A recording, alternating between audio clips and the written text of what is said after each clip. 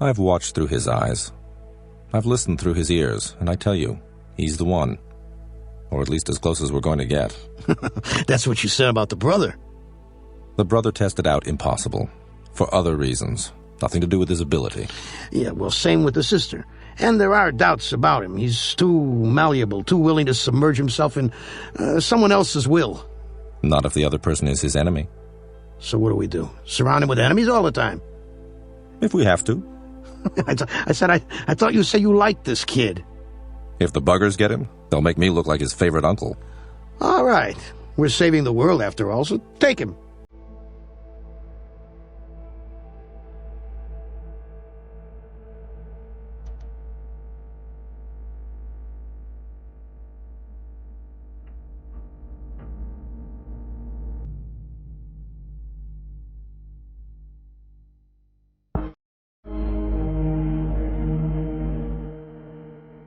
Audio Renaissance presents Ender's Game by Orson Scott Card.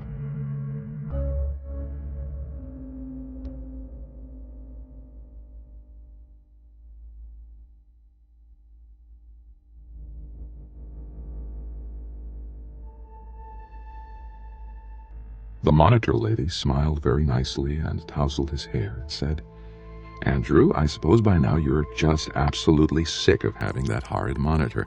Well, I have good news for you. That monitor is going to come out today. We're going to take it right out, and it won't hurt a bit." Ender nodded. It was a lie, of course, that it wouldn't hurt a bit, but since adults always said it when it was going to hurt, he could count on that statement as an accurate prediction of the future. Sometimes lies were more dependable than the truth. "So if you'll just come over here, Andrew, just sit right up here on the examining table. The doctor will be in to see you in a moment." The monitor gone. Ender tried to imagine the little device missing from the back of his neck. "Oh, I'll roll over on my back in bed and it won't be pressing there. I won't feel it tingling and taking up the heat when I shower. And Peter won't hate me anymore. I'll come home and show him that the monitor's gone, and he'll see that I didn't make it either, that I'll just be a normal kid now, like him. That won't be so bad then. He'll forgive me that I had my monitor a whole year longer than he had his. We'll be, well, not friends, probably. No, Peter was too dangerous. Peter got so angry. Brothers, though. Not enemies, not friends, but brothers. Able to live in the same house. He won't hate me, he'll just leave me alone. And when he wants to play buggers and astronauts, maybe I won't have to play. Maybe I can just go read a book." But Ender knew, even as he thought it, that Peter wouldn't leave him alone. There was something in Peter's eyes when he was in his mad mood. And whenever Ender saw that look, that glint, he knew that the one thing Peter would not do was leave him alone. "I'm practicing piano, Ender. Come turn the pages for me."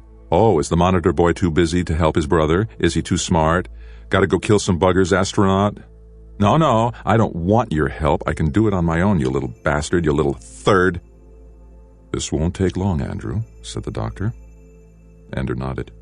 "It's designed to be removed without infection, without damage, but there'll be some tickling, and some people say they have a feeling of something missing. You'll keep looking around for something you were looking for, but you can't find it and you can't remember what it was. So I'll tell you, it's the monitor you're looking for and it isn't there. In a few days, that feeling will pass." The doctor was twisting something at the back of Ender's head. Suddenly, a pain stabbed through him like a needle, from his neck to his groin. Ender felt his back spasm and his body arched violently backward. His head struck the bed. He could feel his legs thrashing, and his hands were clenching each other, wringing each other so tightly that they arched. "Dee Dee," shouted the doctor, "I need you." The nurse ran in, gasped. "Got to relax these muscles. Get it to me, now. What are you waiting for?" Something changed hands. Ender could not see. He lurched to one side and fell off the examining table. "Catch him!" cried the nurse. "Just hold him steady. You hold him, doctor. He's too strong for me. Not the whole thing. You'll stop his heart." Ender felt a needle enter his back just above the neck of his shirt. It burned. But wherever in him the fire spread, his muscles gradually unclenched.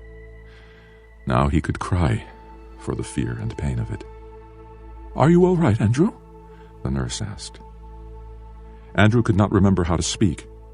They lifted him onto the table. They checked his pulse, did other things. He did not understand it all. The doctor was trembling. His voice shook as he spoke. They leave these things in the kids for 3 years. What do they expect? We could have switched him off. Do you realize that? We could have unplugged his brain for all time. When does the drug wear off? Asked the nurse. Keep him here for at least an hour. Watch him. If he doesn't start talking in 15 minutes, call me. Could have unplugged him forever. I don't have the brains of a bugger. He got back to Miss Pumphrey's class only 15 minutes before the closing bell. He was still a little unsteady on his feet. "Are you all right, Andrew?" asked Miss Pumphrey. He nodded. "Were you ill?" He shook his head. "You don't look well." "I'm okay." "You'd better sit down, Andrew." He started toward his seat, but stopped. Now, what was I looking for? I can't think what I was looking for. "Your seat is over there," said Miss Pumphrey. He sat down, but it was something else he needed, something he had lost. I'll find it later.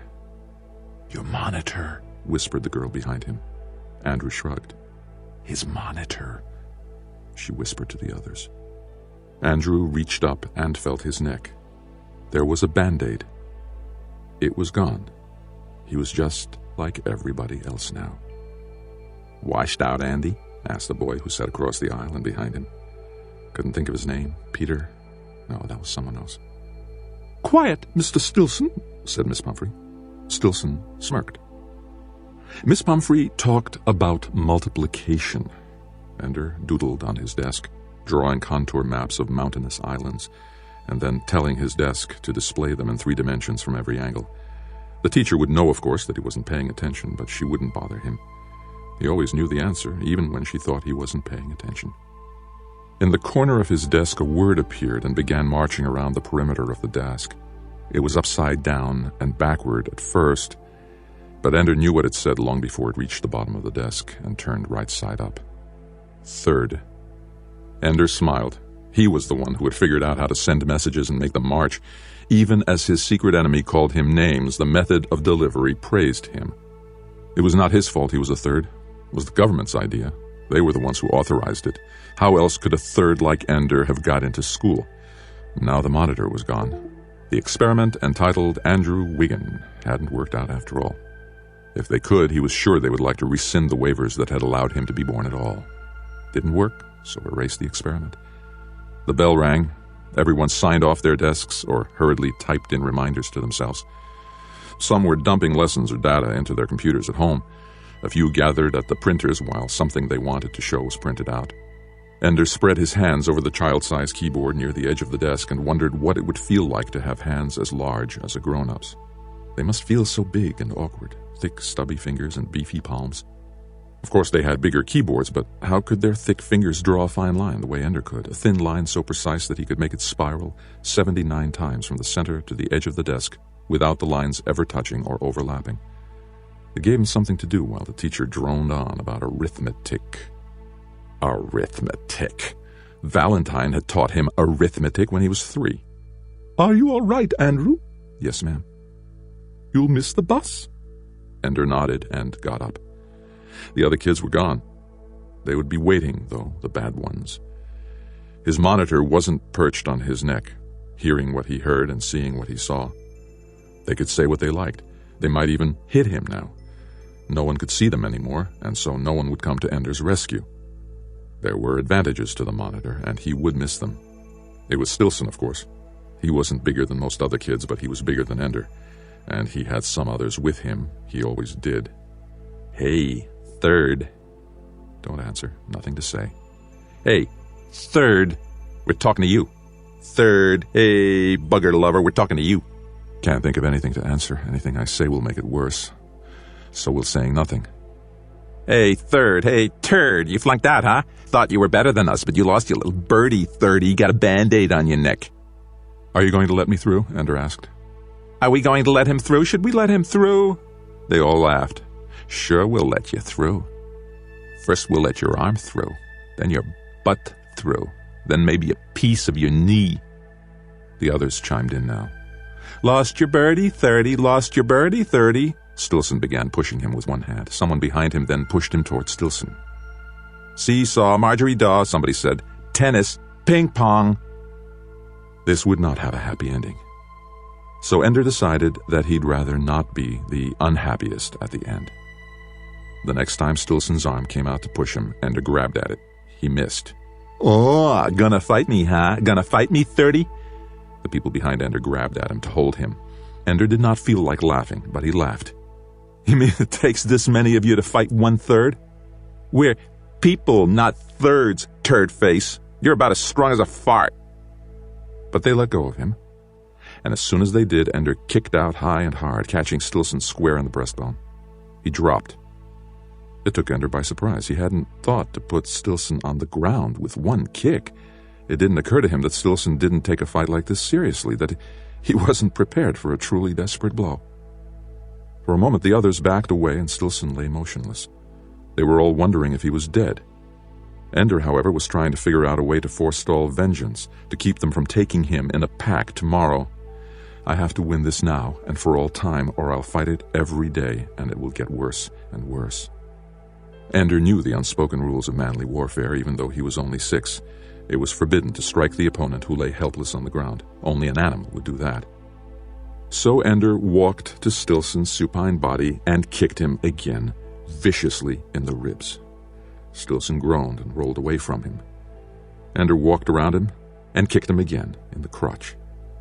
Stillson could not make a sound. He only doubled up, and tears streamed out of his eyes. Then Ender looked at the others coldly.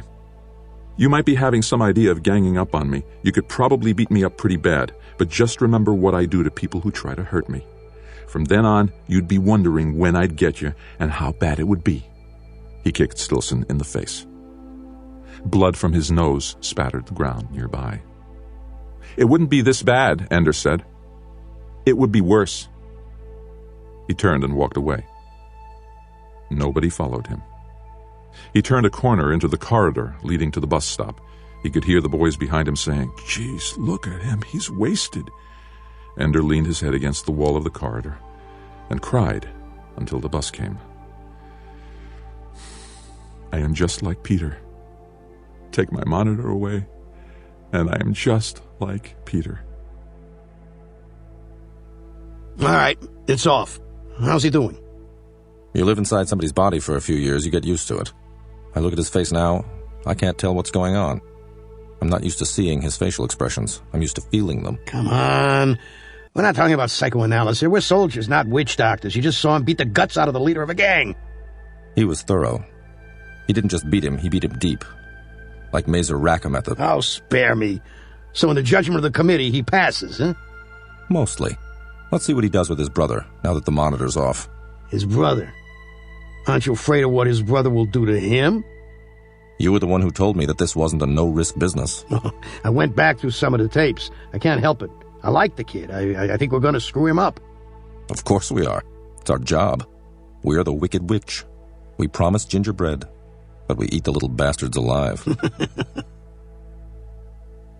"I'm sorry, Ender," Valentine whispered. She was looking at the Band-Aid on his neck. Ender touched the wall and the door closed behind him. "I don't care. I'm glad it's gone." "What's gone?" Peter walked into the parlor, chewing on a mouthful of bread and peanut butter. Ender did not see Peter as the beautiful 10-year-old boy that grown-ups saw, with dark, thick, tousled hair and a face that could have belonged to Alexander the Great. Ender looked at Peter only to detect anger or boredom, the dangerous moods that almost always led to pain. Now, as Peter's eyes discovered the Band-Aid on his neck, the telltale flicker of anger appeared. Valentine saw it too. "Now he's like us," she said, trying to soothe him before he had time to strike. But Peter would not be soothed. "Like us? He keeps the little sucker till he's 6 years old. When did you lose yours? You were 3. I lost mine before I was 5. He almost made it, little bastard, little bugger." This is all right, Ender thought. Talk and talk, Peter. Talk is fine. "Well, now your guardian angels aren't watching over you," Peter said. "Now they aren't checking to see if you feel pain, listening to hear what I'm saying, seeing what I'm doing to you. How about that? How about it?" Ender shrugged. Suddenly Peter smiled and clapped his hands together in a mockery of good cheer. "Let's play buggers and astronauts," he said. "Where's Mom?" asked Valentine. "Out," said Peter. "I'm in charge." "I think I'll call Daddy." "Call away," said Peter. "You know he's never in." "I'll play," Ender said. "You be the bugger," said Peter. "Let him be the astronaut for once," Valentine said. "Keep your fat face out of it, fart mouth," said Peter. "Come on upstairs and choose your weapons." It would not be a good game, Ender knew. It was not a question of winning. When kids played in the corridors, whole troops of them, the buggers never won, and sometimes the games got mean. But here, in their flat, the game would start mean, and the bugger couldn't just go empty and quit the way buggers did in the real wars. The bugger was in it until the astronaut decided it was over. Peter opened his bottom drawer and took out the bugger mask. Mother had got upset at him when Peter bought it, but Dad pointed out that the war wouldn't go away just because you hid bugger masks and wouldn't let your kids play with make-believe laser guns. Better to play the war games and have a better chance of surviving when the buggers came again. If I survive the games, thought Ender. He put on the mask. It closed him in like a hand pressed tight against his face. But this isn't how it feels to be a bugger, thought Ender. They don't wear this face like a mask. It is their face. On their home worlds, do the buggers put on human masks and play? And what do they call us? Slimies? Because we're so soft and oily compared to them? "Watch out, Slimy," Ender said. He could barely see Peter through the eye holes. Peter smiled at him. "Slimy, huh? Well, bugger wugger, let's see how to break that face of yours." Ender couldn't see it coming except a slight shift of Peter's weight. The mask cut out his peripheral vision. Suddenly, there was the pain and pressure of a blow to the side of his head. He lost balance, fell that way. "Don't see too well, do you, bugger?" said Peter. Ender began to take off the mask. Peter put his toe against Ender's groin. "Don't take off the mask," Peter said. Ender pulled the mask down into place, took his hands away. Peter pressed with his foot. Pain shot through Ender. He doubled up. "Lie flat, bugger. We're going to vivisect you, bugger. At long last, we've got one of you alive, and we're going to see how you work." "Peter, stop it," Ender said. "Peter, stop it. Very good, so you buggers can guess our names. You can make yourself sound like pathetic, cute little children, so we'll love you and be nice to you, but it doesn't work. I can see you for what you really are. They meant you to be human, little third, but you're really a bugger, and now it shows." He lifted his foot, took a step, and then knelt on Ender, his knee pressing into Ender's belly just below the breastbone. He put more and more of his weight on Ender. It became hard to breathe. "I could kill you like this," Peter whispered. "Just press and press until you're dead. And I could say that I didn't know it would hurt you, that we were just playing, and they'd believe me, and everything would be fine, and you'd be dead. Everything would be fine." Ender could not speak. The breath was being forced from his lungs. Peter might mean it. Probably didn't mean it, but then he might. "I do mean it," Peter said. "Whatever you think, I mean it. They only authorized you because I was so promising, but I didn't pan out. You did better. They think you're better, but I don't want a better little brother, Ender. I don't want a third." "I'll tell," Valentine said from the doorway. "No one would believe you. They'd believe me. Then you're dead too, sweet little sister." "Oh, yes," said Valentine. "They'll believe that." "I didn't know it would kill Andrew, and when he was dead, I didn't know it would kill Valentine too." The pressure let up a little. "So, not today, but someday you two won't be together, and there'll be an accident." "You're all talk," Valentine said. "You don't mean any of it." "I don't? And do you know why you don't mean it?" Valentine asked. "Because you want to be in government someday. You want to be elected. And they won't elect you if your opponents can dig up the fact that your brother and sister both died in suspicious accidents when they were little, especially because of the letter I've put in my secret file in the city library, which will be opened in the event of my death." "Don't give me that kind of crap," Peter said. "It says I didn't die a natural death. Peter killed me, and if he hasn't already killed Andrew, he will soon. Not enough to convict you, but enough to keep you from ever getting elected." "You're his monitor now," said Peter. "You better watch him, day and night. You better be there. Ender and I aren't stupid. We scored as well as you did on everything, better on some things. We're all such wonderfully bright children. You're not the smartest, Peter, just the biggest. Oh, I know. But there'll come a day when you aren't there with him, when you forget. And suddenly, you'll remember, and you'll rush to him, and there he'll be perfectly all right. And the next time you won't worry so much, and you won't come so fast, and every time he'll be all right, and you'll think that I forgot. Even though you'll remember that I said this, you'll think that I forgot, and years will pass, and then there'll be a terrible accident, and I'll find his body, and I'll cry and cry over him, and you'll remember this conversation, Valley, but you'll be ashamed of yourself for remembering, because you'll know that I changed, that it really was an accident, that it's cruel of you even to remember what I said in a childhood quarrel, except that it'll be true. I'm going to save this up, and he's going to die. And you won't do a thing, not a thing. But you go on believing that I'm just the biggest. The biggest asshole, Valentine said. Peter leaped to his feet and started for her. She shied away. Ender pried off his mask. Peter flopped back on his bed and started to laugh. Loud, but with real mirth, tears coming to his eyes. Oh, you guys are just super. Just the biggest suckers on the planet Earth. Now he's going to tell us it was all a joke, Valentine said. Not a joke, a game. I can make you guys believe anything. I can make you dance around like puppets. In a phony monster voice, he said, I'm going to kill you and chop you into little pieces and put you into the garbage hole. He laughed again. Biggest suckers in the solar system. Ender stood there watching him laugh and thought of Stilson. Thought of how it felt to crunch into his body. This is who needed it. This is who should have got it. As if she could read his mind, Valentine whispered, No, Ender. Peter suddenly rolled to the side, flipped off the bed, and got in position for a fight. Oh, yes, Ender, he said. Any time, Ender. Ender lifted his right leg and took off his shoe. He held it up. See there on the toe? That's blood, Peter. It's not mine. Ooh, I'm gonna die. Ender squished the caterpillar, and now he's gonna squish me. There was no getting to him. Peter was a murderer at heart, and nobody knew it but Valentine and Ender. Mother came home and commiserated with Ender about the monitor.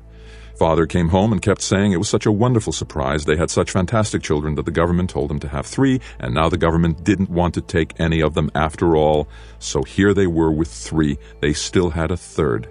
Until Ender wanted to scream at him, I know I'm a 3rd. I know it. If you want, I'll go away so you don't have to be embarrassed in front of everybody. I'm sorry I lost the monitor, and now you have 3 kids and no obvious explanation. So inconvenient for you. I'm sorry. He lay in bed, staring upward into the darkness. On the bunk above him, he could hear Peter turning and tossing restlessly. Then Peter slid off the bunk and walked out of the room. Ender heard the hushing sound of the toilet clearing. Then Peter stood silhouetted in the doorway.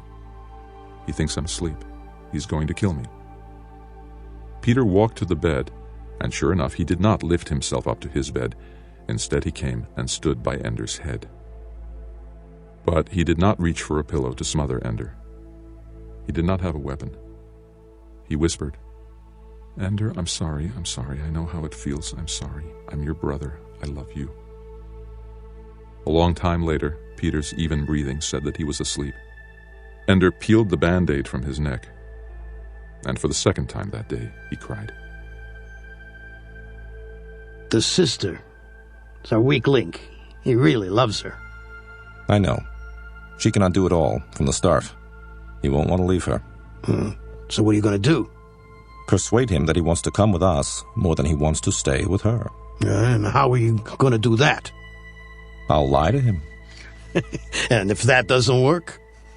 And I'll tell the truth. We're allowed to do that in emergencies. We can't plan for everything, you know. Yeah. Ender wasn't very hungry during breakfast. He kept wondering what it would be like at school, facing Stilson after yesterday's fight. What Stilson's friends would do. Probably nothing, but he couldn't be sure. He didn't want to go. You're not eating, Andrew, his mother said. Peter came into the room. Morning, Ender. Thanks for leaving your slimy washcloth in the middle of the shower. Just for you, Ender murmured. Andrew, you have to eat. Ender held out his wrists, a gesture that said, so feed it to me through a needle. Very funny, Mother said. I try to be concerned, but it makes no difference to my genius children. It was all your genes that made us geniuses, Mom, said Peter. We sure didn't get any from Dad. I heard that, Father said, not looking up from the news that was being displayed on the table while he ate. It would have been wasted if you hadn't. The table beeped. Someone was at the door. Who is it? Mother asked. Father thumbed a key and a man appeared on his video. He was wearing the only military uniform that meant anything anymore, the IF, the International Fleet. "I thought it was over," said Father. Peter said nothing, just poured milk over his cereal. And Ender thought, maybe I won't have to go to school today after all. Father coded the door open and got up from the table. "I'll see to it," he said. "Stay and eat." They stayed, but they didn't eat. A few moments later, Father came back into the room and beckoned to Mother. "You're in deep poo," said Peter. "They found out what you did to that kid at school, and now they're going to make you do time out in the belt. I'm only 6, moron. I'm a juvenile. You're a third turd. You've got no rights." Valentine came in, her hair in a sleepy halo around her face. "Where's Mom and Dad? I'm too sick to go to school." "Another oral exam, huh?" Peter said. "Shut up, Peter," said Valentine. "You should relax and enjoy it," said Peter. "It could be worse. I don't know how. It could be an anal exam." "Yuck, yuck," Valentine said. "Where are Mother and Father?" "Talking to a guy from IF." Instinctively, she looked at Ender. After all, for years they had expected someone to come and tell them that Ender had passed, that Ender was needed. "That's right. Look at him," Peter said. "But it might be me, you know. They might have realized I was the best of the lot after all." Peter's feelings were hurt, and so he was being a snot as usual. The door opened. "Ender," said Father. "You'd better come in here." "Sorry, Peter," Valentine taunted. Father glowered. "Children, this is no laughing matter." Ender followed Father into the parlor. The IF officer rose to his feet when they entered, but he did not extend a hand to Ender. Mother was twisting her wedding band on her finger. "Andrew," she said, "I never thought you were the kind to get in a fight." "The Stilson boy is in the hospital," Father said. "You really did a number on him. With your shoe, Ender. That wasn't exactly fair." Ender shook his head. He had expected someone from the school to come about Stilson, not an officer of the fleet. This was more serious than he had thought, and yet he couldn't think what else he could have done. "Do you have any explanation for your behavior, young man?" asked the officer. Ender shook his head again. He didn't know what to say, and he was afraid to reveal himself to be any more monstrous than his actions had made him out to be. "I'll take it, whatever the punishment is," he thought. "Let's get it over with." "We're willing to consider extenuating circumstances," the officer said. "But I must tell you, it doesn't look good. Kicking him in the groin, kicking him repeatedly in the face and body when he was down. It sounds like you really enjoyed it." "I didn't," Ender whispered. "Then why did you do it?" "He had his gang there," Ender said. "So? This excuses anything?" "No." "Tell me why you kept on kicking him. You had already won." "Knocking him down won the first fight. I wanted to win all the next ones too, so they'd leave me alone." Ender couldn't help it. He was too afraid, too ashamed of his own acts. Though he tried not to, he cried again. Ender did not like to cry and rarely did. Now, in less than a day, he had done it 3 times, and each time was worse. To cry in front of his mother and father and this military man, that was shameful. "You took away the monitor," Ender said. "I had to take care of myself, didn't I?" "Ender, you should have asked a grown-up for help," Father began. But the officer stood up and stepped across the room to Ender. He held out his hand. "My name is Graff, Ender. Colonel Hiram Graff. I'm director of primary training at Battle School in the Belt. I've come to invite you to enter the school." After all. But the monitor. "The final step in your testing was to see what would happen when the monitor came off. We don't always do it that way, but in your case..." "And he passed?" Mother was incredulous. "Putting the Stilson boy in the hospital? What would you have done if Andrew had killed him? Given him a medal?" "It isn't what he did, Mrs. Wiggin. It's why." Colonel Graff handed her a folder full of papers. "Here are the requisitions. Your son has been cleared by the IF Selective Service. Of course, we already have your consent granted in writing at the time conception was confirmed, or he could not have been born. He has been ours from then, if he qualified." Father's voice was trembling as he spoke. "It's not very kind of you to let us think you didn't want him and then to take him after all." "And this charade about the Stilson boy," Mother said. "It wasn't a charade, Mrs. Wiggin. Until we knew what Ender's motivation was, we couldn't be sure he wasn't another. We had to know what the action meant, or at least what Ender believed that it meant." "Must you call him that stupid nickname?" Mother began to cry. "It's the name he calls himself." "What are you going to do, Colonel Graff?" Father asked. "Walk out the door with him now?" "That depends," said Graff. "On what?" on whether Ender wants to come. Mother's weeping turned to bitter laughter. Oh, so it's voluntary after all. How sweet. For the two of you, the choice was made when Ender was conceived, but for Ender, the choice has not been made at all. Conscripts make good cannon fodder, but for officers we need volunteers. Officers? Ender asked. At the sound of his voice, the others fell silent. Yes, said Graf. Battle school is for training future starship captains and commodores of flotillas and admirals of the fleet. Let's not have any deception here, Father said angrily. How many of the boys at the battle school actually end up in command of ships? Unfortunately, Mr. Wiggin, that is classified information. But I can say that none of our boys who makes it through the first year has ever failed to receive a commission as an officer. And none has retired from a position of lower rank than Chief Executive Officer of an interplanetary vessel. Even in the domestic defense forces within our own solar system, there's honor to be had. How many make it through the first year? Asked Ender. All who want to, said Graf. Ender almost said, I want to, but he held his tongue. This would keep him out of school, but that was stupid. That was just a problem for a few days. It would keep him away from Peter. That was more important. That might be a matter of life itself. But to leave mother and father, and above all to leave Valentine, and become a soldier. Ender didn't like fighting. He didn't like Peter's kind, the strong against the weak, and he didn't like his own kind, either, the smart against the stupid. I think, Graf said, that Ender and I should have a private conversation. No, Father said. I won't take him without letting you speak to him again, Graf said. And you really can't stop me. Father glared at Graf a moment longer, then got up and left the room. Mother paused to squeeze Ender's hand. She closed the door behind her when she left.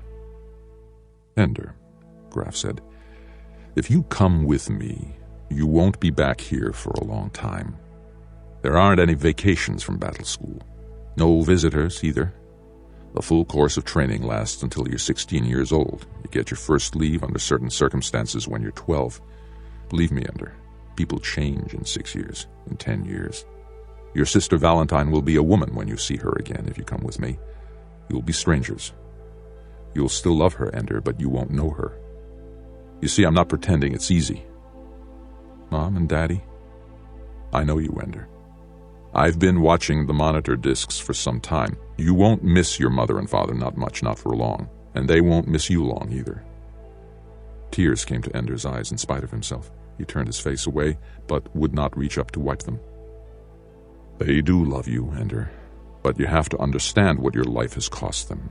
They were born religious, you know. Your father was baptized with the name John Paul Wieczorek, Catholic, the 7th of 9 children. 9 children? That was unthinkable, criminal. Yes. Well, people do strange things for a religion. You know the sanctions, Ender. They were not as harsh then, but still not easy. Only the first 2 children had a free education. Taxes steadily rose with each new child. Your father turned 16 and invoked the Non-Complying Families Act to separate himself from his family. He changed his name, renounced his religion, and vowed never to have more than the allotted 2 children. He meant it. All the shame and persecution he went through as a child, he vowed no child of his would go through it. Do you understand? He didn't want me. Well, no one wants a third anymore. You can't expect them to be glad, but your father and mother are a special case. They both renounced their religions. Your mother was a Mormon, but in fact their feelings are still ambiguous. Do you know what ambiguous means? They feel both ways.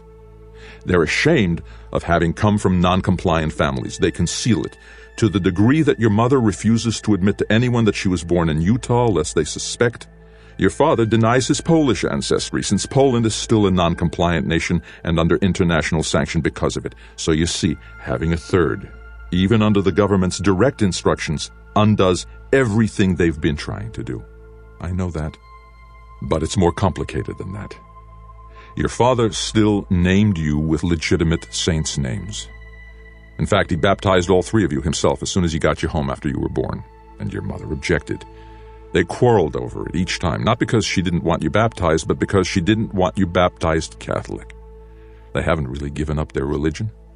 They look at you and see you as a badge of pride, because they were able to circumvent the law and have a third. But you're also a badge of cowardice because they dare not go further and practice the non-compliance they still feel is right. And you're a badge of public shame because at every step you interfere with their efforts at assimilation into normal complying society. How can you know all this? We monitored your brother and sister, Ender. You'd be amazed at how sensitive the instruments are. We were connected directly to your brain. We heard all that you heard, whether you were listening carefully or not, whether you understood or not. We understand. So my parents love me and don't love me.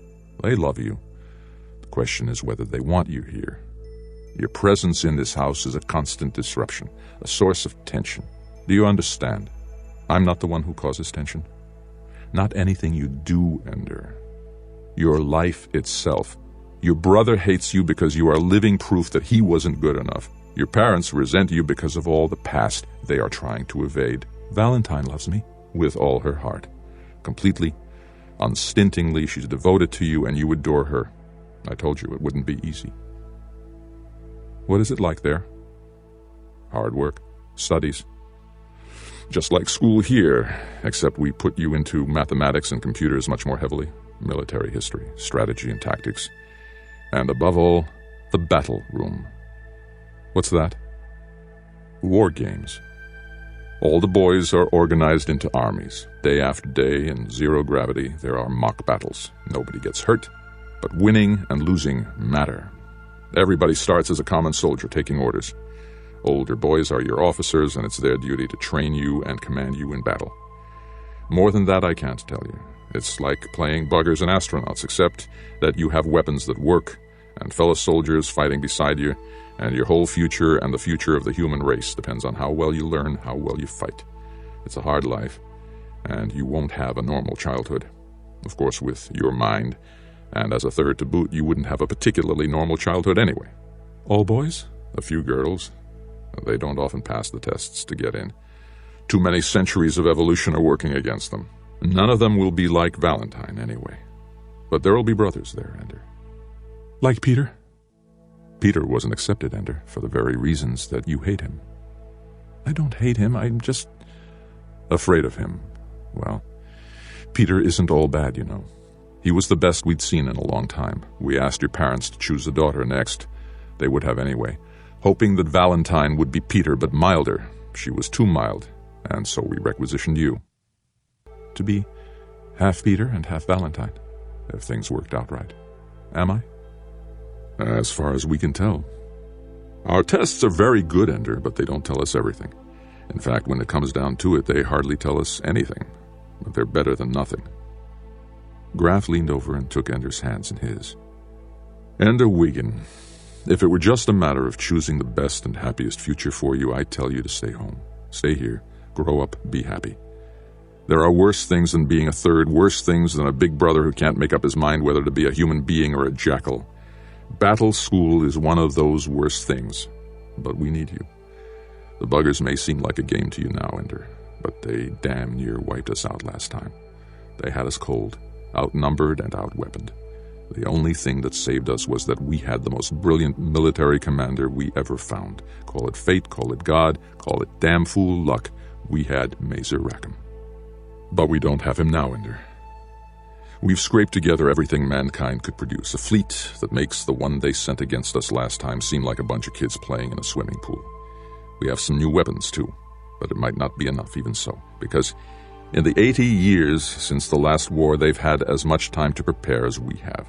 We need the best we can get, and we need them fast.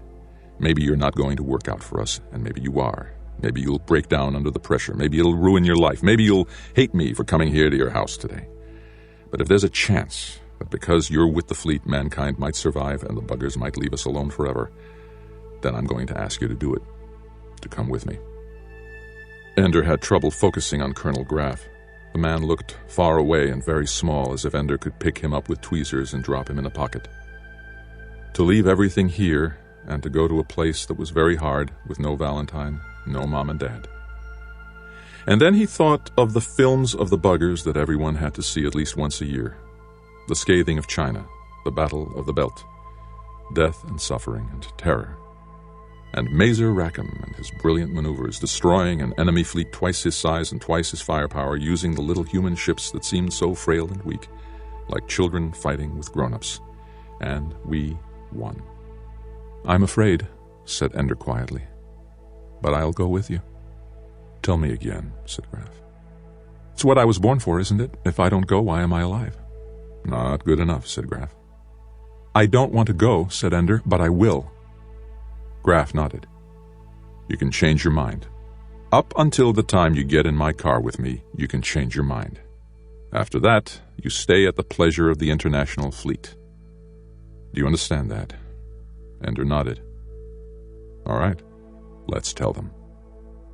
Mother cried. Father held Ender tight. Peter shook his hand and said, "You lucky little pin-headed fart-eater." Valentine kissed him and left her tears on his cheek. There was nothing to pack, no belongings to take. The school provides everything you need, from uniforms to school supplies, and as for toys, well, there's only one game. "Goodbye," Ender said to his family. He reached up and took Colonel Graf's hand and walked out the door with him. "Kill some buggers for me," Peter shouted. "I love you, Andrew," Mother called. "We'll write you," Father said. And as he got into the car that waited silently in the corridor, he heard Valentine's anguished cry, "Come back to me. I love you forever." With Ender, we have to strike a delicate balance. Isolate him enough that he remains creative. Otherwise, he'll adopt the system here and we'll lose him. At the same time, we need to make sure he keeps a strong ability to lead. If he earns rank, he'll lead. It isn't that simple. Mazer Rackham could handle his little fleet and win. By the time this war happens, there'll be too much, even for a genius. Too many little boats.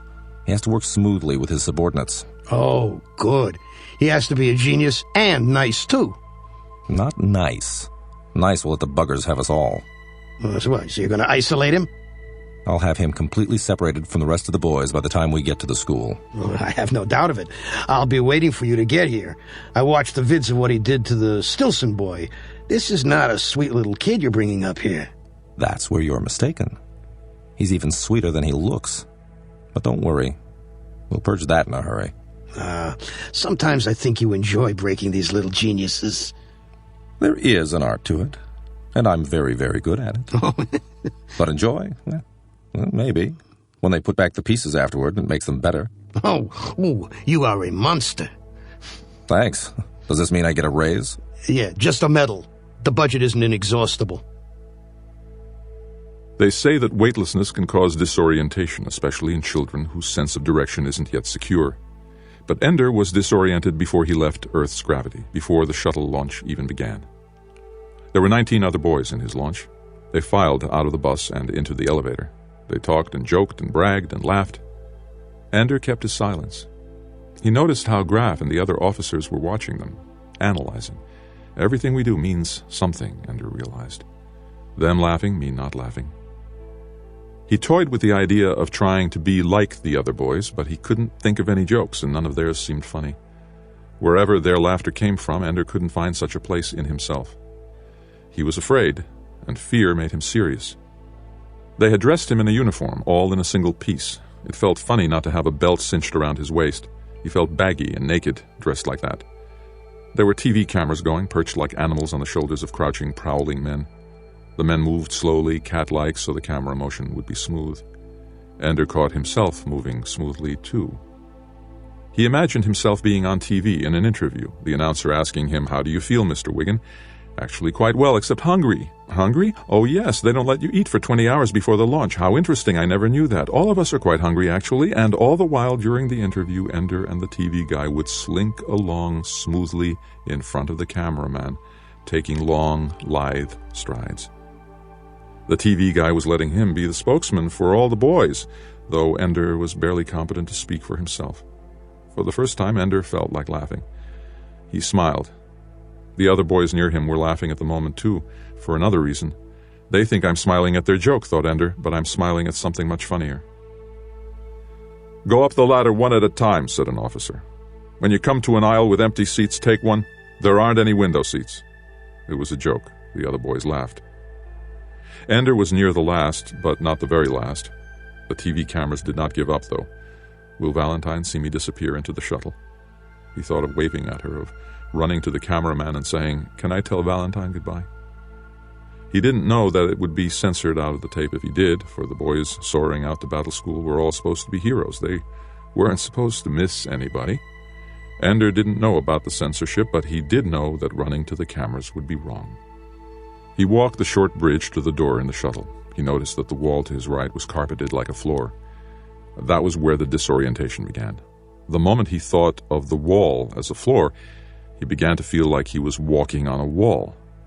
He got to the ladder and noticed that the vertical surface behind it was also carpeted.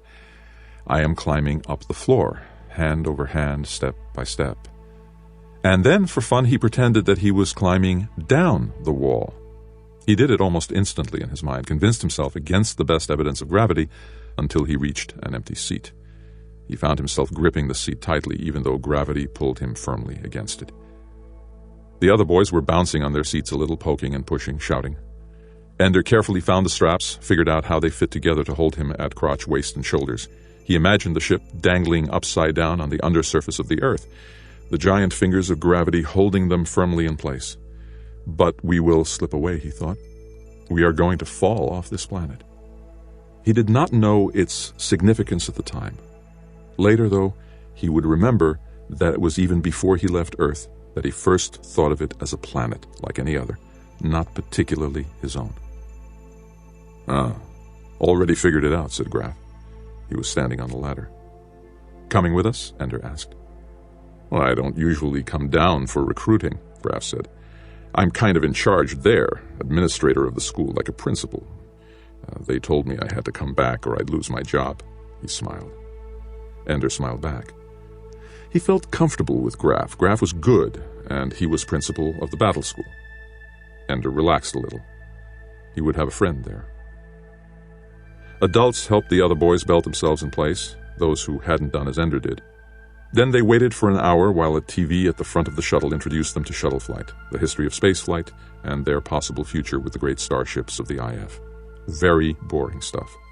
Ender had seen such films before, except that he had not been belted into a seat inside the shuttle, hanging upside down from the belly of Earth. The launch wasn't bad, a little scary. Some jolting, a few moments of panic that this might be the first failed launch since the early days of the shuttle. The movies hadn't made it plain how much violence you could experience lying on your back in a soft chair. Then it was over, and he really was hanging by the straps, no gravity anywhere. But because he had already reoriented himself, he was not surprised when Graf came up the ladder backward as if he were climbing down to the front of the shuttle. Nor did it bother him when Graf hooked his feet under a rung and pushed off with his hands, so that suddenly he swung upright as if this were an ordinary airplane. The reorientations were too much for some. One boy gagged. Ender understood then why they had been forbidden to eat anything for 20 hours before the launch. Vomiting in null gravity wouldn't be fun. But for Ender, Graf's gravity game was fun, and he carried it further, imagining that Graf was actually hanging upside down from the center aisle, and then picturing him sticking straight out from a side wall. Gravity could go any which way. However I want it to go. I can make Graf stand on his head, and he doesn't even know it. What do you think is so funny, Wiggin? Graf's voice was sharp and angry. What did I do wrong, thought Ender. Did I laugh out loud? I asked you a question, soldier, barked Graf. Oh, yes. This is the beginning of the training routine. Ender had seen some military shows on TV, and they always shouted a lot at the beginning of training before the soldiers and the officer became good friends. Yes, sir, Ender said. Well, answer it then. I thought of you hanging upside down by your feet. I thought it was funny. It sounded stupid now, with Graf looking at him coldly. To you, I suppose, it is funny. Is it funny to anybody else here? Murmurs of no. Well, why isn't it? Graf looked at them all with contempt. Scum brains, that's what we've got in this launch. Pin-headed little morons. Only one of you had the brains to realize that in null gravity directions are whatever you conceive them to be. Do you understand that, Shafts? The boy nodded. No, you didn't. Of course you didn't. Not only stupid, but a liar, too. There's only one boy on this launch with any brains at all, and that's Ender Wiggin. Take a good look at him, little boys. He's going to be a commander when you're still in diapers up there, because he knows how to think in null gravity, and you just want to throw up. Well, this wasn't the way the show was supposed to go. Graf was supposed to pick on him, not set him up as the best. They were supposed to be against each other at first so they could become friends later. Most of you are going to ice out. Get used to that, little boys. Most of you are going to end up in combat school because you don't have the brains to handle deep space piloting. Most of you aren't worth the price of bringing you up here to battle school because you don't have what it takes. Some of you might make it. Some of you might be worth something to humanity, but don't bet on it. I'm betting on only one. Suddenly, Graf did a backflip and caught the ladder with his hands, then swung his feet away from the ladder, doing a handstand if the floor was down, dangling by his hands if the floor was up.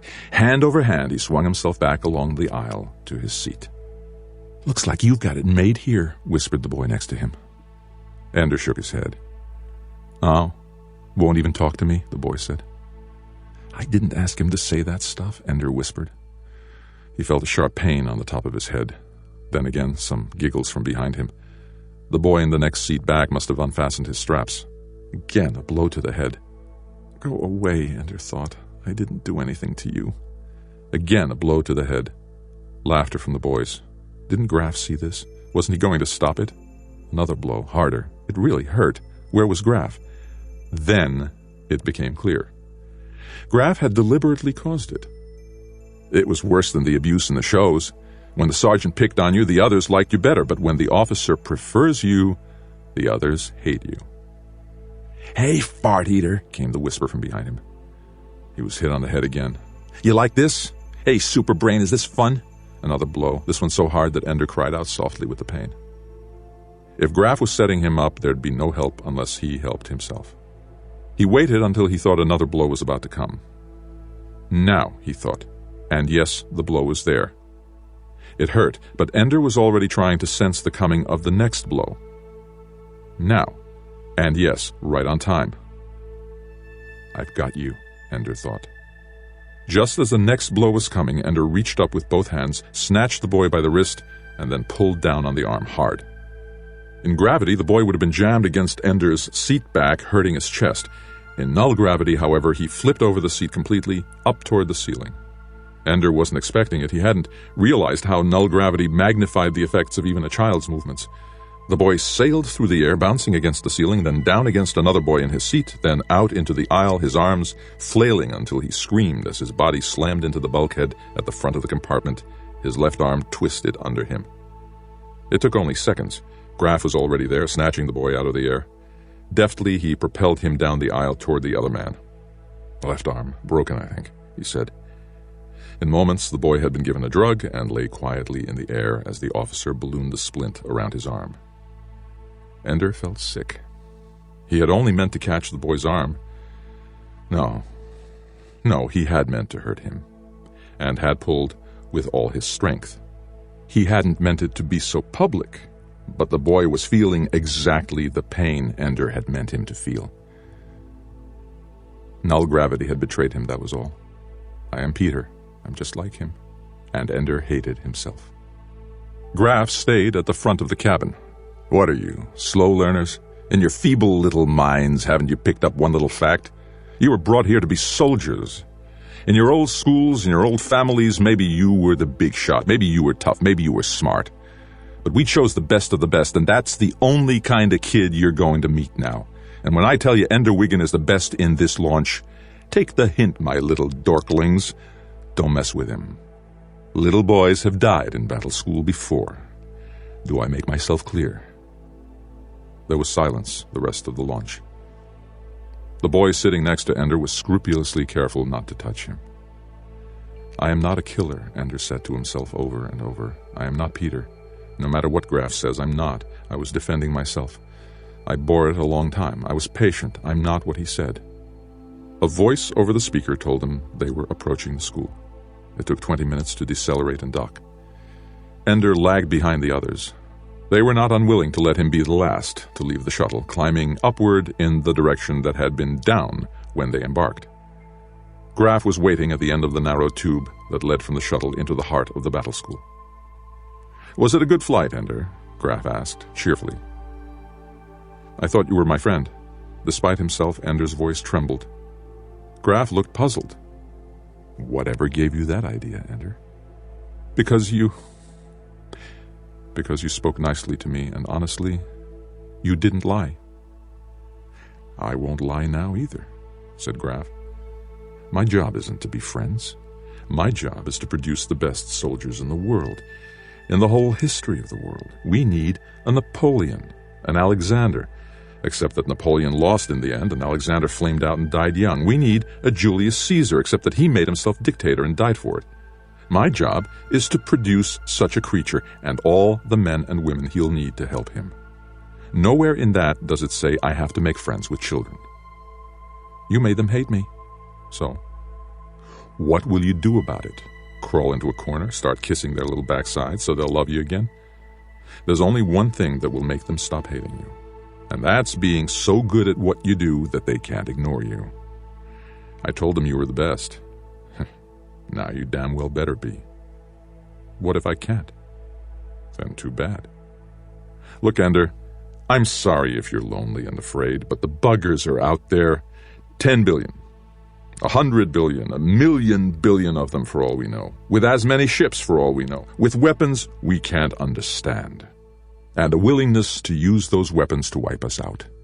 It isn't the world at stake, Ender, just us, just humankind. As far as the rest of the biosphere is concerned, we could be wiped out and it would adjust, it would get on with the next step in evolution.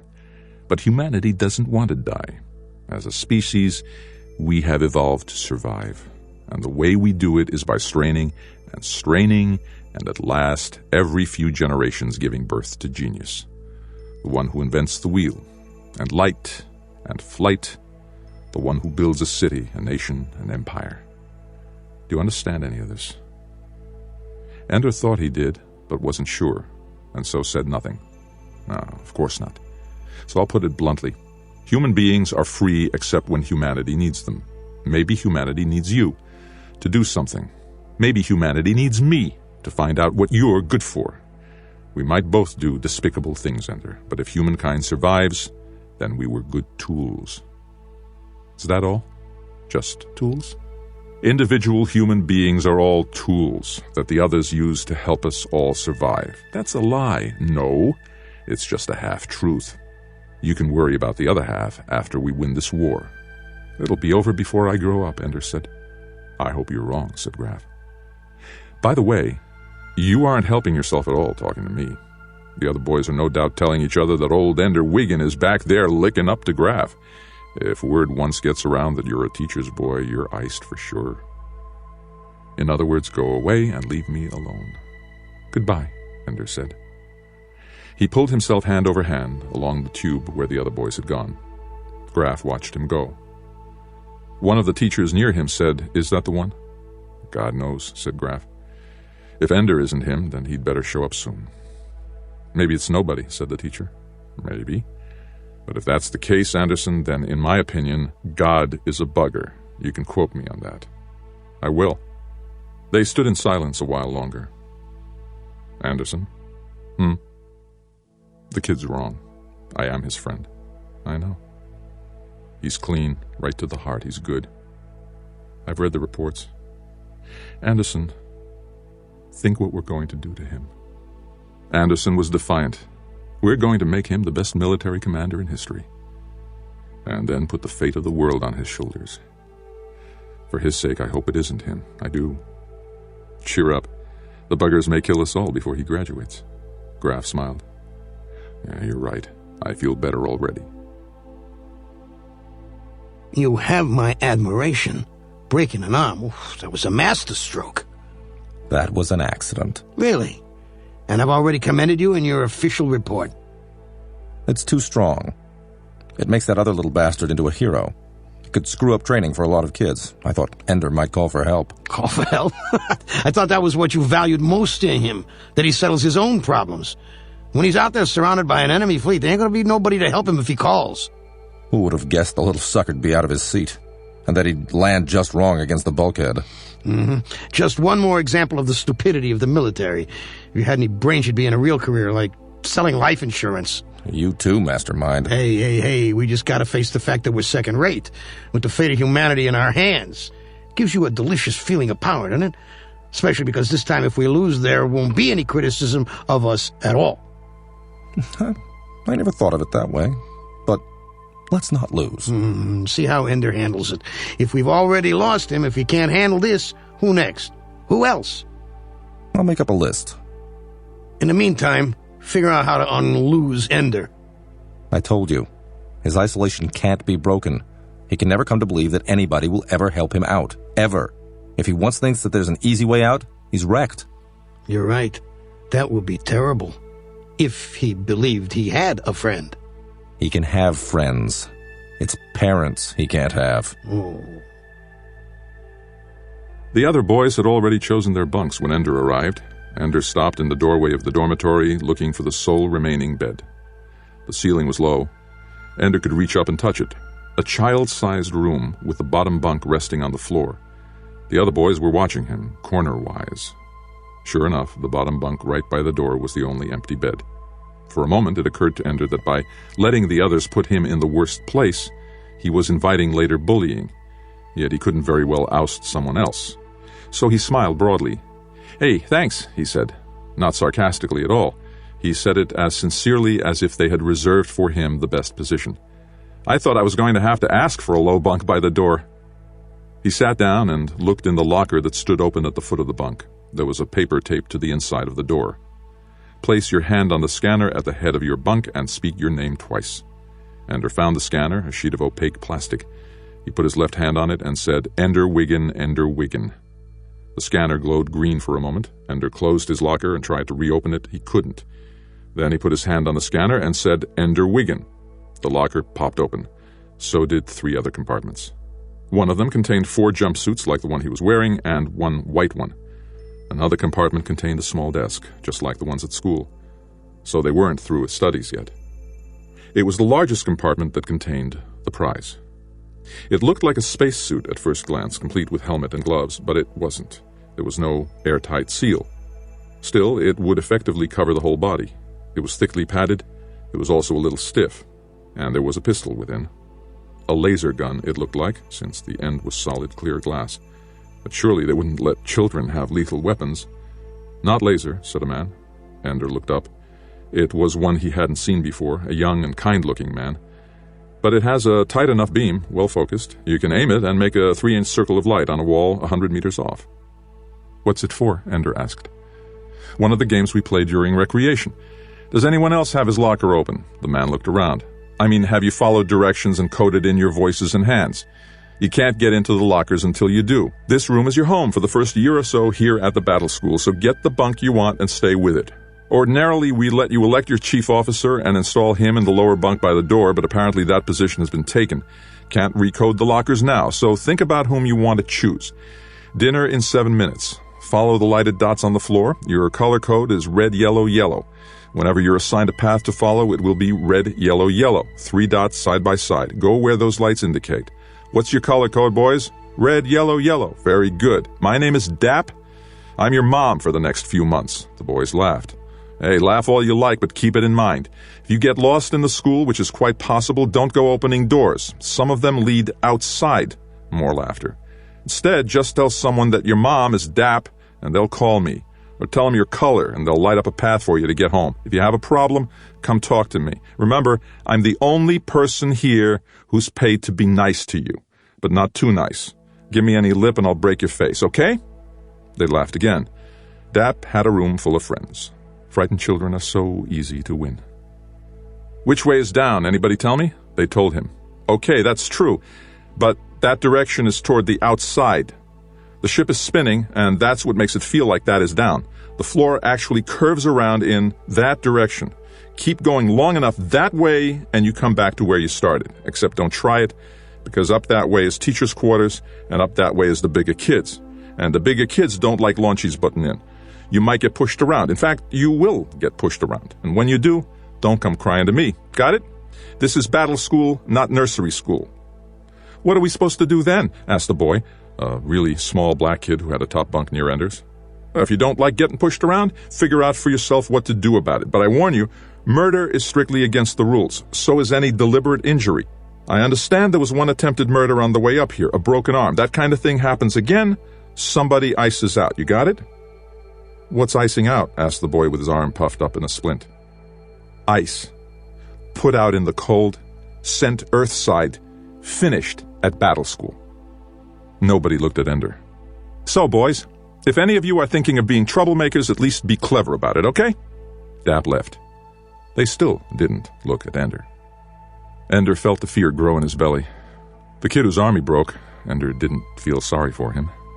He was a Stilson, and like Stilson, he was already gathering a gang, a little knot of kids, several of the bigger ones.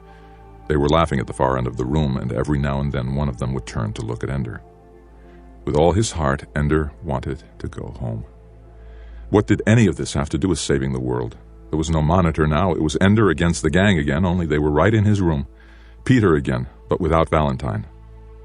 The fear stayed all through dinner as no one sat beside him in the mess hall.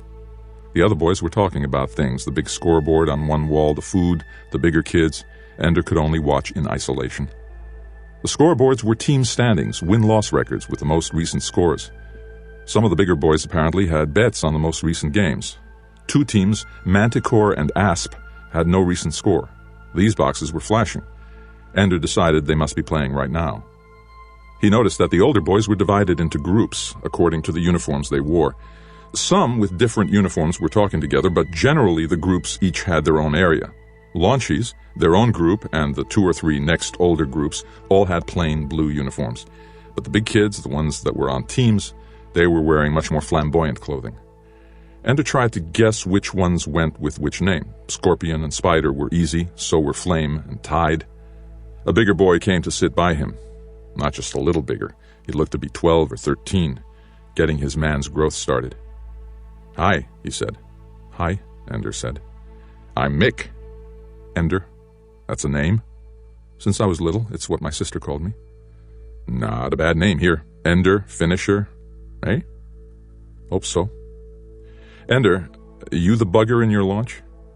Ender shrugged. I noticed you eating all alone. Every launch has one like that, kid that nobody takes to right away. Sometimes I think the teachers do it on purpose. The teachers aren't very nice, you'll notice that. Yeah. So you the bugger? I guess so. Hey, nothing to cry about, you know? He gave Ender his roll and took Ender's pudding. Eat nutritious stuff, it'll keep you strong. Mick dug into the pudding. What about you? Asked Ender. Me? I'm nothing. I'm a fart in the air conditioning. I'm always there. Most of the time nobody knows it. Ender smiled tentatively. Yeah, funny, but no joke. I got nowhere here. I'm getting big now. They're going to send me to my next school pretty soon. No way it'll be tactical school for me. I've never been a leader, you see. Only the guys who get to be leaders have a shot at it. How do you get to be a leader? Hey, if I knew you think I'd be like this, how many guys my size do you see here? Not many. Ender didn't say it. A few. I'm not the only half-iced bugger fodder. Few of us. The other guys, they're all commanders. All the guys from my launch have their own teams now, not me. Ender nodded. Listen, little guy, I'm doing you a favor. Make friends, be a leader, kiss butts if you got to, but if the other guys despise you, well, you know what I mean. Ender nodded again. Nah, you don't know nothing. You launchies are all alike. You don't know nothing. Mine's like space, nothing there. And if anything hits you, you fall apart. Look, when you end up like me, don't forget that somebody warned you. It's the last nice thing anybody's going to do for you. So why did you tell me? Asked Ender. What are you, smout mouth? Shut up and eat. Ender shut up and ate. He didn't like Mick, and he knew there was no chance he would end up like that. Maybe that was what the teachers were planning, but Ender didn't intend to fit in with their plans. I will not be the bugger of my group, Ender thought. I didn't leave Valentine and Mother and Father to come here just to be iced. As he lifted his fork to his mouth, he could feel his family around him, as they always had been. He knew just which way to turn his head to look up and see Mother, trying to get Valentine not to slurp. He knew just where Father would be, scanning the news on the table while pretending to be part of the dinner conversation. Peter pretending to take a crushed pea out of his nose. Even Peter could be funny. It was a mistake to think of them. He felt a sob rise in his throat and swallowed it down. He could not see his plate. He could not cry. There was no chance that he would be treated with compassion. Dap was not Mother. Any sign of weakness would tell the Stilsons and Peters that this boy could be broken. Ender did what he always did when Peter tormented him. He began to count doubles. 1, 2, 4, 8, 16, 32, 64, and on, as high as he could hold the numbers in his head. 128, 256, 512, 1024, 2048, 4096, 8192, 16384, 32768, 65536, 131072, 262144. At 67108864, he began to be unsure. Had he slipped out a digit? Should he be in the 10 millions or the 100 millions or just the millions? He tried doubling again and lost it. 1342 something 16 or 17738. It was gone. Start over again. All the doubling he could hold. The pain was gone. The tears were gone. He would not cry. Until that night, when the lights were dim, and in the distance he could hear several boys whimpering for their mothers or fathers or dogs. Then he could not help himself. His lips formed Valentine's name. He could hear her voice laughing in the distance just down the hall. He could see Mother passing his door, looking in to be sure he was all right. He could hear Father laughing at the video. It was all so clear, and it would never be that way again. I'll be old when I ever see them again. 12 at the earliest. Why did I say yes? What was I such a fool for? Going to school would have been nothing. Facing Stilson every day. And Peter? He was a pissant. Ender wasn't afraid of him.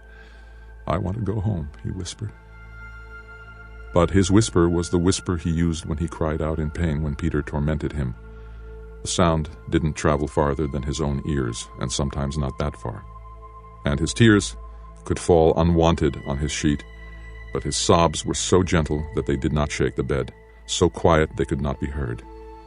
But the ache was there, thick in his throat and the front of his face, hot in his chest and in his eyes. I want to go home. Dap came to the door that night and moved quietly among the beds, touching a hand here, a forehead there. Where he went, there was more crying, not less. The touch of kindness in this frightening place was enough to push some over the edge into tears.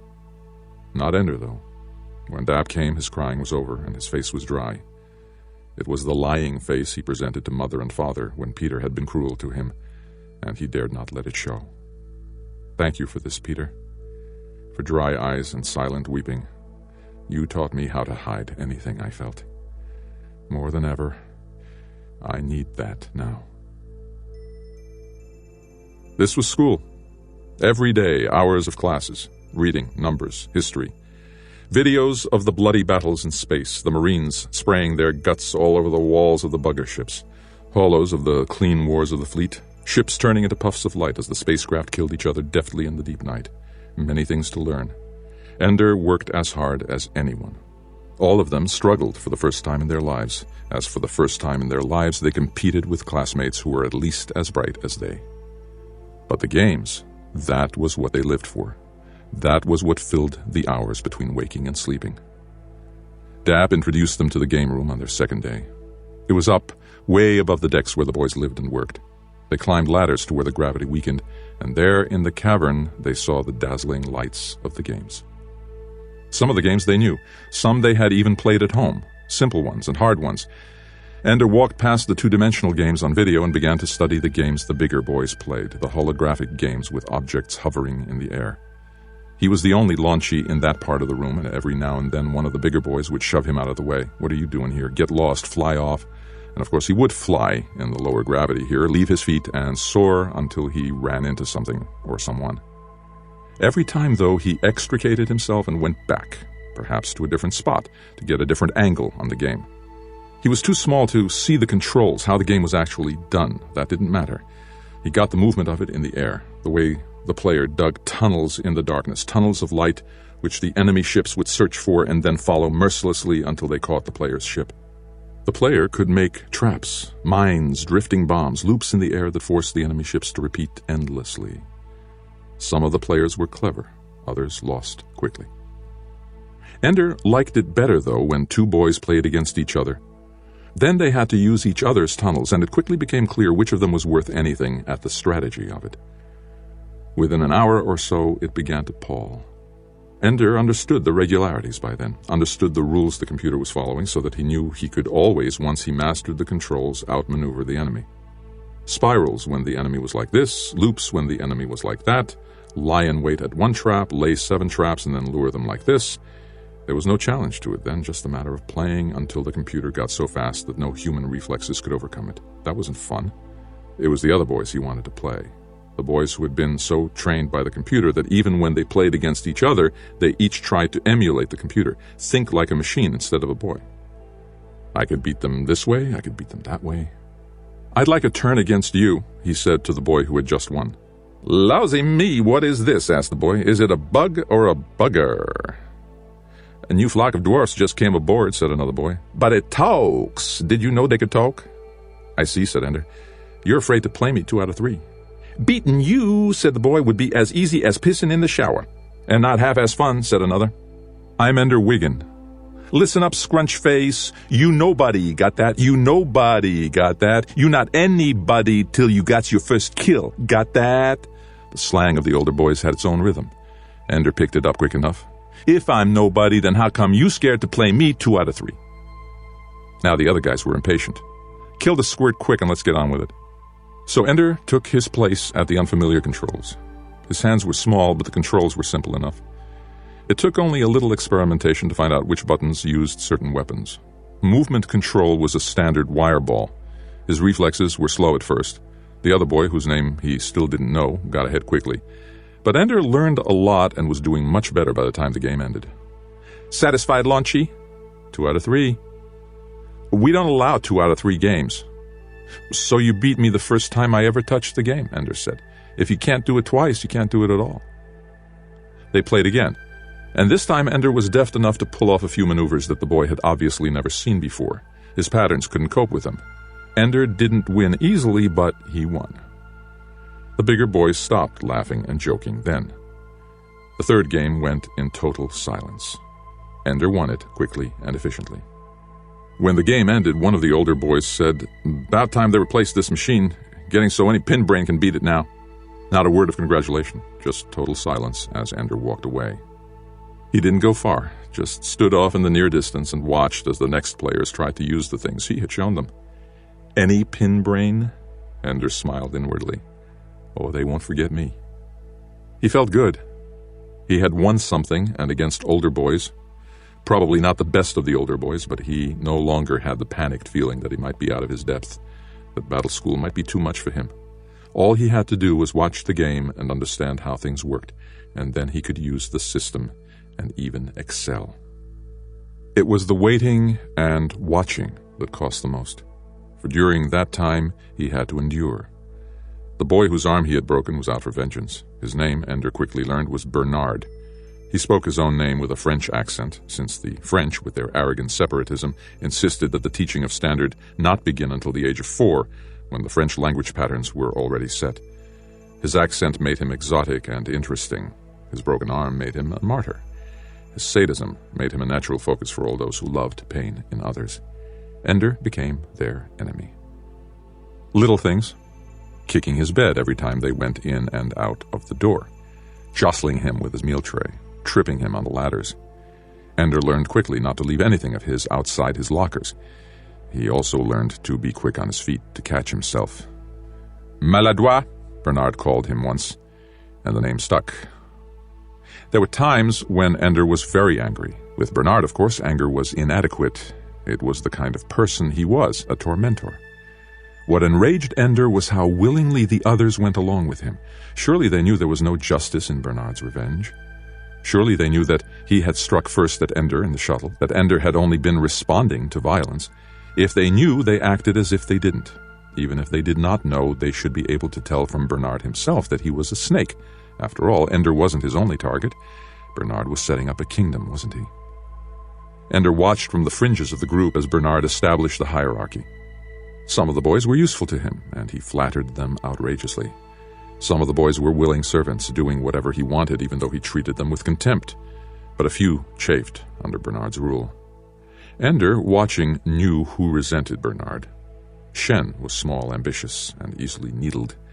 Bernard had discovered that quickly and started calling him Worm. "Because he's so small," Bernard said, "and because he wriggles. Look how he shimmies his butt when he walks." Shen stormed off, but they only laughed louder.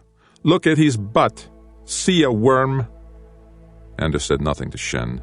It would be too obvious then that he was starting his own competing gang. He just sat with his desk on his lap, looking as studious as possible. He was not studying. He was telling his desk to keep sending a message into the interrupt queue every 30 seconds. The message was to everyone, and it was short and to the point. What made it hard was figuring out how to disguise who it was from the way the teachers could. Messages from one of the boys always had their name automatically inserted. Ender hadn't cracked the teacher's security system yet, so he couldn't pretend to be a teacher, but he was able to set up a file for a non-existent student whom he whimsically named God. Only when the message was ready to go did he try to catch Shen's eye. Like all the other boys, he was watching Bernard and his cronies laugh and joke, making fun of the math teacher, who often stopped in mid-sentence and looked around as if he had been let off the bus at the wrong stop and didn't know where he was. Eventually, though, Shen glanced around. Ender nodded to him, pointed to his desk, and smiled. Shen looked puzzled. Ender held up his desk a little and then pointed at it. Shen reached for his own desk. Ender sent the message then. Shen saw it almost at once. Shen read it, then laughed aloud. He looked at Ender as if to say, "Did you do this?" Ender shrugged to say, "I don't know who did it, but it sure wasn't me." Shen laughed again, and several of the other boys who were not close to Bernard's group got out their desks and looked. Every 30 seconds the message appeared on every desk, marched around the screen quickly, then disappeared. The boys laughed together. "What's so funny?" Bernard asked. Ender made sure he was not smiling when Bernard looked around the room, imitating the fear that so many others felt. Shen, of course, smiled all the more defiantly. It took a moment. Then Bernard told one of his boys to bring out a desk. Together they read the message. "Cover your butt. Bernard is watching. God." Bernard went red with anger. "Who did this?" he shouted. "God," said Shen. "It sure as hell wasn't you. This takes too much brains for a worm." Ender's message expired after 5 minutes. After a while, a message from Bernard appeared on his desk. "I know it was you, Bernard." Ender didn't look up. He acted, in fact, as if he hadn't seen the message. Bernard just wants to catch me looking guilty. He doesn't know. Of course, it didn't matter if he knew. Bernard would punish him all the more because he had to rebuild his position. The one thing he couldn't stand was having the other boys laughing at him. He had to make clear who was boss. So Ender got knocked down in the shower that morning. One of Bernard's boys pretended to trip over him and managed to plant a knee in his belly. Ender took it in silence. He was still watching. As far as the open war was concerned, he would do nothing. But in the other war, the war of desks, he already had his next attack in place. When he got back from the shower, Bernard was raging, kicking beds and yelling at boys. "I didn't write it. Shut up!" Marching constantly around every boy's desk was this message. "I love your butt. Let me kiss it, Bernard." "I didn't write that message!" Bernard shouted. After the shouting had been going on for some time, Dap appeared at the door. "What's the fuss?" he asked. "Somebody's been writing messages using my name." Bernard was sullen. "What message?" "It doesn't matter what message." "It does to me." Dap picked up the nearest desk, which happened to belong to the boy who bunked above Ender. Dap read it, smiled very slightly, gave back the desk. "Interesting," he said. "Aren't you going to find out who did it?" demanded Bernard. "Oh, I know who did it," Dap said. Yes, Ender thought, the system was too easily broken. They mean us to break it, or sections of it. They know it was me. "Well, who then?" Bernard shouted. "Are you shouting at me, soldier?" asked Dap very softly. At once the mood in the room changed. From rage on the part of Bernard's closest friends and barely contained mirth among the rest, all became somber. Authority was about to speak. "No, sir," said Bernard. "Everybody knows that the system automatically puts on the name of the sender." "I didn't write that," Bernard said. "Shouting?" asked Dap. Yesterday somebody sent a message that was signed God, Bernard said. Really? Said Dap. I didn't know he was signed on to the system. Dap turned and left, and the room filled with laughter. Bernard's attempt to be ruler of the room was broken. Only a few stayed with him now, but they were the most vicious, and Ender knew that until he was through watching, it would go hard on him. Still, his tampering with the system had done its work. Bernard was contained, and all the boys who had some quality were free of him. Best of all, Ender had done it without sending him to the hospital. Much better this way. Then he settled down to the serious business of designing a security system for his own desk, since the safeguards built into the system were obviously inadequate. If a 6-year-old could break them down, they were obviously put there as a plaything, not serious security. Just another game that the teachers set up for us. And this one I'm good at. How did you do that? Shen asked him at breakfast. Ender noted quietly that this was the first time another launchie from his own class had sat with him at a meal. Do what? He asked. Send a message with a fake name. And Bernard's name. That was great. They're calling him Butt Watcher now. Just Watcher in front of the teachers, but everybody knows what he's watching. Poor Bernard, Ender murmured. And he's so sensitive. Come on, Ender, you broke into the system. How'd you do it? Ender shook his head and smiled. Thanks for thinking I'm bright enough to do that. I just happened to see it first, that's all. Okay, you don't have to tell me, said Shen. Still, it was great. They ate in silence for a moment. Do I wiggle my butt when I walk? Nah, Ender said. Just a little. Just don't take such big, long steps, that's all. Shen nodded. The only person who'd ever notice was Bernard. He's a pig, said Shen. Ender shrugged. On the whole, pigs aren't so bad. Shen laughed. You're right. I wasn't being fair to the pigs. They laughed together, and 2 other launchies joined them. Ender's isolation was over. The war was just beginning. We've had our disappointments in the past, hanging on for years, hoping they'll pull through, and then they don't. Nice thing about Ender, he's determined to ice within the first 6 months. Oh? Don't you see what's going on here? He's stuck at the Giants drinking the mind game. Is the boy suicidal? You never mentioned it. Everybody gets the Giants sometime. But Ender won't leave it alone. Like Pinuel. Everybody looks like Pinuel at one time or another, but he's the only one who killed himself. I don't think it had anything to do with the Giants' drink. You're betting my life on that. And look what he's done with his launch group. Wasn't his fault, you know. I don't care. His fault or not, he's poisoning that group. They're supposed to bond, and right where he stands, there's a chasm, a mile wide. I don't plan to leave him there very long anyway. Then you better plan again. That launch is sick, and he's the source of the disease. He stays till it's cured. I was the source of the disease. I was isolating him, and it worked. Give him time with the group to see what he does with it. We don't have time. Well, we don't have time to rush too fast with a kid who has as much chance of being a monster as a military genius. Is this an order? The recorder's on. It's always on. Your ass is covered. Go to hell. If it's an order, then I'll... It's an order. Hold him where he is until we see how he handles things in his launch group. Jesus, Graf, you give me ulcers. You wouldn't have ulcers if you'd leave the school to me and take care of the fleet yourself. The fleet is looking for a battle commander. There's nothing to take care of until you get me that. They filed clumsily into the battle room like children in a swimming pool for the first time, clinging to the handholds along the side. Null gravity was frightening, disorienting. They soon found that things went better if they didn't use their feet at all.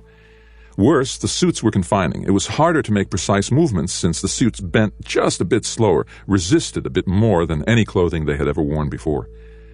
Ender gripped the handhold and flexed his knees. He noticed that, along with the sluggishness, the suit had an amplifying effect on movement.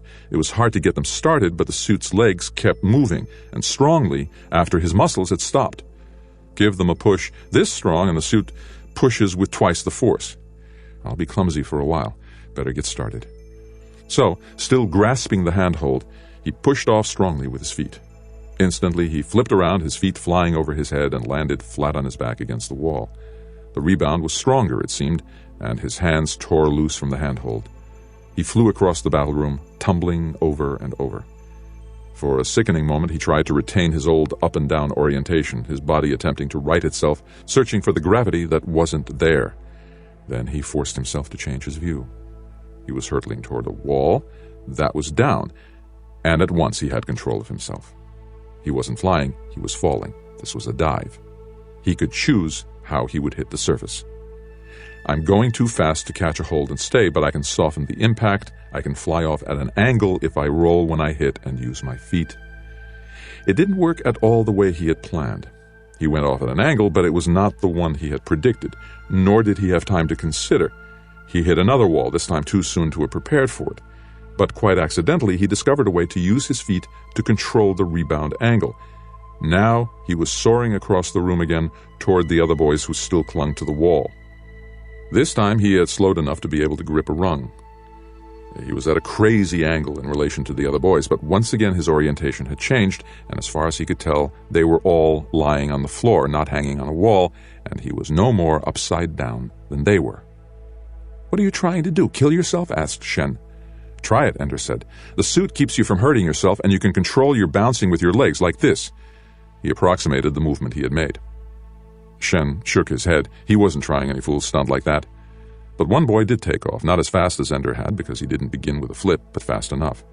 Ender didn't even have to see his face to know that it was Bernard, and right after him, Bernard's best friend, Alai. Ender watched them cross the huge room.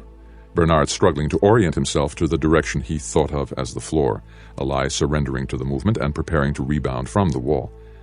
No wonder Bernard broke his arm in the shuttle, Ender thought. He tightens up when he's flying. He panics. Ender stored the information away for future reference. And another bit of information, too. Alai did not push off in the same direction as Bernard. He aimed for a corner of the room.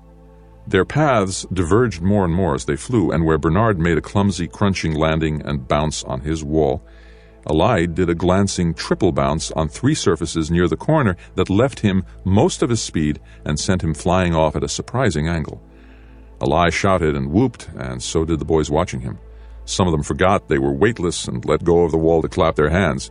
Now they drifted lazily in many directions, waving their arms, trying to swim.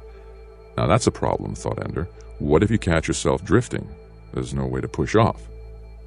He was tempted to set himself adrift and try to solve the problem by trial and error, but he could see the others, their useless efforts at control, and he couldn't think of what he would do that they weren't already doing. Holding on to the floor with one hand, he fiddled idly with the toy gun that was attached to his suit in front, just below the shoulder. Then he remembered the hand rockets sometimes used by Marines when they did a boarding assault on an enemy station. He pulled the gun from his suit and examined it. He had pushed all the buttons back in the room, but the gun did nothing there. Maybe here, in the battle room, it would work. There were no instructions on it, no labels on the controls. The trigger was obvious. He had had toy guns, as all children had, almost since infancy. There were 2 buttons that his thumb could easily reach, and several others along the bottom of the shaft that were almost inaccessible without using 2 hands. Obviously, the 2 buttons near his thumb were meant to be instantly usable. He aimed the gun at the floor and pulled back on the trigger. He felt the gun grow instantly warm. Then he let go of the trigger. It cooled at once.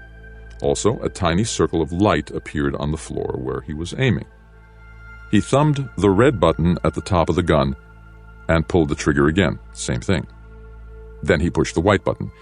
It gave a bright flash of light that illuminated a wide area, but not as intensely. The gun was quite cold when the button was pressed.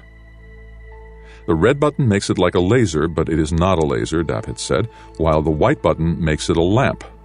Neither will be much help when it comes to maneuvering. So everything depends on how you push off, the course you set when you start. It means we're going to have to get very good at controlling our launches and rebounds, or we're all going to end up floating around in the middle of nowhere. Ender looked around the room. A few of the boys were drifting close to walls now, flailing their arms to catch a handhold. Most were bumping into each other and laughing. Some were holding hands and going around in circles. Only a few, like Ender, were calmly holding onto the walls and watching. One of them, he saw, was Alai. He had ended up on another wall not too far from Ender. On impulse, Ender pushed off and moved quickly toward Alai. Once in the air, he wondered what he would say.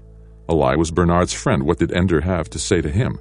Still, there was no changing course now, so he watched straight ahead and practiced making tiny leg and hand movements to control which way he was facing as he drifted.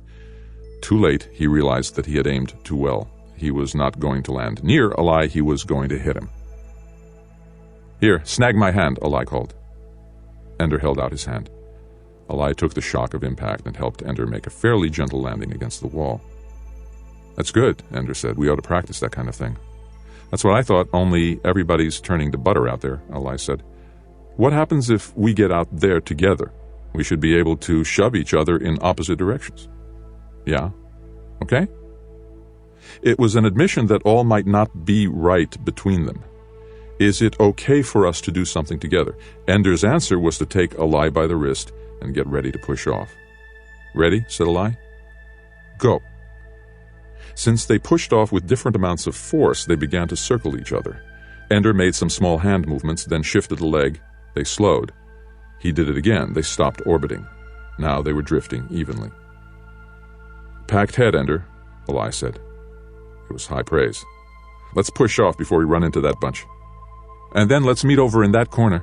Ender did not want this bridge into the enemy's camp to fail. Last one there saves farts in a milk bottle, Ally said. Then, slowly, steadily, they maneuvered until they faced each other, spread-eagled hand to hand, knee to knee. And then we just scrunch? Asked Ally. I've never done this before either, said Ender. They pushed off. It propelled them faster than they expected. Ender ran into a couple of boys and ended up on a wall that he hadn't expected. It took him a moment to reorient and find the corner where he and Ally were to meet. Ally was already headed toward it. Ender plotted a course that would include 2 rebounds to avoid the largest clusters of boys.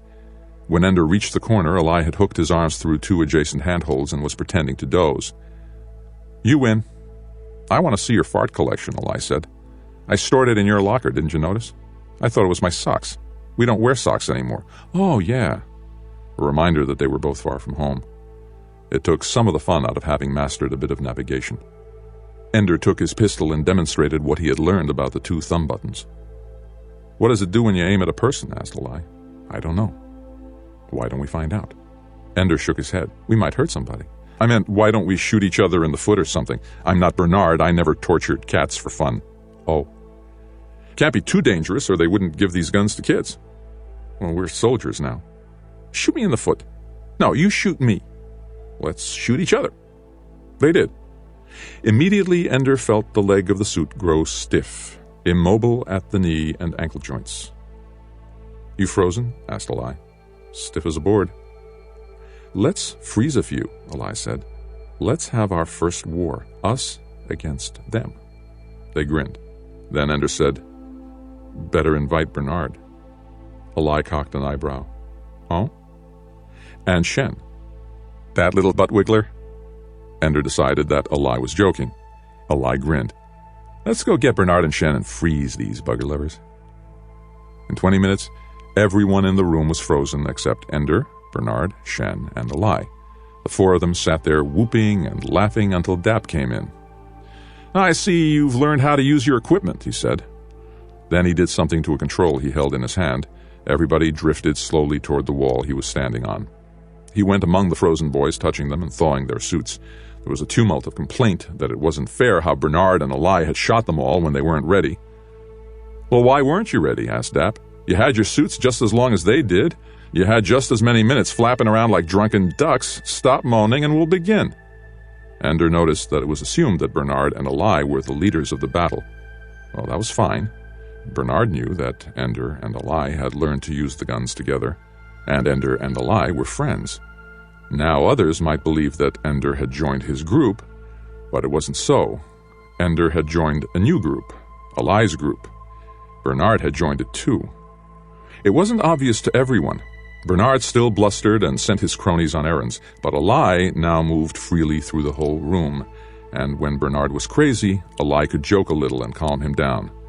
When it came time to choose their launch leader, Ally was the almost unanimous choice. Bernard sulked for a few days, and then he was fine, and everyone settled into the new pattern. The launch was no longer divided into Bernard's in-group and Ender's outcasts. Ally was the bridge. Ender sat on his bed with his desk on his knees. It was private study time, and Ender was doing free play. It was a shifting, crazy kind of game in which the school computer kept bringing up new things, building a maze that you could explore. You could go back to events that you liked for a while. If you left one alone too long, it disappeared and something else took its place. Sometimes they were funny things, sometimes exciting ones, and he had to be quick to stay alive. He had lots of deaths, but that was okay. Games were like that. You died a lot until you got the hang of it. His figure on the screen had started out as a little boy. For a while it had changed into a bear. Now it was a large mouse with long and delicate hands. He ran his figure under a lot of large items of furniture depicted on the screen. He had played with the cat a lot, but now it was boring, too easy to dodge. He knew all the furniture. Not through the mouse hole this time, he told himself. I'm sick of the giant. It's a dumb game and I can't ever win. Whatever I choose is wrong. But he went through the mouse hole anyway and over the small bridge in the garden. He avoided the ducks and the dive-bombing mosquitoes.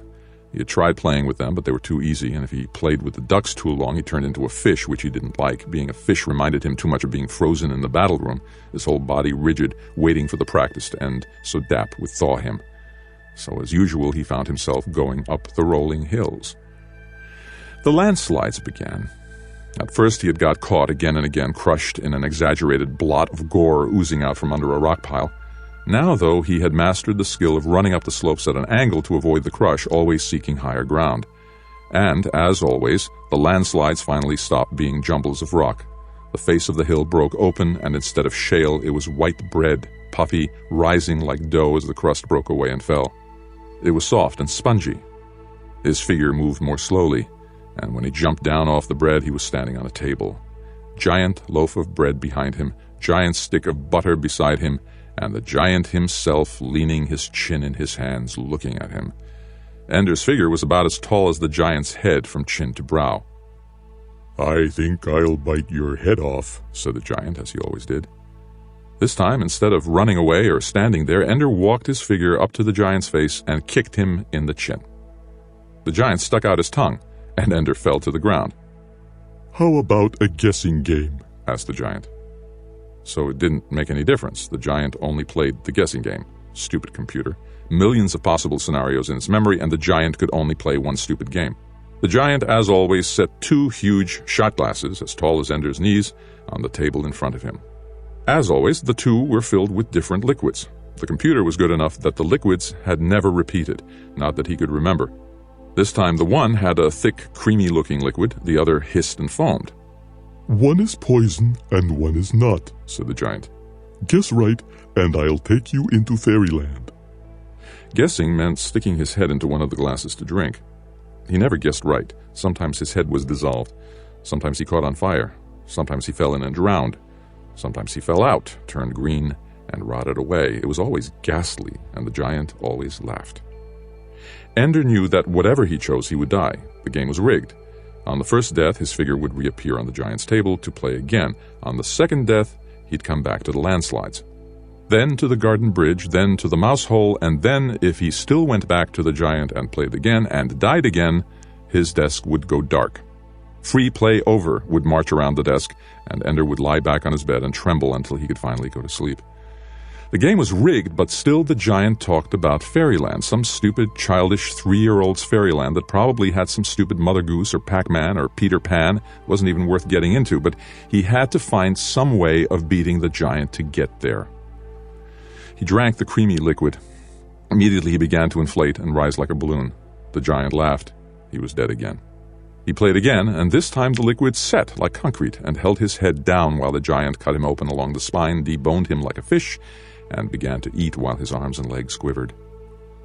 He reappeared at the landslides and decided not to go on. He even let the landslides cover him once, but even though he was sweating and he felt cold, with his next life he went back up the hills till they turned into bread and stood on the giant's table as the shot glasses were set before him.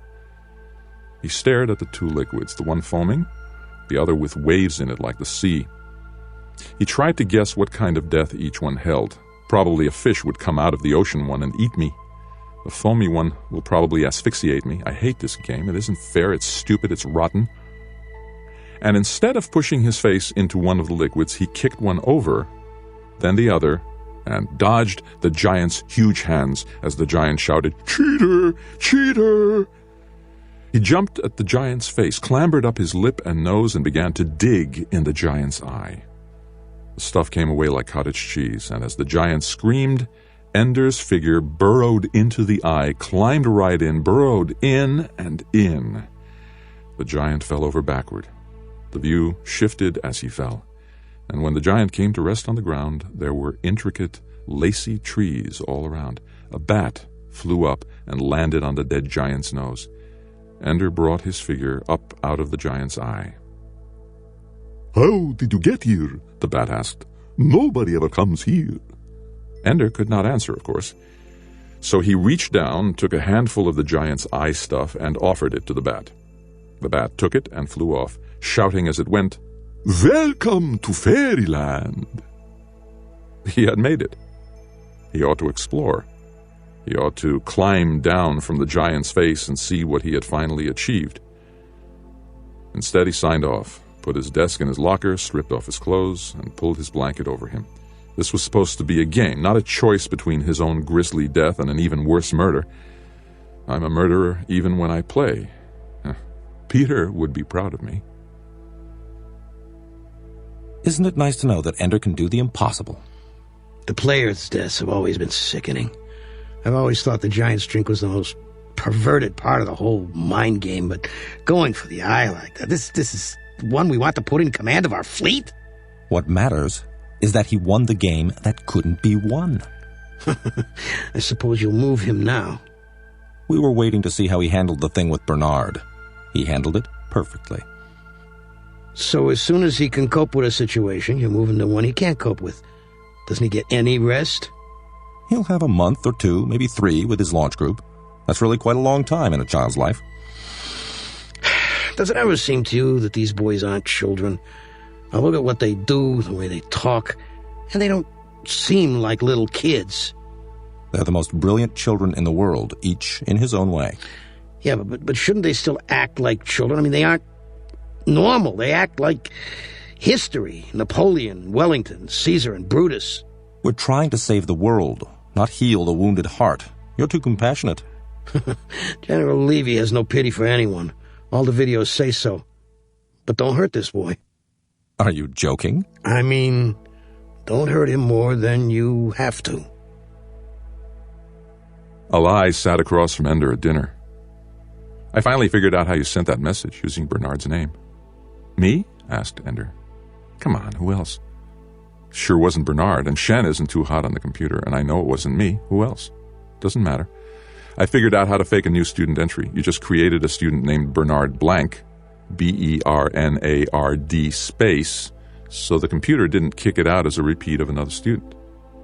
Sounds like that might work, said Ender. Okay, it does work, but you did that practically on the first day. Or somebody, maybe Dap did it to keep Bernard from getting too much control. I found something else.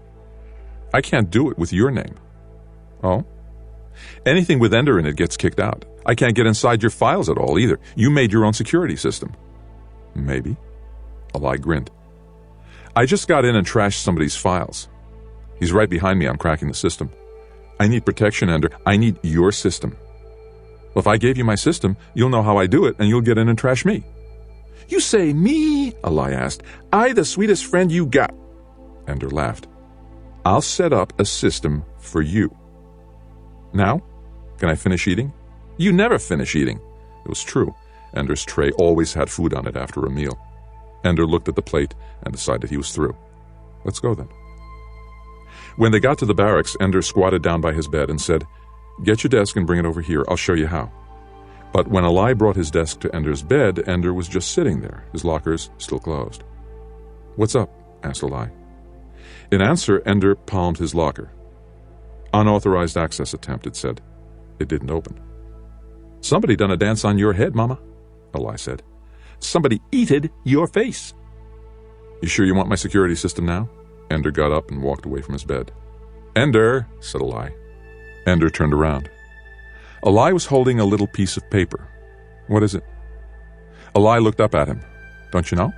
This was on your bed. You must have sat on it. Ender took it from him. Ender Wiggin, assigned Salamander Army, Commander Bonzo Madrid.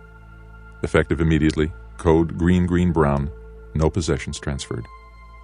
You're smart, Ender, but you don't do the battle room any better than me. Ender shook his head.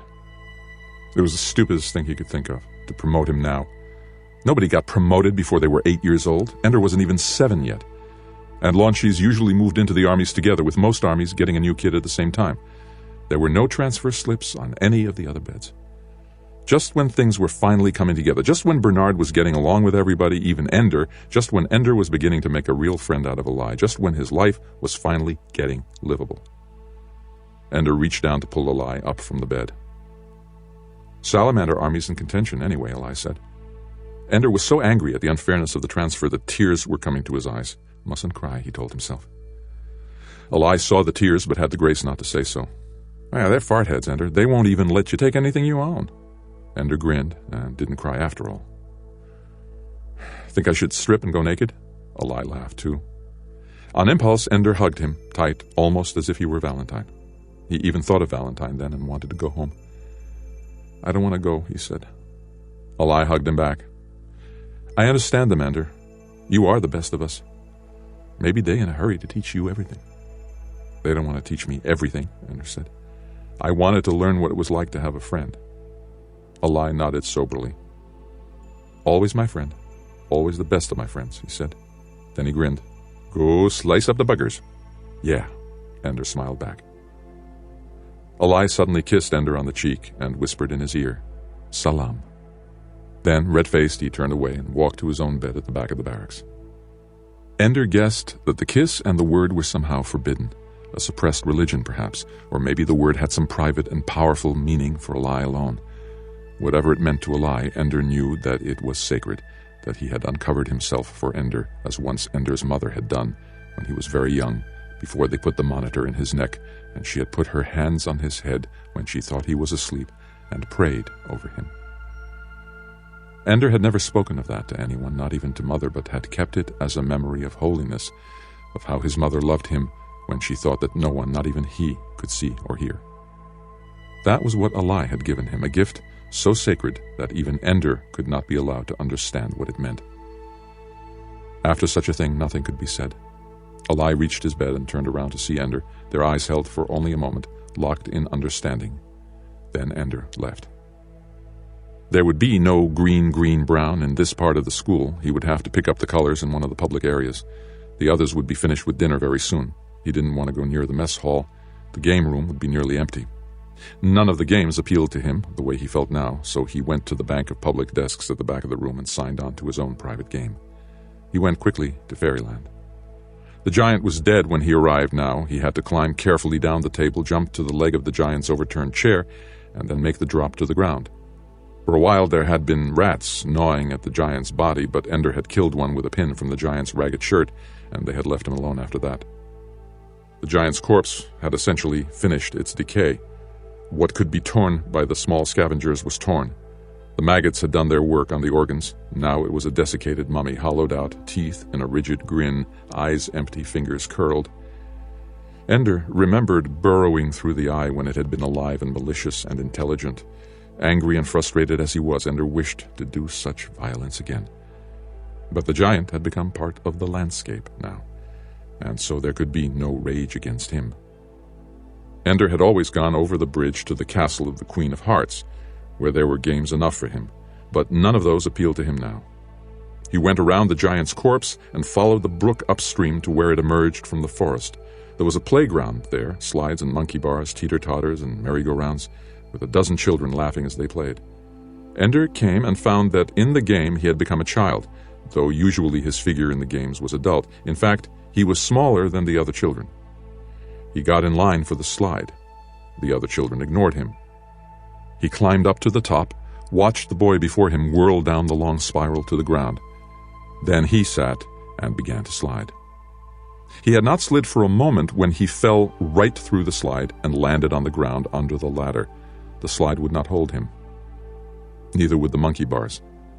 He could climb a ways, but then, at random, a bar seemed to be insubstantial, and he fell. He could sit on the seesaw until he rose to the apex, then he fell. When the merry-go-round went fast, he could not hold on to any of the bars, and centrifugal force hurled him off. And the other children, their laughter was raucous, offensive. They circled around him and pointed and laughed for many seconds before they went back to their play. Ender wanted to hit them, to throw them in the brook. Instead, he walked into the forest. He found a path which soon became an ancient brick road, much overgrown with weeds but still usable. There were hints of possible games off to either side, but Ender followed none of them. He wanted to see where the path led. It led to a clearing with a well in the middle and a sign that said, "Drink Traveler." Ender went forward and looked at the well. Almost at once he heard a snarl. Out of the woods emerged a dozen slavering wolves with human faces. Ender recognized them. They were the children from the playground, only now their teeth could tear.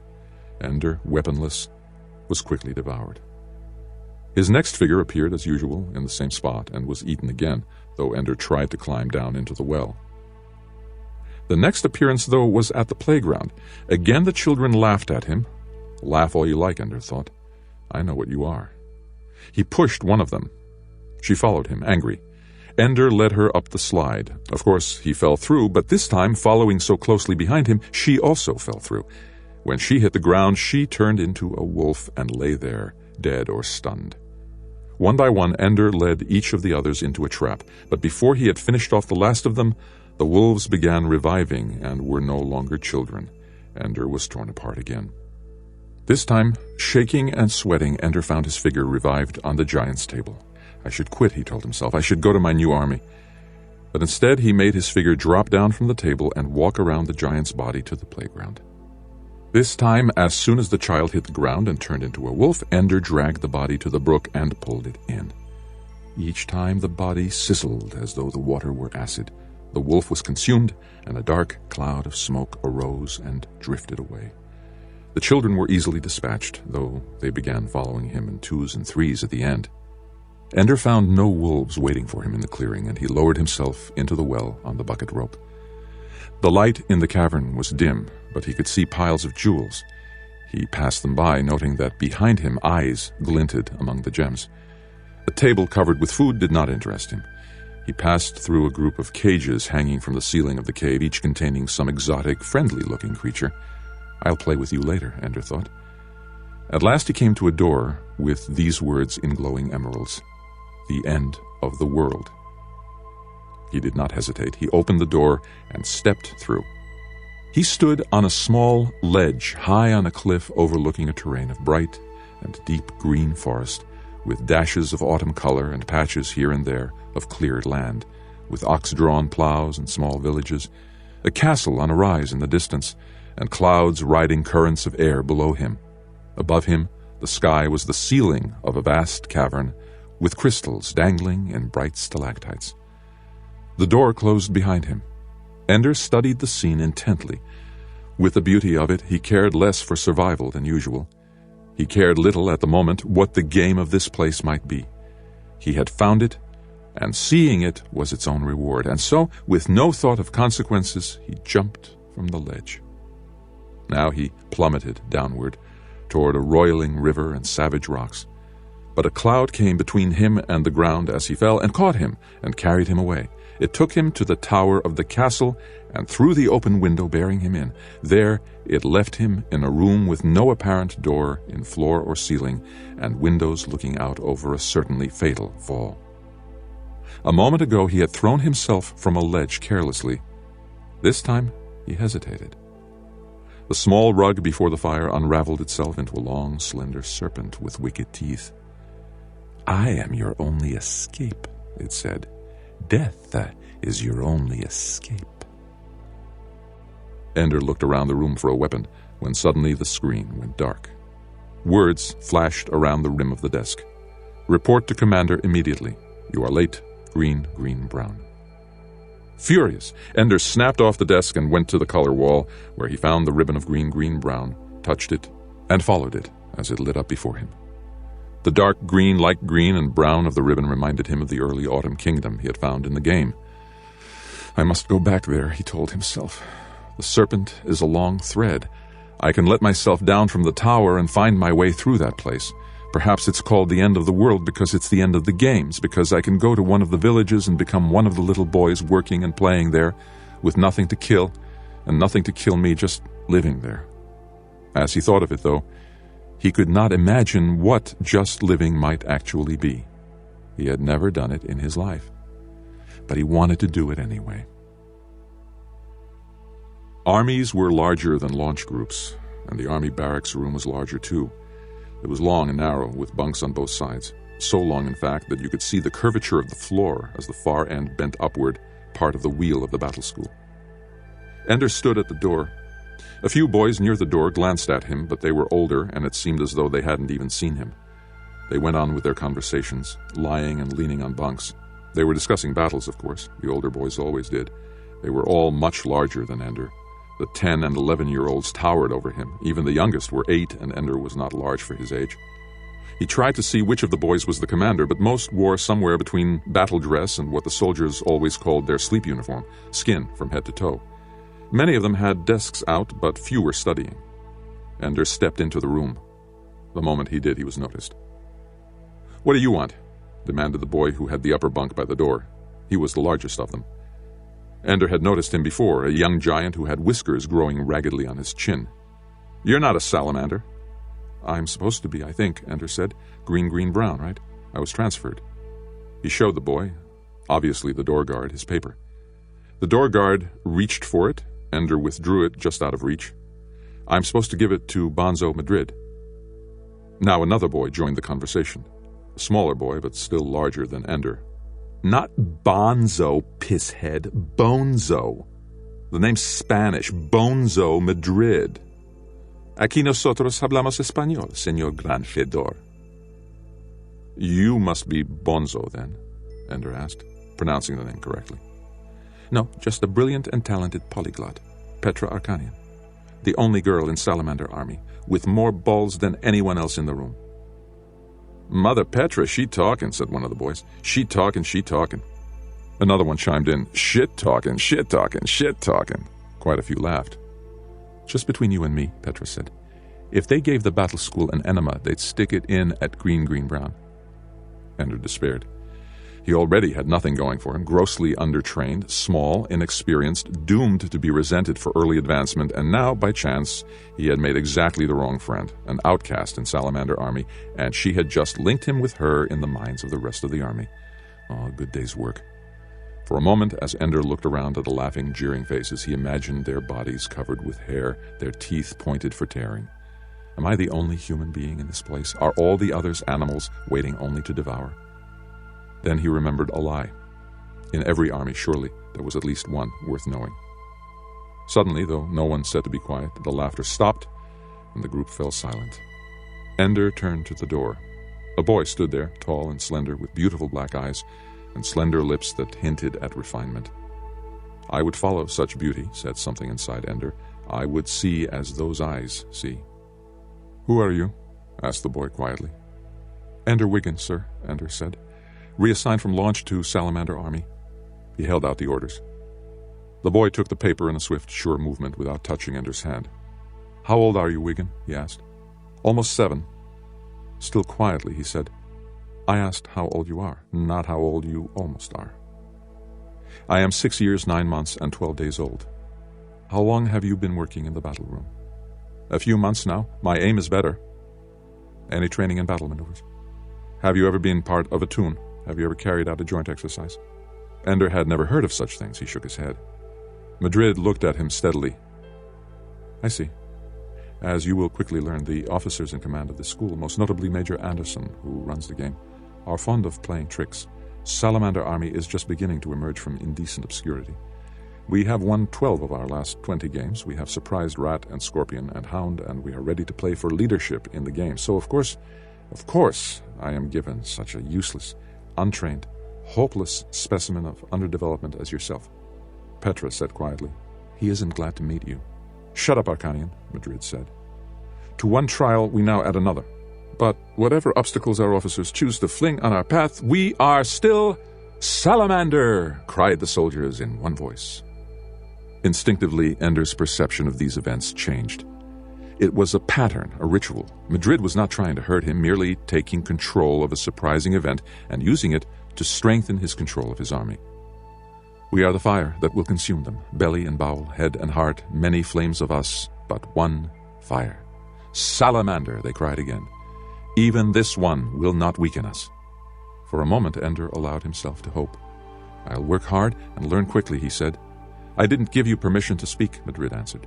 I intend to trade you away as quickly as I can. I'll probably have to give up someone valuable along with you, but as small as you are worse than useless. One more, frozen inevitably in every battle, that's all you are. And we're now at a point where every frozen soldier makes a difference in the standings. Nothing personal, Wigan, but I'm sure you can get her training at someone else's expense. He's all heart, Petra said. Madrid stepped closer to the girl and slapped her across the face with the back of his hand. It made little sound, for only his fingernails had hit her, but there were bright red marks, 4 of them, on her cheek, and little pricks of blood marked where the tips of his fingernails had struck. Here are your instructions, Wigan. I expect that it is the last time I'll need to speak to you. You will stay out of the way when we're training in the battle room. You have to be there, of course, but you will not belong to any toon, and you will not take part in any maneuvers. When we are called to battle, you will dress quickly and present yourself at the gate with everyone else, but you will not pass through the gate until 4 full minutes after the beginning of the game, and then you will remain at the gate with your weapons undrawn and unfired until such time as the game ends. Ender nodded. So he was to be a nothing. He hoped the trade happened soon. He also noticed that Petra did not so much as cry out in pain or touch her cheek, though one spot of blood had beaded and run, making a streak down to her jaw.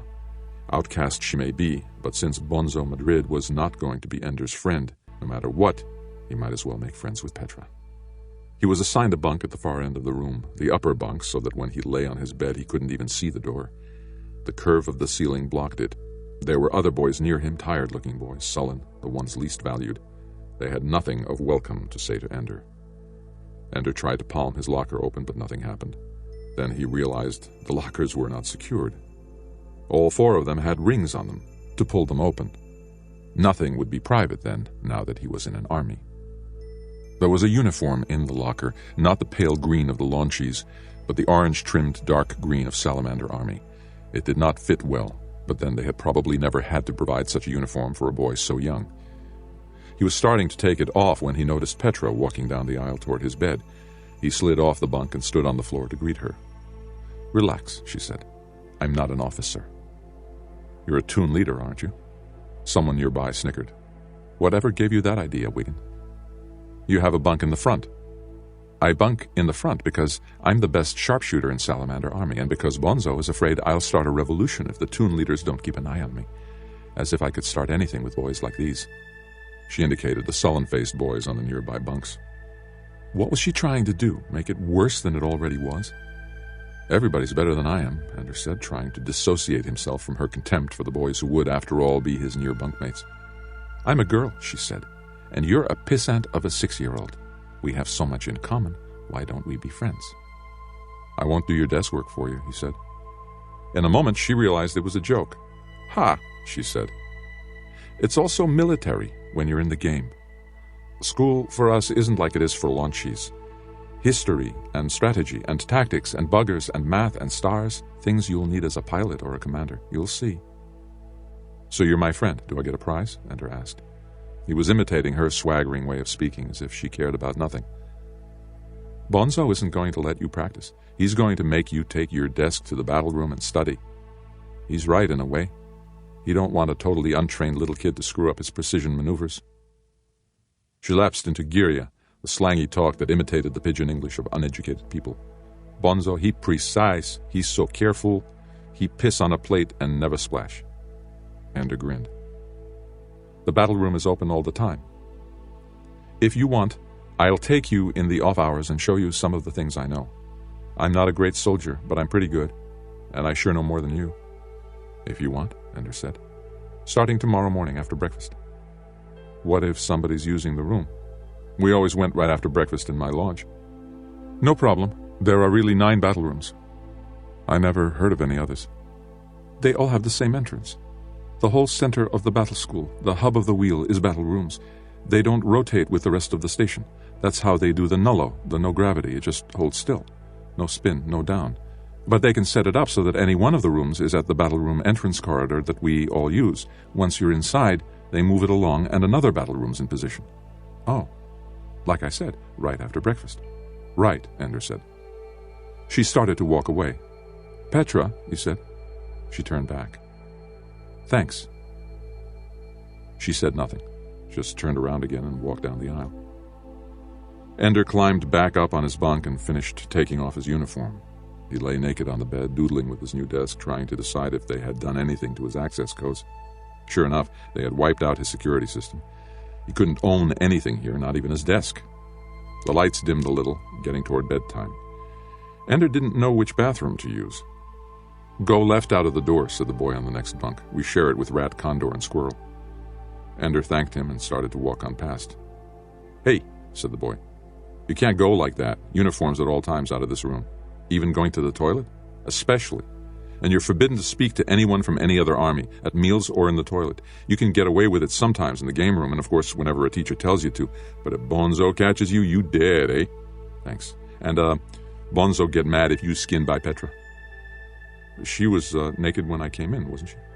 "She do what she like, but you keep you clothes on. Bonzo's orders." That was stupid. Petra still looked like a boy. It was a stupid rule.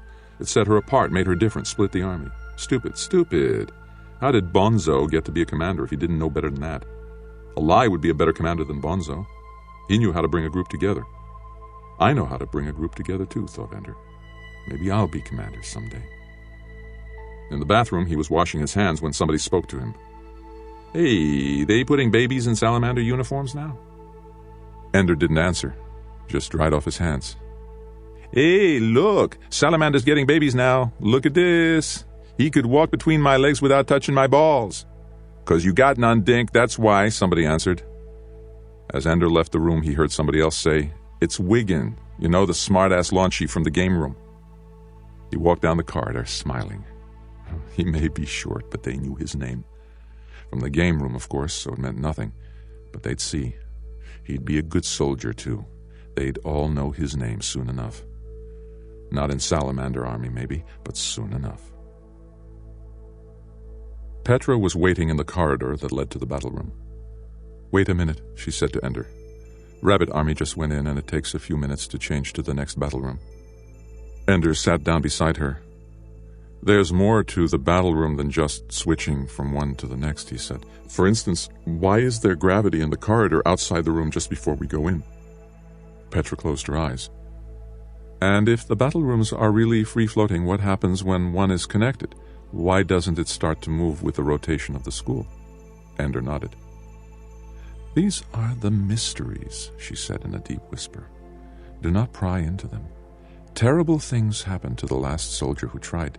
He was discovered hanging by his feet from the ceiling of the bathroom with his head stuffed in the toilet." Of course she was joking, but the message was clear. "So I'm not the first person to ask the question. You remember this, little boy?" When she said little boy, it sounded friendly, not contemptuous. "They never tell you any more truth than they have to, but any kid with brains knows that there have been some changes in science since the days of old Mazer Rackham and the victorious fleet. Obviously we can now control gravity, turn it on and off, change the direction, maybe reflect it. I've thought of lots of neat things you could do with gravity weapons and gravity drives on starships, and think how starships could move near planets, maybe tear big chunks out of them by reflecting the planet's own gravity back on itself, only from another direction, and focus down to a smaller point. But they say nothing." Ender understood more than she said. Manipulation of gravity was one thing, deception by the officers was another. But the most important message was this: the adults are the enemy, not the other armies. They do not tell us the truth. "Come, little boy," she said. "The battle room is ready. Petra's hands are steady. The enemy is deadly." She giggled. "Petra the poet, they call me. They also say you're crazy as a loon." "Better believe it, baby butt." She had 10 target balls in a bag. Ender held onto her suit with one hand and the wall with the other to steady her as she threw them hard in different directions. In the null gravity, they bounced every which way. "Let go of me," she said. She shoved off, spinning deliberately. With a few deft hand moves, she steadied herself and began aiming carefully at ball after ball. When she shot one, its glow changed from white to red. Ender knew that the color change lasted less than 2 minutes. Only one ball had changed back to white when she got the last one. She rebounded accurately from a wall and came at high speed back to Ender. He caught her and held her against her own rebound, one of the first techniques they had taught him as a launchy. "You're good," he said. "None better. And you're going to learn how to do it." Petra taught him to hold his arms straight, to aim with the whole arm. Something most soldiers don't realize is that the farther away your target is, the longer you have to hold the beam within about a 2-centimeter circle. It's the difference between 1/10 of a second and 1/2 a second, but in battle that's a long time. A lot of soldiers think they missed when they're right on target, but they moved away too fast, so you can't use your gun like a sword. Swish, swish, slice them in half. You got to aim. She used the ball caller to bring the targets back, then launched them slowly, one by one. Ender fired at them. He missed, every one. "Good," she said. "You don't have any bad habits." "I don't have any good ones either," he pointed out. "I give you those." They didn't accomplish much that first morning, mostly talk. How to think while you were aiming. You've got to hold your own motion and your enemy's motion in your mind at the same time. You've got to hold your arm straight out and aim with your body, so in case your arm is frozen, you can still shoot. Learn where your trigger actually fires and ride the edge so you don't have to pull so far each time you fire. Relax your body, don't tense up, it makes you tremble. It was the only practice Ender got that day. During the Army's drills in the afternoon, Ender was ordered to bring his desk and do his schoolwork, sitting in a corner of the room. Bonzo had to bring all his soldiers to the battle room, but he didn't have to use them. Ender did not do his schoolwork, however. If he couldn't drill as a soldier, he could study Bonzo as a tactician. Salamander Army was divided into the standard 4 toons of 10 soldiers each. Some commanders set up their toons so that A toon consisted of the best soldiers, and D toon had the worst. Bonzo had mixed them so that each consisted of good soldiers and weaker ones. Except that B toon had only 9 boys. Ender wondered who had been transferred to make room for him. It soon became plain that the leader of Toon B was new. No wonder Bonzo was so disgusted. He had lost a Toon leader to get Ender. And Bonzo was right about another thing. Ender was not ready. All the practice time was spent working on maneuvers. Toons that couldn't see each other practiced performing precision operations together with exact timing. Toons practiced using each other to make sudden changes of direction without losing formation. All these soldiers took for granted skills that Ender didn't have. The ability to make a soft landing and absorb most of the shock, accurate flight, course adjustments using the frozen soldiers floating randomly through the room, rolls, spins, dodges, sliding along the walls. A very difficult maneuver and yet one of the most valuable since the enemy couldn't get behind you. Even as Ender learned how much he did not know, he also saw things that he could improve on. The well-rehearsed formations were a mistake. It allowed the soldiers to obey shouted orders instantly, but it also meant they were predictable. Also, the individual soldiers were given little initiative. Once a pattern was set, they were to follow it through. There was no room for adjustment to what the enemy did against the formation. Ender studied Bonzo's formations like an enemy commander would, noting ways to disrupt the formation. During free play that night, Ender asked Petra to practice with him. "No," she said. "I want to be a commander someday, so I've got to play the game room." It was a common belief that the teachers monitored the games and spotted potential commanders there. Ender doubted it, though. Toon leaders had a better chance to show what they might do as commanders than any video player. But he didn't argue with Petra. The after-breakfast practice was generous enough. Still, he had to practice, and he couldn't practice alone, except a few of the basic skills. Most of the hard things required partners or teams. If only he still had Alai or Shen to practice with. Well, why shouldn't he practice with them? He had never heard of a soldier practicing with launchies, but there was no rule against it. It just wasn't done. Launchies were held in too much contempt. Well, Ender was still being treated like a launchie anyway. He needed someone to practice with, and in return he could help them learn some of the things he saw the older boys doing. "Hey, the great soldier returns," said Barnard. Ender stood in the doorway of his old barracks. He'd only been away for a day, but already it seemed like an alien place, and the others of his launch group were strangers. Almost he turned around and left. But there was Alai, who had made their friendship sacred. Alai was not a stranger. Ender made no effort to conceal how he was treated in Salamander Army. "And they're right, I'm about as useful as a sneeze in a spacesuit." Alai laughed, and other launchies started to gather around. Ender proposed his bargain. Free play every day, working hard in the battle room under Ender's direction. They would learn things from the armies, from the battles Ender would see. He would get the practice he needed in developing soldier skills. We'll get ready together. A lot of the boys wanted to come, too. "Sure," Ender said. "If you're coming to work, if you're just farting around, you're out. I don't have any time to waste." They didn't waste any time. Ender was clumsy trying to describe what he had seen, working out ways to do it, But by the time free play ended, they had learned some things. They were tired, but they were getting the knack of a few techniques. "Where were you?" said Bonzo. Ender stood stiffly by his commander's bunk. "Practicing in a battle room. I hear you had some of your old launchy group with you." "I couldn't practice alone. I won't have any soldiers in Salamander Army hanging around with launchies. You're a soldier now." Ender regarded him in silence. "Did you hear me, Wigan?" "Yes, sir." "No more practicing with those little farts." "May I speak to you privately?" asked Ender. It was a request that commanders were required to allow. Bonzo's face went angry, and he led Ender out into the corridor. "Listen, Wigan, I don't want you. I'm trying to get rid of you, but don't give me any problems or I'll paste you to the wall." A good commander thought Ender doesn't have to make stupid threats. Bonzo grew annoyed at Ender's silence. "Look, you asked me to come out here. Now talk." "Sir, you were correct not to place me in a tune. I don't know how to do anything. I don't need you to tell me when I'm correct. But I'm going to become a good soldier. I won't screw up your regular drill, but I'm going to practice. And I'm going to practice with the only people who will practice with me, and that's my launchies. You'll do what I tell you, you little bastard." "That's right, sir. I'll follow all the orders that you're authorized to give. But free play is free. No assignments can be given, none, by anyone." He could see Bonzo's anger growing hot. Hot anger was bad. Ender's anger was cold, and he could use it. Bonzo's was hot, and so it used him. "Sir, I've got my own career to think of. I won't interfere in your training and your battles, but I've got to learn sometime. I didn't ask to be put into your army. You're trying to trade me as soon as you can. But nobody will take me if I don't know anything, will they? Let me learn something, and then you can get rid of me all the sooner and get a soldier you can really use." Bonzo was not such a fool that anger kept him from recognizing good sense when he heard it. Still, he couldn't let go of his anger immediately. "While you're in Salamander Army, you'll obey me. If you try to control my free play, I can get you iced." It probably wasn't true, but it was possible. Certainly, if Ender made a fuss about it, interfering with free play could conceivably get Bonzo removed from command. Also, there was the fact that the officers obviously saw something in Ender, since they had promoted him. Maybe Ender did have influence enough with the teachers to ice somebody. "Bastard," said Bonzo. "It isn't my fault you gave me that order in front of everybody," Ender said.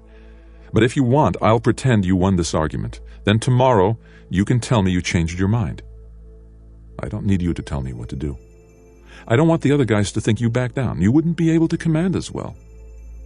Bonzo hated him for it, for the kindness. Ender tried to understand why.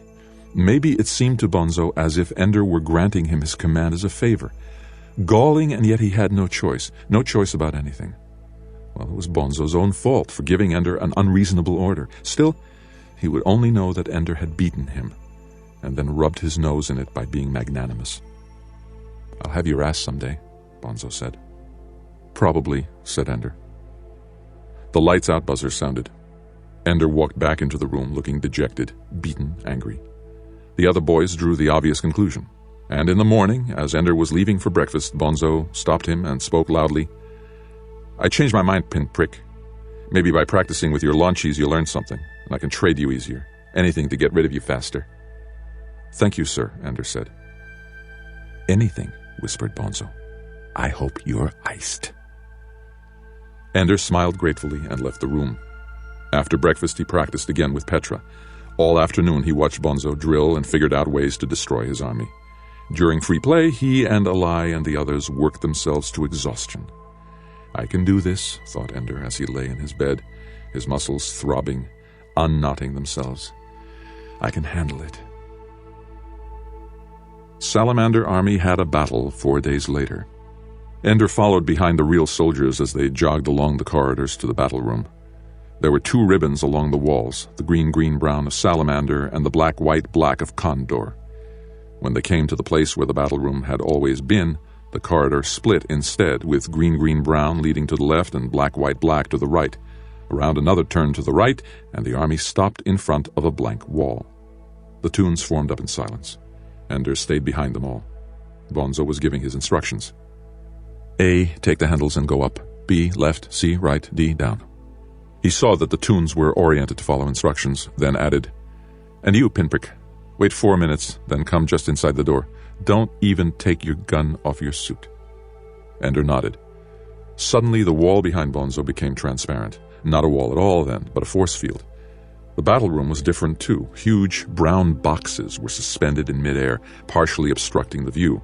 So these were the obstacles that the soldiers called stars. They were distributed seemingly at random. Bonzo seemed not to care where they were. Apparently the soldiers already knew how to handle the stars. But it soon became clear to Ender, as he sat and watched the battle from the corridor, that they did not know how to handle the stars. They did know how to soft land on one and use it for cover, the tactics of assaulting the enemy's position on a star. They showed no sense at all of which stars mattered. They persisted in assaulting stars that could have been bypassed by wall sliding to a more advanced position. The other commander was taking advantage of Bonzo's neglect of strategy. Condor Army forced the salamanders into costly assaults. Fewer and fewer salamanders were unfrozen for the attack on the next star. It was clear after only 4 minutes that Salamander Army could not defeat the enemy by attacking. Ender stepped through the gate. He drifted slightly downward. The battle rooms he had practiced in always had their doors at floor level. For real battles, however, the door was set in the middle of the wall, as far from the floor as from the ceiling. Abruptly, he felt himself reorient, as he had in the shuttle. What had been down was now up and now sideways. In Nullo, there was no reason to stay oriented the way he had been in the corridor. It was impossible to tell, looking at the perfectly square doors, which way had been up, and it didn't matter. For now, Ender had found the orientation that made sense. The enemy's gate was down. The object of the game was to fall toward the enemy's home. Ender made the motions that oriented himself in his new direction. Instead of being spread out, his whole body presented to the enemy. Now Ender's legs pointed toward them. He was a much smaller target. Someone saw him. He was, after all, drifting aimlessly in the open. Instinctively, he pulled his legs up under him. At that moment, he was flashed, and the legs of his suit froze in position. His arms remained unfrozen. For without a direct body hit, only the limbs that were shot froze up. It occurred to Ender that if he had not been presenting his legs to the enemy, it would have been his body they hit. He would have been immobilized. Since Bonzo had ordered him not to draw his weapon, Ender continued to drift, not moving his head or arms, as if they had been frozen too. The enemy ignored him and concentrated their fire on the soldiers who were firing at them. It was a bitter battle. Outnumbered now, Salamander Army gave ground stubbornly. The battle disintegrated into a dozen individual shootouts. Bonzo's discipline paid off now, for each salamander that froze took at least one enemy with him. No one ran or panicked. Everyone remained calm and aimed carefully. Petra was especially deadly. Condor Army noticed it and took great effort to freeze her. They froze her shooting arm first, and her stream of curses was only interrupted when they froze her completely and the helmet clamped down on her jaw. In a few minutes it was over. Salamander Army offered no more resistance. Ender noted with pleasure that Condor could only muster the minimal 5 soldiers necessary to open the gate to victory. 4 of them touched their helmets to the lighted spots at the 4 corners of Salamander's door, while the 5th passed through the force field. That ended the game. The lights came back on to their full brightness, and Anderson came out of the teacher door. I could have drawn my gun and shot just one of them, and they would have been too few. The game would have been a draw. Without 4 men to touch the 4 corners and a 5th man to pass through the gate, Condor would have had no victory. Bonzo, you ass. I could have saved you from this defeat. Maybe even turned it to victory, since they were sitting there, easy targets. They wouldn't have known at first where the shots were coming from. I'm a good enough shot for that. But orders were orders, and Ender had promised to obey. He did get some satisfaction out of the fact that on the official tally, Salamander Army recorded not the expected 41 disabled or eliminated, but rather 40 eliminated and 1 damaged. Bonzo couldn't understand it until he consulted Anderson's book and realized who it was. I was only damaged, Bonzo, thought Ender. I could still shoot. He expected Bonzo to come to him and say, next time when it's like that you can shoot, but Bonzo didn't say anything to him at all until the next morning after breakfast. Of course, Bonzo ate in the commander's mess, but Ender was pretty sure the odd score would cause as much stir there as it did in the soldiers' dining hall. In every other game that wasn't a draw, every member of the losing team was either eliminated, totally frozen, or disabled, which meant they had some body parts still unfrozen but were unable to shoot or inflict damage on the enemy. Salamander was the only losing army with one man in the damaged but active category. Ender volunteered no explanation. But the other members of Salamander Army let it be known why it had happened, and when other boys asked him why he hadn't disobeyed orders and fired, he calmly answered, "I obey orders." After breakfast, Bonzo looked for him. "The order still stands," he said, "and don't you forget it." "It will cost you, you fool. I may not be a good soldier, but I can still help, and there's no reason you shouldn't let me." Ender said nothing. An interesting side effect of the battle was that Ender emerged at the top of the soldier efficiency list. Since he hadn't fired a shot, he had a perfect record on shooting, no misses at all, and since he had never been eliminated or disabled, his percentage there was excellent. No one else came close. It made a lot of the boys laugh, and others were angry, but on the prized efficiency list, Ender was now the leader. He kept sitting out the army practice sessions, and kept working hard on his own with Petra in the mornings and his friends at night. More launchies were joining them now, not on a lark, but because they could see results. They were getting better and better. Ender and Alai stayed ahead of them, though. In part, it was because Alai kept trying new things, which forced Ender to think of new tactics to cope with them. In part, it was because they kept making stupid mistakes, which suggested things to do that no self-respecting, well-trained soldier would even have tried. Many of the things they attempted turned out to be useless, but it was always fun, always exciting, and enough things worked that they knew it was helping them. Evening was the best time of day. The next two battles were easy Salamander victories. Ender came in after 4 minutes and remained untouched by the defeated enemy. Ender began to realize that Condor Army, which had beaten them, was unusually good. Salamander, weak as Bonzo's grasp of strategy might be, was one of the better teams, climbing steadily in the ratings, clawing for 4th place with Rat Army. Ender turned 7. There weren't much for dates and calendars at the battle school, but Ender had found out how to bring up the date on his desk, and he noticed his birthday. The school noticed it too. They took his measurements and issued him a new Salamander uniform and a new flash suit for the battle room. He went back to the barracks with the new clothing on. It felt strange and loose, like his skin no longer fit properly. He wanted to stop at Petra's bunk and tell her about his home, about what his birthdays were usually like. Just tell her it was his birthday so she'd say something about it being a happy one. But nobody told birthdays. It was childish. It was what landsiders did, cakes and silly customs. Valentine baked him his cake on his 6th birthday. It fell, and it was terrible. Nobody knew how to cook anymore. It was the kind of crazy thing Valentine would do. Everybody teased Valentine about it, but Ender saved a little bit of it in his cupboard. Then they took out his monitor, and he left. And for all he knew, it was still there, a little piece of greasy, yellow dust. Nobody talked about home, not among the soldiers. There had been no life before battle school. Nobody got letters, and nobody wrote any. Everybody pretended that they didn't care. But I do care, thought Ender. The only reason I'm here is so that a bugger won't shoot out Valentine's eye, won't blast her head open like the soldiers in the videos of the first battles with the buggers, won't split her head with a beam so hot that her brains burst the skull and spill out like rising bread dough, the way it happens in my worst nightmares and my worst nights when I wake up trembling but silent, must keep silent or they'll hear that I miss my family. I want to go home. It was better in the morning. Home was merely a dull ache in the back of his memory, a tiredness in his eyes. That morning Bonzo came in as they were dressing. Flash suits, he called. There was a battle. Ender's 4th game. The enemy was Leopard Army. It would be easy. Leopard was new, and it was always in the bottom quarter in the standings. It had been organized only 6 months ago, with Paul Slattery as its commander. Ender put on his new battle suit and got into line.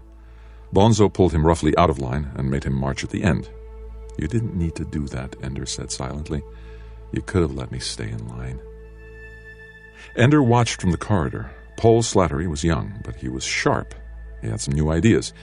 He kept his soldiers moving, darting from star to star, wall sliding to get behind and above the stolid salamanders. Ender smiled. Bonzo was hopelessly confused, and so were his men. Leopard seemed to have men in every direction. However, the battle was not as lopsided as it seemed. Ender noticed that Leopard was losing a lot of men, too. Their reckless tactics exposed them too much. What mattered, however, was that Salamander felt defeated. They had surrendered the initiative completely. Though they were still fairly evenly matched with the enemy, they huddled together like the last survivors of a massacre, as if they hoped the enemy would overlook them in the carnage. Ender slipped slowly through the gate, oriented himself so the enemy's gate was down, and drifted slowly eastward to a corner where he wouldn't be noticed. He even fired at his own legs to hold them in the kneeling position that offered him the best protection. He looked to any casual glance like another frozen soldier who had drifted helplessly out of the battle. With Salamander army waiting abjectly for destruction, Leopard obligingly destroyed them. When Salamander finally stopped firing, Leopard had 9 boys left. They formed up and started to open the Salamander gate. Ender aimed carefully with a straight arm, as Petra had taught him. Before anyone knew what was happening, he froze 3 of the soldiers who were about to press their helmets against the lighted corners of the door. Then some of the others spotted him and fired, but at first they hit only his already frozen legs. It gave him time to get the last 2 men at the gate. Leopard had only 4 men left unfrozen when Ender was finally hit in the arm and disabled. The game was a draw, and they never had hit him in the body. Paul Slattery was furious, but there had been nothing unfair about it. Everyone in Leopard Army assumed that it had been a strategy of Bonzo's to leave a man till the last minute. It didn't occur to them that little Ender had fired against orders. But Salamander Army knew. Bonzo knew. And Ender could see from the way his commander looked at him that Bonzo hated him for rescuing him from total defeat. I don't care, Ender told himself. It will just make me easier to trade away, and in the meantime you won't drop so far in the standings. Just trade me. I've learned all I'm ever going to learn from you. How to fail with style. That's all you know, Bonzo. What have I learned so far?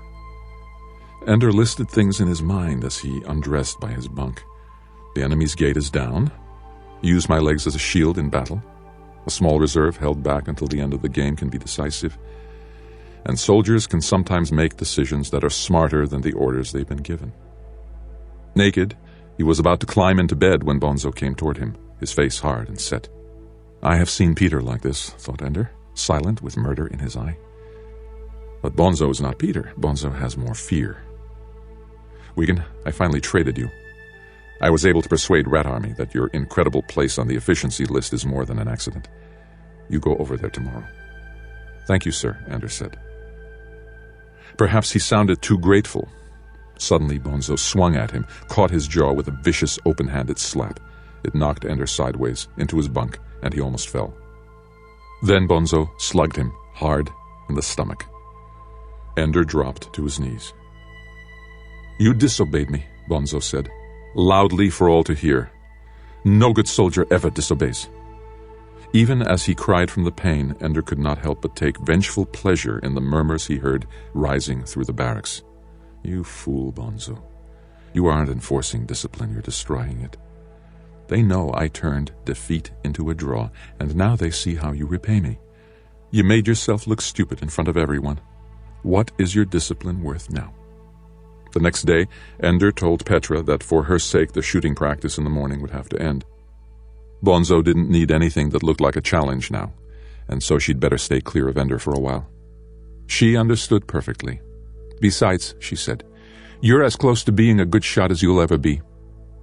He left his desk and flash suit in the locker. He would wear his salamander uniform until he could get to the commissary and change it for the brown and black of Rat. He had brought no possessions with him, he would take none away. There were none to have. Everything of value was in the school computer or his own head and hands. He used one of the public desks in the game room to register for an Earth Gravity personal combat course during the hour immediately after breakfast. He didn't plan to get vengeance on Bonzo for hitting him, but he did intend that no one would be able to do that to him again. Colonel Graff, the games have always been run fairly before, either random distribution of stars or symmetrical. Fairness is a wonderful attribute, Major Anderson. It has nothing to do with war. The game will be compromised. The comparative standings will become meaningless. Alas. It will take months, years to develop the new battle rooms and run the simulations. That's why I'm asking you now. To begin, be creative. Think of every stacked, impossible, unfair star arrangement you can. Think of other ways to bend the rules. Late notification, unequal forces. Then run the simulations and see which ones are hardest, which easiest. We want an intelligent progression here. We want to bring him along. When do you plan to make him a commander? When he's 8? Of course not. I haven't assembled his army yet. Oh, so you're stacking it that way too. You're getting too close to the game, Anderson. You're forgetting that it is merely a training exercise. It's also status, identity, purpose, name. All that makes these children who they are comes out of this game.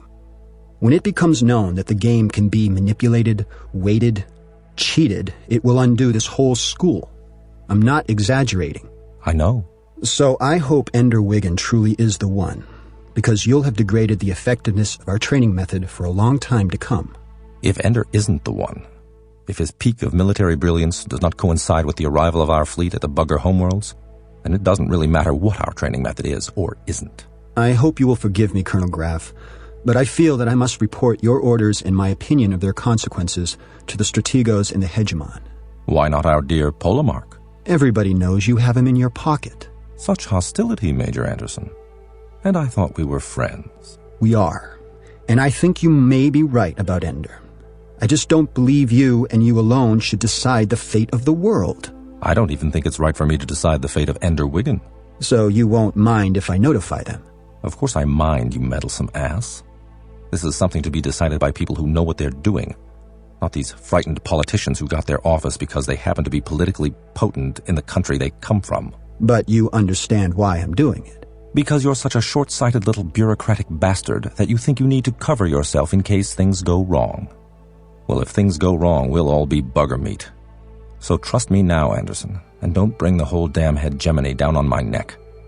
What I'm doing is hard enough without them. Oh, is it unfair? Are things stacked against you? You can do it to Ender, but you can't take it. Is that it? Ender Wiggin is 10 times smarter and stronger than I am. What I'm doing to him will bring out his genius. If I had to go through it myself, it would crush me.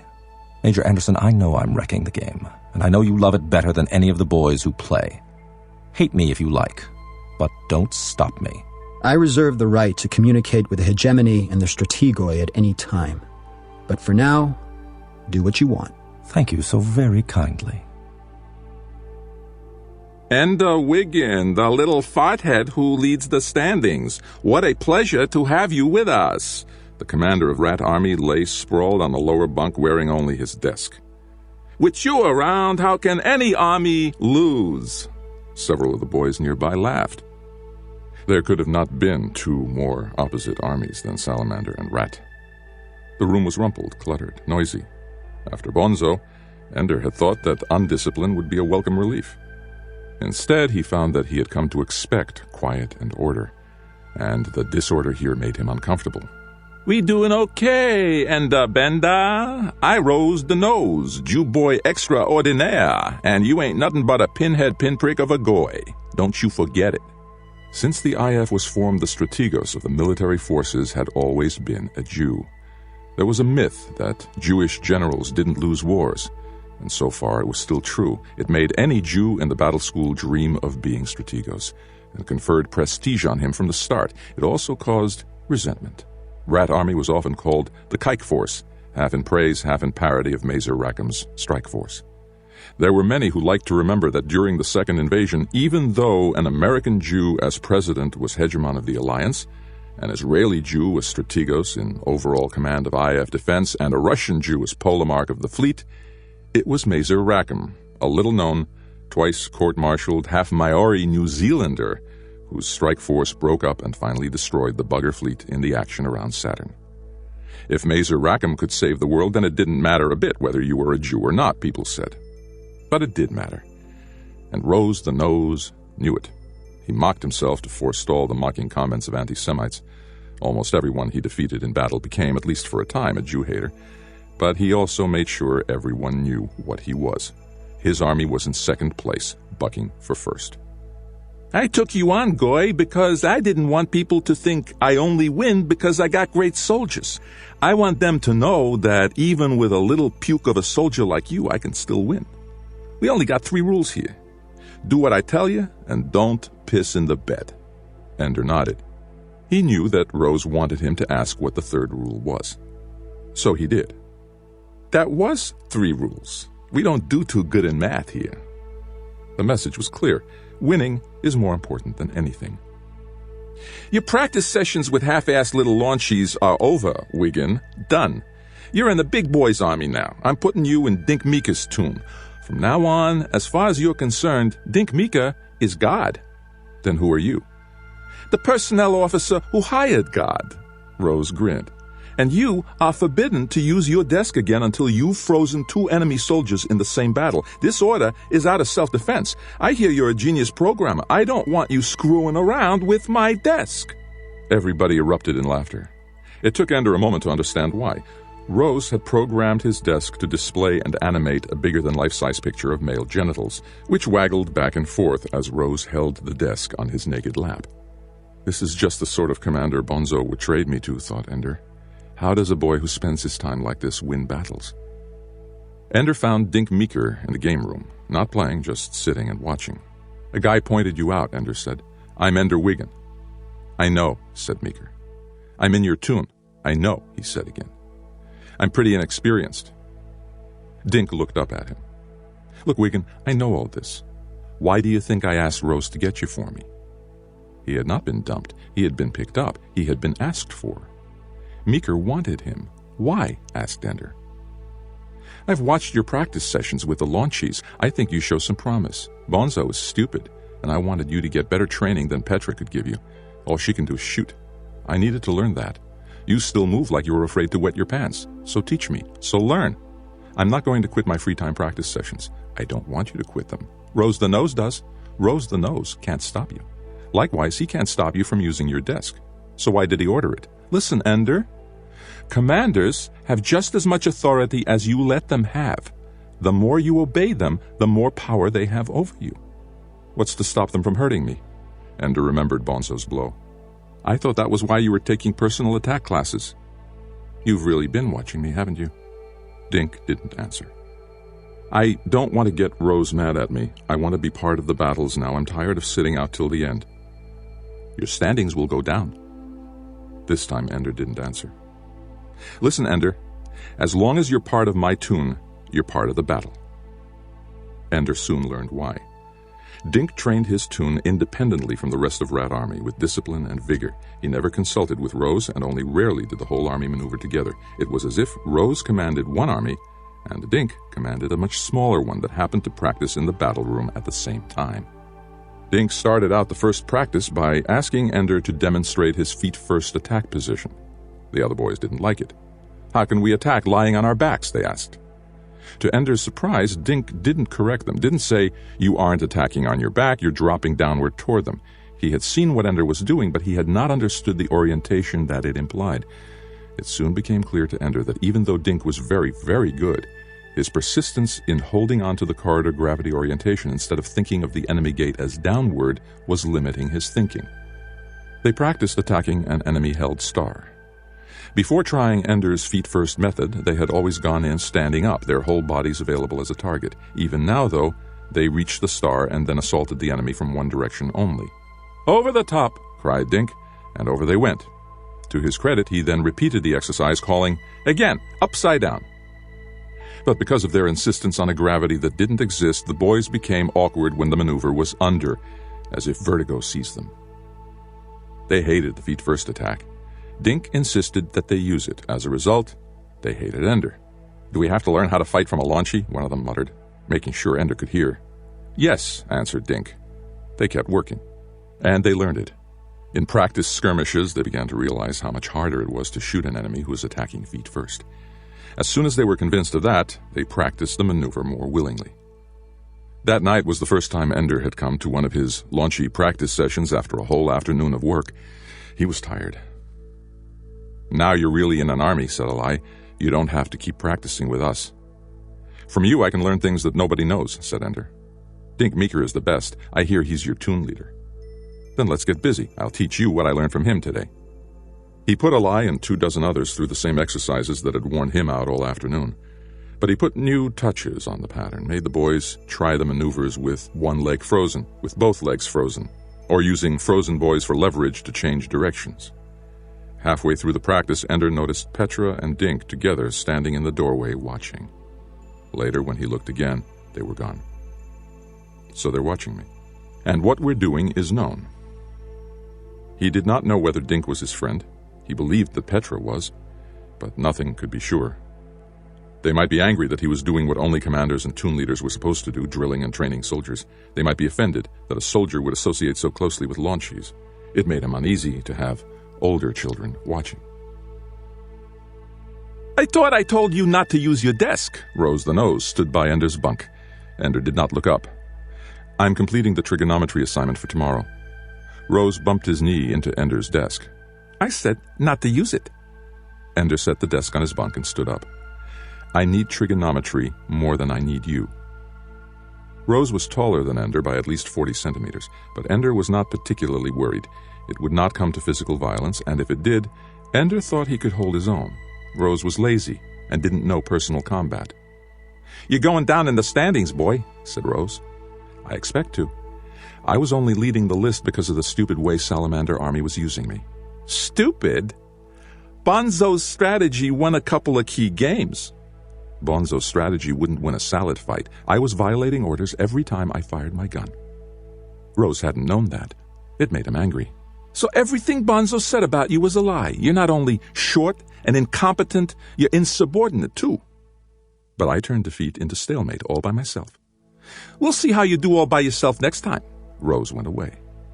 One of Ender's toon mates shook his head. "You dumb as a thumb." Ender looked at Dink, who was doodling on his desk. Dink looked up, noticed Ender watching him, and gazed steadily back at him. No expression, nothing. "Okay," thought Ender, "I can take care of myself." Battle came 2 days later.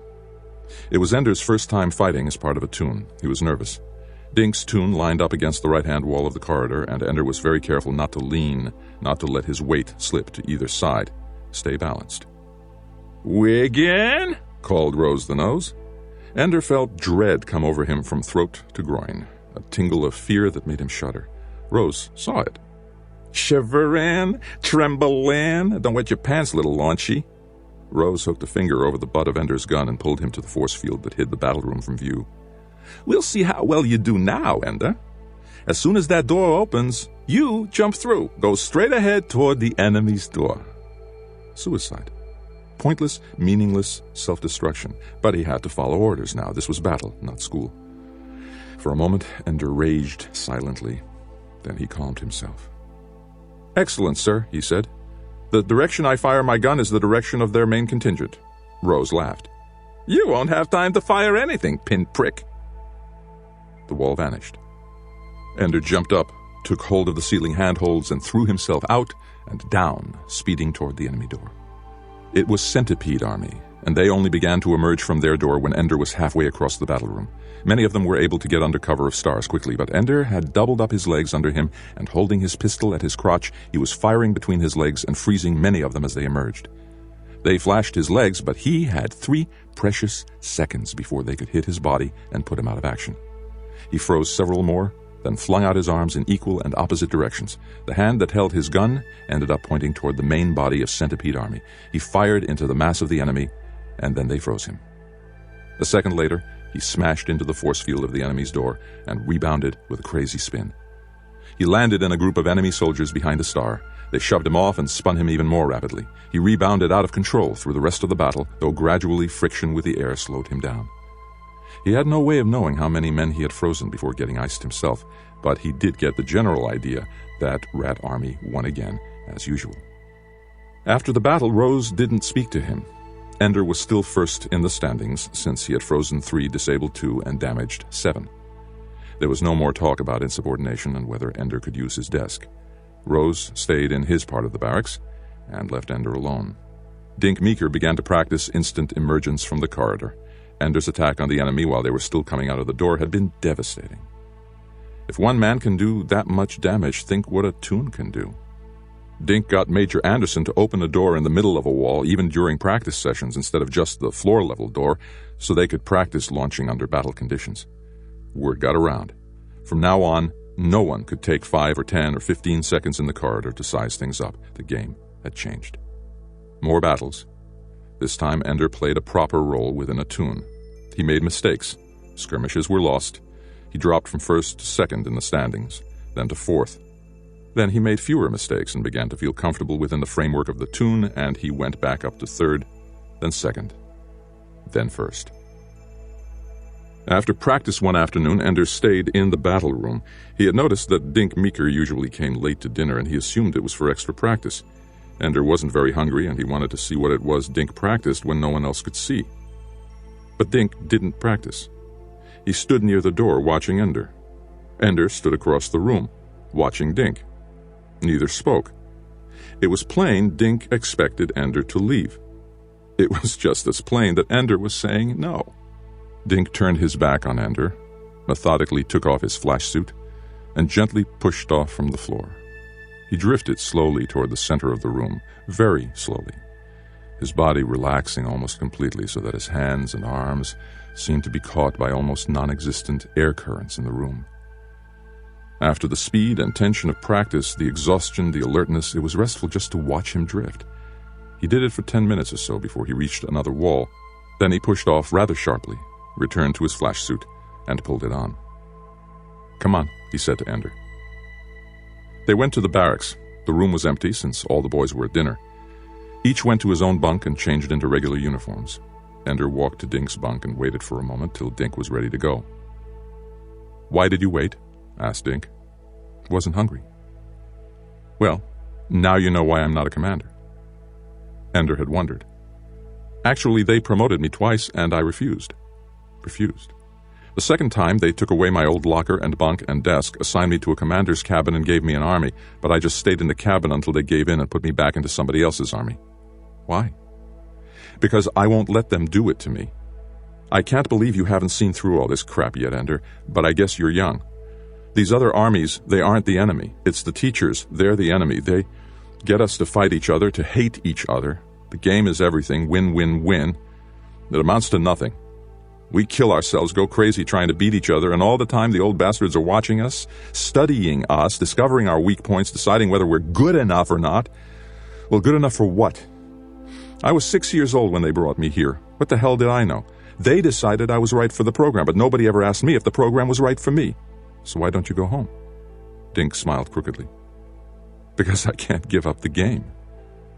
He tugged at the fabric of his flash suit, which lay on the bunk beside him.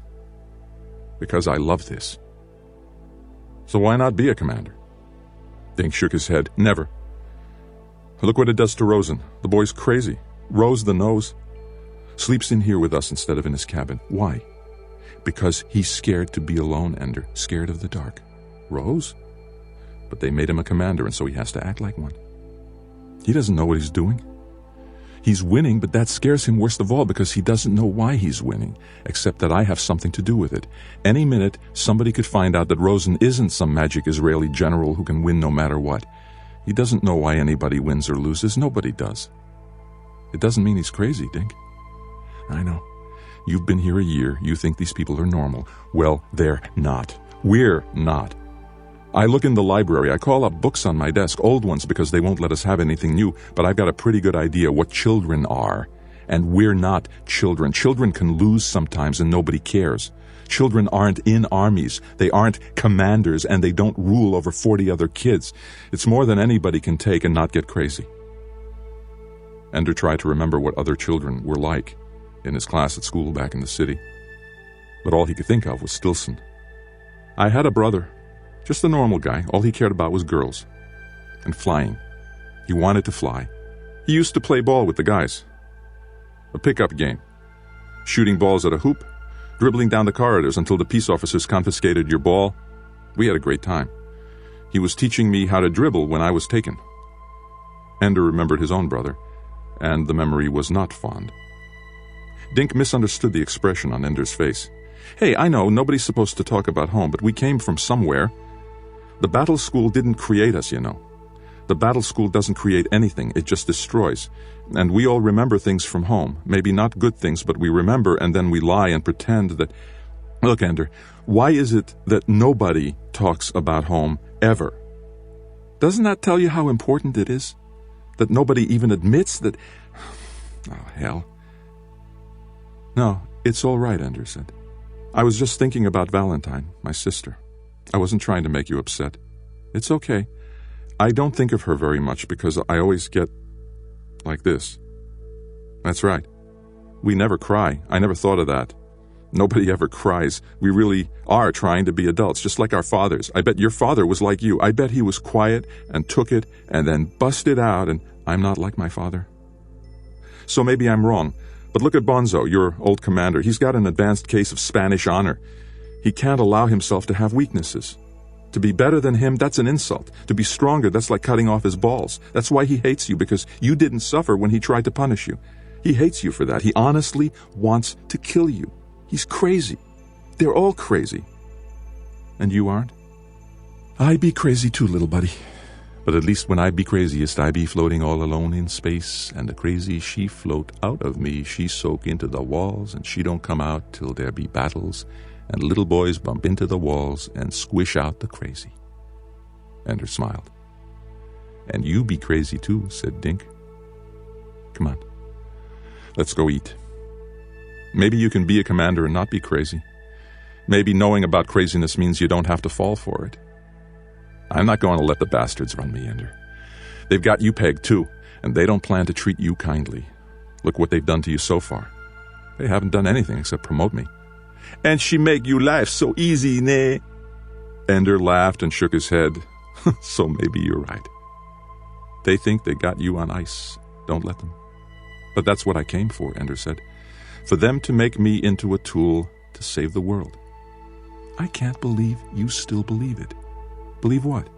The bugger menace? Save the world? Listen, Ender, if the buggers were coming back to get us, they'd be here.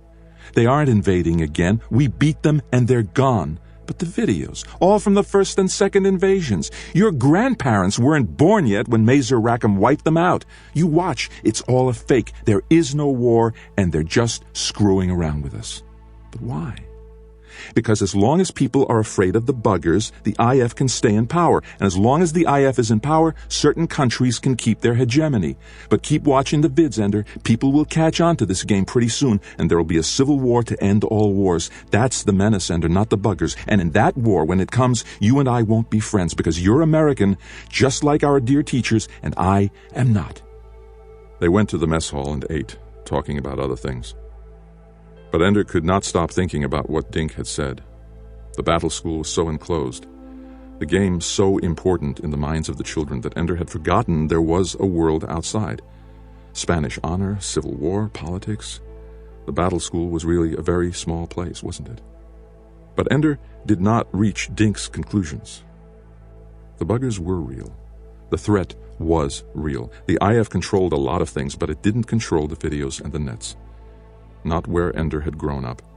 In Dink's home in the Netherlands, with 3 generations under Russian hegemony, perhaps it was all controlled. But Ender knew that lies could not last long in America, so he believed. Believed. But the seed of doubt was there, and it stayed. And every now and then sent out a little root. It changed everything to have that seed growing. It made Ender listen more carefully to what people meant instead of what they said. It made him wise. There weren't as many boys at the evening practice, not by half. Where's Bernard? Asked Ender. Alai grinned. Shen closed his eyes and assumed the look of blissful meditation. Haven't you heard? Said another boy, a launchie from a younger group. Word's out that any launchie who comes to your practice sessions won't ever amount to anything in anybody's army. Word's out that the commanders don't want any soldiers who've been damaged by your training. Ender nodded. But the way I brain it, said the launchie, I be the best soldier I can, and any commander worth a damn he'd take me, nay? Eh, said Ender, with finality. They went on with practice. About a half hour into it, when they were practicing throwing off collisions with frozen soldiers, several commanders in different uniforms came in. They ostentatiously took down names. Hey, shouted Alai, make sure you spell my name right. The next night there were even fewer boys. Now Ender was hearing the stories. Little launchies getting slapped around in the bathrooms, or having accidents in the mess hall and the game room, or getting their files trashed by older boys who had broken the primitive security system that guarded the launchies' desks. No practice tonight, Ender said. The hell there's not, said Alai. Give it a few days. I don't want any of the little kids getting hurt. If you stop, even one night, they'll figure it works to do this kind of thing, just like if you'd ever back down to Bernard back when he was being a swine. Besides, said Shen, we aren't scared and we don't care, so you owe it to us to go on. We need the practice and so do you. Ender remembered what Dink had said. The game was trivial compared to the whole world. Why should anyone give every night of his life to this stupid game? We don't accomplish that much anyway, Ender said. He started to leave. A lie stopped him. They scare you too? They slap you up in the bathroom? Stick your head in the pissa? Somebody gots a gun up you bung? No, Ender said. You still my friend? Asked a lie, more quietly. Yes. Then I still you, friend Ender, and I stay here and practice with you. The older boys came again, but fewer of them were commanders. Most were members of a couple of armies. Ender recognized salamander uniforms, even a couple of rats. They didn't take names this time. Instead, they mocked and shouted and ridiculed as the launchies tried to master difficult skills with untrained muscles. It began to get to a few of the boys. Listen to them, Ender said to the other boys. Remember the words. If you ever want to make your enemy crazy, shout that kind of stuff at them. It makes them do dumb things to be mad. But we don't get mad. Shen took the idea to heart, and after each jibe from the older boys, he had a group of 4 launchies recite the words loudly 5 or 6 times. When they started singing the taunts like nursery rhymes, some of the older boys launched themselves from the wall and came out for a fight. The flash suits were designed for wars fought with harmless light. They offered little protection and seriously hampered movement if it came to hand-to-hand fighting in Nullo. Half of the boys were flashed anyway and couldn't fight, but the stiffness of their suits made them potentially useful. Ender quickly ordered his launchies to gather in one corner of the room. The older boys laughed at them even more, and some who had waited by the wall came forward to join in the attack, seeing Ender's group in retreat. Ender and Alai decided to throw a frozen soldier in the face of an enemy. The frozen launchie struck helmet first, and the two caromed off each other. The older boy clutched his chest where the helmet had hit him and screamed in pain. The mockery was over. The rest of the older boys launched themselves to enter the battle. Ender didn't really have much hope of any of the boys getting away without some injury. But the enemy was coming haphazardly, uncoordinatedly. They had never worked together before, while Ender's little practice army, though there were only a dozen of them now, knew each other well and knew how to work together. "Go Nova!" shouted Ender. The other boys laughed. They gathered into 3 groups, feet together, squatting, holding hands so they formed small stars against the back wall. "We'll go around them and make for the door, now." At his signal, the 3 stars burst apart, each boy launching in a different direction, but angled so he could rebound off a wall and head for the door. Since all of the enemy were in the middle of the room, where course changes were far more difficult, it was an easy maneuver to carry out. Ender had positioned himself so that when he launched, he would rendezvous with the frozen soldier he had just used as a missile. The boy wasn't frozen now, and he let Ender catch him, whirl him around, and send him toward the door. Unfortunately, the necessary result of the action was for Ender to head in the opposite direction and at a reduced speed. Alone of all his soldiers, he was drifting fairly slowly, and at the end of the battle room where the older boys were gathered. He shifted himself so he could see that all his soldiers were safely gathered at the far wall. In the meantime, the furious and disorganized army had just spotted him. Ender calculated how soon he would reach the wall so he could launch again. Not soon enough. Several enemies had already rebounded toward him. Ender was startled to see Stilson's face among them. Then he shuddered and realized he had been wrong. Still, it was the same situation, and this time they wouldn't sit still for a single combat settlement. There was no leader, as far as Ender knew, and these boys were a lot bigger than him. Still, he had learned some things about weight shifting in personal combat class and about the physics of moving objects. Game battles almost never got to hand-to-hand combat. You never bumped into an enemy that wasn't frozen unless you were frozen yourself. So, in the few seconds he had, Ender tried to position himself to receive his guests. Fortunately, they knew as little about Nullo fighting as he did, and the few who tried to punch him found that throwing a punch was pretty ineffective when their bodies moved backward just as quickly as their fists moved forward. But there were some in the group who had bone-breaking on their minds, as Ender quickly saw. He didn't plan to be there for it, though. He caught one of the punchers by the arm and threw him as hard as he could. It hurled Ender out of the way of the rest of the first onslaught, though he still wasn't getting any closer to the door. "Stay there," he shouted at his friends, who obviously were forming up to come and rescue him. "Just stay there." Someone caught Ender by the foot. The tight grip gave Ender some leverage. He was able to stamp firmly on the other boy's ear and shoulder, making him cry out and let go. If the boy had let go just as Ender kicked downward, It would have hurt him much less and allowed Ender to use the maneuver as a launch. Instead, the boy had hung on too well. His ear was torn and scattering blood in the air, and Ender was drifting even more slowly. I'm doing it again, thought Ender. I'm hurting people again just to save myself. Why don't they leave me alone so I don't have to hurt them? 3 more boys were converging on him now, and this time they were acting together. Still, they had to grab him before they could hurt him. Ender positioned himself quickly so that 2 of them would take his feet, leaving his hands free to deal with the 3rd. Sure enough, they took the bait. Ender grasped the shoulders of the 3rd boy's shirt and pulled him up sharply, butting him in the face with his helmet. Again a scream and a shower of blood.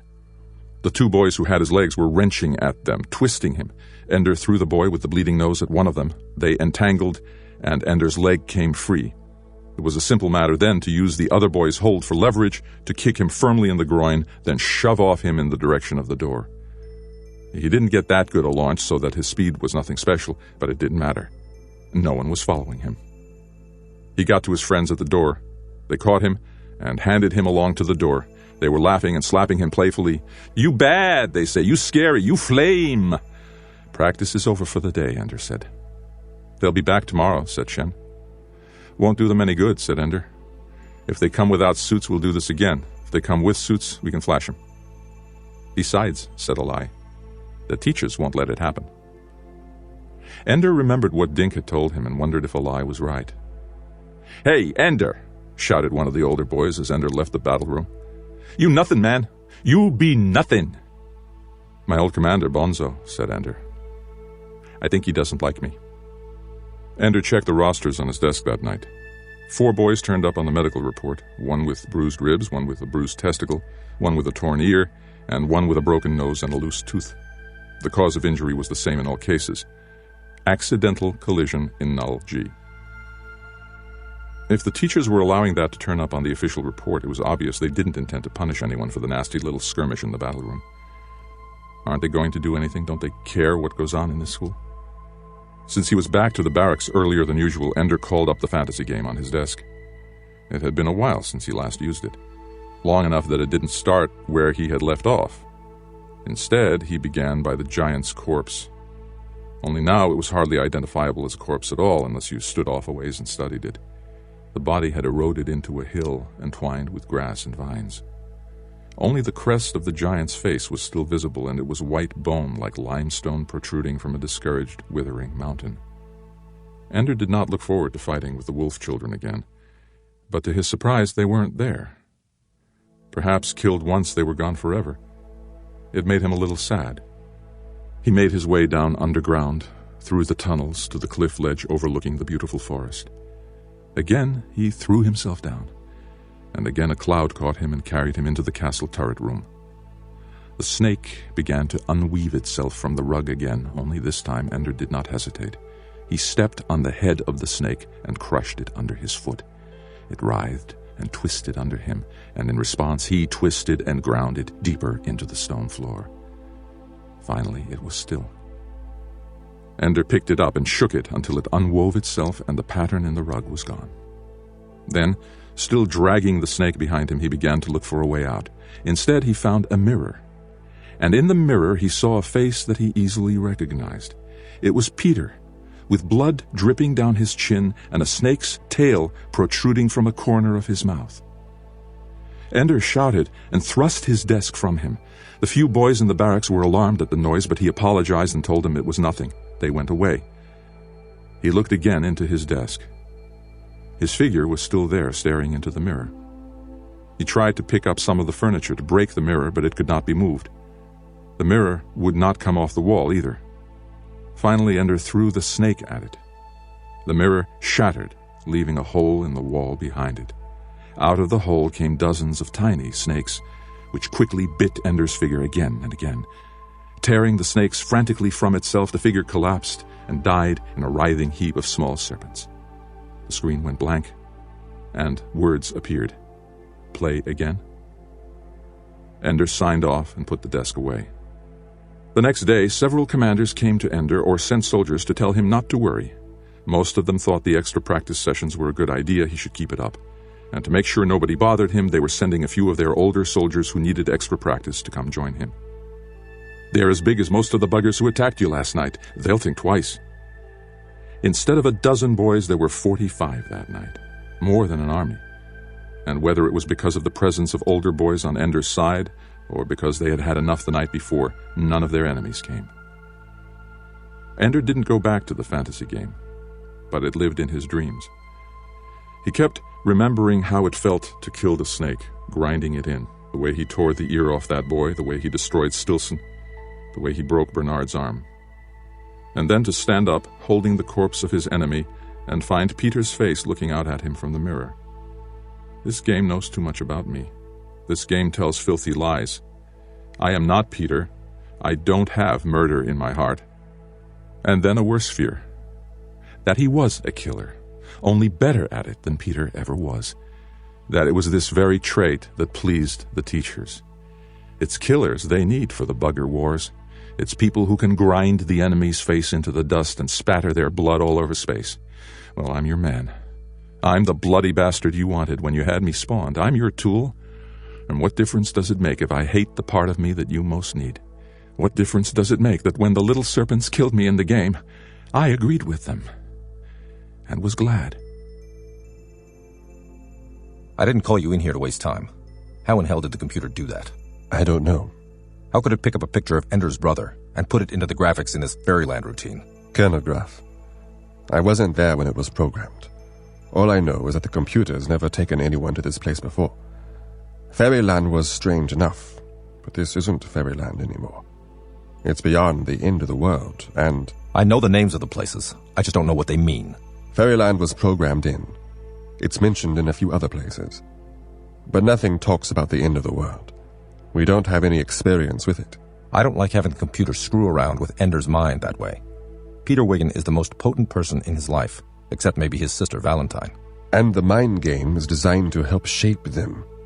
Help them. Find worlds they can be comfortable in.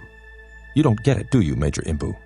I don't want Ender being comfortable with the end of the world. Our business here is not to be comfortable with the end of the world. The end of the world in the game isn't necessarily the end of humanity in the Bugger Wars. It has a private meaning to Ender. Good. What meaning? I don't know, sir. I'm not the kid. Ask him. Major Imbu, I'm asking you. There could be 1,000 meanings. Try one. You've been isolating the boy. Maybe he's wishing for the end of this world, the battle school. Or maybe it's about the end of the world he grew up with as a little boy. His home, coming here. Or maybe it's his way of coping with having broken up so many other kids here. Ender's a sensitive kid, you know. And he's done some pretty bad things to people's bodies. He might be wishing for the end of that world. Or none of the above. The mind game is a relationship between the child and the computer. Together they create stories. The stories are true, in the sense that they reflect the reality of the child's life. That's all I know. And I'll tell you what I know, Major Imbu. That picture of Peter Wiggin was not one that could have been taken from our files here at the school. We have nothing on him, electronically or otherwise, since Ender came here. And that picture is more recent. It's only been 1.5 years, sir. How much can the boy change? He's wearing his hair completely differently now. His mouth was redone with orthodontia. I got a recent photograph from Landside and compared. The only way the computer here in the battle school could have gotten that picture was by requisitioning it from a Landside computer. And not even one connected with the IF. That takes requisitionary powers. We can't just go into Guilford County, North Carolina and pluck a picture out of school files. Did anyone at this school authorize getting this? You don't understand, sir. Our battle school computer is only a part of the IF network. If we want a picture, we have to get a requisition. But if the mind game program determines that a picture is necessary, it can just go take it. Not just every day. Only when it's for the child's own good. Okay, it's for his good. But why? His brother is dangerous. His brother was rejected for this program because he's one of the most ruthless and unreliable human beings we've laid hands on. Why is he so important to Ender? Why, after all this time? Honestly, sir, I don't know. And the mind game program is designed so that it can't tell us. It may not know itself, actually. This is uncharted territory. You mean the computer's making this up as it goes along? You might put it that way. Well, that does make me feel a little better. I thought I was the only one. Valentine celebrated Ender's 8th birthday alone, in the wooded backyard of their new home in Greensboro. She scraped a patch of ground bare of pine needles and leaves, and there scratched his name in the dirt with a twig. Then she made a small teepee of twigs and needles and lit a small fire. It made smoke that interwove with the branches and needles of the pine overhead. "All the way into space," she said silently, "all the way to the battle school." No letters had ever come, and as far as they knew, their own letters had never reached him. When he first was taken, Father and Mother sat at the table and keyed in long letters to him every few days. Soon, though, it was once a week, and when no answers came, once a month. Now it had been 2 years since he went, and there were no letters, none at all, and no remembrance on his birthday. He is dead, she thought bitterly, because we have forgotten him. But Valentine had not forgotten him. She did not let her parents know, and above all never hinted to Peter how often she thought about Ender, how often she wrote him letters that she knew he would not answer. And when Mother and Father had announced to them that they were leaving the city to move to North Carolina, of all places, Valentine knew that they never expected to see Ender again. They were leaving the only place where he knew to find them. How would Ender find them here among these trees, under this changeable and heavy sky? He had lived deep in corridors all his life, and if he was still in the battle school, there was less of nature there. What would he make of this? Valentine knew why they had moved here. It was for Peter, so that living among trees and small animals, so that nature, in as raw form as Mother and Father could conceive of it, might have a softening influence on their strange and frightening son. And in a way, it had. Peter took to it right away. Long walks out in the open, cutting through woods and out into the open country, going sometimes for a whole day, with only a sandwich or two sharing space with his desk in the pack on his back, with only a small pocket knife in his pocket. But Valentine knew. She had seen a squirrel, half-skinned, spiked by its little hands and feet, with twigs pushed into the dirt. She pictured Peter trapping it, staking it, then carefully parting and peeling back the skin without breaking into the abdomen, watching the muscles twist and ripple. How long had it taken the squirrel to die? And all the while Peter had sat nearby, leaning against the tree where perhaps the squirrel had nested, playing with his desk while the squirrel's life seeped away. At first, she was horrified, and nearly threw up at dinner, watching how Peter ate so vigorously, talked so cheerfully. But later she thought about it and realized that perhaps, for Peter, it was a kind of magic, like her little fires, a sacrifice that somehow stilled the dark gods that hunted for his soul. Better to torture squirrels than other children. Peter has always been a husbandman of pain, planting it, nurturing it, devouring it greedily when it was ripe. Better he should take it in these small, sharp doses than with dull cruelty to children in the school. "A model student," said his teachers. "I wish we had 100 others in the school just like him. Studies all the time, turns in all his work on time. He loves to learn." But Valentine knew it was a fraud. Oh, Peter loved to learn all right, but the teachers hadn't taught him anything, ever. He did his learning through his desk at home, tapping into libraries and databases, studying and thinking, and above all, talking to Valentine. Yet at school he acted as though he were excited about the puerile lesson of the day. "Oh, wow, I never knew that frogs looked like this inside," he'd say. And then at home he studied the binding of cells into organisms through the phylotic collation of DNA. Peter was a master of flattery, and all his teachers bought it. Still, it was good Peter never fought anymore, never bullied, got along well with everybody. It was a new Peter. Everyone believed it. Father and Mother said it so often it made Valentine want to scream at them. It isn't the new Peter, it's the old Peter, only smarter. How smart? Smarter than you, Father. Smarter than you, Mother. Smarter than anybody you have ever met. But not smarter than me. I've been deciding, said Peter, whether to kill you or what. Valentine leaned against the trunk of the pine tree, her little fire a few smoldering ashes. I love you too, Peter. It would be so easy. You always make these stupid little fires. It's just a matter of knocking you out and burning you up. You're such a firebug. I've been thinking of castrating you in your sleep. No, you haven't. You only think of things like that when I'm with you. I bring out the best in you. No, Valentine, I've decided not to kill you. I've decided that you're going to help me. I am. A few years ago, Valentine would have been terrified at Peter's threats. Now, though, she was not so afraid. Not that she doubted that he was capable of killing her. She couldn't think of anything so terrible that she didn't believe Peter might do it. She also knew, though, that Peter was not insane. Not in the sense that he wasn't in control of himself. He was in better control of himself than anyone she knew, except perhaps herself. Peter could delay any desire as long as he needed to. He could conceal any emotion. And so Valentine knew that he would never hurt her in a fit of rage. He would only do it if the advantages outweighed the risks. And they did not. In a way, she actually preferred Peter to other people because of this. He always acted out of intelligent self-interest. And so, to keep herself safe, all she had to do was make sure it was more in Peter's interest to keep her alive than to have her dead. Valentine, things are coming to a head. I've been tracking troop movements in Russia.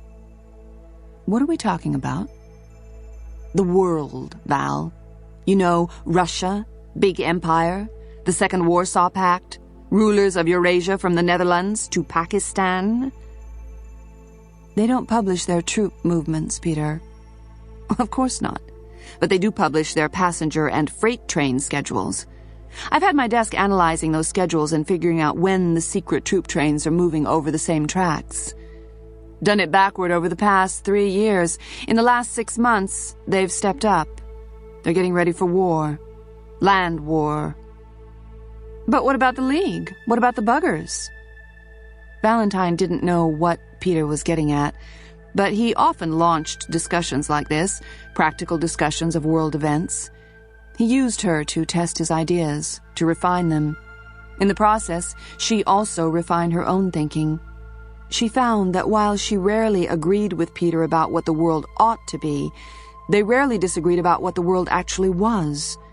They had become quite deft at sifting accurate information out of the stories of the hopelessly ignorant, gullible news writers. The news herd, as Peter called them.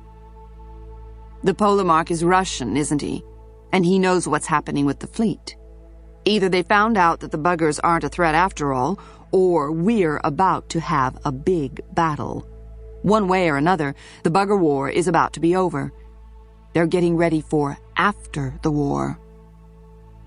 If they're moving troops, it must be under the direction of the Strategos. It's all internal, within the Warsaw Pact. This was troubling. The facade of peace and cooperation had been undisturbed almost since the bugger wars began. What Peter had detected was a fundamental shift in the world order. She had a mental picture, as clear as memory, of the way the world had been before the buggers forced peace upon them. So it's back to the way it was before.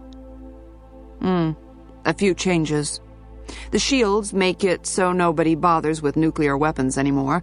We have to kill each other thousands at a time, instead of millions. Peter grinned.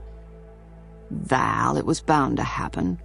Right now there's a vast international fleet and army in existence with North American hegemony. When the bugger wars are over, all that power will vanish because it's all built on fear of the buggers. And suddenly we'll look around and discover that all the old alliances are gone, dead and gone except one, the Warsaw Pact. And it'll be the dollar against 5 million lasers. Oh, we'll have the asteroid belt, but they'll have Earth. And you run out of raisins and celery kind of fast out there, without Earth. What disturbed Valentine most of all was that Peter did not seem at all worried. Peter, why do I get the idea that you're thinking of this as a golden opportunity for Peter Wiggin? For both of us, Val.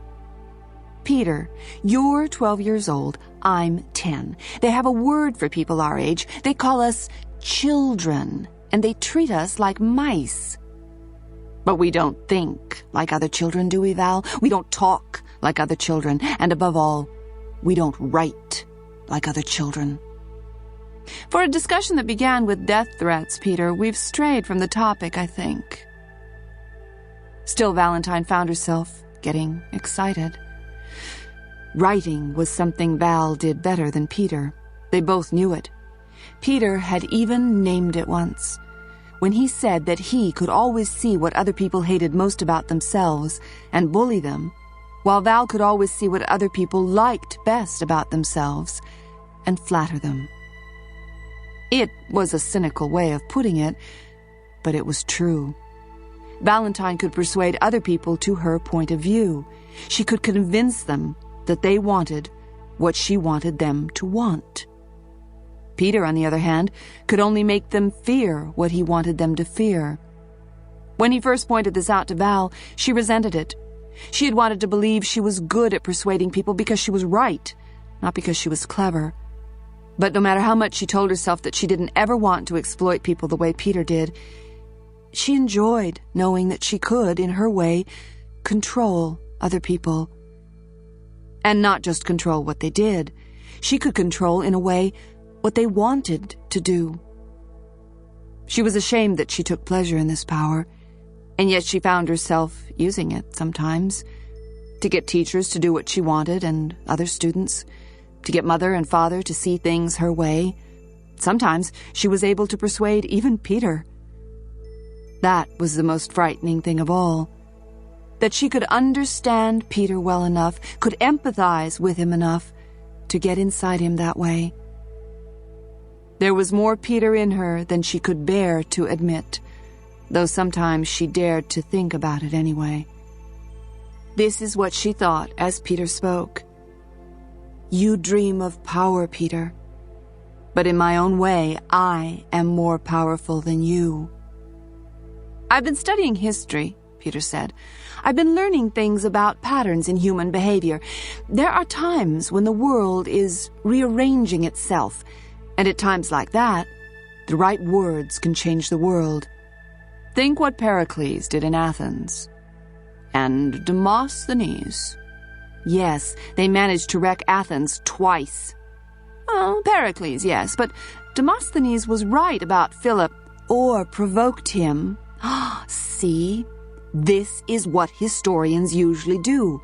Quibble about cause and effect when the point is, there are times when the world is in flux, and the right voice in the right place can move the world. Thomas Paine and Ben Franklin, for instance. Bismarck. Lenin. Not exactly parallel cases, Peter. Now she was disagreeing with him out of habit. She saw what he was getting at, and she thought it might just be possible. I didn't expect you to understand. You still believe that teachers know something worth learning. I understand more than you think, Peter. So, you see yourself as Bismarck. I see myself as knowing how to insert ideas into the public mind. Haven't you ever thought of a phrase, Val, a clever thing to say, and said it, and then 2 weeks or a month later, you hear some adult saying it to another adult, both of them strangers, or you see it on a video or pick it up on a net? I always figured I heard it before and only thought I was making it up. You were wrong. There are maybe 2,000 or 3,000 people in the world as smart as us, little sister. Most of them are making a living somewhere, teaching the poor bastards or doing research. Precious few of them are actually in positions of power. I guess we're the lucky few. Funny as a one-legged rabbit, Val. Of which there are, no doubt, several in these woods, hopping in neat little circles. Valentine laughed at the gruesome image and hated herself for thinking it was funny. Val, we can say the words that everyone else will be saying 2 weeks later. We can do that. We don't have to wait until we're grown up and safely put away in some career. Peter, you're 12. Not on the nets, I'm not. On the nets, I can name myself anything I want, and so can you. On the nets, we are clearly defined as students, and we can't even get into the real discussions except in audience mode, which means we can't say anything anyway. I have a plan. You always do. She pretended nonchalance, but she listened eagerly. We can get on the nets as full-fledged adults with whatever net names we want to adopt, if Father gets us onto his citizens' access. And why would he do that? We already have student access. What do you tell him? I need citizens' access so I can take over the world? No, Val. I won't tell him anything. You'll tell him how you're worried about me. How I'm trying so very hard to do well at school, but you know it's driving me crazy because I can never talk to anybody intelligent. Everybody always talks down to me because I'm young. I never get to converse with my peers. You can prove that the stress is getting to me.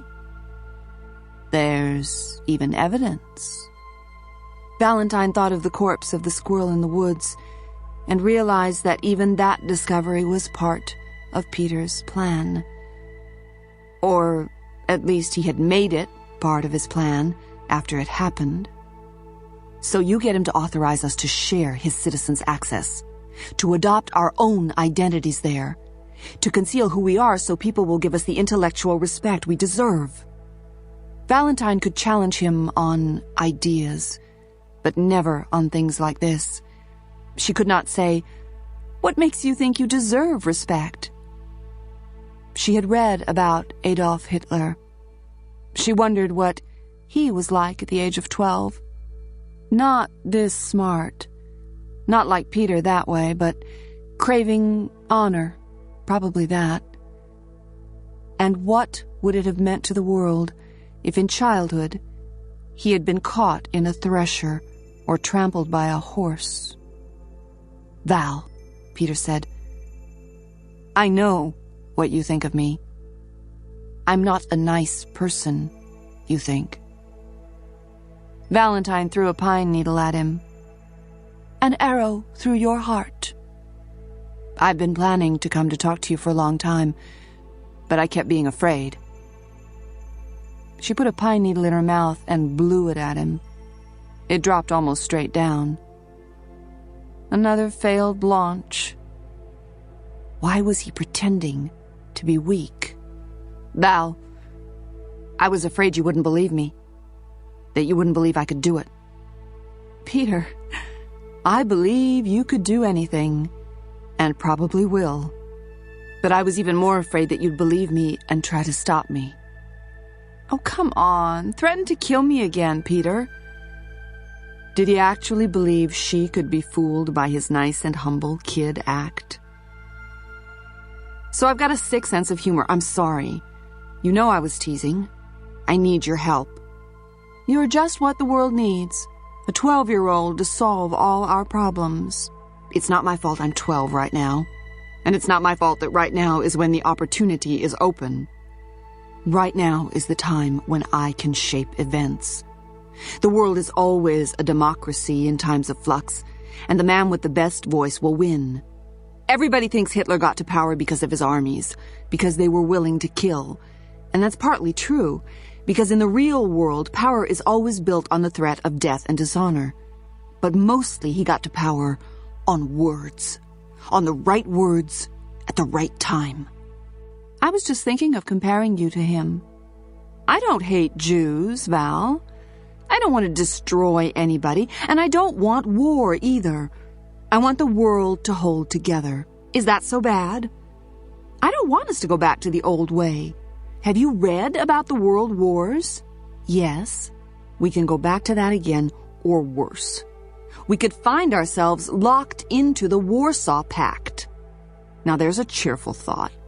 Peter, we're children. Don't you understand that? We're going to school. We're growing up. But even as she resisted, she wanted him to persuade her. She had wanted him to persuade her from the beginning. But Peter didn't know that he had already won. If I believe that, if I accept that, then I've got to sit back and watch while all the opportunities vanish. And then when I'm old enough, it's too late. Val, listen to me. I know how you feel about me. You always have. I was a vicious, nasty brother. I was cruel to you and crueler to Ender before they took him. But I didn't hate you. I loved you both. I just had to be... had to have control. Do you understand that? It's the most important thing to me. It's my greatest gift. I can see where the weak points are. I can see how to get in and use them. I just see those things without even trying. I could become a businessman and run some big corporation. I'd scramble and maneuver until I was at the top of everything. And what would I have? Nothing. I'm going to rule, Val. I'm going to have control of something. But I want it to be something worth ruling. I want to accomplish something worthwhile. A Pax Americana through the whole world.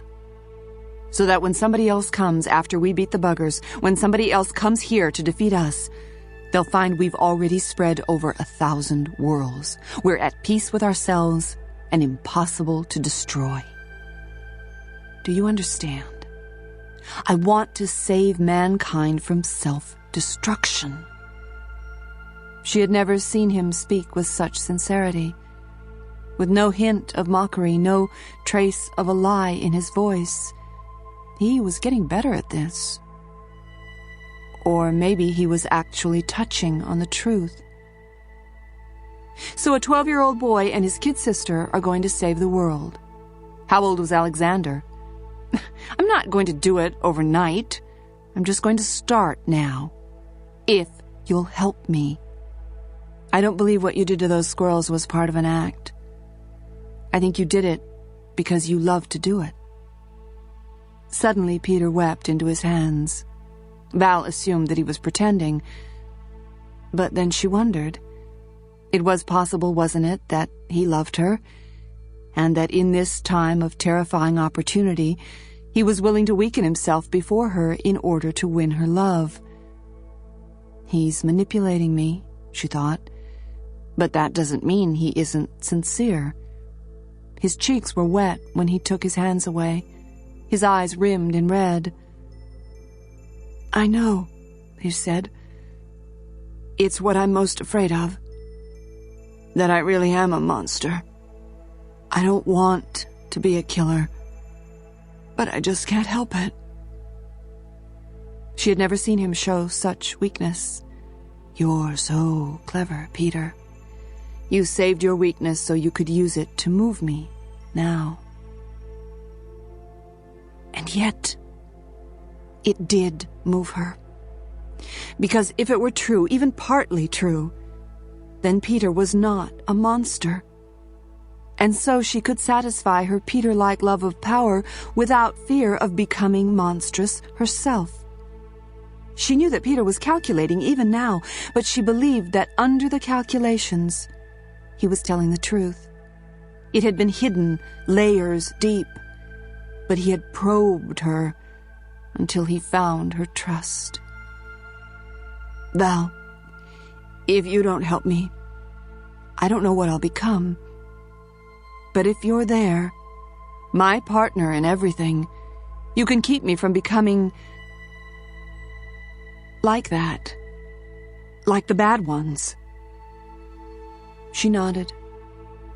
You are only pretending to share power with me, she thought. But in fact, I have power over you, even though you don't know it. I will. I'll help you. As soon as Father got them both onto his Citizens Access, they began testing the waters. They stayed away from the nets that required use of a real name. That wasn't hard, because real names only had to do with money. They didn't need money, they needed respect, and that they could earn. With false names on the right nets, they could be anybody. Old men, middle-aged women, anybody, as long as they were careful about the way they wrote. All that anyone would see were their words, their ideas. Every citizen started equal on the nets. They used throwaway names with their early efforts, not the identities that Peter planned to make famous and influential. Of course, they were not invited to take part in the great national and international political forums. They could only be audiences there until they were invited or elected to take part. But they signed on and watched, reading some of the essays published by the great names, witnessing the debates that played across their desks. And in the lesser conferences, where common people commented about the great debates, they began to insert their comments. At first, Peter insisted that they be deliberately inflammatory. We can't learn how our style of writing is working unless we get responses, and if we're bland, no one will answer. They were not bland, and people answered. The responses that got posted on the public nets were vinegar. The responses that were sent as mail for Peter and Valentine to read privately were poisonous. But they did learn what attributes of their writing were seized upon as childish and immature, and they got better. When Peter was satisfied that they knew how to sound adult, he killed the old identities, and they began to prepare to attract real attention. We have to seem completely separate. We'll write about different things at different times. We'll never refer to each other. You'll mostly work on the West Coast nets, and I'll mostly work in the South. Regional issues, too, so do your homework. They did their homework. Mother and Father worried sometimes, with Peter and Valentine constantly together, their desks tucked under their arms. But they couldn't complain. Their grades were good, and Valentine was such a good influence on Peter. She had changed his whole attitude toward everything. And Peter and Valentine sat together in the woods, in good weather, and in pocket restaurants and indoor parks when it rained. And they composed their political commentaries. Peter carefully designed both characters so that neither one had all of his ideas. There were even some spare identities that they used to drop in third-party opinions. Let both of them find a following as they can, said Peter. Once, tired of writing and rewriting until Peter was satisfied, Val despaired and said, "Write it yourself, then." "I can't," he answered. "They can't both sound alike, ever. You forget that someday we'll be famous enough that somebody will start running analyses. We'll have to come up as different people every time." So she wrote on. Her main identity on the nets was Demosthenes. Peter chose the name. He called himself Locke. They were obvious pseudonyms, but that was part of the plan. With any luck, they'll start trying to guess who we are. If we get famous enough, the government can always get access and find out who we really are. When that happens, we'll be too entrenched to suffer much loss. People might be shocked that Demosthenes and Locke are two kids, but they'll already be used to listening to us. They began composing debates for their characters. Valentine would prepare an opening statement, and Peter would invent a throwaway name to answer her. His answer would be intelligent, and the debate would be lively, lots of clever invective and good political rhetoric. Valentine had a knack for alliteration that made her phrases memorable. Then they would enter the debate into the network, separated by a reasonable amount of time, as if they were actually making them up on the spot. Sometimes a few other netters would interpose comments, but Peter and Val would usually ignore them or change their own comments only slightly to accommodate what had been said. Peter took careful note of all their most memorable phrases, and then did searches from time to find those phrases cropping up in other places. Not all of them did, but most of them were repeated here and there, and some of them even showed up in the major debates on the prestige nets. "We're being read," Peter said. "The ideas are seeping out." "The phrases, anyway. That's just the measure. Look, we're having some influence. Nobody quotes us by name yet, but they're discussing the points we raise. We're helping set the agenda. We're getting there. Should we try to get into the main debates? No, we'll wait until they ask us." They'd been doing it only 7 months when one of the West Coast nets sent Demosthenes a message, an offer for a weekly column in a pretty good news set. I can't do a weekly column, Valentine said. I don't even have a monthly period yet. The two aren't related, Peter said. They are to me. I'm still a kid. Tell them yes. But since you prefer not to have your true identity revealed, you want them to pay you a network time, a new access code through their corporate identity. So when the government traces me, you'll just be a person who can sign on through CalNet. Father's Citizens Access doesn't get involved. What I can't figure out is why they wanted Demosthenes before Locke. Talent rises to the top. As a game, it was fun. But Valentine didn't like some of the positions Peter made Demosthenes take. Demosthenes began to develop as a fairly paranoid anti-Russian writer. It bothered her because Peter was the one who knew how to exploit fear in his writing. She had to keep coming to him for ideas on how to do it. Meanwhile, his Locke followed her moderate, empathic strategies. It made sense in a way. By having her write Demosthenes, it meant he also had some empathy, just as Locke also could play on others' fears. But the main effect was to keep her inextricably tied to Peter. She couldn't go off and use Demosthenes for her own purposes. She wouldn't know how to use him. Still, it worked both ways. He couldn't write Locke without her. Or could he? I thought the idea was to unify the world. If I write like you say I should, Peter, I'm pretty much calling for war to break up the Warsaw Pact. Not war, just open nets and the prohibition of interception. Free flow of information. Compliance with League rules, for heaven's sake. Without meaning to, Valentine started talking in Demosthenes' voice, even though she certainly wasn't speaking Demosthenes' opinions. Everyone knows that from the beginning of the League, the Second Warsaw Pact was to be regarded as a single entity where those rules were concerned. International free flow is still open. But between the Warsaw Pact nations, these things are internal matters. That was why they were willing to allow American hegemony in the League. You're arguing Locke's part, Val. Trust me. You have to call for the Warsaw Pact to lose official status. You have to get a lot of people really angry. Then, later, when you begin to recognize the need for compromise, then they stop listening to me and go off and fight a war. Val, trust me, I know what I'm doing. How do you know? You're not any smarter than me, and you've never done this before either. I'm 13, and you're 10, almost 11, and I know how these things work.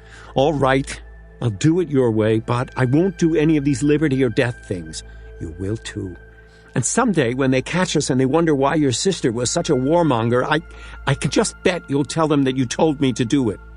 Are you sure you're not having a period, little woman? I hate you, Peter Wiggin. What bothered Valentine most was when her column got syndicated into several other regional news nets, and Father started reading it and quoting from it at table. Finally, a man with some sense, he said. Then he quoted some of the passages Valentine hated worst in her own work.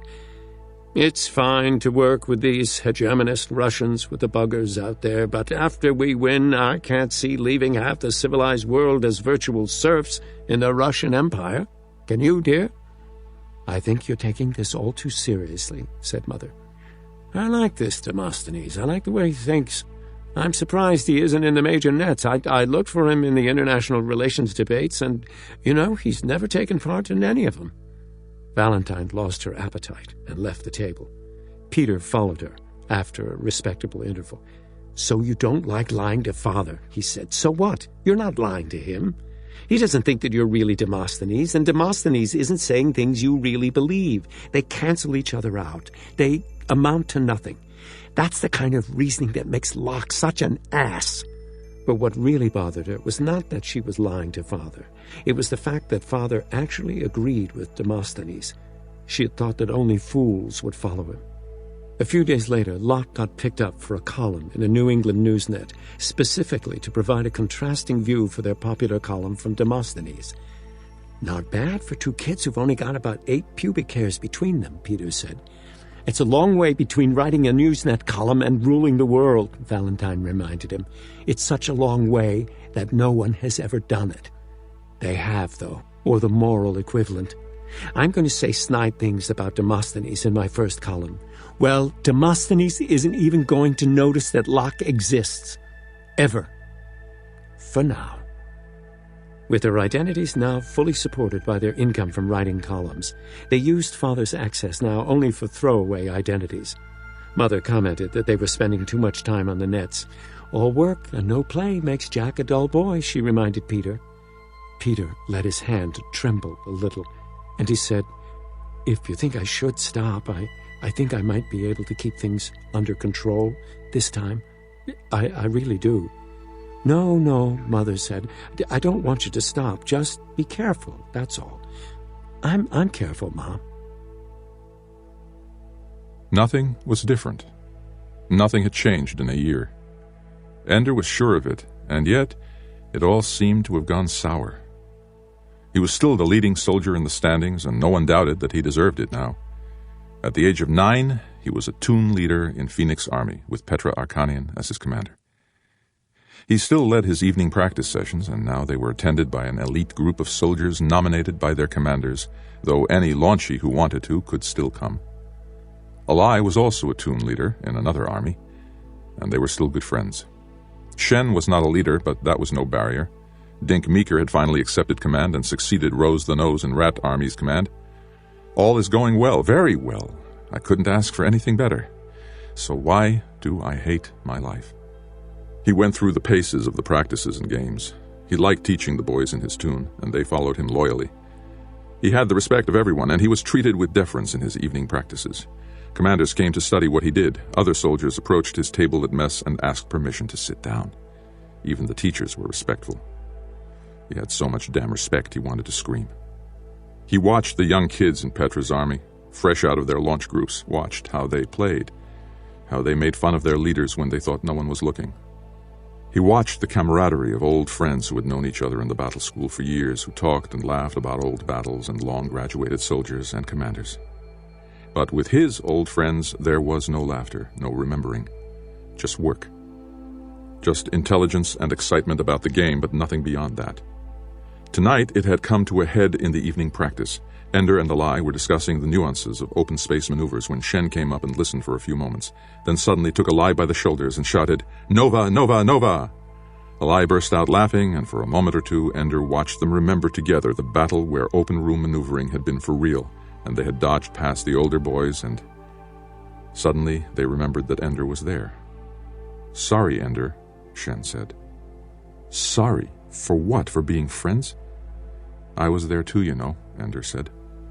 And they apologized again. Back to business, back to respect.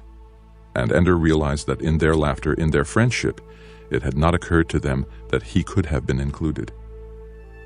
How could they think I was part of it? Did I laugh? Did I join in? Just stood there, watching, like a teacher. That's how they think of me, too. Teacher, legendary soldier, not one of them. Not someone that you embrace and whisper salam in his ear. That only lasted while Ender still seemed a victim, still seemed vulnerable. Now he was the master soldier, and he was completely, utterly alone. Feel sorry for yourself, Ender. He typed the words on his desk as he lay on his bunk. Poor Ender. Then he laughed at himself and cleared away the words. Not a boy or girl in this school wouldn't be glad to trade places with me. He called up the fantasy game. He walked as he often did through the village that the dwarves had built in the hill made by the giant's corpse. It was easy to build sturdy walls with the ribs already curved just right, just enough space between them to leave windows. The whole corpse was cut into apartments opening onto the path down the giant's spine. The public amphitheater was carved into the pelvic bowl, and the common herd of ponies was pastured between the giant's legs. Ender was never sure what the dwarves were doing as they went about their business, but they left him alone as he picked his way through the village, and in return he did them no harm either. He vaulted the pelvic bone at the base of the public square and walked through the pasture. The ponies shied away from him. He did not pursue them. Ender did not understand how the game functioned anymore. In the old days, before he had first gone to the end of the world, everything was combat and puzzles to solve. Defeat the enemy before he kills you, or figure out how to get past the obstacle. Now, though, no one attacked. There was no war, and wherever he went, there was no obstacle at all. Except, of course, in the room in the castle at the end of the world. It was the one dangerous place left, and Ender, however often he vowed that he would not, always went back there, always killed the snake, always looked his brother in the face, and always, no matter what he did, died. It was no different this time. He tried to use the knife on the table to pry through the mortar and pull out a stone from the wall. As soon as he breached the seal of the mortar, water began to gush in through the crack, and Ender watched his desk as his figure, now out of his control, struggled madly to stay alive to keep from drowning. The windows of his room were gone, the water rose, and his figure drowned. All the while, the face of Peter Wiggin in the mirror stayed and looked at him. I'm trapped here, Ender thought, trapped at the end of the world with no way out. And he knew at last the sour taste that had come to him despite all his successes in the battle school. It was despair. There were uniformed men at the entrances to the school when Valentine arrived. They weren't standing like guards, but rather slouched around as if they were waiting for someone inside to finish his business. They wore the uniforms of IF Marines, the same uniforms that everyone saw in bloody combat on the videos. It lent an air of romance to this day at school. All the other kids were excited about it. Valentine was not. It made her think of Ender, for one thing, and for another, it made her afraid. Someone had recently published a savage commentary on Demosthenes' collected writings. The commentary, and therefore her work, had been discussed in the open conference of the International Relations Net, with some of the most important people of the day attacking and defending Demosthenes. What worried her most was the comment of an Englishman. Whether he likes it or not, Demosthenes cannot remain incognito forever. He has outraged too many wise men and pleased too many fools to hide behind his too appropriate pseudonym much longer. Either he will unmask himself in order to assume leadership of the forces of stupidity he has marshaled, or his enemies will unmask him in order to better understand the disease that has produced such a warped and twisted mind. Peter had been delighted, but then he would be. Valentine was afraid that enough powerful people had been annoyed by the vicious persona of Demosthenes that she would indeed be tracked down. The IF could do it, even if the American government was constitutionally bound not to. And here were IF troops gathered at Western Guilford Middle School, of all places. Not exactly the regular recruiting grounds for the IF Marines. She was not surprised to find a message marching around her desk as soon as she logged in. Please log off and go to Dr. Lineberry's office at once. Valentine waited nervously outside the principal's office until Dr. Lineberry opened the door and beckoned her inside. Her last doubt was removed when she saw the soft-bellied man in the uniform of an IF colonel sitting in the one comfortable chair in the room. "You're Valentine Wiggin?" he said. "Yes," she whispered. "I'm Colonel Graff. We've met before." Before? When had she had any dealings with the IF? "I've come to talk to you in confidence about your brother." It's not just me then, she thought. They have Peter. Or is this something new? Has he done something crazy? I thought he stopped doing crazy things. "Valentine, you seem frightened. There's no need to be. Please, sit down. I assure you that your brother is well. He has more than fulfilled our expectations." And now, with a great inward gush of relief, she realized that it was Ender they had come about. This must be the officer who had taken him away. Ender. It wasn't punishment at all. It was little Ender, who had disappeared so long ago, who was no part of Peter's plots now. You were the lucky one, Ender. You got away before Peter could trap you into his conspiracy. How do you feel about your brother, Valentine? Ender? Of course. How can I feel about him? I haven't seen him or heard from him since I was 8. Dr. Lineberry, will you excuse us? Lineberry was annoyed. On second thought, Dr. Lineberry, I think Valentine and I will have a much more productive conversation if we walk outside, away from the recording devices that your assistant principal has placed in this room. It was the first time Valentine had seen Dr. Lineberry speechless. Colonel Graff lifted a picture out from the wall and peeled a sound-sensitive membrane from the wall, along with its small broadcast unit.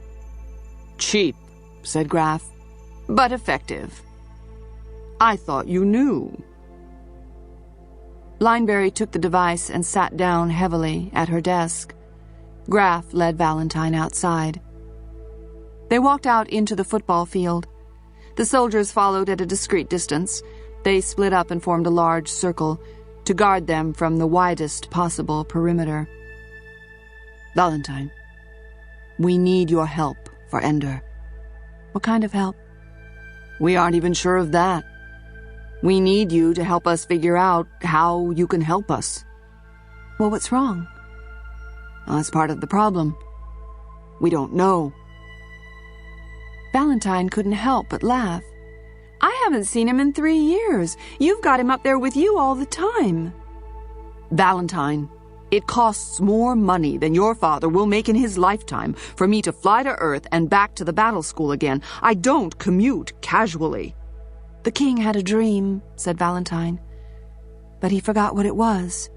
So he told his wise men to interpret the dream, or they'd die. Only Daniel could interpret it, because he was a prophet." "You read the Bible?" "We're doing classics this year in advanced English. I'm not a prophet." "I wish I could tell you everything about Ender's situation, but it would take hours, maybe days, and afterward I'd have to put you in protective confinement because so much of it is strictly confidential. So let's see what we can do with limited information. There's a game that our students play with the computer." And he told her about the end of the world and the closed room and the picture of Peter in the mirror. "It's the computer that puts the picture there, not Ender. Why not ask the computer?"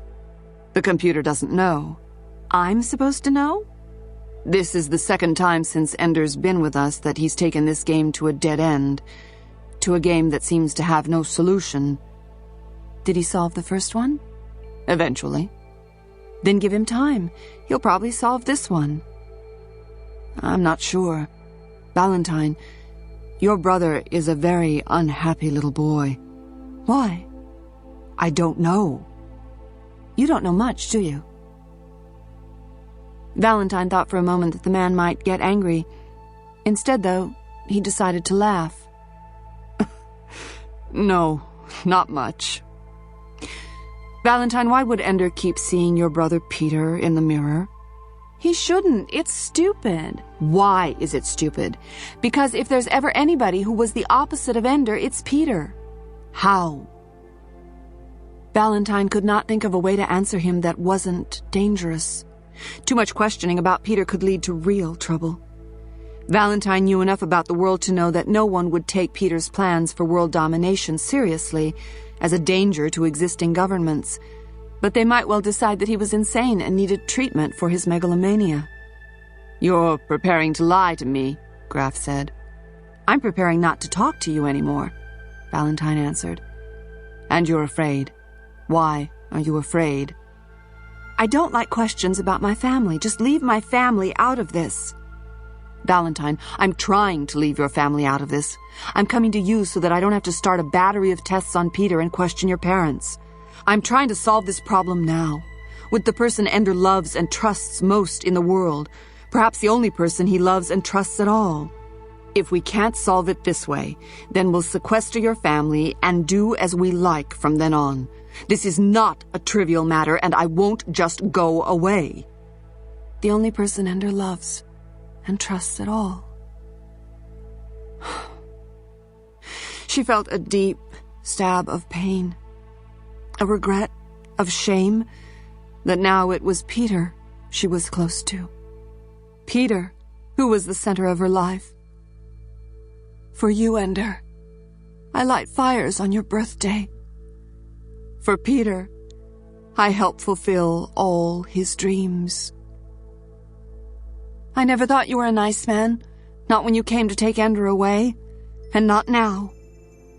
Don't pretend to be an ignorant little girl.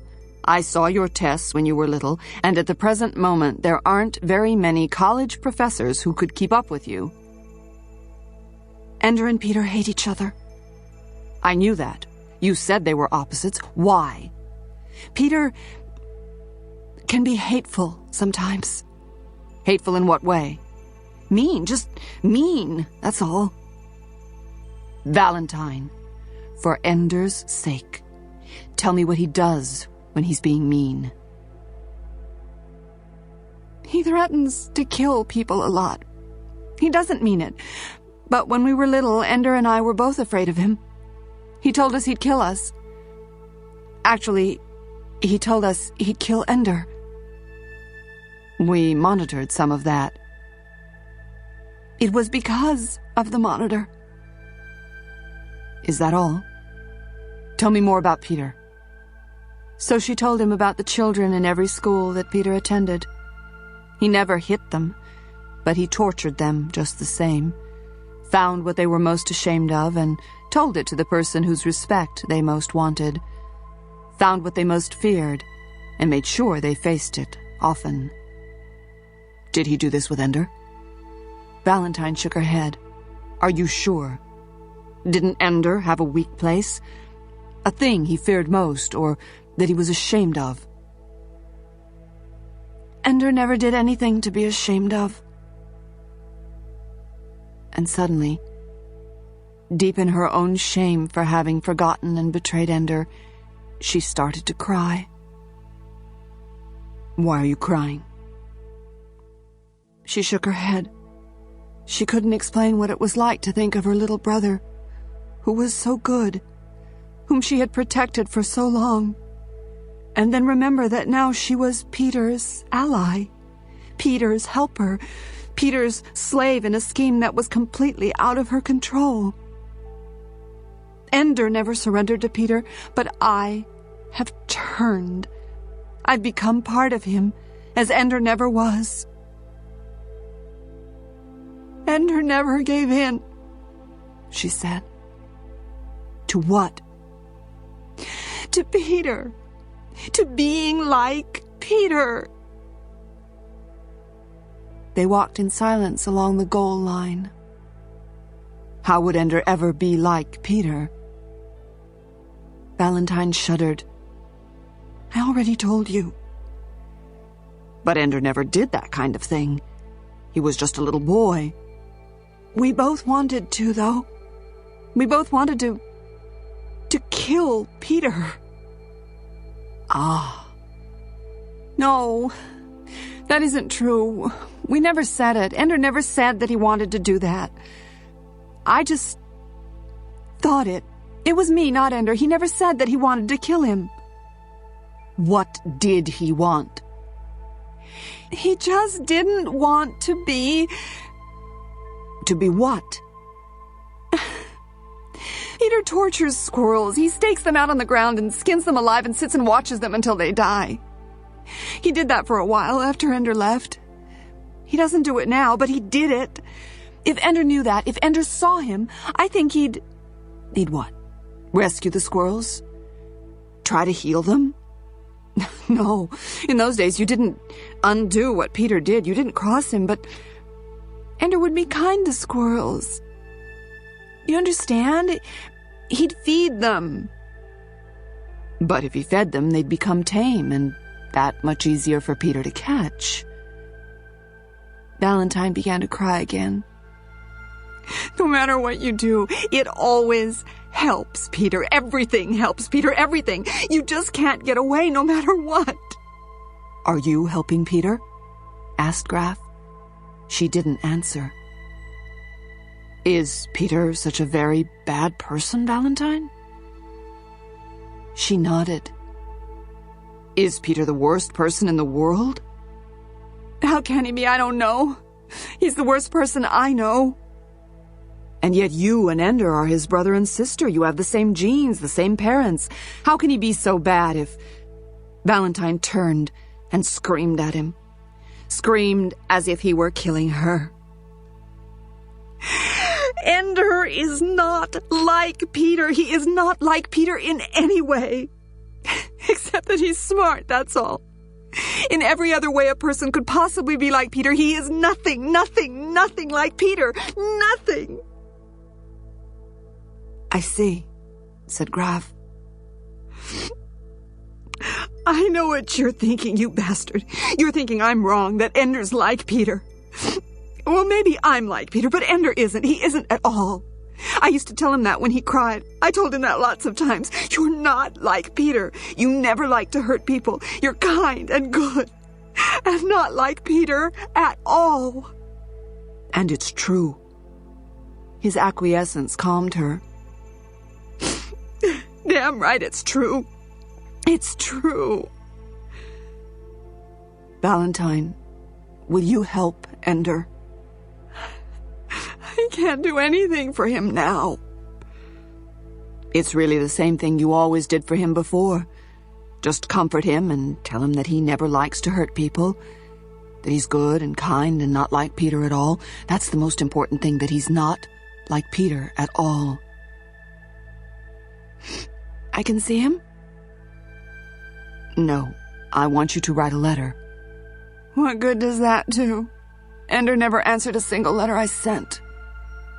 Graf sighed. He, answered every letter he got. It took only a second for her to understand. You really stink. Isolation is the optimum environment for creativity. It was his ideas we wanted, not the... Oh, never mind, I don't have to defend myself to you. Then why are you doing it? She did not ask. But he's slacking off. He's coasting. We want to push him forward, and he won't go. Maybe I'd be doing Ender a favor if I told you to go stuff yourself. You've already helped me. You can help me more. Write to him.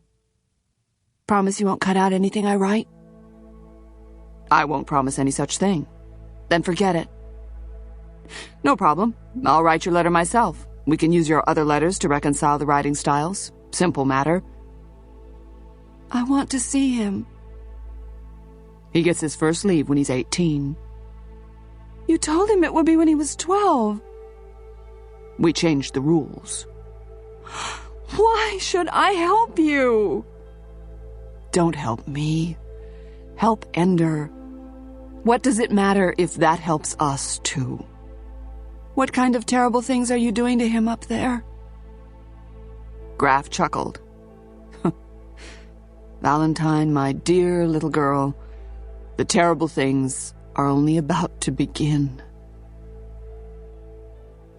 Ender was 4 lines into the letter before he realized that it wasn't from one of the other soldiers in battle school. It had come in the regular way, a mail-waiting message when he signed into his desk. He read 4 lines into it, then skipped to the end and read the signature. Then he went back to the beginning and curled up on his bed to read the words over and over again. Ender. The bastards wouldn't put any of my letters through till now. I must have written 100 times, but you must have thought I never did. Well, I did. I haven't forgotten you. I remember your birthday. I remember everything. Some people might think that because you're being a soldier, you are now a cruel and hard person who likes to hurt people, like the Marines in the videos, but I know that isn't true. You are nothing like you-know-who. He's nicer seeming, but he's still a slum bitch inside. Maybe you seem mean, but it won't fool me. Still paddling the old canoe. All my love, turkey lips. Val. Don't write back. They'll probably psychoanalyze your letter. Obviously, it was written with the full approval of the teachers, but there was no doubt it was written by Val.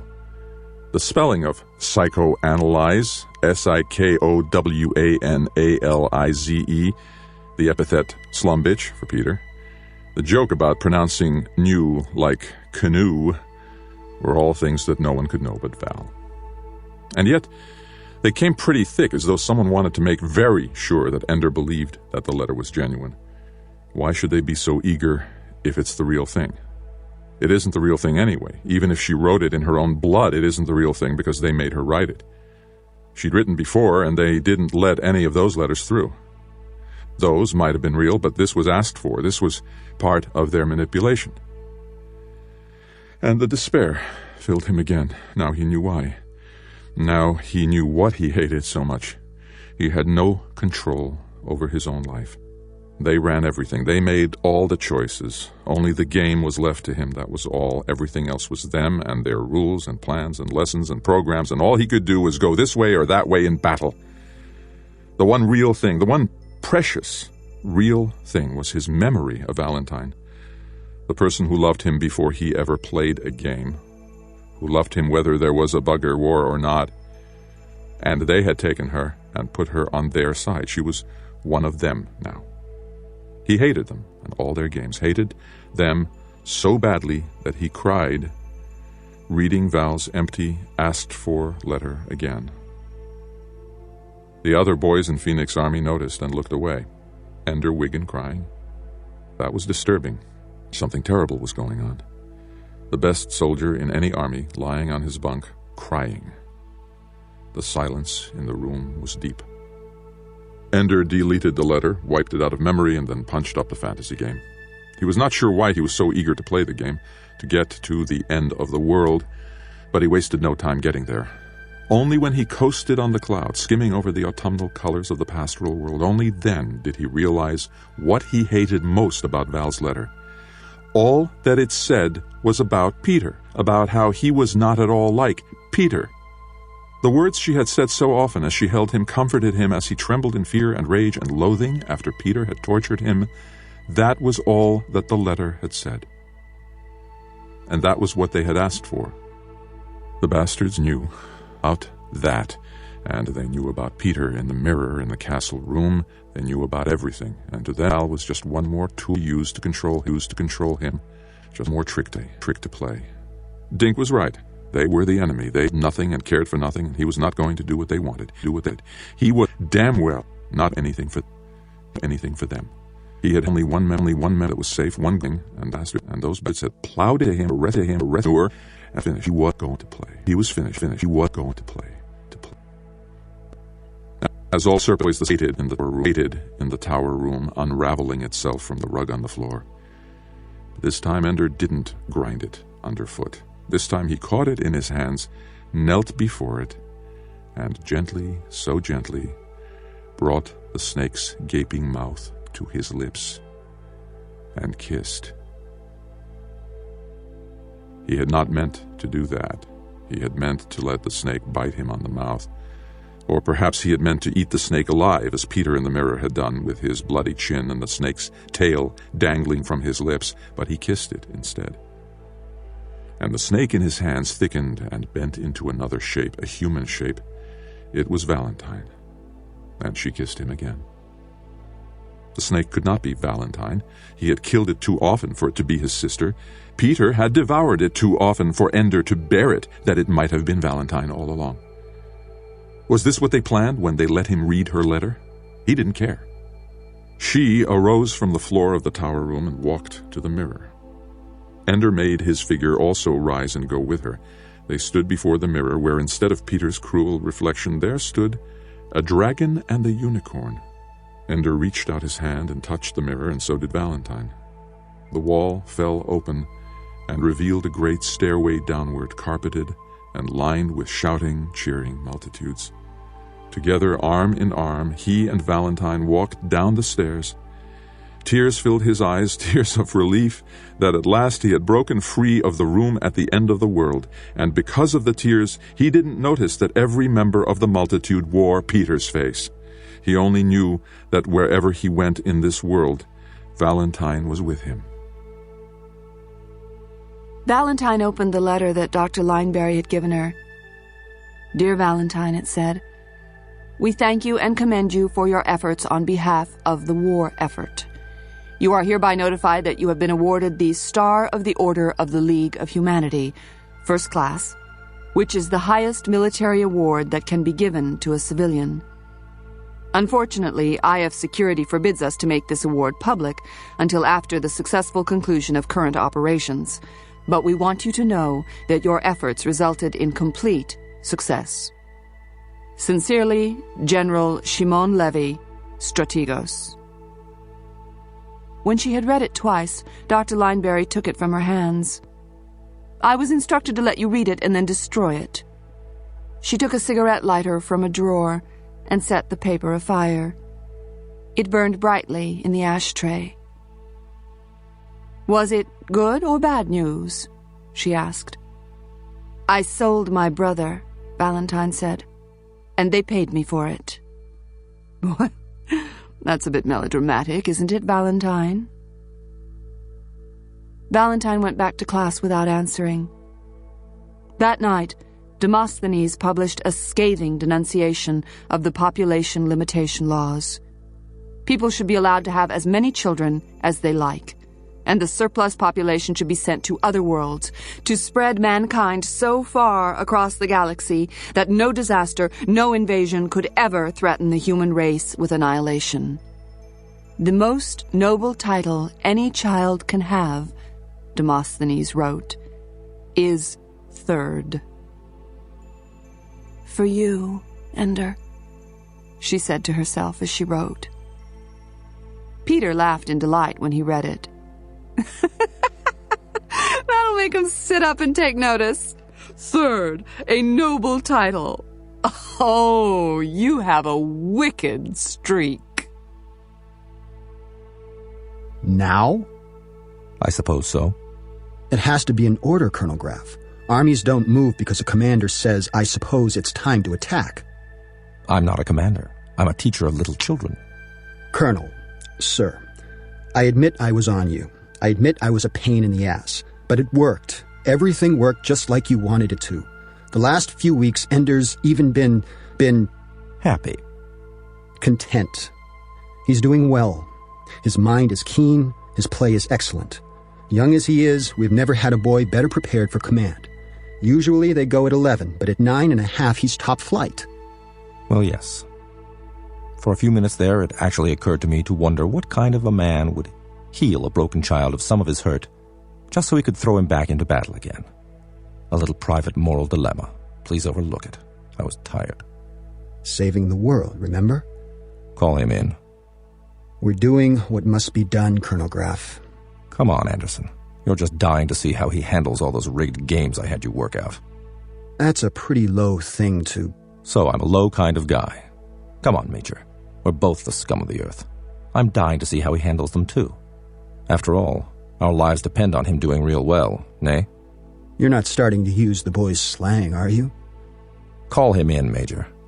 I'll dump the rosters into his files and give him his security system. What we're doing to him isn't all bad, you know. He gets his privacy again. Isolation, you mean? The loneliness of power. Go call him in. Yes, sir. I'll be back with him in 15 minutes. Goodbye. Yes, sir. Yes, sir. Yes, sir. I hope you had fun. I hope you had a nice time being happy, Ender. Might be the last time in your life. Welcome, little boy. Your dear Uncle Graff has plans for you. Ender knew what was happening from the moment they brought him in. Everyone expected him to go commander early. Perhaps not this early, but he had topped the standings almost continuously for 3 years. No one else was remotely close to him, and his evening practices had become the most prestigious group in the school. There were some who wondered why the teachers had waited this long. He wondered which army they'd give him. 3 commanders were graduating soon, including Petra, but it was beyond hope for them to give him Phoenix Army. No one ever succeeded to command of the same army he was in when he was promoted. Anderson took him first to his new quarters. That sealed it. Only commanders had private rooms. Then he had him fitted for new uniforms and a new flash suit. He looked on the forms to discover the name of his army. Dragon, said the form. There was no Dragon Army. I've never heard of Dragon Army, Ender said. That's because there hasn't been a Dragon Army in 4 years. We discontinued the name because there was a superstition about it. No Dragon Army in the history of the battle school ever won even a third of its games. It's got to be a joke. Well, why are you reviving it now? We had a lot of extra uniforms to use up. Graf sat at his desk looking fatter and wearier than the last time Ender had seen him. He handed Ender his hook, the small box that allowed commanders to go where they wanted in the battle room during exercises. Some said they worked magnetically, some said it was gravity. Many times during his evening practice sessions, Ender had wished that he had a hook instead of having to rebound off walls to get where he wanted to go. Now that he'd got quite deft at maneuvering without one, here it was. It only works, Anderson pointed out, during your regularly scheduled practice sessions. Since Ender already planned to have extra practices, it meant the hook would only be useful some of the time. It also explained why so many commanders never held extra practices. They depended on the hook, and it wouldn't do anything for them during the extra times. If they felt that the hook was their authority, their power over the other boys, then they were even less likely to work without it. That's an advantage I'll have over some of my enemies, Ender thought. Graf's official welcome speech sounded bored and over-rehearsed. Only at the end did he begin to sound interested in his own words. We're doing something unusual with Dragon Army, I hope you don't mind. We've assembled a new army by advancing the equivalent of an entire launch course early and delaying the graduation of quite a few advanced students. I think you'll be pleased with the quality of your soldiers. I hope you are, because we're forbidding you to transfer any of them. No trades? Asked Ender. It was how commanders always shored up their weak points, by trading around. None. You see, you've been conducting your extra practice sessions for 3 years now. You have a following. Many good soldiers would put unfair pressure on their commanders to trade them into your army. We've given you an army that can, in time, be competitive. We have no intention of letting you dominate unfairly. What if I've got a soldier I just can't get along with? Get along with him. Graf closed his eyes. Anderson stood up, and the interview was over. Dragon was assigned the colors gray, orange, gray. Ender changed into his flash suit, then followed the ribbons of light until he came to the barracks that contained his army. They were there already, milling around near the entrance. Ender took charge at once. Bunking will be arranged by seniority. Veterans to the back of the room, newest soldiers to the front. It was the reverse of the usual pattern, and Ender knew it. He also knew that he didn't intend to be like many commanders who never even saw the younger boys because they were always in the back. As they sorted themselves out according to their arrival dates, Ender walked up and down the aisle. Almost 30 of his soldiers were new, straight out of their launch group, completely inexperienced in battle. Some were even underage. The ones nearest the door were pathetically small. Ender reminded himself that that's how he must have looked to Bonzo Madrid when he first arrived. Still, Bonzo had had only one underage soldier to cope with. Not one of the veterans belonged to Ender's elite practice group. None had ever been a toon leader. None, in fact, was older than Ender himself, which meant that even his veterans didn't have more than 18 months' experience. Some he didn't even recognize. They had made so little impression. They recognized Ender, of course, since he was the most celebrated soldier in the school, and some, Ender could see, resented him. At least they did me one favor. None of my soldiers is older than me. As soon as each soldier had a bunk, Ender ordered them to put on their flash suits and come to practice. We're on the morning schedule, straight to practice after breakfast. Officially, you have a free hour between breakfast and practice. We'll see what happens after I find out how good you are. After 3 minutes, though many of them still weren't dressed, he ordered them out of the room. But I'm naked, said one boy. Dress faster next time. 3 minutes from first call to running out the door. That's the rule this week. Next week, the rule is 2 minutes. Move.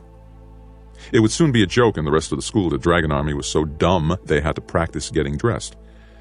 5 of the boys were completely naked, carrying their flash suits as they ran through the corridors. Few were fully dressed. They attracted a lot of attention as they passed open classroom doors. No one would be late again if he could help it. In the corridors leading to the battle room, Ender made them run back and forth in the halls fast, so they were sweating a little, while the naked ones got dressed. Then he led them to the upper door, the one that opened into the middle of the battle room, just like the doors in the actual games. Then he made them jump up and use the ceiling handholds to hurl themselves into the room. Assemble on the far wall, he said, as if you were going for the enemy's gate. They revealed themselves as they jumped, 4 at a time, through the door. Almost none of them knew how to establish a direct line to the target, and when they reached the far wall, few of the new ones had any idea how to catch on or even control their rebounds. The last boy out was a small kid, obviously underage. There was no way he was going to reach the ceiling handhold. You can use a side handhold if you want, Ender said. Go suck on it, said the boy. He took a flying leap, touched the ceiling handhold with a fingertip, and hurtled through the door with no control at all, spinning in 3 directions at once. Ender tried to decide whether to like the little kid for refusing to take a concession or to be annoyed at his insubordinate attitude. They finally got themselves together along the wall. Ender noticed that without exception they had lined up with their heads still in the direction that had been up in the corridor.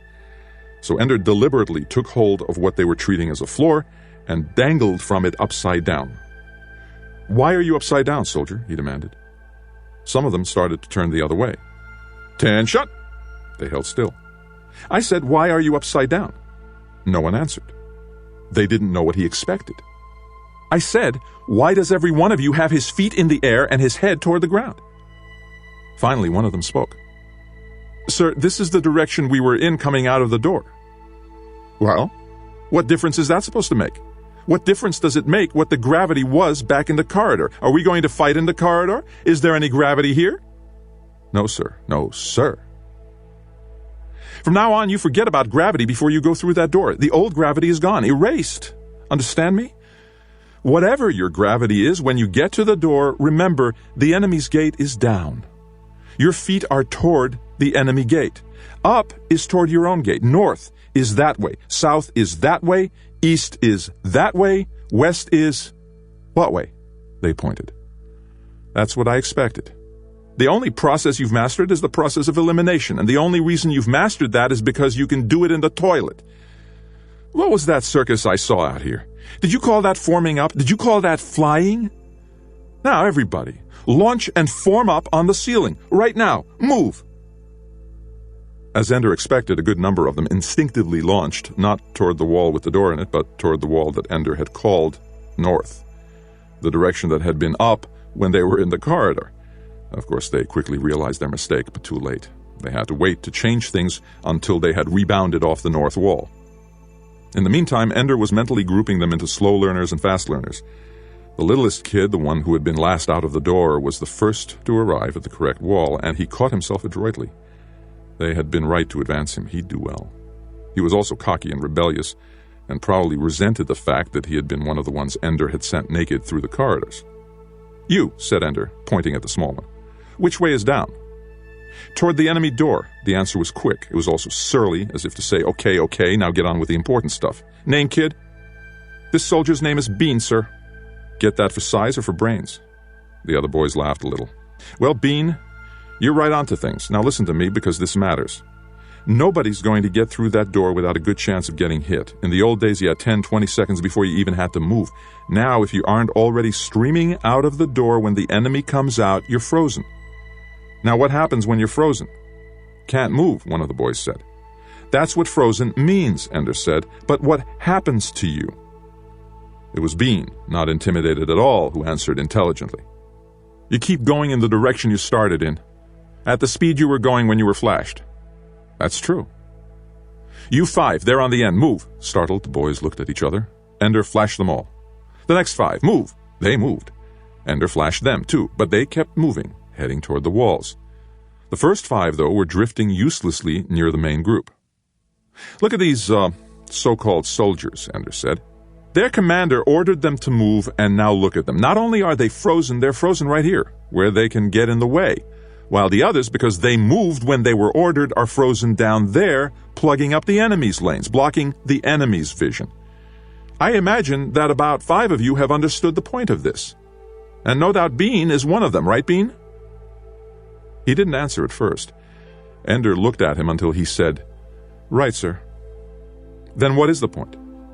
"When you are ordered to move, move fast, so if you get iced, you'll bounce around instead of getting in the way of your own army's operations." "Excellent. At least I have one soldier who can figure things out." Ender could see resentment growing in the way the other soldiers shifted their weight and glanced at each other, the way they avoided looking at Bean. Why am I doing this? What does this have to do with being a good commander, making one boy the target of all the others? Just because they did it to me, why should I do it to him? Ender wanted to undo his taunting of the boy, wanted to tell the others that the little one needed their help and friendship more than anyone else. But of course Ender couldn't do that. Not on the first day. On the first day, even his mistakes had to look like part of a brilliant plan. Ender hooked himself near the wall and pulled one of the boys away from the others. "Keep your body straight," said Ender. He rotated the boy in midair so his feet pointed toward the others. When the boy kept moving his body, Ender flashed him. The others laughed. "How much of his body could you shoot?" Ender asked the boy directly under the frozen soldier's feet. "Mostly all I can hit is his feet." Ender turned to the boy next to him. "What about you?" "I can see his body." "And you?" A boy a little farther down the wall answered, "All of him." "Feet aren't very big. Not much protection." Ender pushed the frozen soldier out of the way. Then he doubled his legs under him as if he were kneeling in midair and flashed his own legs. Immediately, the legs of his suit went rigid, holding them in that position. Ender twisted himself in the air so that he knelt above the other boys. "What do you see?" he asked. "A lot less," they said. Ender thrust his gun between his legs. "I can see fine," he said, and proceeded to flash the boys directly under him. "Stop me," he shouted. "Try and flash me." They finally did, but not until he had flashed more than a third of them. He thumbed his hook and thawed himself and every other frozen soldier.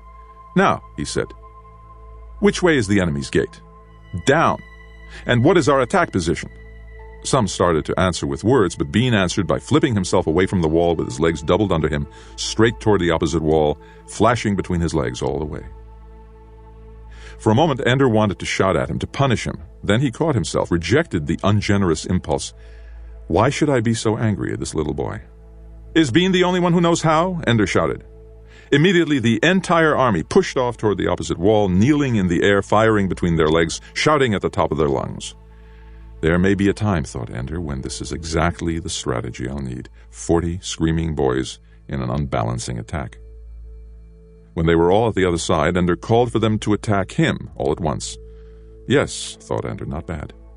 They gave me an untrained army with no excellent veterans, but at least it isn't a crop of fools. I can work with this. When they were assembled again, laughing and exhilarated, Ender began the real work. He had them freeze their legs in the kneeling position. "Now, what are your legs good for in combat?" "Nothing," said some boys. "Bean doesn't think so," said Ender. "They're the best way to push off walls." "Right," Ender said. The other boys started to complain that pushing off walls was movement, not combat. "There is no combat without movement," Ender said. They fell silent and hated Bean a little more. "Now, with your legs frozen like this, can you push off walls?" No one dared answer for fear they'd be wrong. "Bean?" asked Ender. "I've never tried it, but maybe if you faced the wall and doubled over at the waist." "Right, but wrong. Watch me. My back's to the wall, legs are frozen. Since I'm kneeling, my feet are against the wall. Usually, when you push off, you have to push downward. So you string out your body behind you like a string bean, right?" Laughter. "But with my legs frozen, I use pretty much the same force, pushing downward from the hips and thighs, only now it pushes my shoulders and my feet backward, shoots out my hips, and when I come loose, my body's tight, nothing stringing out behind me. Watch this." Ender forced his hips forward, which shot him away from the wall. In a moment, he readjusted his position and was kneeling, legs downward, rushing toward the opposite wall. He landed on his knees, flipped over on his back, and jackknifed off the wall in another direction. "Shoot me!" he shouted. Then he set himself spinning in the air as he took a course roughly parallel to the boys along the far wall. Because he was spinning, they couldn't get a continuous beam on him. He thawed his suit and hooked himself back to them. That's what we're working on for the first half hour today. Build up some muscles you didn't know you had. Learn to use your legs as a shield and control your movements so you can get that spin. Spinning doesn't do any good up close, but far away, they can't hurt you if you're spinning. At that distance, the beam has to hit the same spot for a couple of moments, and if you're spinning, it can't happen. Now freeze yourself and get started. "Aren't you going to assign lanes?" asked the boy. "No, I'm not going to assign lanes. I want you bumping into each other and learning how to deal with it all the time, except when we're practicing formations, and then I'll usually have you bump into each other on purpose. Now move."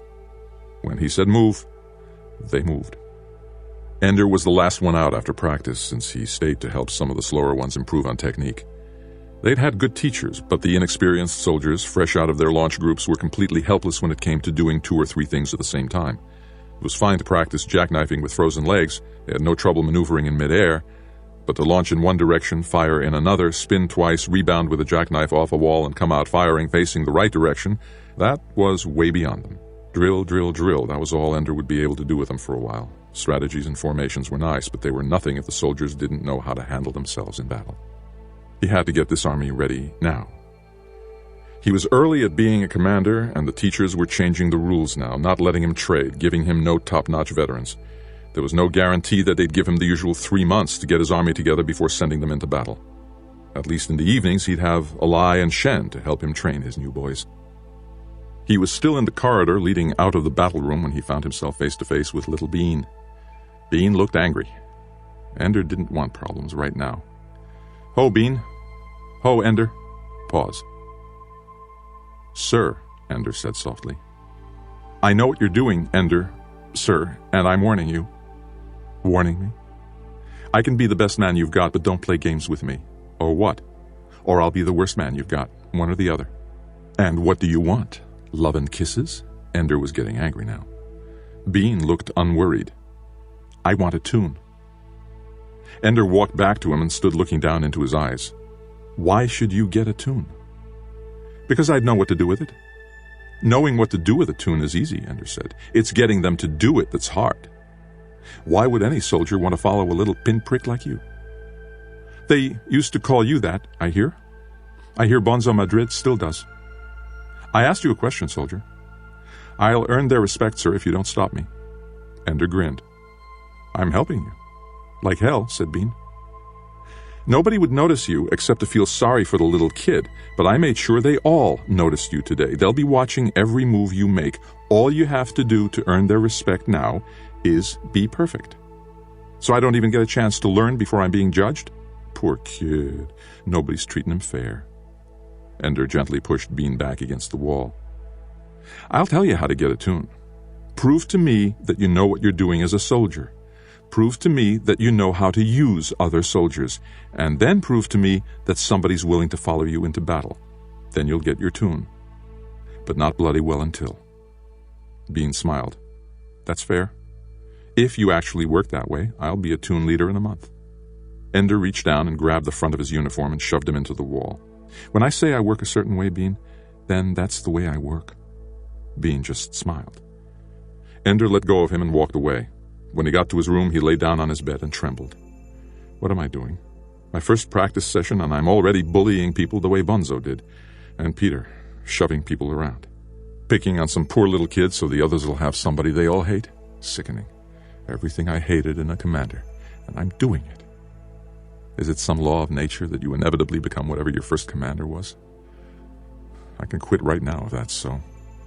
Over and over he thought of the things he did and said in his first practice with his new army. Why couldn't he talk like he always did in his evening practice group? No authority except excellence. Never had to give orders, just made suggestions. But that wouldn't work, not with an army. His informal practice group didn't have to learn to do things together. They didn't have to develop a group feeling. They never had to learn how to hold together and trust each other in battle. They didn't have to respond instantly to commands. And he could go to the other extreme, too. He could be as lax and incompetent as Rose the Nose if he wanted. He could make stupid mistakes no matter what he did. He had to have discipline, and that meant demanding and getting quick, decisive obedience. He had to have a well-trained army, and that meant drilling the soldiers over and over again, long after they thought they had mastered a technique, until it was so natural to them that they didn't have to think about it anymore. But what was this thing with Bean? Why had he gone for the smallest, weakest, and possibly the brightest of the boys? Why had he done to Bean what had been done to Ender by commanders that he despised? Then he remembered that it hadn't begun with his commanders. Before Rose and Bonzo treated him with contempt, he had been isolated in his launch group, and it wasn't Bernard who began that either. It was Graf. It was the teachers who had done it, and it wasn't an accident. Ender realized that now. It was a strategy. Graf had deliberately set him up to be separate from the other boys, made it impossible for him to be close to them. And he began now to suspect the reasons behind it. It wasn't to unify the rest of the group. In fact, it was divisive.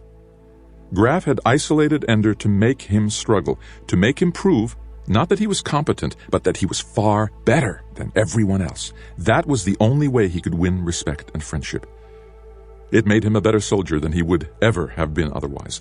It also made him lonely, afraid, angry, untrusting. And maybe those traits, too, made him a better soldier. That's what I'm doing to you, Bean. I'm hurting you to make you a better soldier in every way, to sharpen your wit, to intensify your effort, to keep you off balance, never sure what's going to happen next, so you always have to be ready for anything, ready to improvise, determined to win no matter what. I'm also making you miserable. That's why they brought you to me, Bean. So you could be just like me. So you could grow up to be just like the old man. And me, am I supposed to grow up like Graf?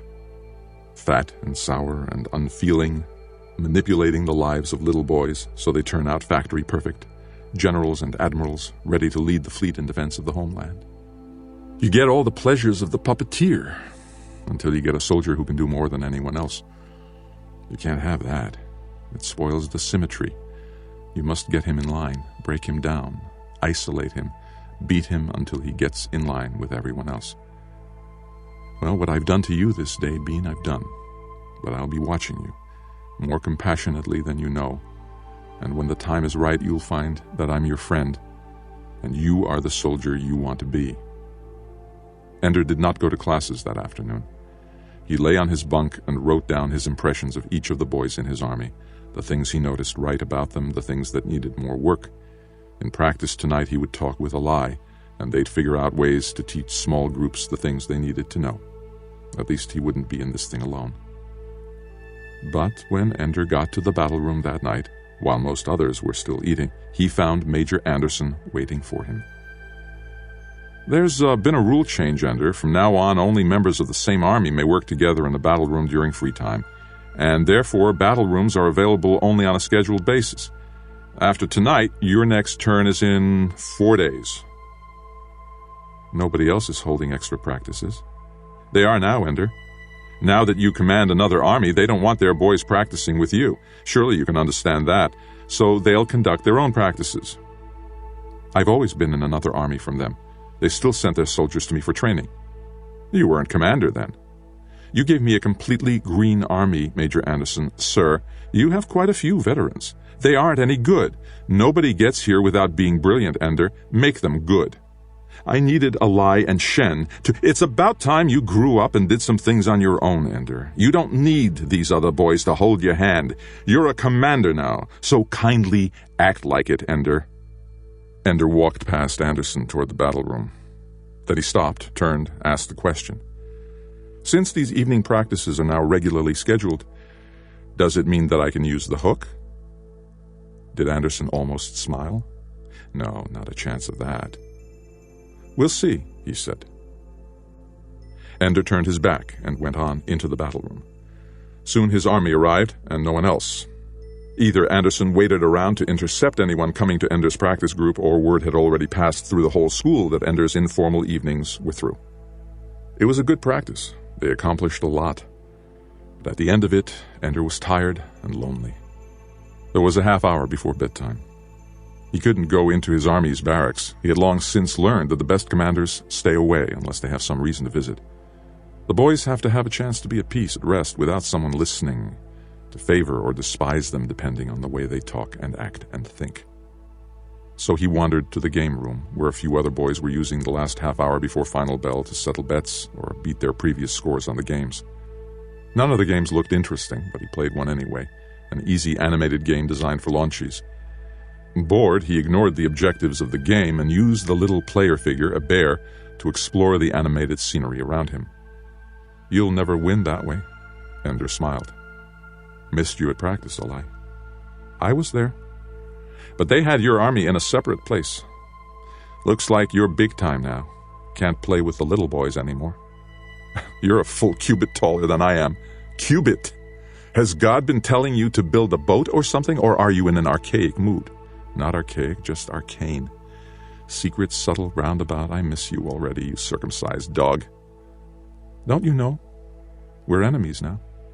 Next time I meet you in battle, I'll whip your ass. It was banter as always, but now there was too much truth behind it. Now when Ender heard Alai talk as if it were all a joke, he felt the pain of losing his friend, and the worse pain of wondering if Alai really felt as little pain as he showed. You can try, said Ender. I taught you everything you know, but I didn't teach you everything I know. I knew all along that you were holding something back, Ender. A pause. Ender's bear was in trouble on the screen. He climbed a tree. I wasn't, Alai, holding anything back. I know, said Alai. Neither was I. Salam, Alai. Alas, it is not to be. What isn't? Peace. It's what salam means. Peace be unto you. The words brought forth an echo from Ender's memory. His mother's voice reading to him softly when he was very young. Think not that I am come to bring peace on earth. I came not to bring peace but a sword. Ender had pictured his mother piercing Peter the Terrible with a bloody rapier, and the words had stayed in his mind along with the image. In the silence, the bear died. It was a cute death with funny music.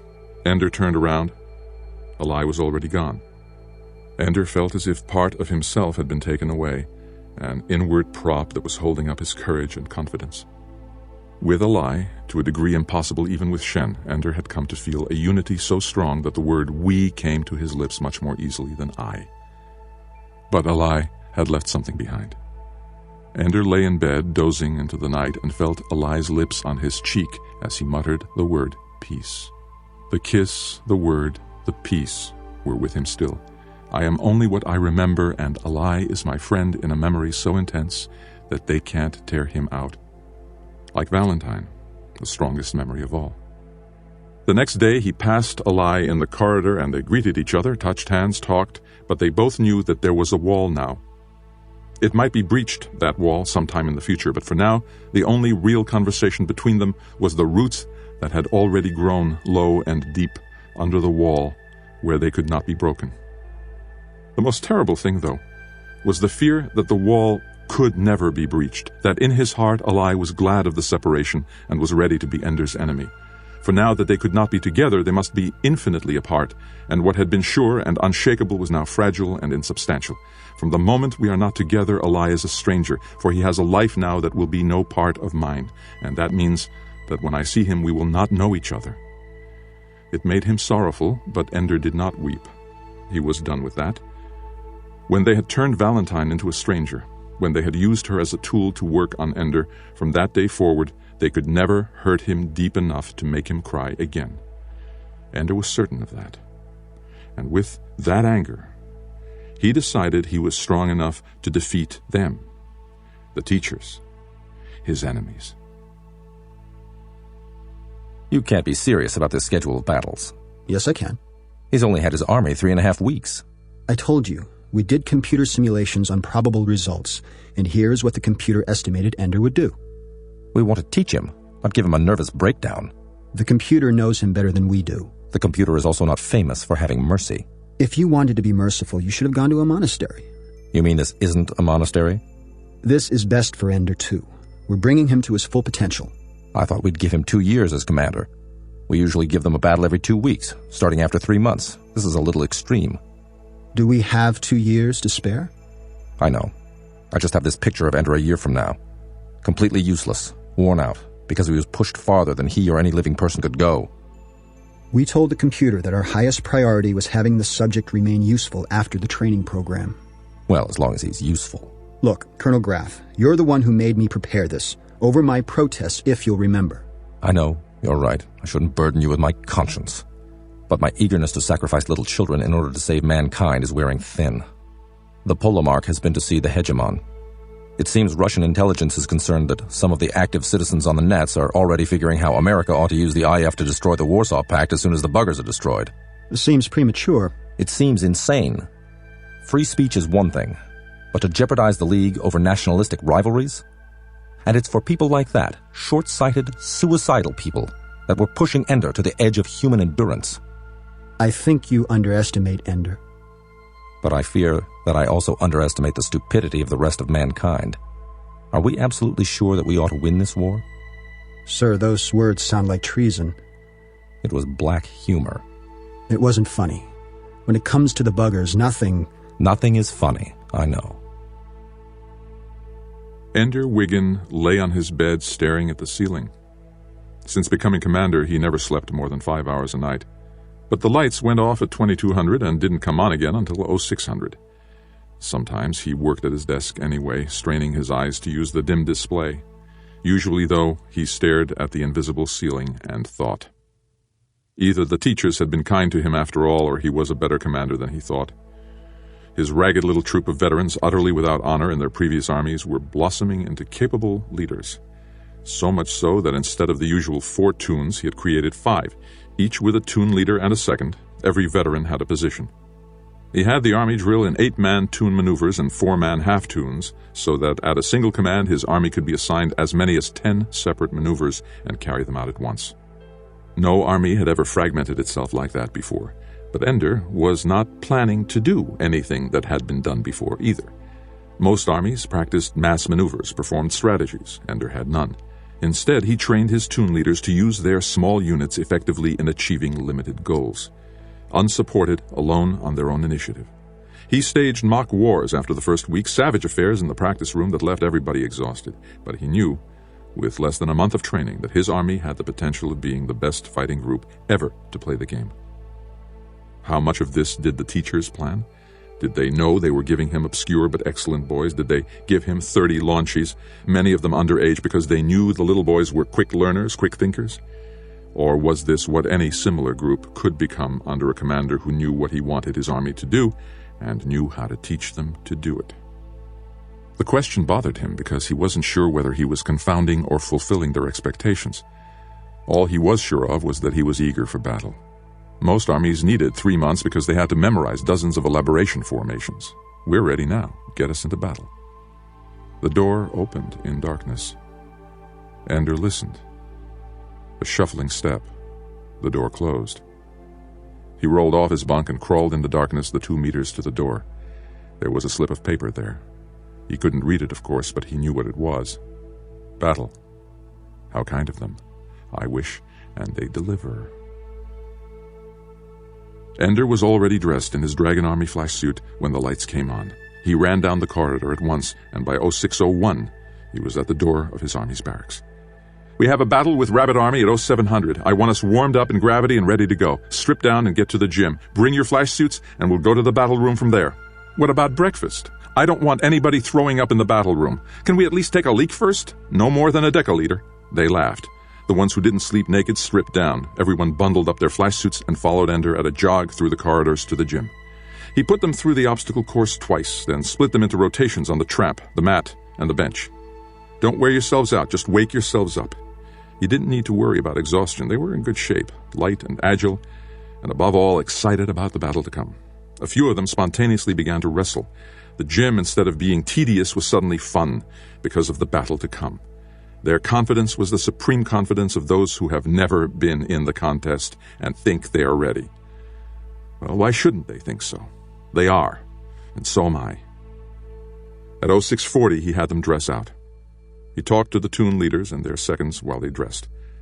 Rabbit Army is mostly veterans, but Karn Karbi was made their commander only 5 months ago, and I never fought them under him. He was a pretty good soldier, and Rabbit has done fairly well in the standings over the years. But I expect to see formations, and so I'm not worried. At 0650, he made them all lie down on the mats and relax. Then, at 0656, he ordered them up, and they jogged along the corridor to the battle room. Ender occasionally leaped up to touch the ceiling. The boys all jumped to touch the same spot on the ceiling. Their ribbon of color led to the left. Rabbit Army had already passed through to the right, and at 0658, they reached their gate to the battle room. The toons lined up in 5 columns. A and E were ready to grab the side handholds and flip themselves out toward the sides. B and D lined up to catch the 2 parallel ceiling holds and flip upward into null gravity. C-toon were ready to slap the sill of the doorway and flip downward. Up, down, left, right. Ender stood at the front between columns so he'd be out of the way and reoriented them. Which way is the enemy's gate? Down, they all said, laughing, and in that moment up became north, down became south, and left and right became east and west. The gray wall in front of them disappeared, and the battle room was visible. It wasn't a dark game, and it wasn't a bright one either. The lights were about half, like dusk. In the distance, in the dim light, he could see the enemy door, their lighted flash suits already pouring out. Ender knew a moment's pleasure. Everyone had learned the wrong lesson from Bonzo's misuse of Ender Wiggin. They all dumped through the door immediately so that there was no chance to do anything other than name the formation they would use. Commanders didn't have time to think. Well, Ender would take the time and trust his soldiers' ability to fight with flashed legs to keep them intact as they came late through the door. Ender sized up the shape of the battle room. The familiar open grid of most early games, like the monkey bars at the park, with 7 or 8 stars scattered through the grid. There were enough of them, and in forward enough positions that they were worth going for. Spread to the nearest stars, Ender said. C, try to slide the wall. If it works, A and E will follow. If it doesn't, I'll decide from there. I'll be with D. Move. All the soldiers knew what was happening, but tactical decisions were entirely up to the Toon leaders. Even with Ender's instructions, they were only 10 seconds late getting through the gate. Rabbit Army was already doing some elaborate dance down at the end of the room. In all the other armies Ender had fought in, he would have been worrying right now about making sure he and his Toon were in their proper place in their own formation. Instead, he and all his men were only thinking of ways to slip around, past the formation, control the stars in the corners of the room, and then break the enemy formation into meaningless chunks that didn't know what they were doing. Even with less than 4 weeks together, the way they fought already seemed like the only intelligent way, the only possible way. Ender was almost surprised that Rabbit Army didn't know already that they were hopelessly out of date. C-Toon slipped along the wall, coasting with their bent knees facing the enemy. Crazy Tom, the leader of C-Toon, had apparently ordered his men to flash their own legs already. It was a pretty good idea in this dim light, since the lighted flash suits went dark wherever they were frozen. It made them less easily visible. Ender would commend him for that. Rabbit Army was able to drive back C-Toon's attack, but not until Crazy Tom and his boys had carved them up, freezing a dozen rabbits before retreating to the safety of a star. But it was a star behind the rabbit formation, which meant they were going to be easy pickings now. Hanzo, commonly called Hot Soup, was the leader of D-Toon. He slid quickly along the lip of the star to where Ender knelt. How about flipping off the north wall and kneeling on their faces? Do it, Ender said. I'll take B south to get behind them. Then he shouted, A and E, slow on the walls. He slid footward along the star, hooked his feet on the lip, and flipped himself up to the top wall, then rebounded down to E-Toon's star. In a moment, he was leading them down against the south wall. They rebounded in near-perfect unison and came up behind the 2 stars that Karn Karbi's soldiers were defending. It was like cutting butter with a hot knife. Rabbit Army was gone. Just a little cleanup left to do. Ender broke his Toons up into half-Toons to scour the corners for any enemy soldiers who were whole or merely damaged. In 3 minutes, his Toon leaders reported the room clean. Only one of Ender's boys was completely frozen. One of C-Toon, which had borne the brunt of the assault, and only 5 were disabled. Most were damaged, but those were leg shots and many of them were self-inflicted. All in all, it had gone even better than Ender expected. Ender had his Toon leaders do the honors at the gate, 4 helmets at the corners, and Crazy Tom to pass through the gate. Most commanders took whoever was left alive to pass the gate. Ender could have picked practically anyone. A good battle. The lights went full, and Major Anderson himself came through the teacher gate at the south end of the battle room. He looked very solemn as he offered Ender the teacher hook that was ritually given to the victor in the game. Ender used it to thaw his own army's flash suits, of course, and he assembled them in Toons before thawing the enemy. Crisp, military appearance, that's what he wanted when Karbi and Rabbit Army got their bodies under control again. They may curse us and lie about us, but they'll remember that we destroyed them, and no matter what they say, other soldiers and other commanders will see that in their eyes. In those rabbit eyes, they'll see us in neat formation, victorious and almost undamaged in our first battle. Dragon Army isn't going to be an obscure name for long. Karn Karbi came to Ender as soon as he was unfrozen. He was a 12-year-old who had apparently made commander only in his last year at the school. So he wasn't cocky like the ones who made it at 11. I will remember this, thought Ender, when I am defeated, to keep dignity and give honor where it's due so that defeat is not disgrace, and I hope I don't have to do it often. Anderson dismissed Dragon Army last, after Rabbit Army had straggled through the door that Ender's boys had come through. Then Ender led his army through the enemy's door. The light along the bottom of the door reminded them of which way was down once they got back to gravity. They all landed lightly on their feet, running. They assembled in the corridor. It's 07:15, Ender said, and that means you have 15 minutes for breakfast before I see you all in the battle room for the morning practice. He could hear them silently saying, Come on, we won, let us celebrate. All right, Ender answered, you may. And you have your commander's permission to throw food at each other during breakfast. They laughed. They cheered. and then he dismissed them and sent them jogging on to the barracks.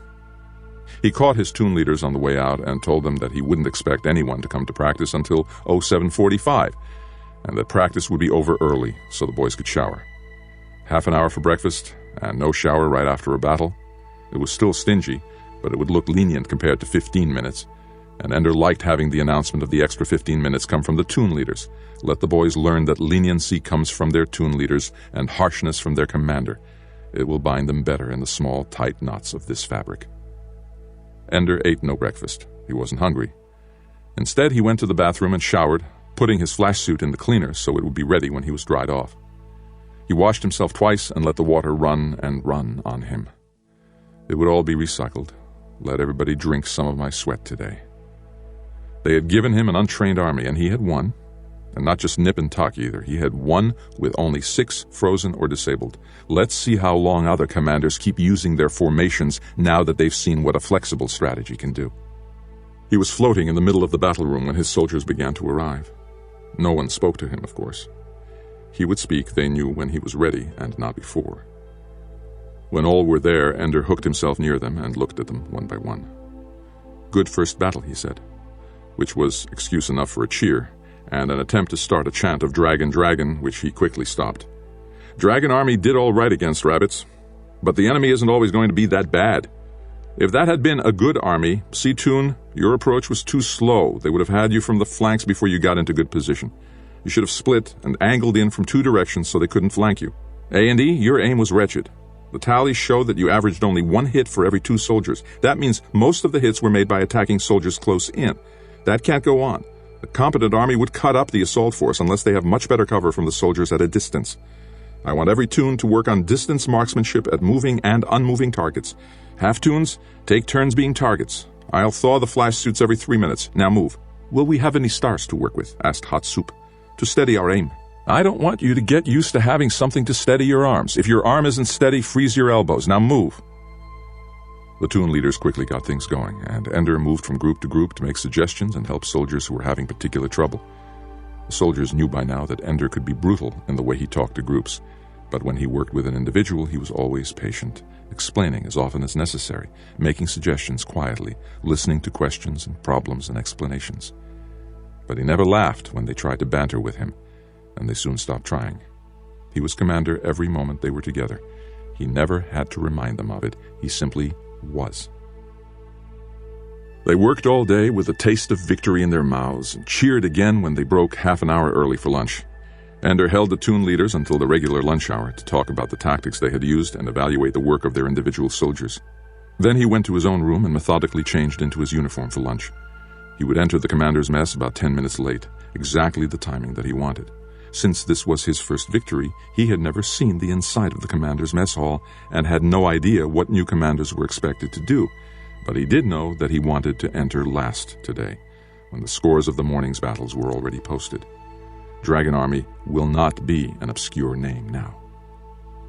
There was no great stir when he came in. But when some of them noticed how small he was and saw the dragons on the sleeves of the uniform, they stared at him openly. And by the time he got his food and sat at a table, the room was silent. Ender began to eat, slowly and carefully, pretending not to notice that he was the center of attention. Gradually conversation and noise started up again, and Ender could relax enough to look around. One entire wall of the room was a scoreboard. Soldiers were kept aware of an army's overall record for the past 2 years.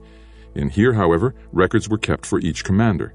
A new commander couldn't inherit a good standing from his predecessor. He was ranked according to what he had done. Ender had the best ranking. A perfect one-lost record, of course, but in the other categories he was far ahead. Average soldiers disabled, average enemy disabled, average time elapsed before victory, in every category he was ranked first. When he was nearly through eating, someone came up behind him and touched his shoulder. Mind if I sit? Ender didn't have to turn around to know it was Dink Meeker.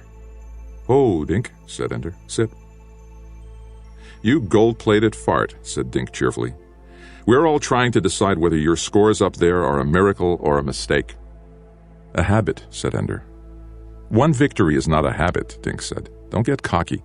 When you're new, they send you against weak commanders. Karn Karby isn't exactly on the bottom of the rankings. It was true, Karby was just about in the middle. He's okay, Dink said, considering that he only just started. Shows some promise. You don't show promise, you show threat. Threat to what? Do they feed you less if I win? I thought you told me that this was all a stupid game and none of it mattered. Dink didn't like having his words thrown back at him, not under these circumstances. You were the one who got me playing along with them, but I'm not playing games with you, Ender. You won't beat me. Probably not, Ender said. I taught you, Dink said. Everything I know, said Ender. I'm just playing it by ear right now. Congratulations, said Dink. It's good to know I have a friend here. But Ender wasn't sure Dink was his friend anymore. Neither was Dink. After a few empty sentences, Dink went back to his table. Ender looked around when he was through with his meal. There were quite a few small conversations going on. Ender spotted Bonzo, who was now one of the oldest commanders. Rose the Nose had graduated. Petra was with a group in a far corner, and she didn't look at him once.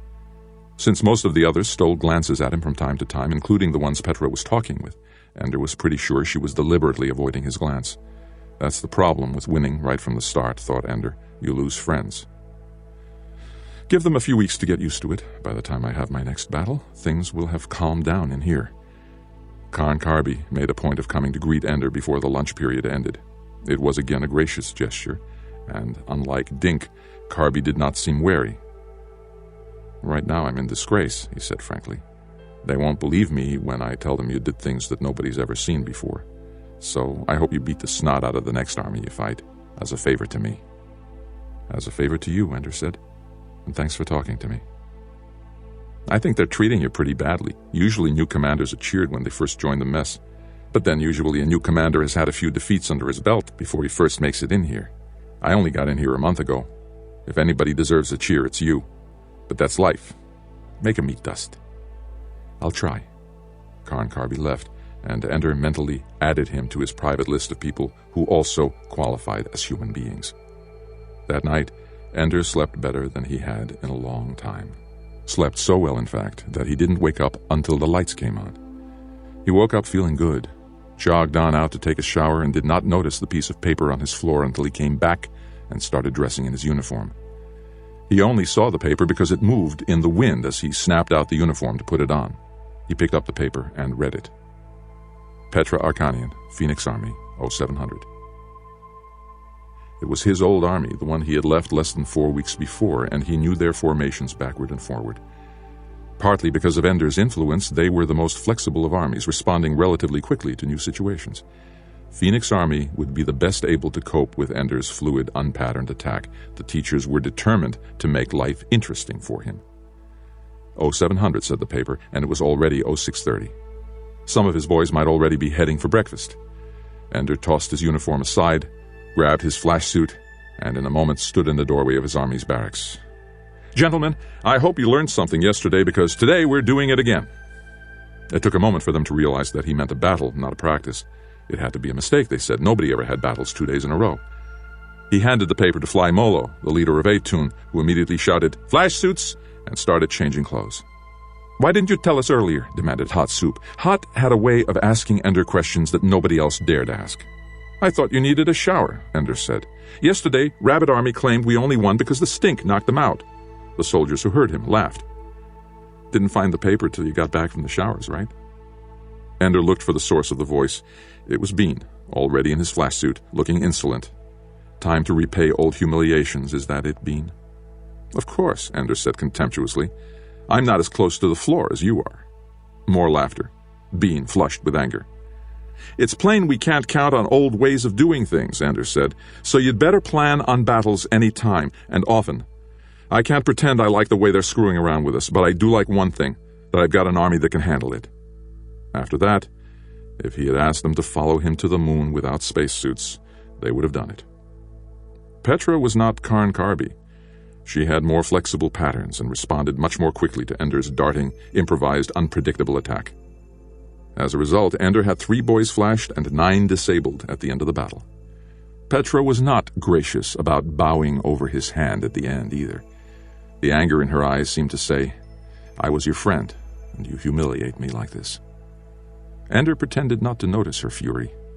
He figured that after a few more battles she'd realize that in fact she had scored more hits against him than he expected anyone ever would again. And he was still learning from her. In practice today, he would teach his toon leaders how to counter the tricks Petra had played on them. Soon they would be friends again. He hoped. At the end of the week, Dragon Army had fought 7 battles in 7 days. The score stood 7 wins and 0 losses. Ender had never had more losses than in the battle with Phoenix Army, and in 2 battles he had suffered not one soldier, frozen or disabled. No one believed anymore that it was a fluke that put him first in the standings. He had beaten top armies by unheard-of margins. It was no longer possible for the other commanders to ignore him. A few of them sat with him at every meal, carefully trying to learn from him how he had defeated his most recent opponents. He told them freely, confident that few of them would know how to train their soldiers and their toon leaders to duplicate what his could do. And while Ender talked with a few commanders, much larger groups gathered around the opponents Ender had defeated, trying to find out how Ender might be beaten. There were many, too, who hated him for being young, for being excellent, for having made their victories look paltry and weak. Ender saw it first in their faces when he passed them in the corridors.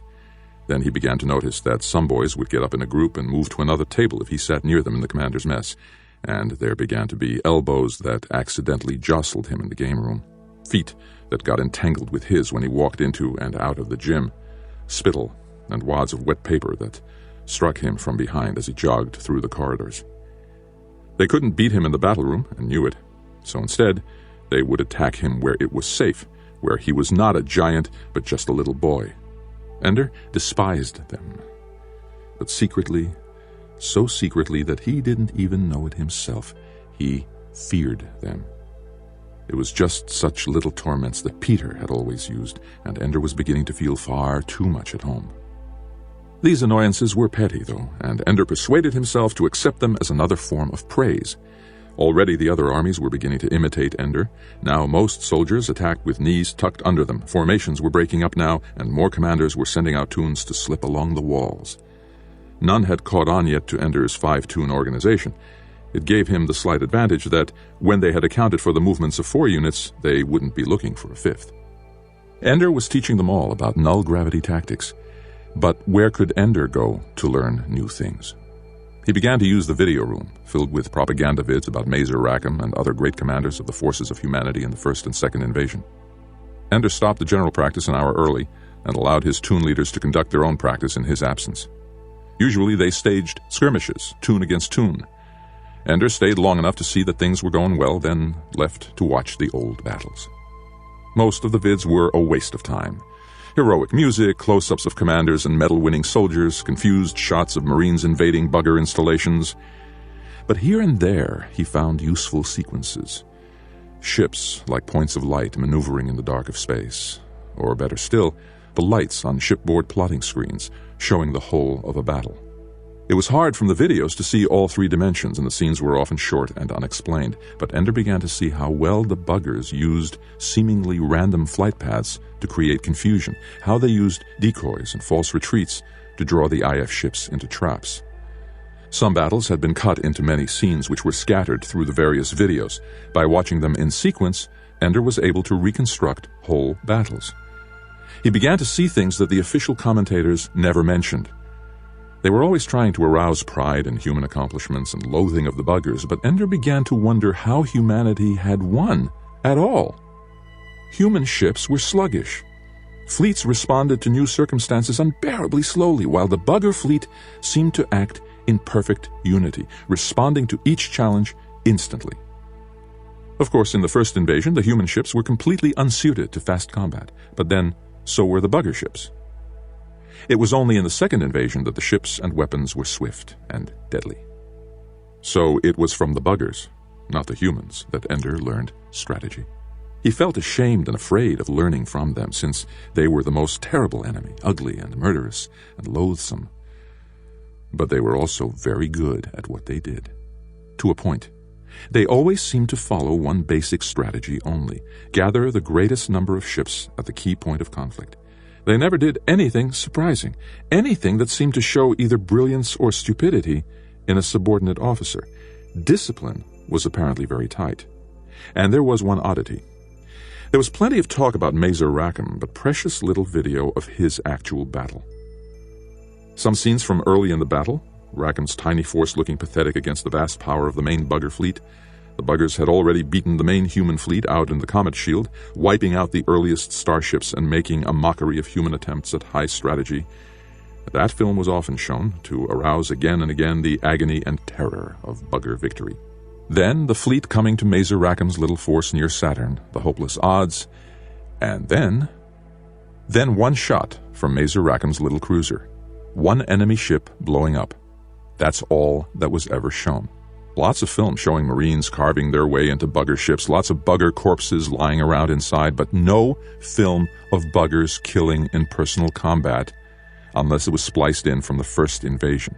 It frustrated Ender that Mazer Rackham's victory was so obviously censored. Students in the battle school had much to learn from Mazer Rackham, and everything about his victory was concealed from view. The passion for secrecy was not very helpful to the children who had to learn to accomplish again what Mazer Rackham had done. Of course, as soon as word got around that Ender Wiggin was watching the war vids over and over again, the video room began to draw a crowd. Almost all were commanders, watching the same vids Ender watched, pretending they understood why he was watching and what he was getting out of it. Ender never explained anything. Even when he showed 7 scenes from the same battle, but from different vids, only one boy asked tentatively, "Are some of those from the same battle?" Ender only shrugged, as if it didn't matter. It was during the last hour of practice on the 7th day, only a few hours after Ender's army had won its 7th battle, that Major Anderson himself came into the video room. He handed a slip of paper to one of the commanders sitting there and then spoke to Ender. "Colonel Graff wishes to see you in his office immediately." Ender got up and followed Anderson through the corridors. Anderson palmed the locks that kept students out of the officers' quarters. Finally, they came to where Graff had taken root on a swivel chair bolted to the steel floor. His belly spilled over both armrests now, even when he sat upright. Ender tried to remember. Graff hadn't seemed particularly fat at all when Ender first met him only 4 years ago. Time and tension were not being kind to the administrator of the battle school. 7 days since your first battle, Ender, said Graff. Ender did not reply. And you won 7 battles, once a day. Ender nodded. Your scores are unusually high, too. Ender blinked. To what, Commander, do you attribute your remarkable success? You gave me an army that does whatever I can think for it to do. And what have you thought for it to do? We orient downward toward the enemy gate and use our lower legs as a shield. We avoid formations and keep our mobility. It helps that I've got 5 tunes of 8 instead of 4 of 10. Also, our enemies haven't the time to respond effectively to our new techniques, so we keep beating them with the same tricks. That won't hold up for long. So you don't expect to keep winning? Not with the same tricks. Graff nodded. Sit down, Ender. Ender and Anderson both sat. Graff looked at Anderson, and Anderson spoke next. What condition is your army in, fighting so often? They're all veterans now. But how are they doing? Are they tired? If they are, they won't admit it. Are they still alert? You're the ones with the computer games that play with people's minds, you tell me. We know what we know. We want to know what you know. These are very good soldiers, Major Anderson. I'm sure they have limits, but we haven't reached them yet. Some of the newer ones are having trouble because they never really mastered some basic techniques, but they're working hard and improving. What do you want me to say? That they need to rest? Of course they need to rest. They need a couple of weeks off. Their studies are shot to hell. None of us are doing any good in our classes. But you know that. And apparently you don't care, so why should I? Graff and Anderson exchanged glances. Ender, why are you studying the videos of the bugger wars? To learn strategy, of course. Those videos were created for propaganda purposes. All our strategies have been edited out. I know. Graff and Anderson exchanged glances again. Graff drummed on his table. You don't play the fantasy game anymore, he said. Ender didn't answer. Tell me why you don't play it. Because I won. You never win everything in that game. There's always more. I won. Ender, we want to help you be as happy as possible, but if you want to make me the best soldier possible, go down and look at the standings. Look at the all-time standings. So far, you're doing an excellent job with me. Congratulations. Now, when are you going to put me up against a good army? Graf's set lips turned to a smile, and he shook a little with silent laughter. Anderson handed Ender a slip of paper. "Now," he said. "Bonzo, Madrid, Salamander Army, 1200. "That's 10 minutes from now," said Ender. "My army will be in the middle of showering up after practice." Graf smiled. "Better hurry then, boy." He got to his army's barracks 5 minutes later. Most were dressing after their showers. Some had already gone to the game room or the video room to wait for lunch. He sent 3 younger boys to call everyone in and made everyone else dress for battle as quickly as they could. "This one's hot and there's no time," Ender said. "They gave Bonzo notice about 20 minutes ago, and by the time we get to the door, they'll have been inside for a good 5 minutes at least." The boys were outraged, complaining loudly in the slang that they usually avoided around the commander. "What they doing to us? They be crazy, nay? Forget why. We'll worry about that tonight. Are you tired?" Fly Molo answered. "We worked our butts off in practice today, not to mention beating the crap out of Ferret Army this morning." "Same day nobody ever do 2 battles," said Crazy Tom. Ender answered in the same tone. "Nobody ever beat Dragon Army either. This be your big chance to lose?" Ender's taunting question was the answer to their complaints. Win first, ask questions later. All of them were back in the room, and most of them were dressed. "Move!" shouted Ender. And they ran along behind him, some of them still dressing when they reached the corridor outside the battle room. Many of them were panting, a bad sign. They were too tired for this battle. The door was already open. There were no stars at all, just empty space in a dazzlingly bright room. Nowhere to hide, not even in darkness. "My heart," said Crazy Tom. "They haven't come out yet either." Ender put his hand across his own mouth to tell them to be silent.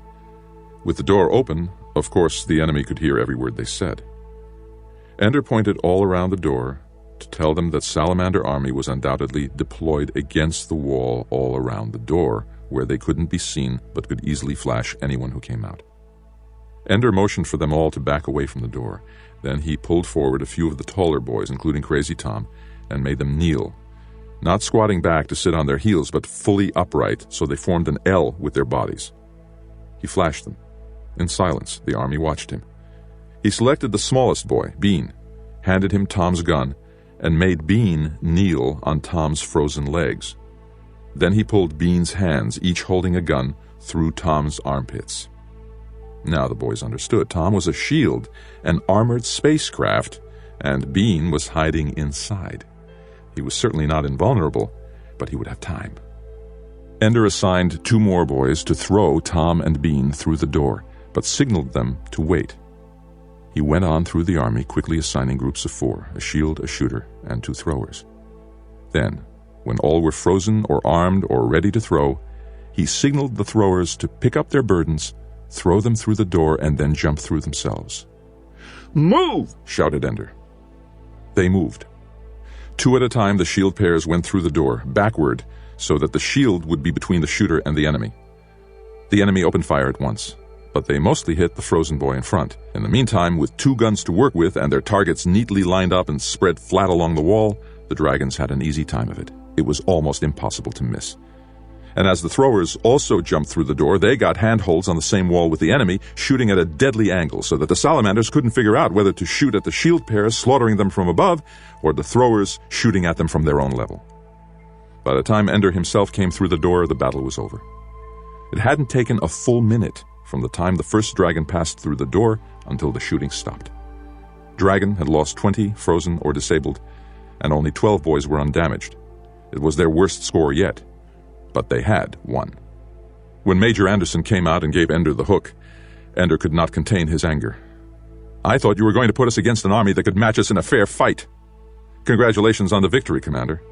"Bean," shouted Ender, "if you had commanded Salamander Army, what would you have done?" Bean, disabled but not completely frozen, called out from where he drifted near the enemy door. "Keep a shifting pattern of movement going in front of the door. You never hold still when the enemy knows exactly where you are." "As long as you're cheating," Ender said to Anderson, "why don't you train the other army to cheat intelligently?" "I suggest that you remobilize your army," said Anderson. Ender pressed the buttons to thaw both armies at once. "Dragon Army dismissed," he shouted immediately. There would be no elaborate formation to accept the surrender of the other army. This had not been a fair fight, even though they had won. The teachers had meant them to lose, and it was only Bonzo's ineptitude that had saved them. There was no glory in that.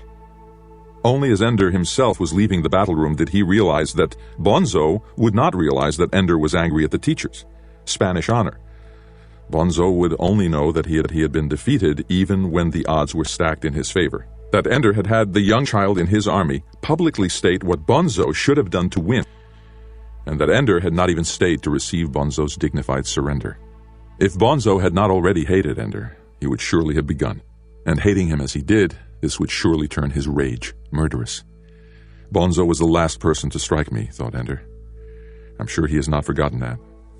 Nor had he forgotten the bloody affair in the battle room when the older boys tried to break up Ender's practice session. Nor had many others. They were hungry for blood then.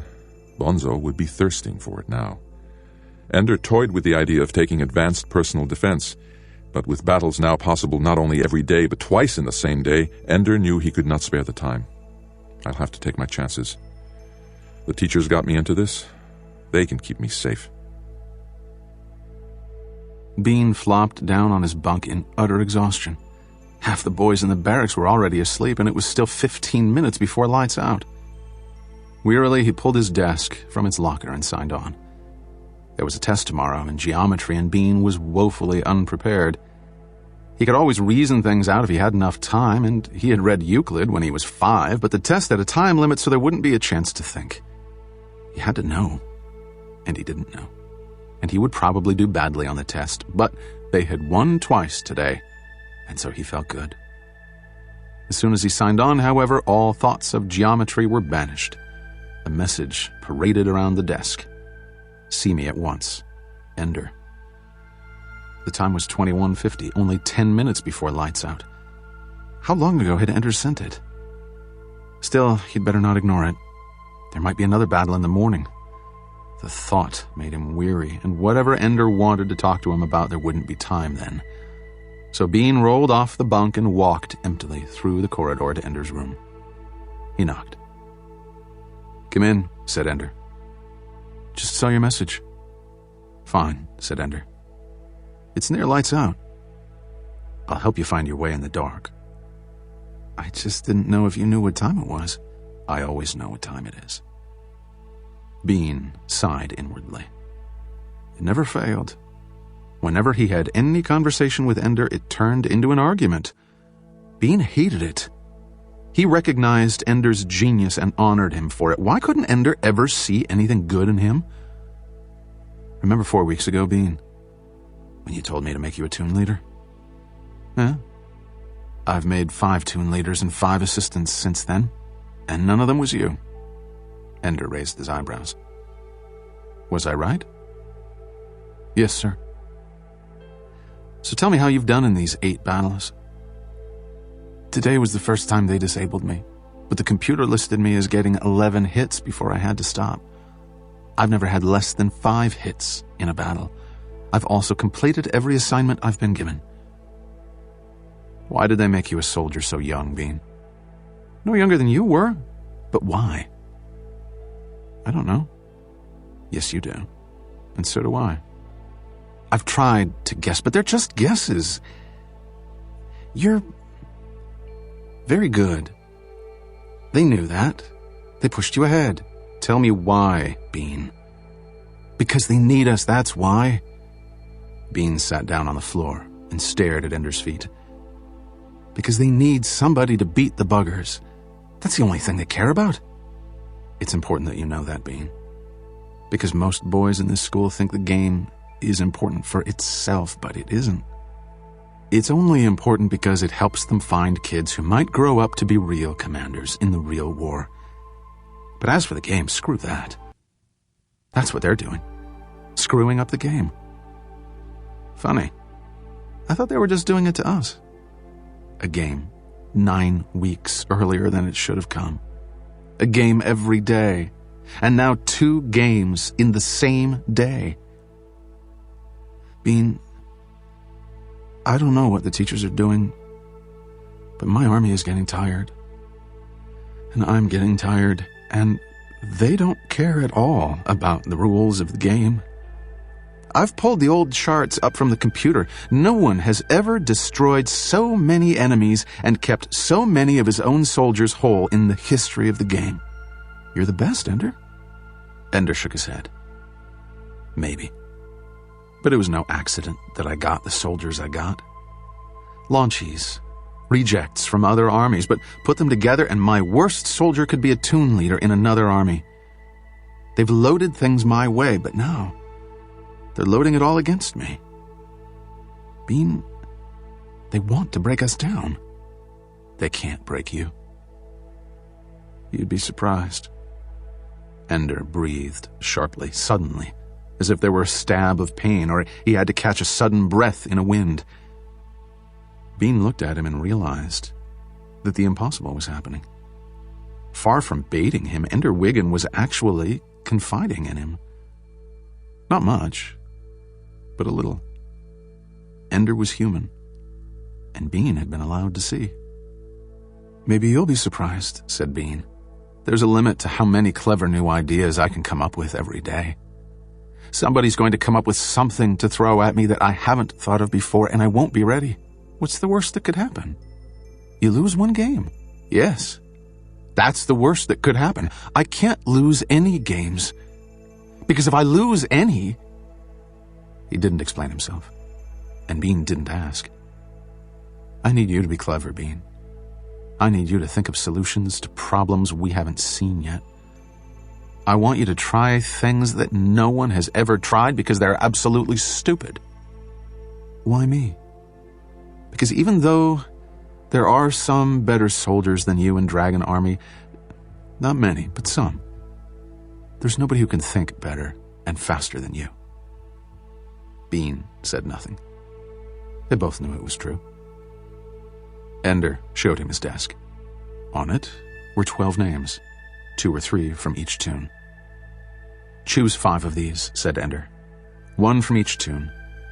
They're a special squad, and you'll train them. Only during the extra practice sessions. Talk to me about what you're training them to do.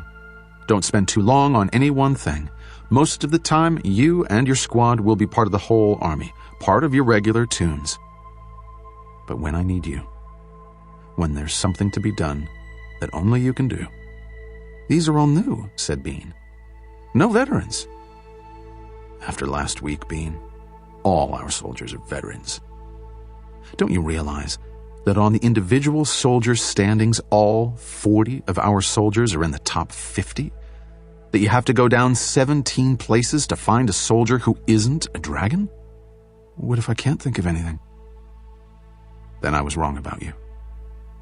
Bean grinned. "You weren't wrong." The lights went out. "Can you find your way back, Bean?" "Probably not." "Then stay here. If you listen very carefully, you can hear the good fairy come in the night and leave our assignment for tomorrow." "They won't give us another battle tomorrow, will they?" Ender didn't answer. Bean heard him climb into bed. He got up from the floor and did likewise. He thought of a half-dozen ideas before he went to sleep. Ender would be pleased. Every one of them was stupid. "General Pace, please sit down. I understand you have come to me about a matter of some urgency?" "Ordinarily, Colonel Graff, I would not presume to interfere with the internal workings of the battle school. Your autonomy is guaranteed, and despite our difference in ranks, I am quite aware that it is my authority only to advise, not to order you to take action." "Action?" "Do not be disingenuous with me, Colonel Graff. Americans are quite apt at playing stupid when they choose to, but I am not to be deceived. You know why I am here." "Ah, I guess this means Dapp filed a report." "He feels paternal toward the students here. He feels your neglect of a potentially lethal situation is more than negligence, that it borders on conspiracy to cause the death or serious injury of one of the students here." "This is a school for children, General Pace. Hardly a matter to bring the chief of IF military police here for." "Colonel Graff, the name of Ender Wiggin has percolated through the High Command. It has even reached my ears. I have heard him described modestly as our only hope for victory in the upcoming invasion. When it is his life or health that is in danger, I do not think it untoward that the military police take some interest in preserving and protecting the boy. Do you?" "Damn Dapp, and damn you too, sir. I know what I'm doing." "Do you?" "Better than anyone else." "Oh, that is obvious, since nobody else has the faintest idea what you're doing. You have known for 8 days that there is a conspiracy among some of the more vicious of these children to cause the beating of Ender Wiggin if they can, and that some members of this conspiracy, notably the boy named Bonito de Madrid, commonly called Bonzo, are quite likely to exhibit no self-restraint when this punishment takes place, so that Ender Wiggin, an inestimably important international resource, will be placed in serious danger of having his brains pasted on the walls of your orbiting schoolhouse. And you, fully warned of this danger, propose to do exactly nothing. You can see how this excites our puzzlement. Ender Wiggin has been in this situation before. Back on Earth, the day he lost his monitor, and again when a large group of older boys... I did not come here ignorant of the past. Ender Wiggin has provoked Bonzo Madrid beyond human endurance, and you have no military police standing by to break up disturbances. It is unconscionable. When Ender Wiggin holds our fleets in his control, when he must make the decisions that bring us victory or destruction, will there be military police to come save him if things get out of hand? I fail to see the connection. Obviously. But the connection is there. Ender Wiggin must believe that no matter what happens, no adult will ever step in to help him in any way. He must believe, to the core of his soul, that he can only do what he and the other children work out for themselves. If he does not believe that, then he will never reach the peak of his abilities. He will also not reach the peak of his abilities if he is dead or permanently crippled. He won't be. Why don't you simply graduate Bonzo? He's old enough. Because Ender knows that Bonzo plans to kill him. If we transfer Bonzo ahead of schedule, he'll know that we saved him. Heaven knows Bonzo isn't a good enough commander to be promoted on merit. What about the other children? Getting them to help him? We'll see what happens. That is my first, final, and only decision.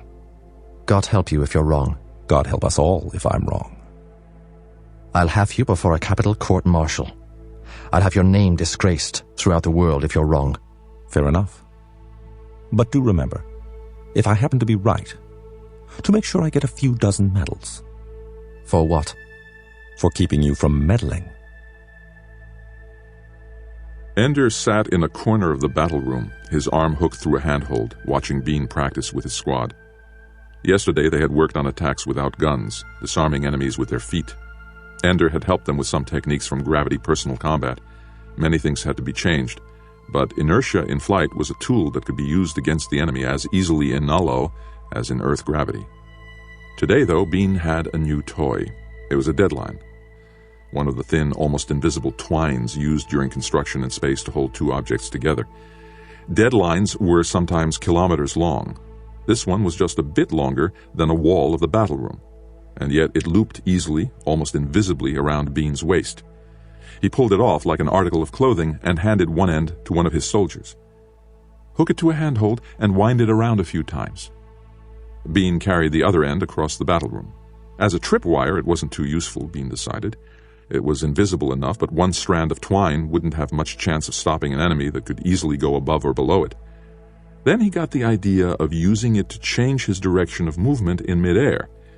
He fastened it around his waist, the other end still fastened to a handhold, slipped a few meters away, and launched himself straight out. The twine caught him, changed his direction abruptly, and swung him in an arc that crashed him brutally against the wall. He screamed and screamed. It took Ender a moment to realize that he wasn't screaming in pain. "Did you see how fast I went? Did you see how I changed direction?" Soon, all of Dragon Army stopped work to watch Bean practice with the twine. The changes in direction were stunning, especially when you didn't know where to look for the twine. When he used the twine to wrap himself around the star, he attained speeds no one had ever seen before. It was 21:40 when Ender dismissed the evening practice. Weary, but delighted at having seen something new, his army walked through the corridors back to the barracks. Ender walked among them, not talking but listening to their talk. They were tired, yes. A battle every day for more than 4 weeks, often in situations that tested their abilities to the utmost. But they were proud, happy, close. They had never lost, and they had learned to trust each other.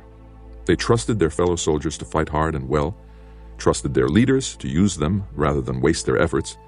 Above all, they trusted Ender to prepare them for anything and everything that might happen. As they walked the corridor, Ender noticed several older boys seemingly engaged in conversations in branching corridors and ladderways. Some were in their corridor, walking slowly in the other direction. It became too much of a coincidence, however, that so many of them were wearing salamander uniforms, and that those who weren't were often older boys belonging to armies whose commanders most hated Ender Wiggin. A few of them looked at him and looked away too quickly. Others were too tense, too nervous, as they pretended to be relaxed. What will I do if they attack my army here in the corridor? My boys are all young, all small, and completely untrained in gravity combat. When would they learn? "Ho, Ender!" someone called. Ender stopped and looked back. It was Petra. "Ender, can I talk to you?" Ender saw in a moment that if he stopped and talked, his army would quickly pass him by and he would be alone with Petra in the hallway. "Walk with me," Ender said. "It's just for a moment." Ender turned around and walked on with his army. He heard Petra running to catch up. "All right, I'll walk with you." Ender tensed when she came near. Was she one of them, one of the ones who hated him enough to hurt him? "A friend of yours wanted me to warn you. There are some boys who want to kill you." "Surprise," said Ender. Some of his soldiers seemed to perk up at this. Plots against their commander were interesting news, it seemed. "Ender, they can do it. He said they've been planning it ever since you went commander. Ever since I beat Salamander, you mean?" "I hated you after you beat Phoenix Army too, Ender. I didn't say I blamed anybody. It's true. He told me to take you aside today and warn you on the way back from the battle room to be careful tomorrow because, Petra, if you had actually taken me aside just now, there are about a dozen boys following along who would have taken me in the corridor. Can you tell me you didn't notice them?" Suddenly her face flushed. "No, I didn't." How can you think I did? Don't you know who your friends are?" She pushed her way through Dragon Army, got ahead of him, and scrambled up a ladder way to a higher deck. "Is it true?" asked Crazy Tom. "Is what true?" Ender scanned the room and shouted for two roughhousing boys to get to bed. "That some of the older boys want to kill you." "All talk," said Ender. But he knew that it wasn't. Petra had known something, and what he saw on the way here tonight wasn't imagination. "It may be all talk, but I hope you'll understand when I say you got 5 toon leaders who are going to escort you to your room tonight. Completely unnecessary. Humor us. You owe us a favor." "I owe you nothing." You'd be a fool to turn them down. "Do as you want." He turned and left. The toon leaders trotted along with him. One ran ahead and opened his door. They checked the room, made Ender promise to lock it, and left him just before lights out. There was a message on his desk. "Don't be alone, ever, Dink." Ender grinned. So Dink was still his friend. "Don't worry, they won't do anything to me. I have my army." But in the darkness, he did not have his army. He dreamed that night of Stilson, only he saw now how small Stilson was, only 6 years old, how ridiculous his tough guy posturing was. And yet in the dream, Stilson and his friends tied Ender so he couldn't fight back, and then everything that Ender had done to Stilson in life, they did to Ender in the dream. And afterward, Ender saw himself babbling like an idiot, trying hard to give orders to his army, but all his words came out as nonsense. He awoke in darkness, and he was afraid. Then he calmed himself by remembering that the teachers obviously valued him, or they wouldn't be putting so much pressure on him. They wouldn't let anything happen to him, nothing bad anyway. Probably when the older kids attacked him in the battle room years ago, there were teachers just outside the room waiting to see what would happen. If things had got out of hand, they would have stepped in and stopped it. I probably could have sat there and done nothing, and they would have seen to it that I came through all right. They'll push me as hard as they can in the game, but outside the game they'll keep me safe. With that assurance he slept again, until the door opened softly, and the morning's war was left on the floor for him to find. They won, of course, but it was a grueling affair, with the battle room so filled with a labyrinth of stars that hunting down the enemy during mop-up took 45 minutes. It was Paul Slattery's Badger army, and they refused to give up. There was a new wrinkle in the game, too. When they disabled or damaged an enemy, he thawed in about 5 minutes, the way it worked in practice. Only when the enemy was completely frozen did he stay out of action the whole time. But the gradual thawing did not work for Dragon Army. Crazy Tom was the one who realized what was happening when they started getting hit from behind by people they thought were safely out of the way. And at the end of the battle, Slattery shook Ender's hand and said, "I'm glad you won. If I ever beat you, Ender, I want to do it fair." "Use what they give you," Ender said. "If you've ever got an advantage over the enemy, use it." "Oh, I did," said Slattery. He grinned. I'm only fair-minded before and after battles. The battle took so long that breakfast was over. Ender looked at his hot, sweating, tired soldiers waiting in the corridor and said, "Today you know everything. No practice. Get some rest. Have some fun. Pass a test." It was a measure of their weariness that they didn't even cheer or laugh or smile. Just walked into the barracks and stripped off their clothes. They would have practiced if he had asked them to, but they were reaching the end of their strength, and going without breakfast was one unfairness too many. Ender meant to shower right away, but he was also tired. He lay down on his bed in his flash suit, just for a moment, and woke up at the beginning of lunchtime. So much for his idea of studying more about the buggers this morning. Just time to clean up, go eat, and head for class. He peeled off his flash suit, which stank from his sweat. His body felt cold, his joints oddly weak. Shouldn't have slept in the middle of the day. I'm beginning to slack off. I'm beginning to wear down. Can't let it get to me. So he jogged to the gym and forced himself to climb the rope 3 times before going to the bathroom to shower. It didn't occur to him that his absence in the commander's mess would be noticed, that showering during the noon hour when his own army would be wolfing down their first meal of the day, he would be completely, helplessly alone. Even when he heard them come into the bathroom, he paid no attention. He was letting the water pour over his head, over his body. The muffled sound of footsteps was hardly noticeable. Maybe lunch was over, he thought.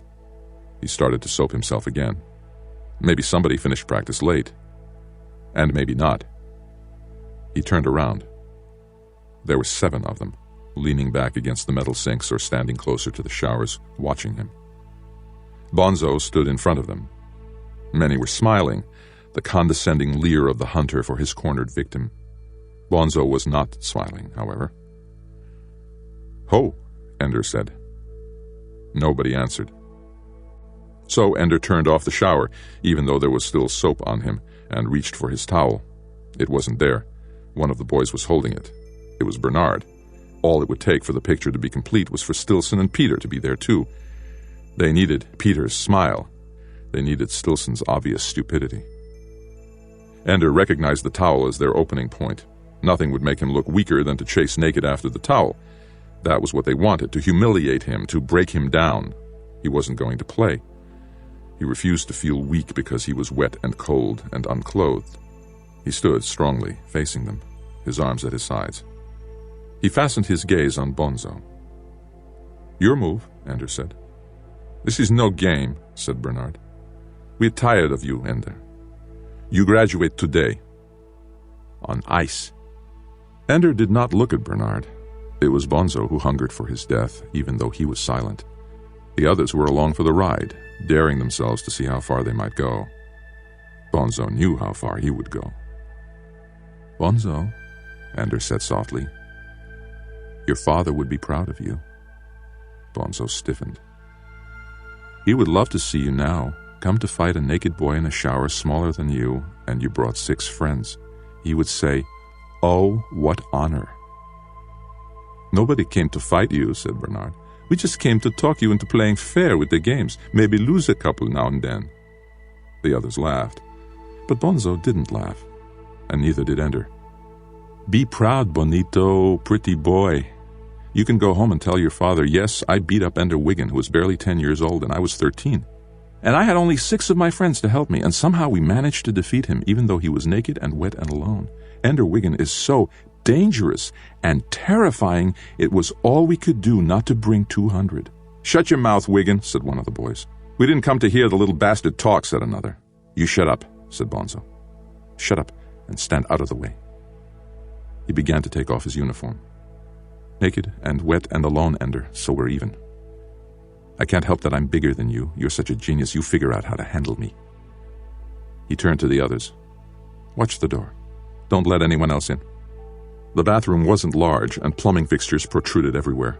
It had been launched in one piece as a low-orbit satellite, packed full of the water reclamation equipment. It was designed to have no wasted space. It was obvious what their tactics would have to be. Throw the other boy against fixtures until one of them does enough damage that he stops. When Ender saw Bonzo's stance, his heart sank. Bonzo had also taken classes, and probably more recently than Ender. His reach was better, he was stronger, and he was full of hate. He would not be gentle. "He will go for my head," thought Ender. "He will try above all to damage my brain. And if this fight is long, he's bound to win. His strength can control me. If I'm to walk away from here, I have to win quickly and permanently. He could still feel again the sickening way that Stilson's bones had given way. But this time, it will be my body that breaks, unless I can break him first.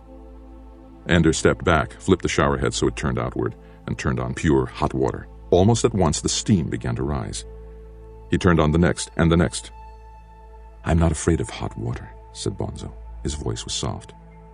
But it wasn't the hot water that Ender wanted, it was the heat. His body still had soap on it, and his sweat moistened it, made his skin more slippery than Bonzo would expect. Suddenly, there was a voice from the door. "Stop it!" For a moment, Ender thought it was a teacher come to stop the fight, but it was only Dink Meeker. Bonzo's friends caught him at the door, held him. "Stop it, Bonzo!" Dink cried. "Don't hurt him." "Why not?" asked Bonzo. And for the first time he smiled. Ah, thought Ender, he loves to have someone recognize that he is the one in control, that he has power. "Because he's the best, that's why. Who else can fight the buggers? That's what matters, you fool, the buggers." Bonzo stopped smiling. It was the thing he hated most about Ender, that Ender really mattered to other people, and in the end, Bonzo did not.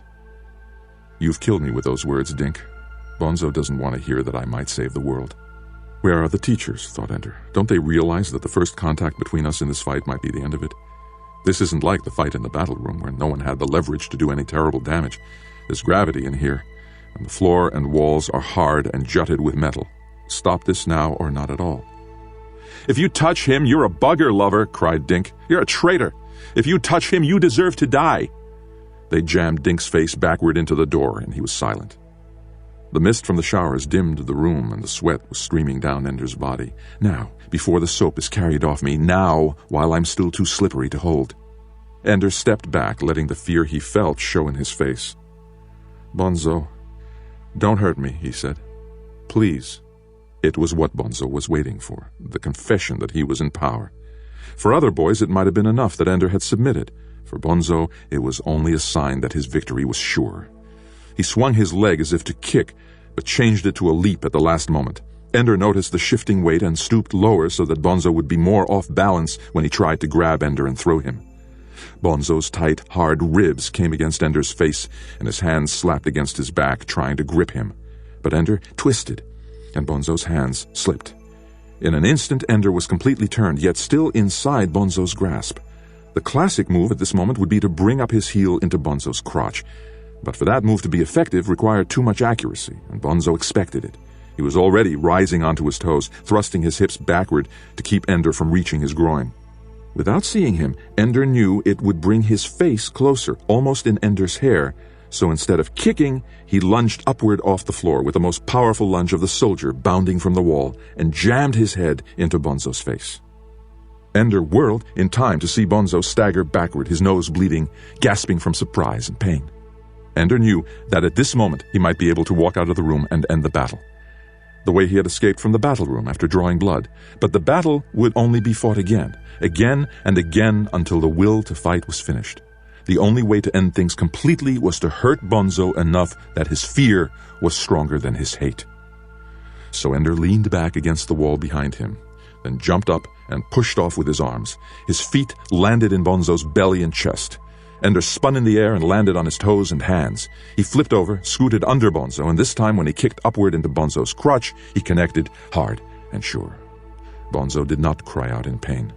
He did not react at all, except that his body rose a little in the air. It was as if Ender had kicked a piece of furniture. Bonzo collapsed, fell to the side, and sprawled directly under the spray of steaming water from a shower. He made no movement whatever to escape the murderous heat. "My God!" someone shouted. Bonzo's friends leaped to turn off the water. Ender slowly rose to his feet. Someone thrust his towel at him. It was Dink. "Come on out of here," Dink said. He led Ender away. Behind them they heard the heavy clatter of adults running down the ladderway. Now the teachers would come, the medical staff, to dress the wounds of Ender's enemy. Where were they before the fight, when there might have been no wounds at all? There was no doubt now in Ender's mind. There was no help for him. Whatever he faced, now and forever, no one would save him from it. Peter might be scum, but Peter had been right, always right. The power to cause pain is the only power that matters. The power to kill and destroy. Because if you can't kill, then you are always subject to those who can, and nothing and no one will ever save you. Dink led him to his room, made him lie on the bed. "Are you hurt anywhere?" he asked. Ender shook his head. "You took him apart. I thought you were dead meat, the way he grabbed you. But you took him apart. If he'd stood up longer, you would have killed him. He meant to kill me.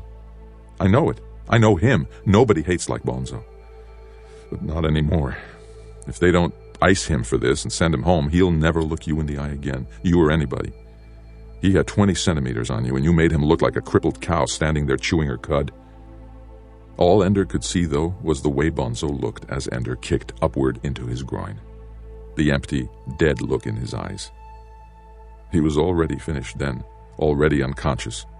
His eyes were open, but he wasn't thinking or moving anymore. Just that dead, stupid look on his face, that terrible look. The way Stilson looked when I finished with him. "They'll ice him, though," Dink said. "Everybody knows he started it. I saw them get up and leave the commander's mess. Took me a couple of seconds to realize you weren't there either, and then a minute more to find out where you'd gone. I told you not to be alone. Sorry. They're bound to ice him. Troublemaker. Him and his stinking honor." Then, to Dink's surprise, Ender began to cry.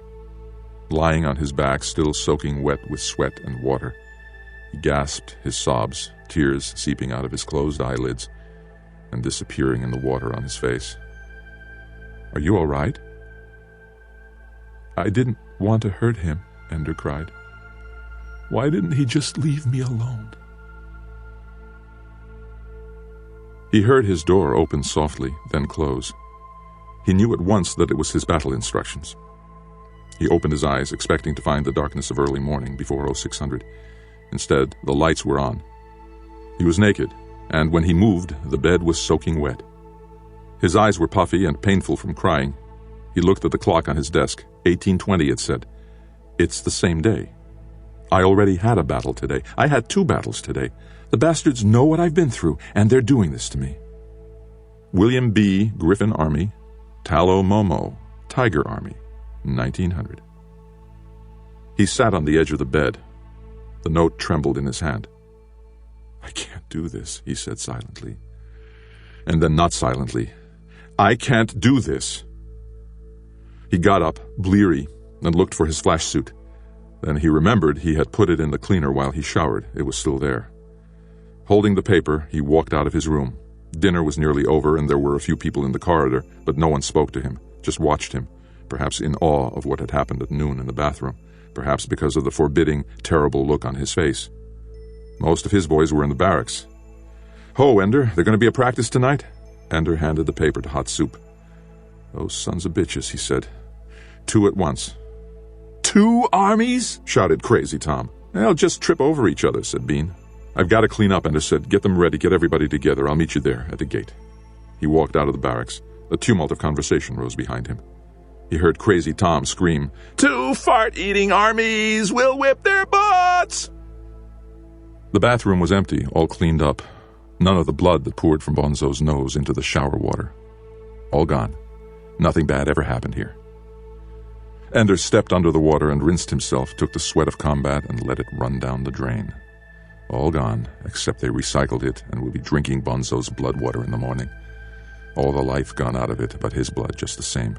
His blood and my sweat washed down in their stupidity or cruelty or whatever it was that made them let it happen. He dried himself, dressed in his flash suit, and walked to the battle room. His army was waiting in the corridor, the door still not opened. They watched him in silence as he walked to the front to stand by the blank gray force field. Of course, they all knew about his fight in the bathroom today. That and their own weariness from the battle that morning kept them quiet, while the knowledge that they would be facing 2 armies filled them with dread. Everything they can do to beat me, thought Ender. Everything they can think of. Change all the rules. They don't care, just so they beat me. Well, I'm sick of the game. No game is worth Bonzo's blood pinking the water on the bathroom floor. Ice me. Send me home. I don't want to play anymore. The door disappeared. Only 3 meters out, there were 4 stars together, completely blocking the view from the door. 2 armies weren't enough. They had to make Ender deploy his forces blind. Bean, said Ender, take your boys and tell me what's on the other side of this star. Bean pulled the coil of twine from his waist, tied one end around him, handed the other end to a boy in his squad, and stepped gently through the door. His squad quickly followed. They had practiced this several times, and it took only a moment before they were braced on the star, holding the end of the twine. Bean pushed off at great speed, in a line almost parallel to the door. When he reached the corner of the room, he pushed off again and rocketed straight out toward the enemy. The spots of light on the wall showed that the enemy was shooting at him. As the rope was stopped by each edge of the star in turn, his arc became tighter, his direction changed, and he became an impossible target to hit. His squad caught him neatly as he came around the star from the other side. He moved all his arms and legs so those waiting inside the door would know that the enemy hadn't flashed him anywhere. Ender dropped through the gate. "It's really dim," said Bean, "but light enough you can't follow people easily by the lights on their suits. Worst possible for seeing. It's all open space from this star to the enemy side of the room. They've got 8 stars making a square around their door. I didn't see anybody except the ones peeking around the boxes. They're just sitting there waiting for us." As if to corroborate Bean's statement, the enemy began to call out to them. "Hey, we be hungry. Come and feed us. Your ass is dragon. Your ass is dragon." Ender's mind felt dead. This was stupid. He didn't have a chance, outnumbered 2-1 and forced to attack a protected enemy. In a real war, any commander with brains at all would retreat and save his army. "What the hell," said Bean. "It's only a game." It stopped being a game when they threw away the rules. "So you throw them away too?" Ender grinned. "Okay, why not? Let's see how they react to a formation." Bean was appalled. "A formation? We've never done a formation in the whole time we've been an army." "We've still got a month to go before our training period is normally supposed to end. About time we started doing formations. Always have to know formations." He formed an A with his fingers, showed it to the blank door, and beckoned. A tune quickly emerged, and Ender began arranging them behind the star. 3 meters wasn't enough room to work in. The boys were frightened and confused, and it took nearly 5 minutes just to get them to understand what they were doing. Tiger and Griffin soldiers were reduced to chanting catcalls while their commanders argued about whether to try to use their overwhelming force to attack Dragon Army while they were still behind the star. Momo was all for attacking. "We outnumber him 2-1, while B said, 'Sit tight and we can't lose. Move out and he can figure out a way to beat us.' So they sat tight, until finally in the dusky light they saw a large mass slip out from behind Ender's star. It held its shape even when it abruptly stopped moving sideways and launched itself toward the dead center of the 8 stars, where 82 soldiers waited. "Doobie-doo," said a Griffin. "They're doing a formation." "They must have been putting that together for all 5 minutes," said Momo. "If we'd attacked while they were doing it, we could have destroyed them." "Eat it, Momo," whispered B. "You saw the way that little kid flew. He went all the way around the star and back behind without ever touching a wall. Maybe they've all got hooks. Did you think of that? They've got something new there." The formation was a strange one. A square formation of tightly packed bodies in front making a wall. Behind it, a cylinder, 6 boys in circumference and 2 boys deep, their limbs outstretched and frozen so they couldn't possibly be holding on to each other. Yet they held together as tightly as if they had been tied, which in fact they were.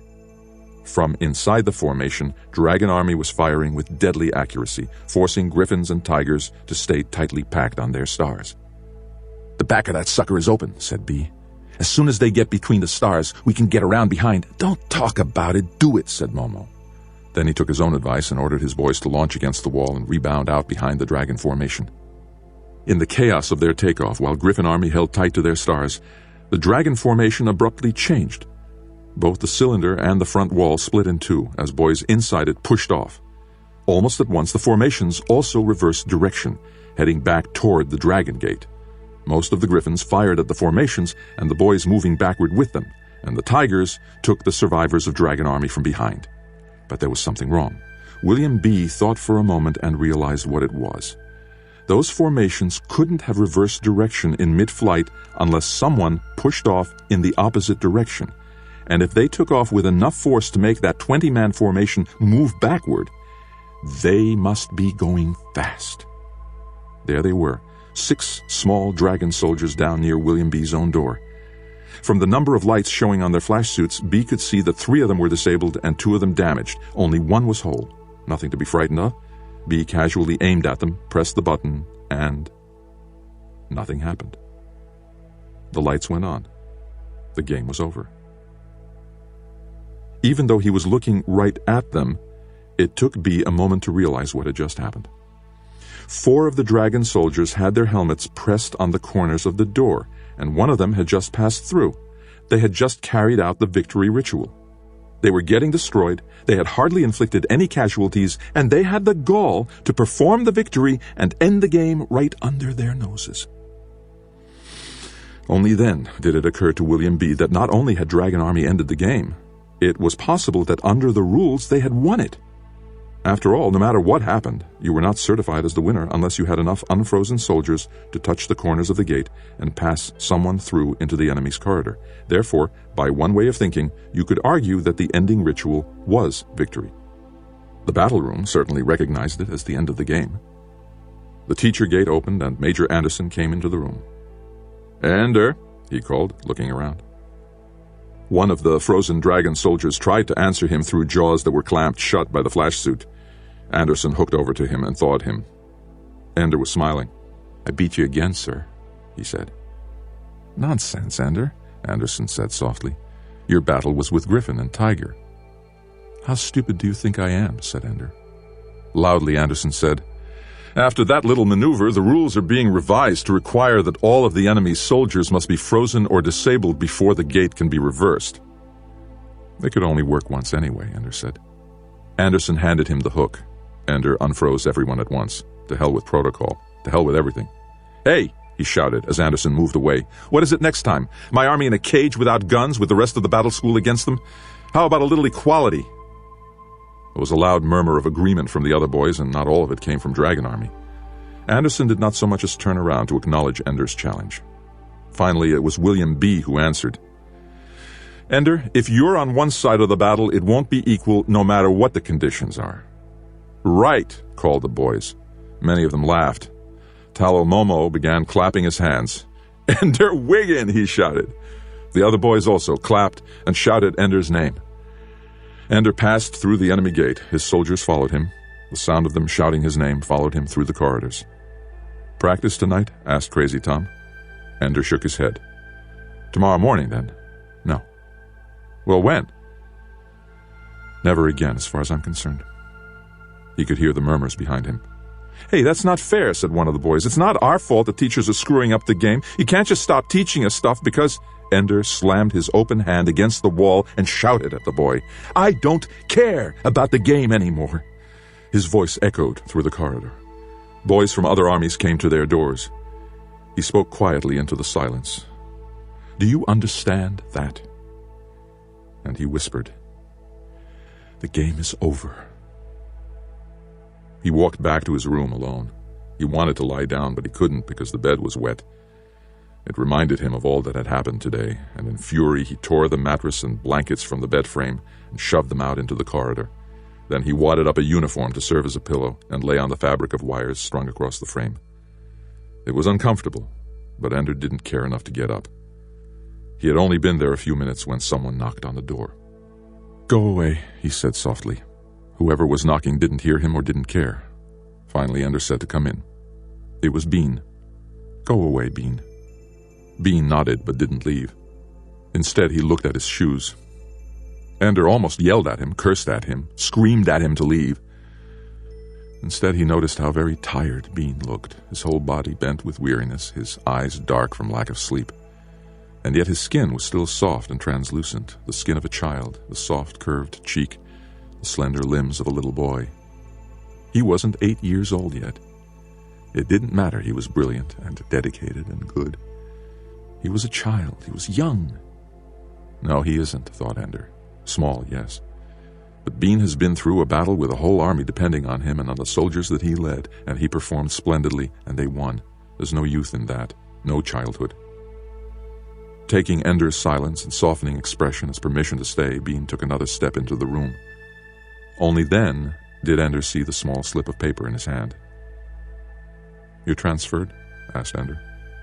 He was incredulous, but his voice came out sounding uninterested, dead. "To Rabbit Army." Ender nodded. "Of course, it was obvious. If I can't be defeated with my army, they'll take my army away." "Karn Karby's a good man," said Ender. "I hope he recognizes what you're worth. Karn Karby was graduated today.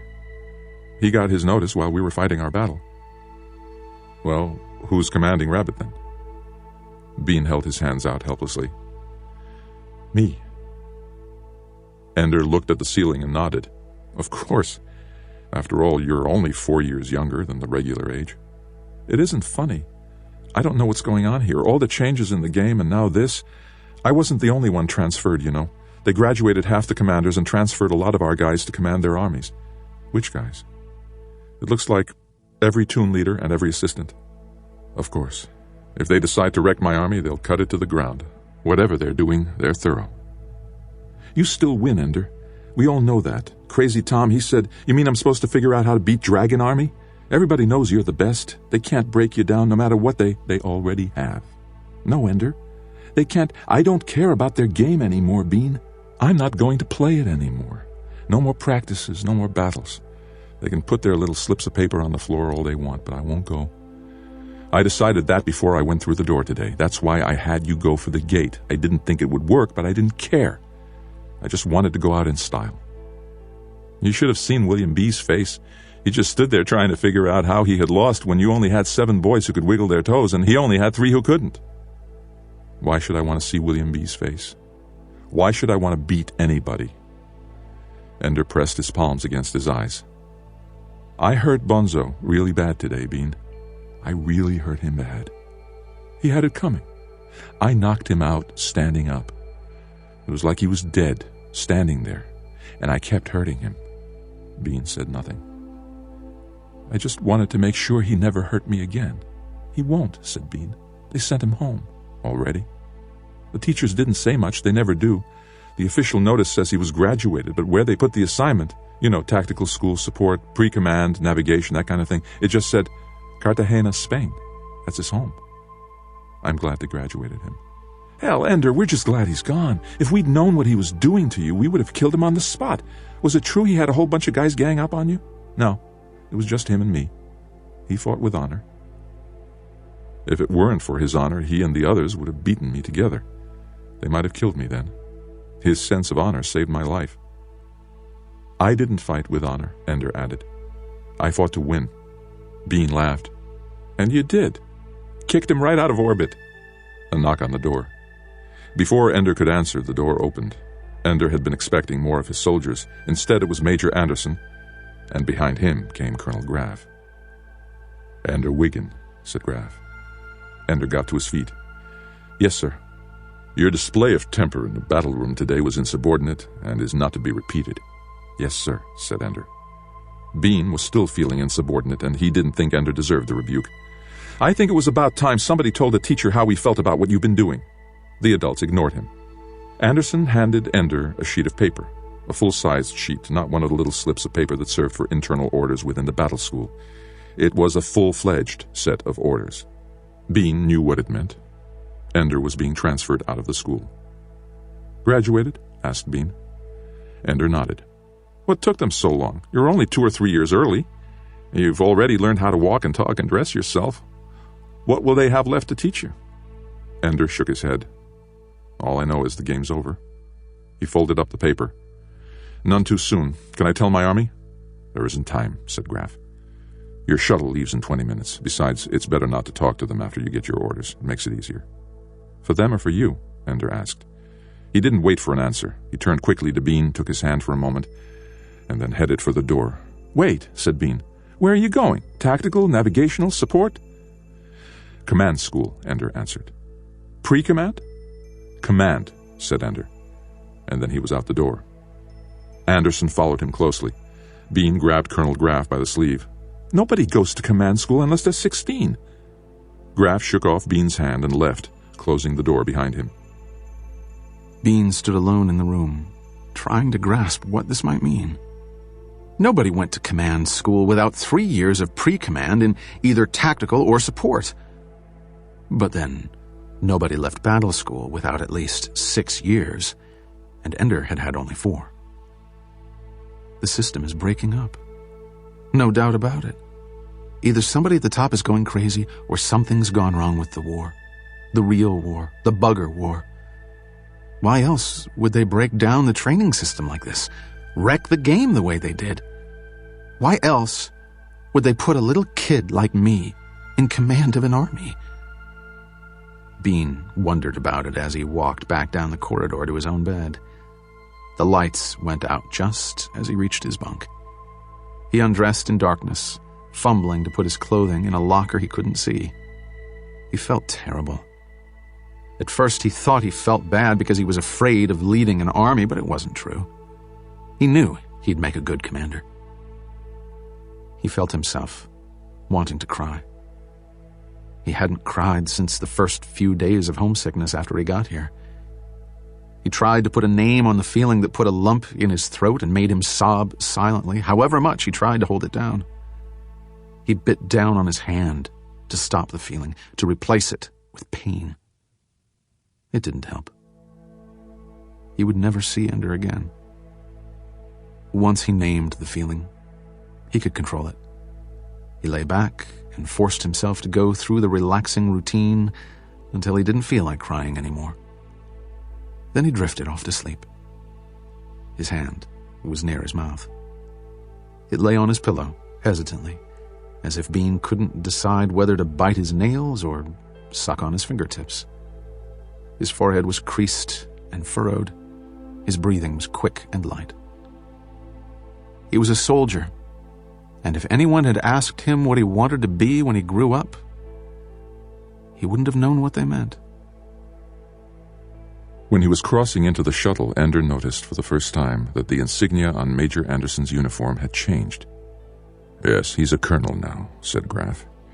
"In fact, Major Anderson has been placed in command of the battle school as of this afternoon. I have been reassigned to other duties." Ender did not ask him what they were. Graff strapped himself into a seat across the aisle from him. There was only one other passenger, a quiet man in civilian clothes, who was introduced as General Pace. Pace was carrying a briefcase, but Graff carried no more luggage than Ender did. Somehow that was comforting to Ender, that Graff also came away empty. Ender spoke only once on the voyage home. "Why are we going home?" he asked. "I thought command school was in the asteroids somewhere." "It is," said Graff. "But the battle school has no facilities for docking long-range ships, so you get a short landside leave." Ender wanted to ask if that meant he could see his family. But suddenly, at the thought that it might be possible, he was afraid, and so he didn't ask. Just closed his eyes and tried to sleep. Behind him, General Pace was studying him. For what purpose, Ender could not guess. It was a hot summer afternoon in Florida when they landed. Ender had been so long without sunlight that the light nearly blinded him. He squinted and sneezed and wanted to get back indoors. Everything was far away and flat. The ground, lacking the upward curve of battle school floors, seemed instead to fall away, so that on level ground Ender felt as though he were on a pinnacle. The pull of real gravity felt different, and he scuffed his feet when he walked. He hated it. He wanted to go back home, back to the battle school, the only place in the universe where he belonged. Arrested? Well, it's a natural thought. General Pace is the head of the military police. There was a death in the battle school. They didn't tell me whether Colonel Graff was being promoted or court-martialed. Just transferred with orders to report to the Polemark. Is that a good sign or bad? Who knows? On the one hand, Ender Wiggin not only survived, he passed a threshold. He graduated in dazzlingly good shape. You have to give old Graff credit for that. On the other hand, there's the fourth passenger on the shuttle, the one traveling in a bag. Only the second death in the history of the school. At least it wasn't a suicide this time. How is murder better, Major Imbu? It wasn't murder, Colonel. We have it on video from 2 angles. No one can blame Ender. But they might blame Graff. After all this is over, the civilians can rake over our files and decide what was right and what was not. Give us medals where they think we were right, take away our pensions and put us in jail where they decide we were wrong. At least they had the good sense not to tell Ender that the boy died. It's the second time, too. They didn't tell him about Stilson either. The kid is scary. Ender Wiggin isn't a killer. He just wins. Thoroughly. If anybody's going to be scared, let it be the buggers. Makes you almost feel sorry for them, knowing Ender's going to be coming after them. The only one I feel sorry for is Ender. But not sorry enough to suggest they ought to let up on him. I just got access to the material that Graf's been getting all this time, about fleet movements, that sort of thing. I used to sleep easy at night. Time's getting short? I shouldn't have mentioned it. I can't tell you secured information. I know. Let's leave it at this. They didn't get him to command school a day too soon, and maybe a couple of years too late. Children? Brother and sister. They'd layered themselves 5 times through the nets, writing for companies that paid for their memberships. That sort of thing. Devil of a time tracking them down. What are they hiding? Could be anything. The most obvious thing to hide, though, is their ages. The boy is 15, the girl is 12. Which one is Demosthenes? The girl, the 12-year-old. Pardon me, wait a minute. I don't really think it's funny, but I can't help but laugh. All this time we've been worried, all the time we've been trying to persuade the Russians not to take Demosthenes too seriously, we held up Locke as proof that Americans weren't all crazy warmongers. Brother and sister, pubescent. And the last name is Wigan. Coincidence? The Wigan is a third. They are 1 and 2. Oh, excellent. The Russians will never believe that Demosthenes and Locke aren't as much under our control as the Wigan. Is there a conspiracy? Is someone controlling them?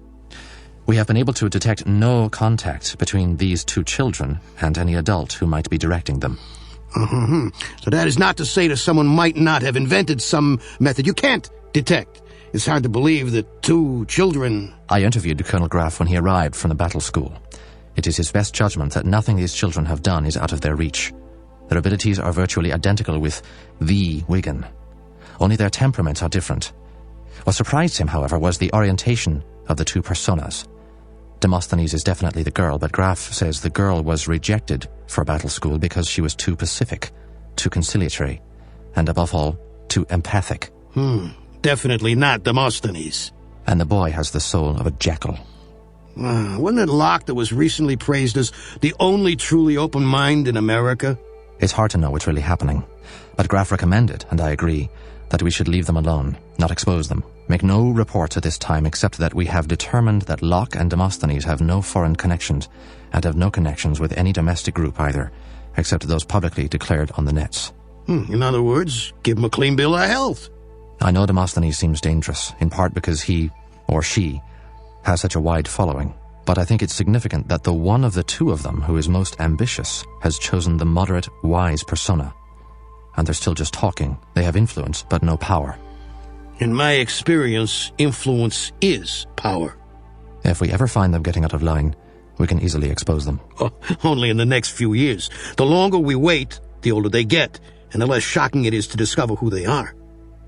You know what the Russian troop movements have been. There's always the chance that Demosthenes is right, in which case... We better have Demosthenes around. All right, we'll show them clean for now, but watch them. And I, of course, have to find ways of keeping the Russians calm. In spite of all her misgivings, Valentine was having fun being Demosthenes. Her column was now being carried on practically every newsnet in the country, and it was fun to watch the money pile up in her attorney's accounts. Every now and then she and Peter would, in Demosthenes' name, donate a carefully calculated sum to a particular candidate or cause. Enough money that the donation would be noticed, but not so much that the candidate would feel she was trying to buy a vote. She was getting so many letters now that her Newsnet had hired a secretary to answer certain classes of routine correspondence for her. The fun letters from national and international leaders, sometimes hostile, sometimes friendly, always diplomatically trying to pry into Demosthenes' mind. Those she and Peter read together, laughing in delight sometimes that people like this were writing to children and didn't know it. Sometimes, though, she was ashamed. Father was reading Demosthenes regularly. He never read Locke, or if he did, he said nothing about it. At dinner, though, he would often regale them with some telling point Demosthenes had made in that day's column. Peter loved it when Father did that.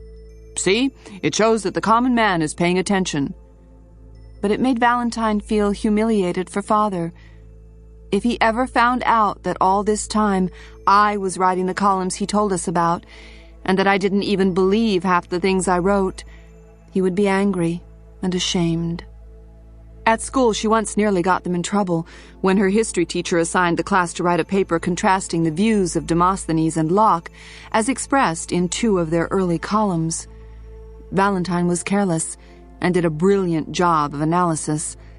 As a result, she had to work hard to talk the principal out of having her essay published on the very newsnet that carried Demosthenes' column. Peter was savage about it. "You write too much like Demosthenes. You can't get published. I should kill Demosthenes now. You're getting out of control." If he raged about that blunder, Peter frightened her still more when he went silent. It happened when Demosthenes was invited to take part in the President's Council on Education for the Future, a blue-ribbon panel that was designed to do nothing but do it splendidly. Valentine thought Peter would take it as a triumph, but he did not. "Turn it down," he said. "Why should I?" she asked. "It's no work at all, and they even said that because of Demosthenes' well-known desire for privacy, they would net all the meetings. It makes Demosthenes into a respectable person, and you love it that you got it before I did." "Peter, it isn't you and me. It's Demosthenes and Locke. We made them up. They aren't real. Besides, this appointment doesn't mean they like Demosthenes better than Locke. It just means that Demosthenes has a much stronger base of support. You knew he would. Appointing him pleases a large number of Russian haters and chauvinists." It wasn't supposed to work this way. Locke was supposed to be the respected one. He is. Real respect takes longer than official respect. Peter, don't be angry at me because I've done well with the things you told me to do. But he was angry, for days. And ever since, he had left her to think through all her own columns, instead of telling her what to write. He probably assumed that this would make the quality of Demosthenes' columns deteriorate. But if it did, no one noticed. Perhaps it made him even angrier that she never came to him weeping for help. She had been Demosthenes too long now to need anyone to tell her what Demosthenes would think about things. And as her correspondence with other politically active citizens grew, she began to learn things, information that simply wasn't available to the general public.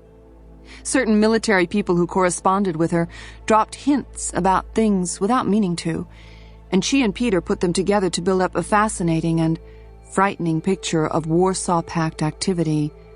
They were indeed preparing for war, a vicious and bloody earthbound war. Demosthenes wasn't wrong to suspect that the Second Warsaw Pact was not abiding by the terms of the League. And the character of Demosthenes gradually took on a life of his own. At times she found herself thinking like Demosthenes at the end of a writing session, agreeing with ideas that were supposed to be calculated poses.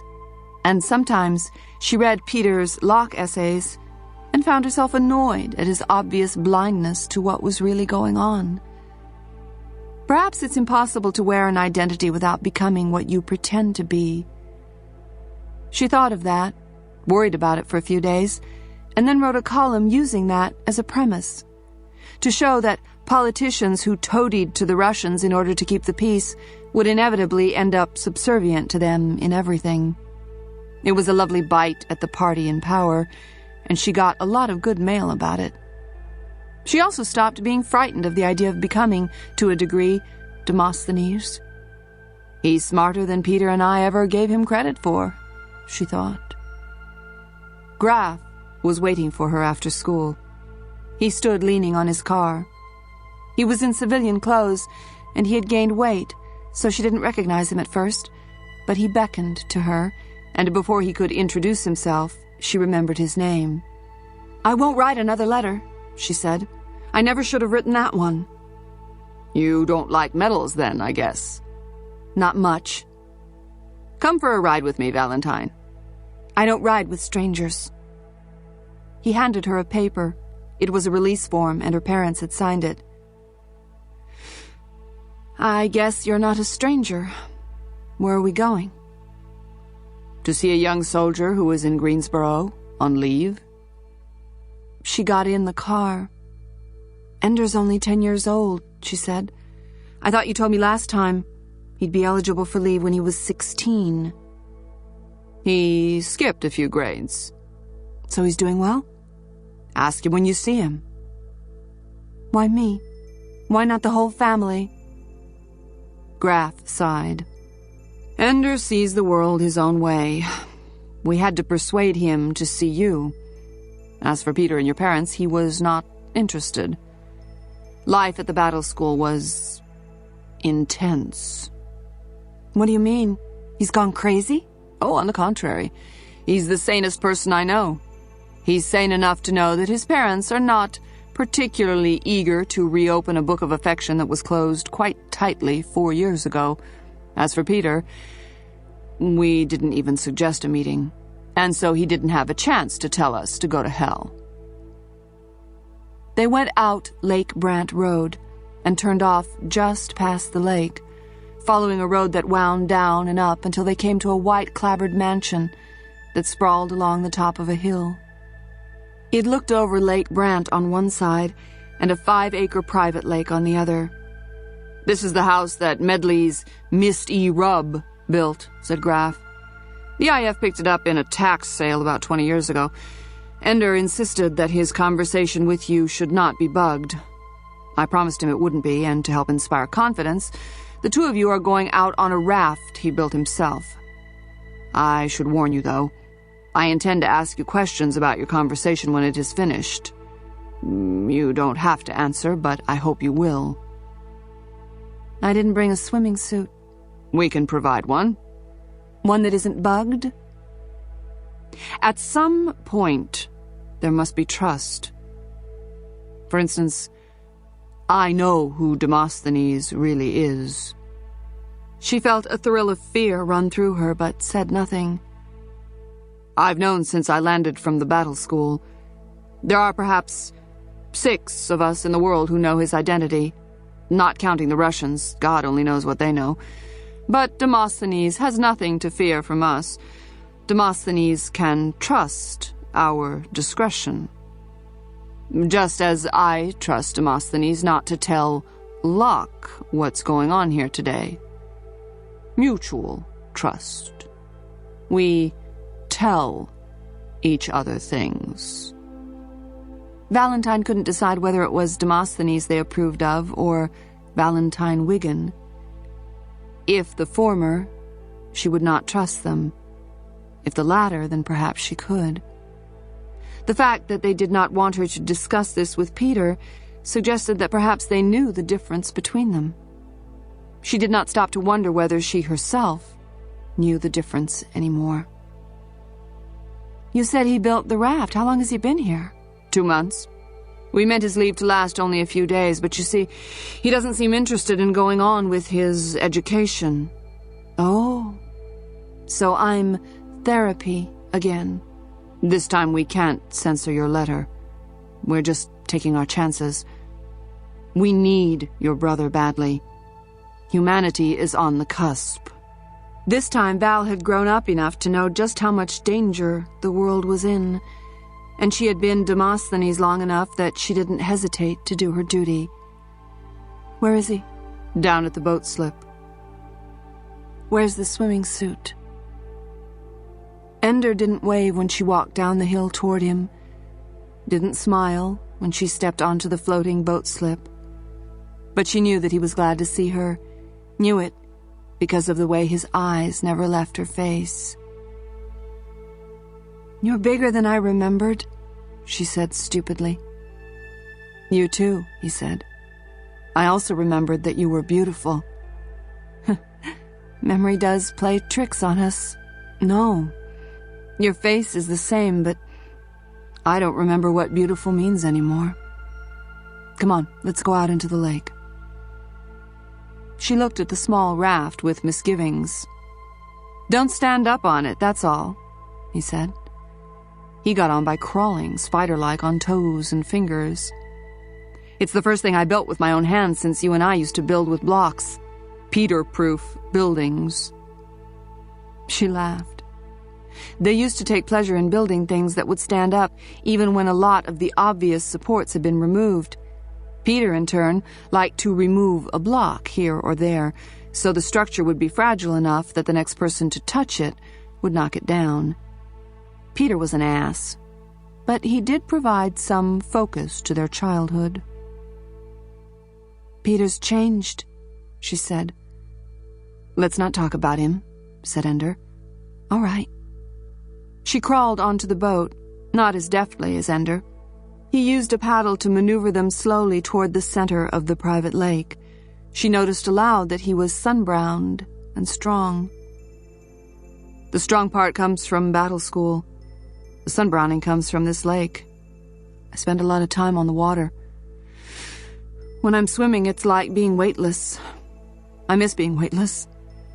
Also, when I'm here on the lake, the land slopes up in every direction, like living in a bowl. I've lived in a bowl for 4 years.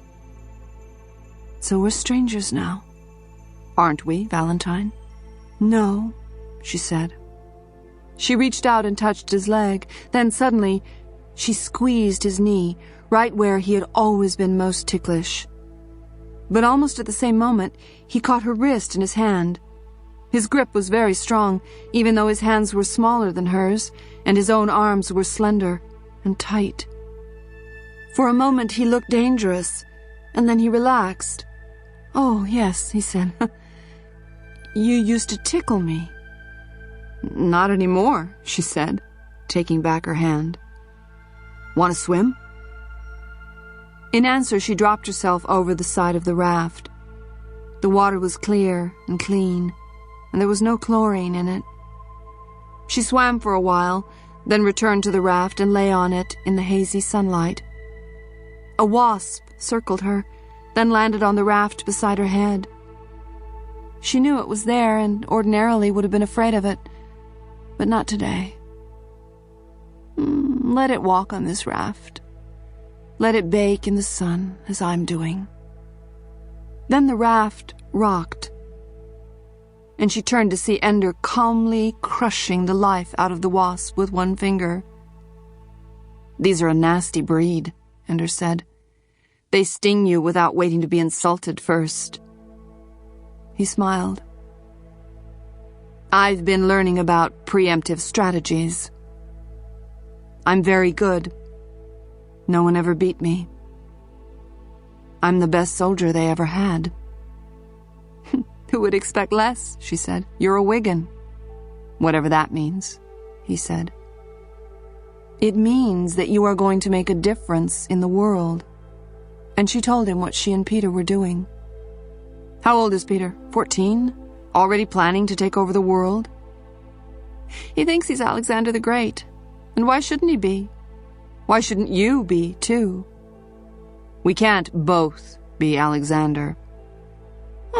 Two faces of the same coin. And I am the metal in between. Even as she said it, she wondered if it was true. She had shared so much with Peter these last few years that even when she thought she despised him, she understood him.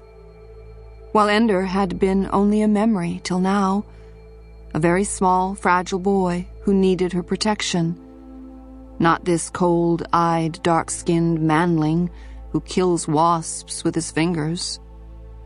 Maybe he and Peter and I are all the same, and have been all along. Maybe we only thought we were different from each other, out of jealousy. The trouble with coins is, when one face is up, the other face is down. And right now you think you're down. They want me to encourage you to go on with your studies. They aren't studies, they're games. All games from beginning to end, only they change the rules whenever they feel like it. He held up a limp hand. See the strings? But you can use them, too. Only if they want to be used. Only if they think they're using you. No, it's too hard. I don't want to play anymore. Just when I start to be happy, just when I think I can handle things, they stick in another knife. I keep having nightmares now that I'm here. I dream I'm in the battle room, only instead of being weightless, they're playing games with gravity. They keep changing its direction, so I never end up on the wall I launched for. I never end up where I meant to go. And I keep pleading with them just to let me get to the door. And they won't let me out. They keep sucking me back in. She heard the anger in his voice and assumed it was directed at her. I suppose that's what I'm here for. to suck you back in. I didn't want to see you. They told me. I was afraid that I'd still love you. I hoped that you would. My fear, your wish, both granted. Ender, it really is true. We may be young, but we're not powerless. We play by their rules long enough, and it becomes our game. She giggled. I'm on a presidential commission. Peter is so angry. They don't let me use the nets. There isn't a computer in the place, except the household machines that run the security system and the lighting. Ancient things installed back a century ago, when they made computers that didn't hook up with anything. They took away my army, they took away my desk, and you know something? I don't really mind. You must be good company for yourself. Not me. My memories. Maybe that's who you are. What you remember. No. My memories of strangers. My memories of the buggers. Valentine shivered, as if a cold breeze had suddenly passed. I refuse to watch the bugger vids anymore. They're always the same. I used to study them for hours. The way their ships move through space. And something funny that only occurred to me lying out here on the lake.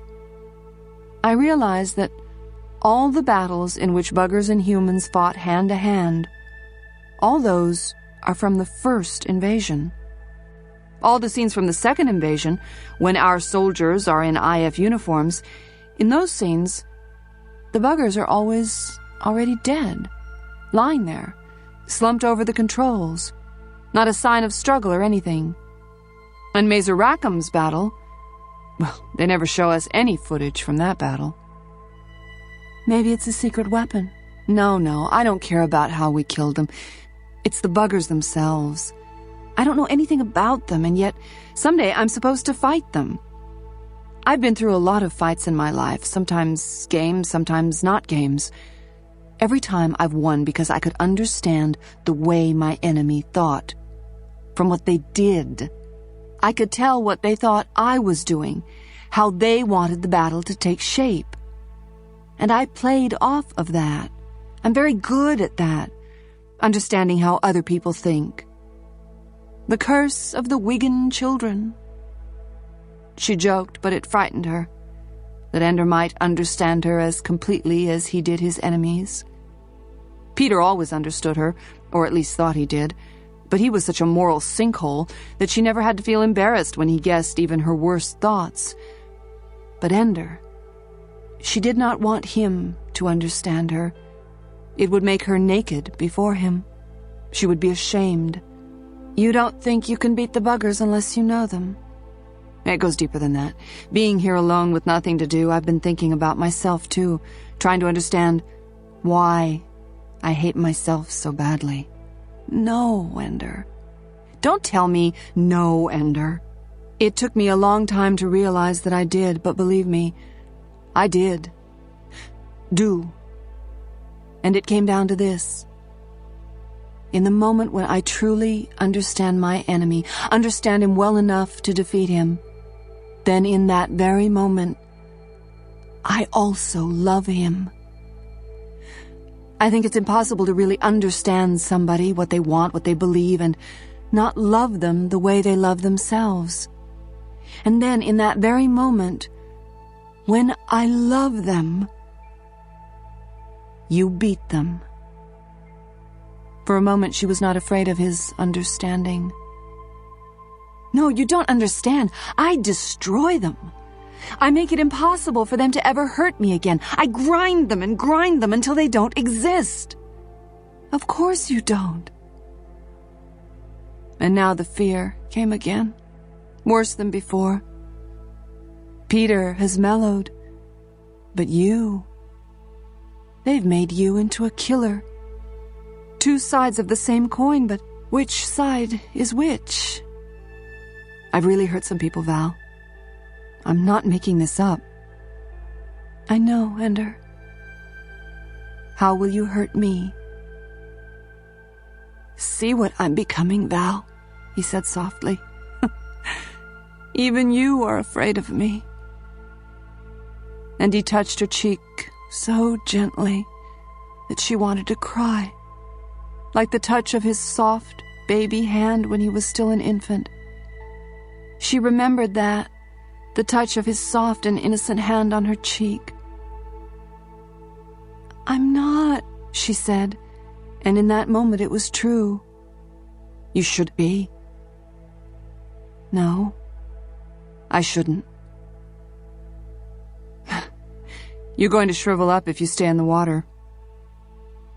Also, the sharks might get you." He smiled. "The sharks learned to leave me alone a long time ago." But he pulled himself onto the raft, bringing a wash of water across it as it tipped. It was cold on Valentine's back. "Ender, Peter's going to do it. He's smart enough to take the time it takes, but he's going to win his way into power, if not right now, then later. I'm not sure yet whether that'll be a good thing or a bad thing. Peter can be cruel, but he knows the getting and keeping of power. And there are signs that once the Bugger War is over, and maybe even before it ends, the world will collapse into chaos again. The Russian Empire was on its way to hegemony before the first invasion. If they try for it afterward, so even Peter might be a better alternative. You've been discovering some of the destroyer in yourself, Ender. Well, so have I. Peter didn't have a monopoly on that, whatever the testers thought. And Peter has some of the builder in him. He isn't kind, but he doesn't break every good thing he sees anymore. Once you realize that power will always end up with the sort of people who crave it, I think that there are worse people who could have it than Peter. With that strong a recommendation, I could vote for him myself. Sometimes it seems absolutely silly. A 14-year-old boy and his kid sister plotting to take over the world. She tried to laugh. It wasn't funny. We aren't just ordinary children, are we? None of us. Don't you sometimes wish we were? She tried to imagine herself being like the other girls at school, tried to imagine life if she didn't feel responsible for the future of the world. It would be so dull. I don't think so. And he stretched out on the raft, as if he could lie on the water forever. It was true. Whatever they did to Ender in the battle school, they had spent his ambition. He really did not want to leave the sun-warmed waters of this bowl. No, she realized. No, he believes that he doesn't want to leave here, but there is still too much of Peter in him. Or too much of me. None of us could be happy for long doing nothing. Or perhaps it's just that none of us could be happy living with no other company than ourselves. So she began to prod again. What is the one name that everyone in the world knows? Mazer Rackham. And what if you win the next war, the way Mazer did? Mazer Rackham was a fluke. A reserve. Nobody believed in him. He just happened to be in the right place at the right time. But suppose you do it. Suppose you beat the Buggers, and your name is known the way Mazer Rackham's name is known. Let somebody else be famous. Peter wants to be famous. Let him save the world. I'm not talking about fame, Ender. I'm not talking about power, either. I'm talking about accidents. Just like the accident that Mazer Rackham happened to be the one who was there when somebody had to stop the Buggers. If I'm here, said Ender, then I won't be there. Somebody else will. Let them have the accident. His tone of weary unconcern infuriated her. I'm talking about my life, you self-centered little bastard. If her words bothered him, he didn't show it. Just lay there, eyes closed. When you were little and Peter tortured you, it's a good thing I didn't lie back and wait for Mom and Dad to save you. They never understood how dangerous Peter was. I knew you had the monitor, but I didn't wait for them either. Do you know what Peter used to do to me because I stopped him from hurting you? Shut up, Ender whispered. Because she saw that his chest was trembling, because she knew that she had indeed hurt him, because she knew that just like Peter, she had found his weakest place and stabbed him there, she fell silent. "I can't beat them," Ender said softly. "I'll be out there like Mazer Rackham one day, and everybody will be depending on me. And I won't be able to do it. If you can't, Ender, then nobody could. If you can't beat them, then they deserve to win because they're stronger and better than us. It won't be your fault. Tell it to the dead. If not you, then who? Anybody. Nobody, Ender. I'll tell you something. If you try and lose, then it isn't your fault. But if you don't try and we lose, then it's all your fault. You killed us all. I'm a killer no matter what. What else should you be? Human beings didn't evolve brains in order to lie around on lakes. Killing's the first thing we learned. And a good thing we did, or we'd be dead, and the tigers would own the earth. I could never beat Peter. No matter what I said or did, I never could. So it came back to Peter. He was years older than you and stronger. So were the buggers. She could see his reasoning, or rather, his unreasoning. He could win all he wanted, but he knew in his heart that there was always someone who could destroy him. He always knew that he had not really won because there was Peter, undefeated champion. "You want to beat Peter?" she asked. "No," he answered. "Beat the buggers. Then come home and see who notices Peter Wiggin anymore. Look him in the eye when all the world loves and reveres you. That'll be defeat in his eyes, Ender. That's how you win." "You don't understand," he said. "Yes, I do." "No, you don't. I don't want to beat Peter." "Then what do you want?" "I want him to love me." She had no answer. As far as she knew, Peter didn't love anybody. Ender said nothing more. Just lay there. And lay there. Finally, Valentine, the sweat dripping off her, the mosquitoes beginning to hover as the dusk came on, took one final dip in the water, and then began to push the raft in to shore. Ender showed no sign that he knew what she was doing, but his irregular breathing told her that he was not asleep. When they got to the shore, she climbed onto the dock and said, "I love you, Ender, more than ever, no matter what you decide." He didn't answer. She doubted that he believed her. She walked back up the hill, savagely angry at them for making her come to Ender like this. For she had, after all, done just what they wanted. She had talked Ender into going back into his training, and he wouldn't soon forgive her for that. Ender came in the door, still wet from his last dip in the lake. It was dark outside, and dark in the room where Graf waited for him. "Are we going now?" asked Ender. "If you want to," Graf said. "When?" "When you're ready." Ender showered and dressed. He was finally used to the way civilian clothes fit together, but he still didn't feel right without a uniform or a flash suit. "I'll never wear a flash suit again," he thought. "That was the battle school game, and I'm through with that." He heard the crickets chirping madly in the woods. In the near distance, he heard the crackling sound of a car driving slowly on gravel. What else should he take with him? He had read several of the books in the library, but they belonged to the house, and he couldn't take them. The only thing he owned was the raft he had made with his own hands. That would stay here, too. The lights were on now in the room where Graf waited. He, too, had changed clothing. He was back in uniform. They sat in the back seat of the car together, driving along country roads to come at the airport from the back.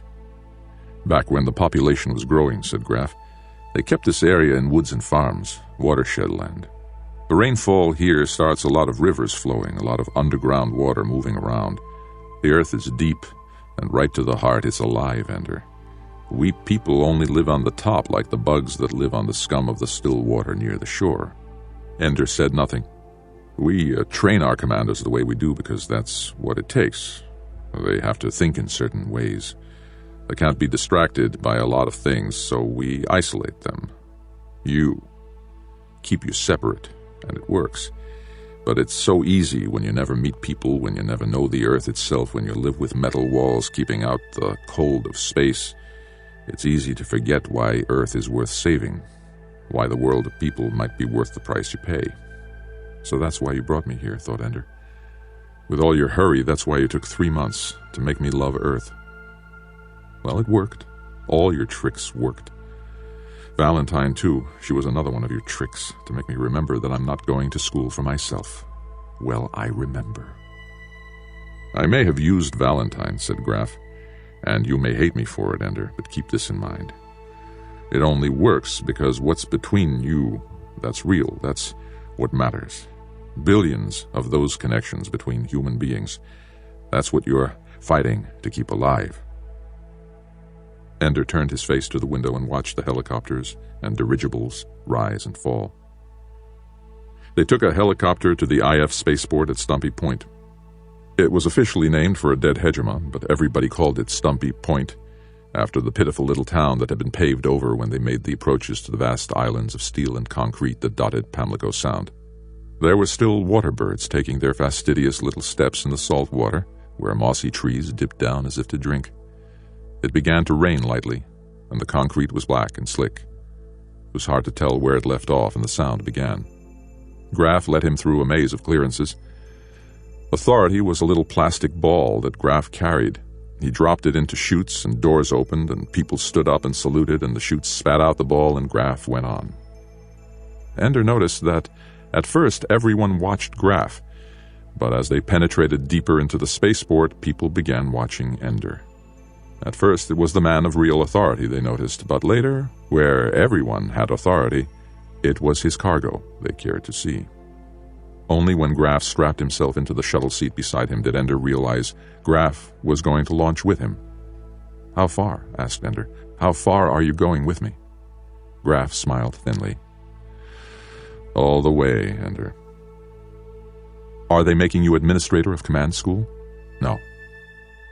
So they had removed Graf from his post at battle school solely to accompany Ender to his next assignment.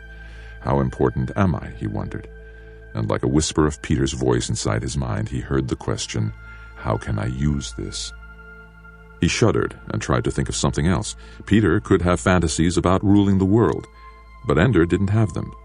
Still thinking back on his life in battle school, it occurred to him that although he had never sought power, he had always had it.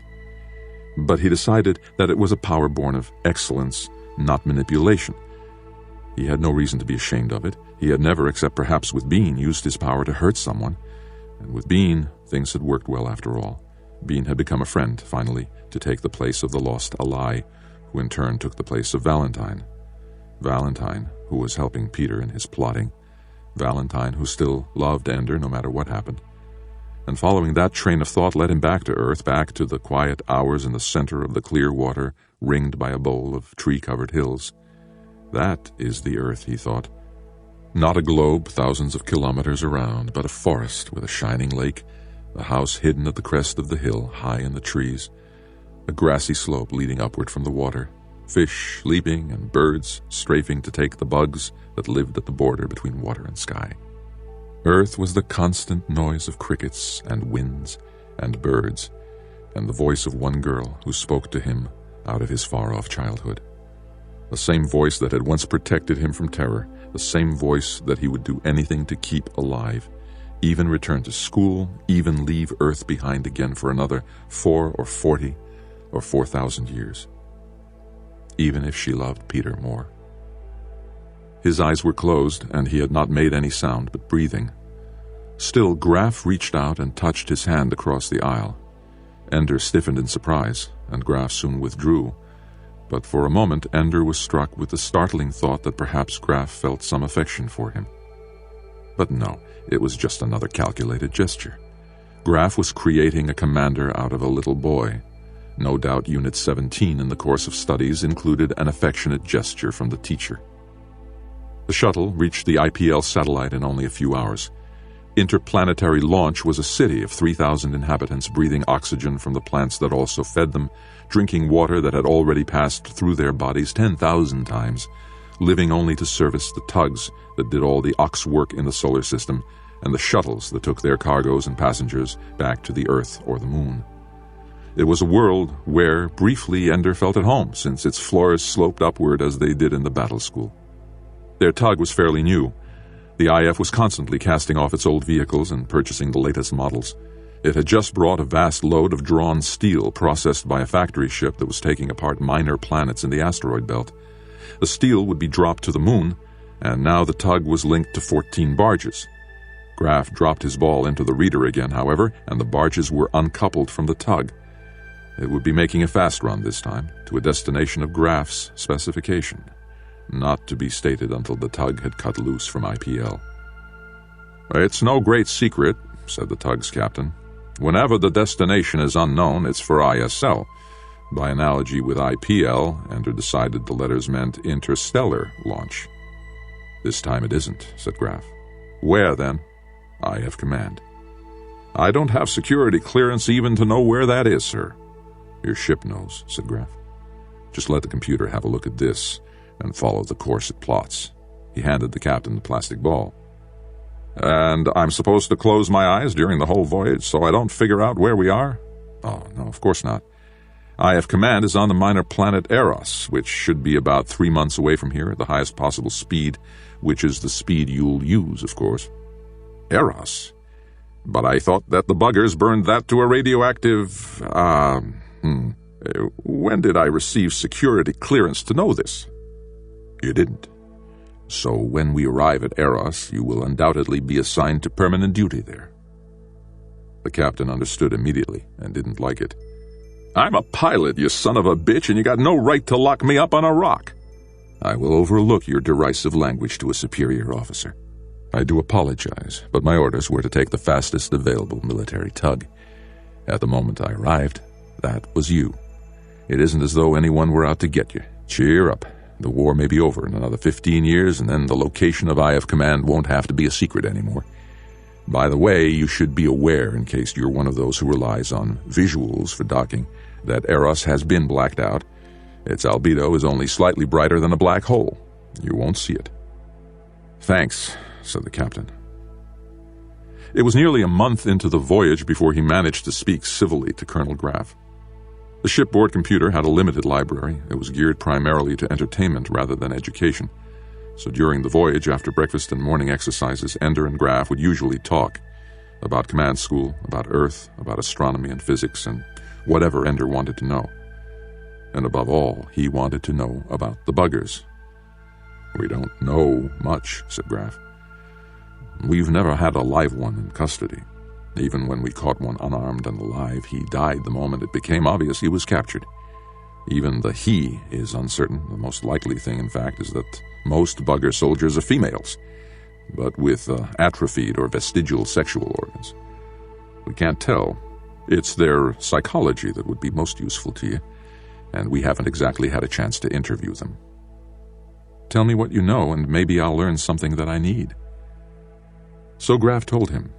The buggers were organisms that could conceivably have evolved on Earth if things had gone a different way 1 billion years ago. At the molecular level, there were no surprises. Even the genetic material was the same.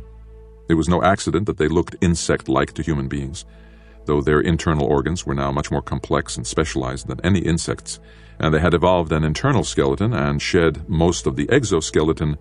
Their physical structure still echoed their ancestors, who could easily have been very much like Earth's ants. "But don't be fooled by that," said Graf. "It's just as meaningful to say that our ancestors could easily have been very much like squirrels." "If that's all we have to go on, that's something," said Ender. "Squirrels never built starships," said Graf. "There are usually a few changes on the way from gathering nuts and seeds to harvesting asteroids and putting permanent research stations on the moons of Saturn. The buggers could probably see about the same spectrum of light as human beings, and there was artificial lighting in their ships and ground installations. However, their antennae seemed almost vestigial. There was no evidence from their bodies that smelling, tasting, or hearing were particularly important to them. Of course, we can't be sure. but we can't see any way that they could have used sound for communication. The oddest thing of all was that they also don't have any communication devices on their ships. No radios, nothing that could ever transmit or receive any kind of signal. They communicate ship to ship. I've seen the videos. They talk to each other. True. But body to body, mind to mind. It's the most important thing we learned from them. Their communication, however they do it, is instantaneous. Light speed is no barrier. When Mazer Rackham defeated their invasion fleet, they all closed up shop at once. There was no time for a signal. Everything just stopped. Ender remembered the videos of uninjured buggers lying dead at their posts. We knew then that it was possible to communicate faster than light. That was 70 years ago. And once we knew what could be done, we did it. Not me, mind you. I wasn't born then. How is it possible? I can't explain philotic physics to you. Half of it nobody understands anyway. What matters is we built the Ansible. The official name is Philotic Parallax Instantaneous Communicator. But somebody dredged the name Ansible out of an old book somewhere and it caught on. Not that most people even know the machine exists. That means that ships could talk to each other even when they're across the solar system, said Ender. It means, said Graf, that ships could talk to each other even when they're across the galaxy. And the buggers can do it without machines. So they knew about their defeat the moment it happened, said Ender. I always figured, everybody always said that they probably only found out that they'd lost the battle 25 years ago. It keeps people from panicking, said Graf. I'm telling you things you can't know, by the way, if you're ever going to leave IF Command before the war's over. Ender was angry. If you know me at all, you know I can keep a secret. It's a regulation. People under 25 are assumed to be a security risk. It's very unjust to a good many responsible children, but it helps narrow the number of people who might let something slip. What's all the secrecy for, anyway?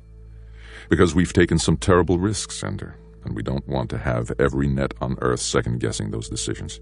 You see, as soon as we had a working Ansible, we tucked it into our best starships and launched them to attack the buggers' home systems.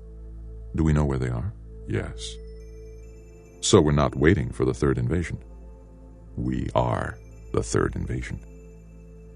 We're attacking them. Nobody says that. Everybody thinks we have a huge fleet of warships waiting in the Comet Shield. Not one. We're quite defenseless there. What if they've sent a fleet to attack us? Then we're dead. But our ships haven't seen such a fleet, not a sign of one. Maybe they gave up and they're planning to leave us alone. Maybe. You've seen the videos. Would you bet the human race on the chance of them giving up and leaving us alone? Ender tried to grasp the amounts of time that had gone by. And the ships have been traveling for 70 years, some of them, and some for 30 years, and some for 20. We make better ships now. We're learning how to play with space a little better. But every starship that is not still under construction is on its way to a bugger world or outpost. Every starship with cruisers and fighters tucked into its belly is out there approaching the buggers, decelerating, because they're almost there. The first ships we sent to the most distant objectives, the more recent ships to the closer ones. Our timing was pretty good. They'll all be arriving in combat range within a few months of each other. Unfortunately, our most primitive, outdated equipment will be attacking their home world. Still, they're armed well enough, so we have some weapons the buggers never saw before. When will they arrive? Within the next 5 years, Ender. Everything is ready at IF Command. The Master Ansible is there, in contact with all our invasion fleet. The ships are all working, ready to fight. All we lack, Ender, is the battle commander, someone who knows what the hell to do with those ships when they get there. And what if no one knows what to do with them? We'll just do our best, with the best commander we can get. Me, thought Ender. They want me to be ready in 5 years. Colonel Graf, there isn't a chance I'll be ready to command a fleet in time. Graf shrugged. So, do your best. If you aren't ready, we'll make do with what we've got. That eased Ender's mind, but only for a moment. Of course, Ender, what we've got right now is nobody. Ender knew that this was another of Graf's games. Make me believe that it all depends on me, so I can't slack off, so I push myself as hard as possible. Game or not, though, it might also be true.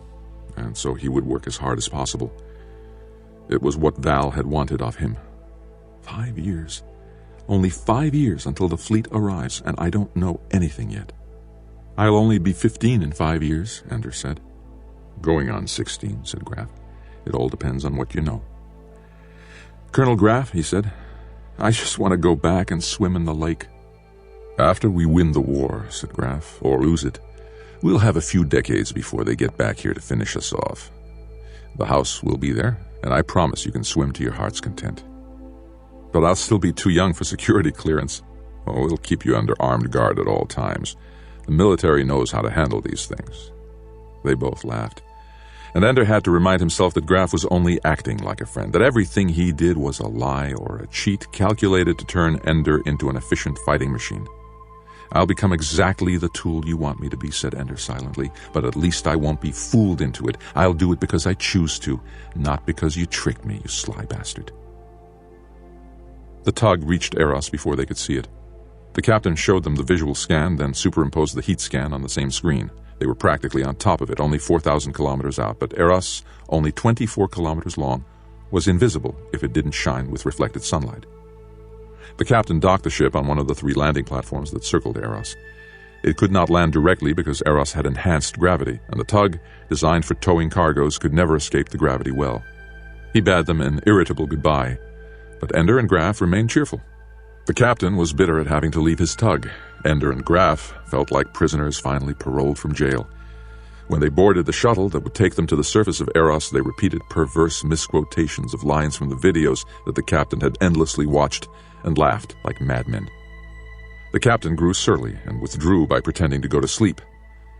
Then, almost as an afterthought, Ender asked Graff one last question. Why are we fighting the buggers? I've heard all kinds of reasons, said Graff. Because they have an overcrowded system and they've got to colonize. Because they can't stand the thought of other intelligent life in the universe.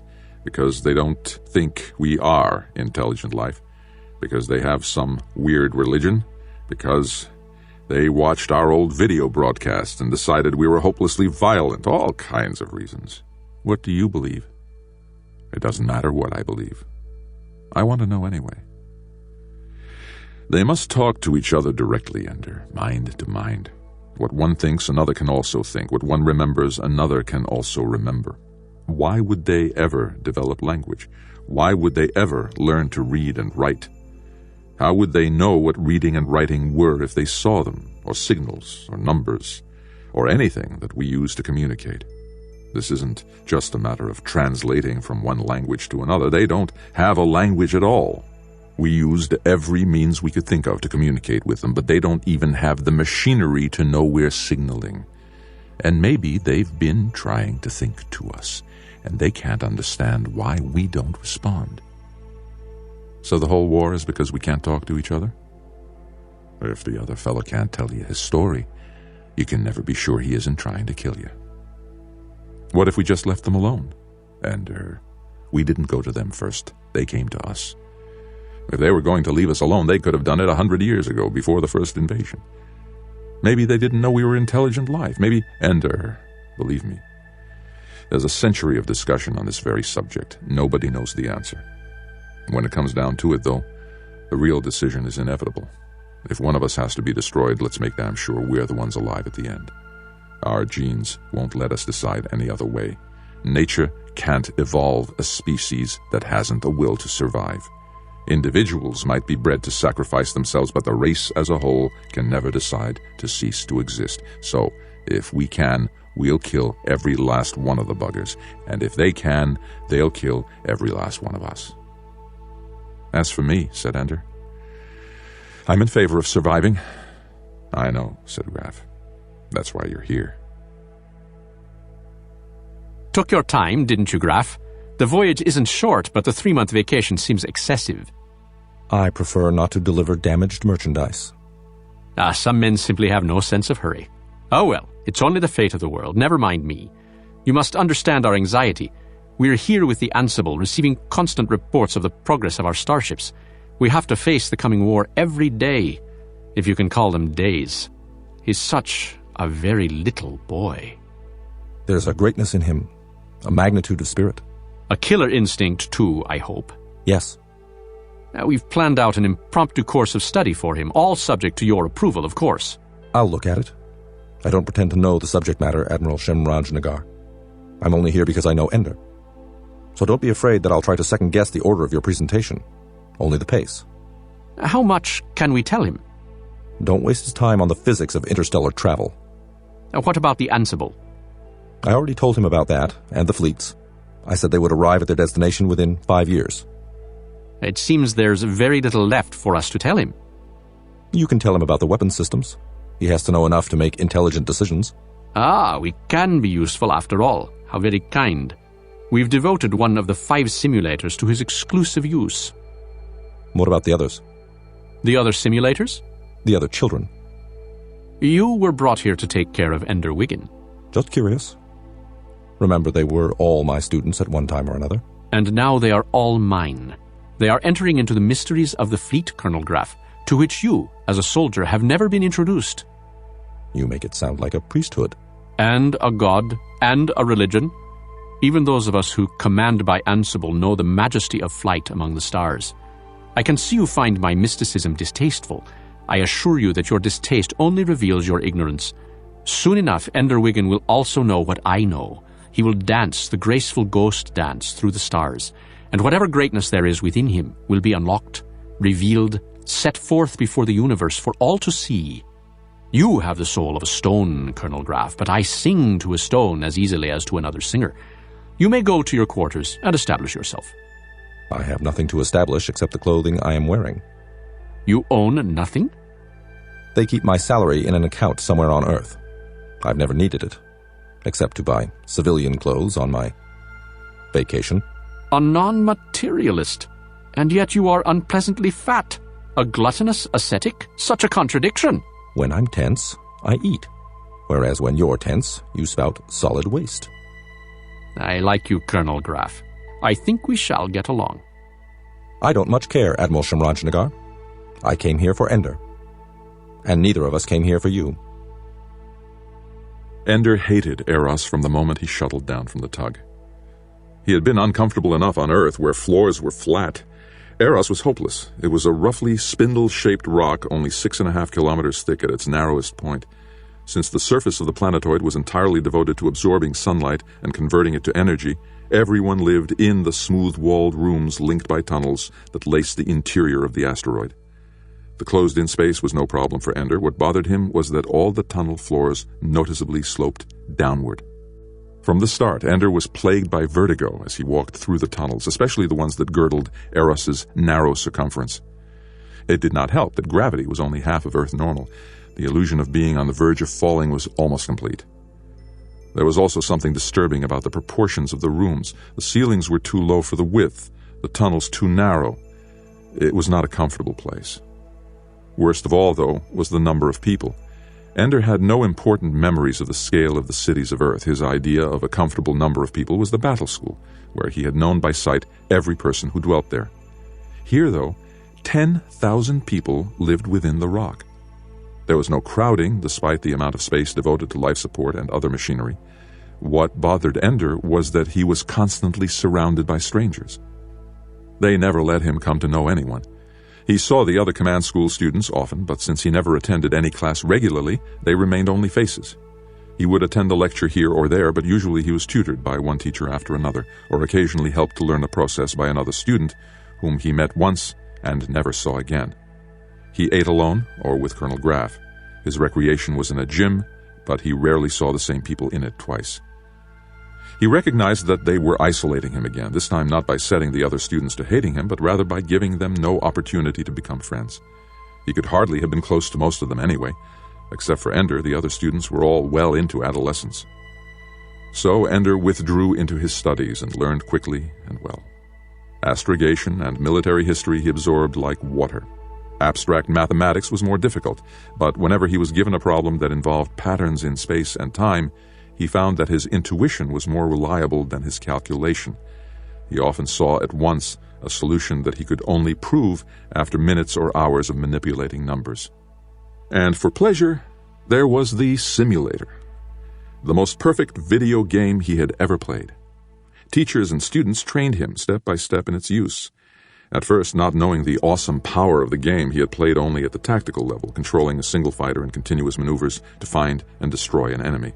The computer-controlled enemy was devious and powerful, and whenever Ender tried a tactic, he found the computer using it against him within minutes. The game was a holographic display, and his fighter was represented only by a tiny light.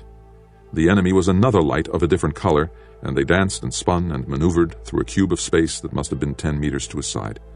The controls were powerful.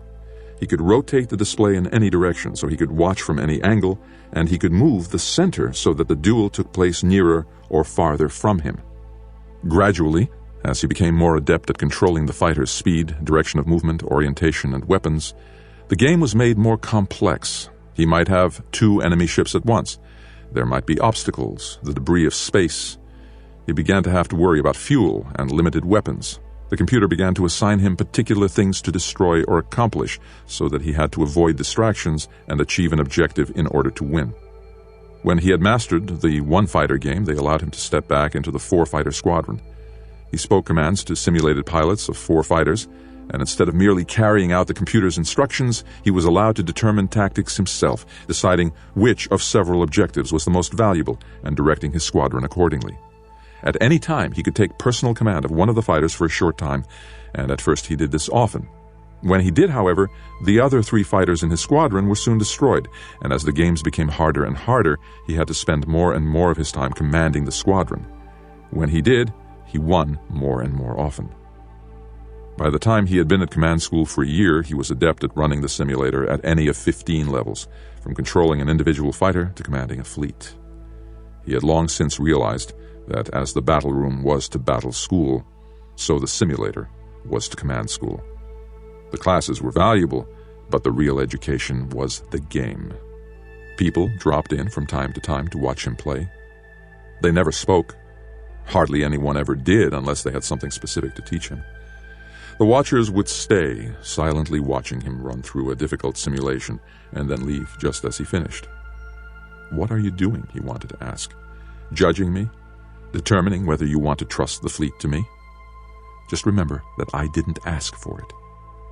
He found that a great deal of what he had learned at battle school transferred to the simulator.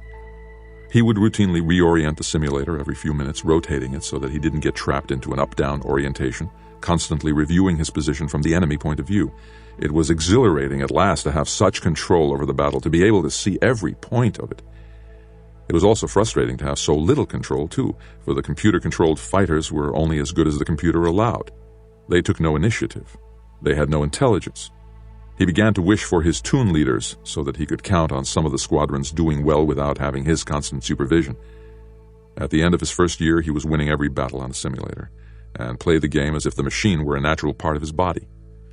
One day, eating a meal with Graf, he asked, "Is that all the simulator does?" "Is what all?" "The way it plays now. It's easy, and it hasn't got any harder for a while." "Oh." Graf seemed unconcerned. But then Graf always seemed unconcerned. The next day, everything changed. Graf went away, and in his place they gave Ender a companion. He was in the room when Ender awoke the next morning. He was an old man, sitting cross-legged on the floor. Ender looked at him expectantly, waiting for the man to speak. He said nothing. Ender got up and showered and dressed, content to let the man keep his silence if he wanted. He had long since learned that when something unusual was going on, something that was part of someone else's plan and not his own, he would find out more information by waiting than by asking. Adults almost always lost their patience before Ender did. The man still hadn't spoken when Ender was ready and went to the door to leave the room. The door didn't open. Ender turned to face the man sitting on the floor. He looked to be about 60, by far the oldest man Ender had seen on Eros. He had a day's growth of white whiskers that grizzled his face only slightly less than his close-cut hair. His face sagged a little, and his eyes were surrounded by creases and lines. He looked at Ender with an expression that bespoke only apathy. Ender turned back to the door and tried again to open it. "All right," he said, giving up. "Why's the door locked?" The old man continued to look at him blankly. So this is a game, thought Ender. Well, if they want me to go to class, they'll unlock the door, and if they don't, they won't. I don't care. Ender didn't like games where the rules could be anything and the objective was known to them alone, so he wouldn't play. He also refused to get angry. He went through a relaxing exercise as he leaned on the door, and soon he was calm again. The old man continued to watch him impassively. It seemed to go on for hours, Ender refusing to speak, the old man seeming to be a mindless mute. Sometimes Ender wondered if he were mentally ill, escaped from some medical ward somewhere in Eros, living out some insane fantasy here in Ender's room. But the longer it went on, with no one coming to the door, no one looking for him, the more certain he became that this was something deliberate, meant to disconcert him. Ender did not want to give the old man the victory. To pass the time, he began to do exercises. Some were impossible without the gym equipment, but others, especially from his personal defense class, he could do without any aids. The exercises moved him around the room. He was practicing lunges and kicks. One move took him near the old man, as he had come near him before, but this time the old claw shot out and seized Ender's left leg in the middle of a kick. It pulled Ender off his feet and landed him heavily on the floor. Ender leapt to his feet immediately, furious. He found the old man sitting calmly, cross-legged, not breathing heavily, as if he had never moved. Ender stood poised to fight. But the other's immobility made it impossible for Ender to attack. What? Kick the old man's head off? And then explain it to Graf. Oh, the old man kicked me and I had to get even. He went back to his exercises. The old man kept watching. Finally, tired and angry at this wasted day, a prisoner in his room, Ender went back to his bed to get his desk. As he leaned over to pick up the desk, he felt a hand jab roughly between his thighs and another hand grab his hair. In a moment he had been turned upside down. His face and shoulders were being pressed into the floor by the old man's knee, while his back was excruciatingly bent and his legs were pinioned by the old man's arm. Ender was helpless to use his arms. He couldn't bend his back to gain slack so he could use his legs. In less than 2 seconds, the old man had completely defeated Ender Wiggin. "All right," Ender gasped. "You win." The man's knee thrust painfully downward. "Since when?" asked the man, his voice soft and rasping. "Do you have to tell the enemy when he has won?"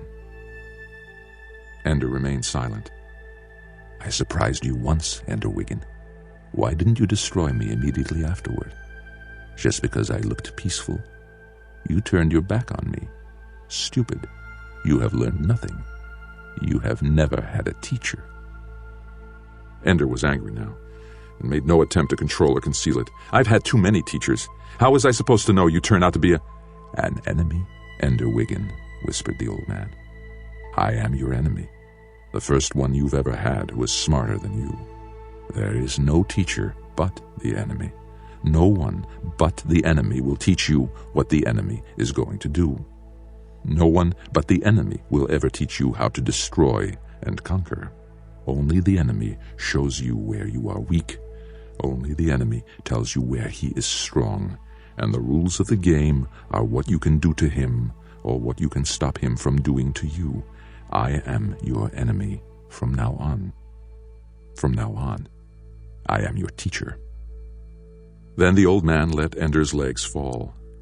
Because he still held Ender's head to the floor, the boy couldn't use his arms to compensate, and his legs hit the surface with a loud crack and a sickening pain. Then the old man stood and let Ender rise. Slowly, Ender pulled his legs under him with a faint groan of pain. He knelt on all fours for a moment, recovering. Then his right arm flashed out, reaching for his enemy. The old man quickly danced back, and Ender's hand closed on air as his teacher's foot shot forward to catch Ender on the chin. Ender's chin wasn't there. He was lying flat on his back, spinning on the floor, and during the moment that his teacher was off balance from his kick, Ender's feet smashed into the old man's other leg. He fell in a heap, but close enough to strike out and hit Ender in the face. Ender couldn't find an arm or a leg that held still long enough to be grabbed, and in the meantime blows were landing on his back and arms. Ender was smaller. He couldn't reach past the old man's flailing limbs. Finally, he managed to pull away and scramble back near the door. The old man was sitting cross-legged again. But now the apathy was gone. He was smiling. "Better this time, boy. But slow. You will have to be better with a fleet than you are with your body, or no one will be safe with you in command. Lesson learned?" Ender nodded slowly. He ached in 100 places. "Good," said the old man. Then we'll never have to have such a battle again. All the rest with the simulator. I will program your battles now, not the computer. I will devise the strategy of your enemy, and you will learn to be quick and discover what tricks the enemy has for you. Remember, boy, from now on, the enemy is more clever than you. From now on, the enemy is stronger than you. From now on, you are always about to lose. The old man's face grew serious again. You will be about to lose, Ender, but you will win.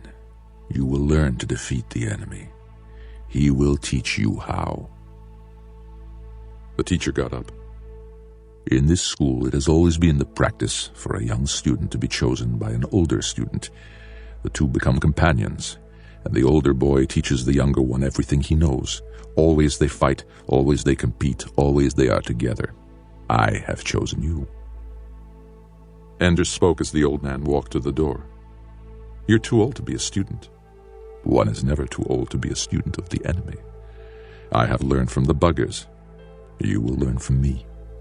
As the old man palmed the door open, Ender leaped into the air and kicked him in the small of the back with both feet.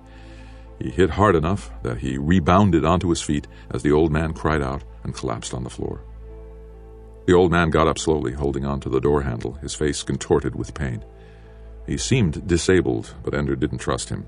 Yet, in spite of his suspicion, he was caught off guard by the old man's speed. In a moment, he found himself on the floor near the opposite wall, his nose and lip bleeding where his face had hit the bed.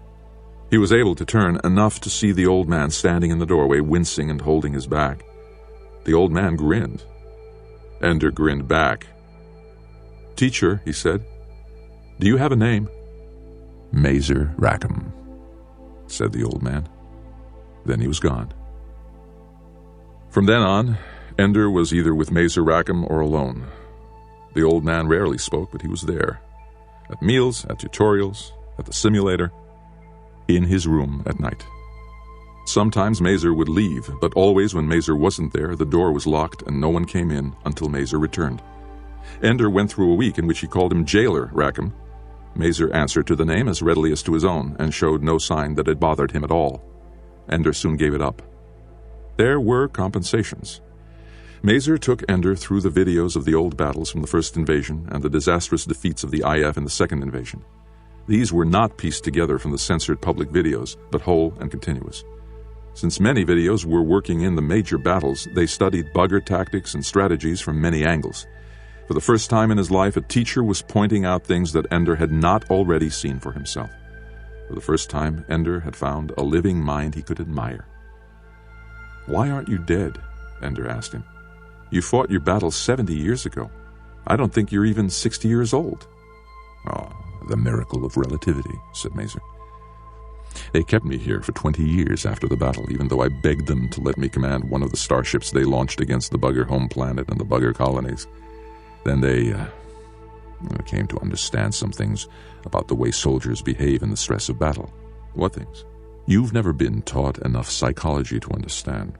Enough to say that they realized that even though I would never be able to command the fleet, I'd be dead before the fleet even arrived. I was still the only person able to understand the things I understood about the buggers. I was, they realized, the only person who had ever defeated the buggers by intelligence rather than luck. They needed me here to teach the person who would command the fleet. So they sent you out in a starship, got you up to a relativistic speed, and then I turned around and came home. A very dull voyage, Ender. 50 years in space. Officially, only 8 years passed for me, but it felt like 500. All so I could teach the next commander everything I knew. Am I to be the commander, then?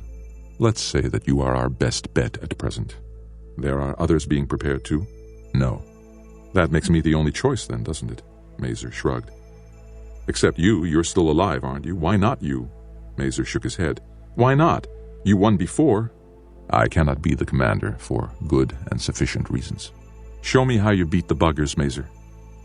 Mazer's face went inscrutable. You've shown me every other battle 7 times at least. I think I've seen ways to beat what the buggers did before, but you've never shown me how you actually did beat them. The video is a very tightly kept secret, Ender. I know. I've pieced it together partly. You with your tiny reserve force and their armada. Those great big heavy-bellied starships launching their swarms of fighters. You dart in at one ship, fire at it, and explosion. That's where they always stop the clips. After that, it's just soldiers going into bugger ships and already finding them dead inside. Mazer grinned. So much for tightly kept secrets. Come on, let's watch the video. They were alone in the video room, and Ender palmed the door locked. All right, let's watch. The video showed exactly what Ender had pieced together. Mazer's suicidal plunge into the heart of the enemy formation, the single explosion, and then nothing. Mazer's ship went on, dodged the shockwave, and wove his way among the other bugger ships. They did not fire on him. They did not change course. 2 of them crashed into each other and exploded, a needless collision that either pilot could have avoided. Neither made the slightest movement. Mazer sped up the action, skipped ahead. We waited for 3 hours, he said. Nobody could believe it. Then the IF ships began approaching the bugger starships. Marines began their cutting and boarding operations. The videos showed the buggers already dead at their posts. So you see, said Mazer, you already knew all there was to see. Why did it happen? Nobody knows. I have my personal opinions, but there are plenty of scientists who tell me I'm less than qualified to have opinions. You're the one who won the battle. I thought that qualified me to comment too, but you know how it is. Xenobiologists and xenopsychologists can't accept the idea that a star pilot scooped them by sheer guesswork.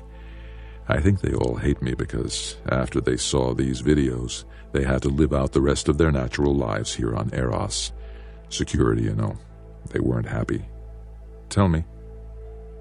The buggers don't talk. They think to each other, and it's instantaneous, like the phonetic effect, like the Ansible. But most people always thought that meant a controlled communication, like language. I think you a thought, and then you answer me. I never believed that. It's too immediate, the way they respond together to things. You've seen the videos. They aren't conversing and deciding among possible courses of action. Every ship acts like part of a single organism. It responds the way your body responds during combat, different parts automatically, thoughtlessly doing everything they're supposed to do. They aren't having a mental conversation between people with different thought processes. All their thoughts are present together at once. A single person, and each bugger is like a hand or a foot. Yes. I wasn't the first person to suggest it, but I was the first person to believe it. And something else. Something so childish and stupid that the xenobiologists laughed me to silence when I said it after the battle. The buggers are bugs. They're like ants and bees. A queen. The workers. That was maybe 100 million years ago, but that's how they started, that kind of pattern. It's a sure thing none of the buggers we saw had any way of making more little buggers, so when they evolved this ability to think together, wouldn't they still keep the queen? Wouldn't the queen still be the center of the group? Why would that ever change? So it's the queen who controls the whole group. I had evidence too, not evidence that any of them could see. It wasn't there in the first invasion because that was exploratory, but the second invasion was a colony to set up a new hive or whatever. And so they brought a queen. The videos of the second invasion, when they were destroying our fleets out in the comet shell, he began to call them up and display the buggers' patterns. Show me the queen's ship. It was subtle. Ender couldn't see it for a long time. The bugger ships kept moving, all of them. There was no obvious flagship, no apparent nerve center, but gradually, as Mazer played the videos over and over again, Ender began to see the way that all the movements focused on radiated from a center point. The center point shifted, but it was obvious, after he looked long enough, that the eyes of the fleet, the eye of the fleet, the perspective from which all decisions were being made, was one particular ship. He pointed it out. You see it. I see it. That makes 2 people out of all those who have seen this video, but it's true, isn't it? They make that ship move just like any other ship. They know it's their weak point. But you're right. That's the queen. But then you'd think that when you went for it, they would have immediately focused all their power on you. They could have blown you out of the sky. I know. That part I don't understand. Not that they didn't try to stop me, they were firing at me, but it's as if they really couldn't believe until it was too late that I would actually kill the queen. Maybe in their world, queens are never killed, only captured, only checkmated. I did something they didn't think an enemy would ever do. And when she died, the others all died? No, they just went stupid. The first ships we boarded, the buggers were still alive, organically. But they didn't move, didn't respond to anything, even when our scientists vivisected some of them to see if we could learn a few more things about buggers. After a while, they all died. No will. There's nothing in those little bodies when the queen is gone. Why don't they believe you? Because we didn't find a queen. She got blown to pieces. Fortunes of war. Biology takes a second place to survival. But some of them are coming around to my way of thinking. You can't live in this place without the evidence staring you in the face. What evidence is there in Eros? Ender, look around you. Human beings didn't carve this place. We like taller ceilings, for one thing. This was the buggers' advance post in the first invasion. They carved this place out before we even knew they were here. We're living in a bugger hive. But we already paid our rent. It cost the Marines 1,000 lives to clear them out of these honeycombs, room by room. The buggers fought for every meter of it. Now Ender understood why the rooms had always felt wrong to him. I knew this place wasn't a human place. This was the treasure trove. If they had known we would win that first war, they probably would never have built this place. We learned gravity manipulation because they enhanced the gravity here. We learned efficient use of stellar energy because they blacked out this planet.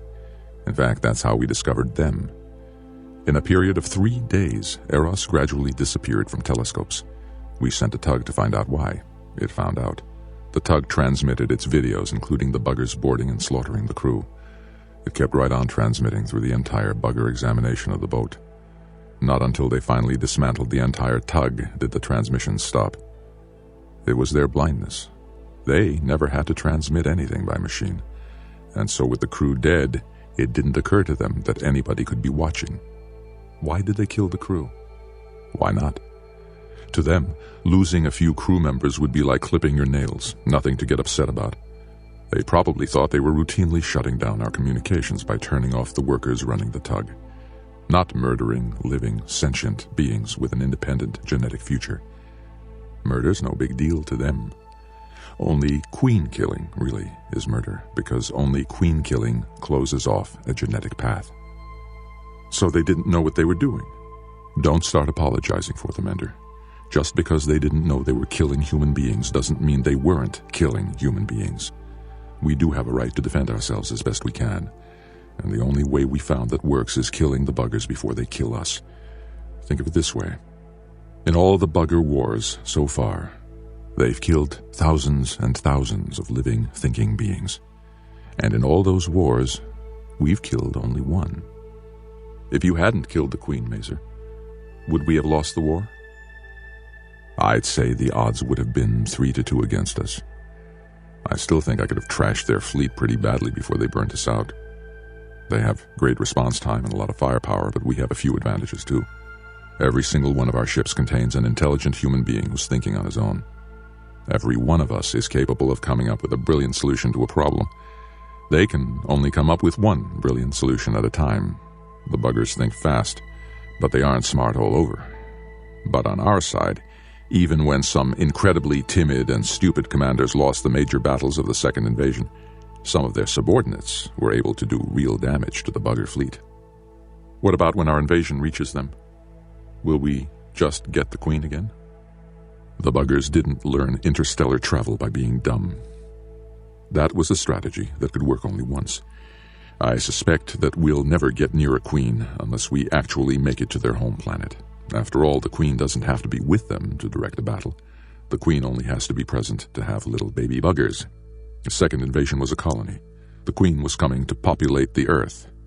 But this time, no, that won't work. We'll have to beat them fleet by fleet. And because they have the resources of dozens of star systems to draw on, my guess is they'll outnumber us by a lot in every battle. Ender remembered his battle against two armies at once, and I thought they were cheating. When the real war begins, it'll be like that every time, and there won't be any gate I can go for. We've only got two things going for us, Ender. We don't have to aim particularly well. Our weapons have great spread. Then we aren't using the nuclear missiles from the first and second invasions. Dr. Device is much more powerful. Nuclear weapons, after all, were weak enough to be used on Earth at one time. The little doctor could never be used on a planet. Still, I wish I'd had one during the second invasion. How does it work? I don't know. Not well enough to build one. At the focal point of two beams, it sets up a field in which molecules can't hold together anymore. Electrons can't be shared. How much physics do you know at that level? Well, we spent most of our time on astrophysics, but I know enough to get the idea. The field spreads out in a sphere, but it gets weaker the farther it spreads, except that where it actually runs into a lot of molecules, it gets stronger and starts over. The bigger the ship, the stronger the new field. So each time the field hits a ship, it sends out a new sphere, and if their ships are too close together, it can set up a chain that wipes them all out. Then the field dies down, the molecules come back together, and where you had a ship, you now have a lump of dirt with a lot of iron molecules in it. No radioactivity, no mess, just dirt. We may be able to trap them close together on the first battle, but they learn fast. They'll keep their distance from each other. So Dr. Device isn't a missile. I can't shoot around corners. That's right. Missiles wouldn't do any good now. We learned a lot from them in the first invasion, but they also learned from us how to set up the ecstatic shield, for instance. The little doctor penetrates the shield as if it weren't there.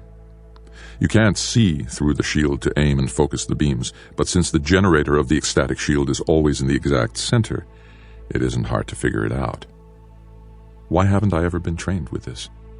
You always have. We just let the computer tend to it for you. Your job is to get into a superior strategic position and choose the target. The shipboard computers are much better at aiming the doctor than you are. Why is it called Dr. Device? When it was developed, it was called a Molecular Detachment Device, MD device. Ender still didn't understand. MD. The initials stand for Medical Doctor, too.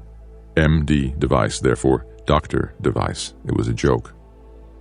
Ender didn't see what was funny about it. They had changed the simulator. He could still control the perspective and the degree of detail, but there were no ship's controls anymore. Instead, it was a new panel of levers, and a small headset with earphones and a small microphone. The technician who was waiting there quickly explained how to wear the headset. "But how do I control the ships?" asked Ender. Mazer explained. He wasn't going to control ships anymore. "You've reached the next phase of your training. You have experience in every level of strategy, but now it's time for you to concentrate on commanding an entire fleet. As you worked with toon leaders in battle school, so now you will work with squadron leaders. You have been assigned 36 such leaders to train. You must teach them intelligent tactics. You must learn their strengths and limitations. You must make them into a whole." "When will they come here?" "They're already in place in their own simulators. You will speak to them through the headset. The new levers on your control panel enable you to see from the perspective of any of your squadron leaders. This more closely duplicates the conditions you might encounter in a real battle, where you will know only what your ships can see." "How can I work with squadron leaders I never see?" "And why would you need to see them?" "To know who they are, how they think."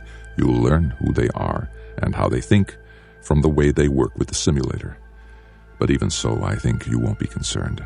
They're listening to you right now. Put on the headset so you can hear them." Ender put on the headset. "Salam," said a whisper in his ears. "Alai," said Ender. "And me, the dwarf, Bean. And Petra and Dink, Crazy Tom, Shen, Hot Soup, Fly Molo, Karn Karbi, all the best students Ender had fought with or fought against, every one that Ender had trusted in battle school. "I didn't know you were here," he said. "I didn't know you were coming."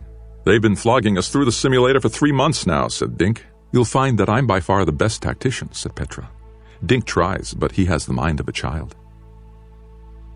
So they began working together, each squadron leader commanding individual pilots, and Ender commanding the squadron leaders. They learned many ways of working together as the simulator forced them to try different situations. Sometimes the simulator gave them a larger fleet to work with. Ender set them up then in 3 or 4 toons that consisted of 3 or 4 squadrons each. Sometimes the simulator gave them a single starship with its 12 fighters, and he chose 3 squadron leaders with 4 fighters each. It was pleasure. It was play. The computer-controlled enemy was none too bright, and they always won despite their mistakes, their miscommunications. But in the 3 weeks they practiced together, Ender came to know them very well. Dink, who deftly carried out instructions but was slow to improvise. Bean, who couldn't control large groups of ships effectively, but could use a few like a scalpel, reacting beautifully to anything the computer threw at him. Alai, who was almost as good a strategist as Ender and could be entrusted to do well with half a fleet and only vague instructions. The better Ender knew them, the faster he could deploy them, the better he could use them. The simulator would display the situation on the screen. In that moment, Ender learned for the first time what his own fleet would consist of and how the enemy fleet was deployed. It took him only a few minutes now to call the squadron leaders that he needed, assign them to certain ships or groups of ships, and give them their assignments. Then, as the battle progressed, he would skip from one leader's point of view to another's, making suggestions and occasionally giving orders as the need arose. Since the others could see only their own battle perspective, he would sometimes give them orders that made no sense to them, but they, too, learned to trust Ender. If he told them to withdraw, they withdrew, knowing that either they were in an exposed position or their withdrawal might entice the enemy into a weakened posture. They also knew that Ender trusted them to do as they judged best when he gave them no orders. If their style of fighting were not right for the situation they were placed in, Ender would not have chosen them for that assignment. The trust was complete, the working of the fleet quick and responsive. And at the end of 3 weeks, Mazer showed him a replay of their most recent battle, only this time from the enemy's point of view. This is what he saw as you attacked. What does it remind you of? The quickness of response, for instance. We look like a bugger fleet. You match them, Ender. You're as fast as they are. And here, look at this. Ender watched as all his squadrons moved at once, each responding to its own situation, all guided by Ender's overall command, but daring, improvising, feinting, attacking with an independence no bugger fleet had ever shown. The bugger hive mind is very good, but it can only concentrate on a few things at once. All your squadrons can concentrate a keen intelligence on what they're doing, and what they've been assigned to do is also guided by a clever mind. So you see that you do have some advantages. Superior, though not irresistible weaponry, comparable speed, and greater available intelligence. These are your advantages. Your disadvantage is that you will always be outnumbered. And after each battle, your enemy will learn more about you, how to fight you, and those changes will be put into effect instantly. Ender waited for his conclusion. So, Ender, we will now begin your education. We have programmed the computer to simulate the kinds of situations we might expect in encounters with the enemy. We are using the movement patterns we saw in the second invasion, but instead of mindlessly following these same patterns, I will be controlling the enemy simulation. At first, you will see easy situations that you are expected to win handily. Learn from them, because I will always be there, one step ahead of you, programming more difficult and advanced patterns into the computer so that your next battle is more difficult, so that you are pushed to the limit of your abilities. And beyond? The time is short. You must learn as quickly as you can. When I gave myself to starship travel, just so I would still be alive when you appeared, my wife and children all died, and my grandchildren were my own age when I came back. I had nothing to say to them. I was cut off from all the people that I loved, everything I knew, living in this alien catacomb, and forced to do nothing of importance but teach student after student, each one so hopeful, each one ultimately a weakling, a failure. I teach, but no one learns. You too have great promise, like so many students before you, but the seeds of failure may be in you too. It's my job to find them, to destroy you if I can. And believe me, Ender, if you can be destroyed, I can do it. So I'm not the first. No, of course you're not. But you're the last. If you don't learn, there will be no time to find anyone else. So I have hope for you, if only because you are the only one left to hope for. What about the others, my squadron leaders? Which of them is fit to take your place? Alai? Be honest." Ender had no answer then. "I am not a happy man, Ender. Humanity does not ask us to be happy. It merely asks us to be brilliant on its behalf. Survival first, then happiness, as we can manage it. So, Ender, I hope you do not bore me during your training with complaints that you are not having fun. Take what pleasure you can in the interstices of your work, but your work is first. Learning is first. Winning is everything, because without it there is nothing. When you can give me back my dead wife, Ender, then you can complain to me about what this education cost you. I wasn't trying to get out of anything. Oh, but you will, Ender, because I am going to grind you down to dust, if I can. I am going to hit you with everything I can imagine, and I will have no mercy, because when you face the buggers, they will think of things I can't imagine, and compassion for human beings is impossible for them. You can't grind me down, Mazer. Oh, can't I? Because I'm stronger than you." Mazer smiled. "We'll see about that, Ender." Mazer wakened him before morning. The clock said 03:40, and Ender felt groggy as he padded along the corridor behind Mazer. "Early to bed and early to rise," Mazer intoned, "makes a man stupid and blind in the eyes." He had been dreaming that buggers were vivisecting him, only instead of cutting open his body, they were cutting up his memories and displaying them like holographs and trying to make sense of them. It was a very odd dream, and Ender couldn't easily shake loose of it, even as he walked through the tunnels to the simulator room. The buggers tormented him in his sleep, and Mazer wouldn't leave him alone when he was awake. Between the two of them, he had no rest. Ender forced himself awake. Apparently, Mazer meant it when he said he meant to break Ender down, and forcing him to play when tired and sleepy was just the sort of cheap and easy trick Ender should have expected. Well, today it wouldn't work. He got to the simulator and found his squadron leaders already on the wire, waiting for him. There was no enemy yet, so he divided them into two armies and began a mock battle, commanding both sides so he could control the test that each of his leaders was going through. They began slowly, but soon were vigorous and alert. Then the simulator field went blank. The ships disappeared, and everything changed at once. At the near edge of the simulator field, they could see the shapes drawn in holographic light of 3 starships from the human fleet. Each would have 12 fighters. The enemy, obviously aware of the human presence, had formed a globe with a single ship at the center. Ender was not fooled. It would not be a queen ship. The buggers outnumbered Ender's fighter force by 2-1, but they were also grouped much closer together than they should have been. Dr. Device would be able to do much more damage than the enemy expected. Ender selected one starship, made it blink in the simulator field, and spoke into the microphone. "Alai, this is yours. Assign Petra and Vlad to the fighters as you wish." He assigned the other 2 starships with their fighter forces, except for 1 fighter from each starship that he reserved for Bean.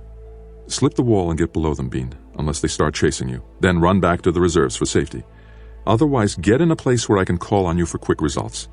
Alai, form your force into a compact assault at one point on their globe. Don't fire until I tell you. This is maneuver only." "This one's easy, Ender," Alai said. "It's easy, so why not be careful? I'd like to do this without the loss of a single ship." Ender grouped his reserves in 2 forces that shadowed Alai at a distance. Bean was already off the simulator, though Ender occasionally flipped to Bean's point of view to keep track of where he was. It was Alai, however, who played the delicate game with the enemy. He was in a bullet-shaped formation and probed the enemy globe.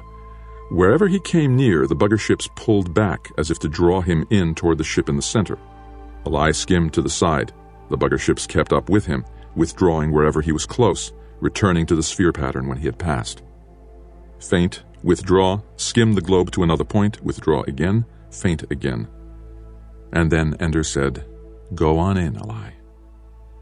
His bullet started in, while he said to Ender, "You know they'll just let me through and surround me and eat me alive.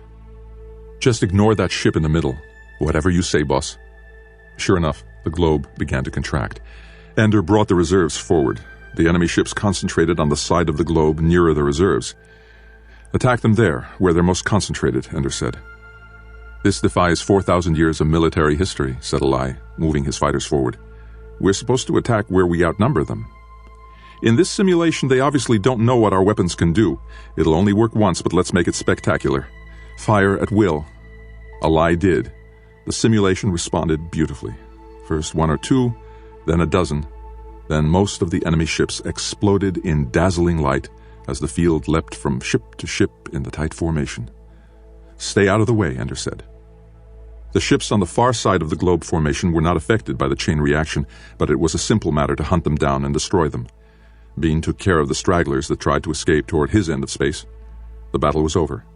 It had been easier than most of their recent exercises. Mazer shrugged when Ender told him so. "This is a simulation of a real invasion. There had to be one battle in which they didn't know what we could do. Now your work begins. Try not to be too arrogant about the victory. I'll give you the real challenges soon enough." Ender practiced 10 hours a day with his squadron leaders, but not all at once.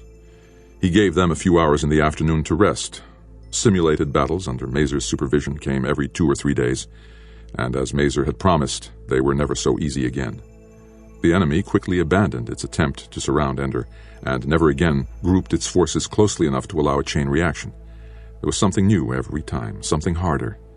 Sometimes Ender had only a single starship and 8 fighters. Once the enemy dodged through an asteroid belt.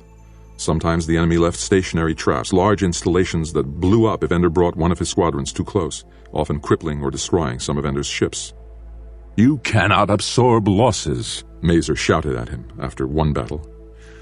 "When you get into the real battle, you won't have the luxury of an infinite supply of computer-generated fighters. You will have what you brought with you and nothing more. Now get used to fighting without unnecessary waste."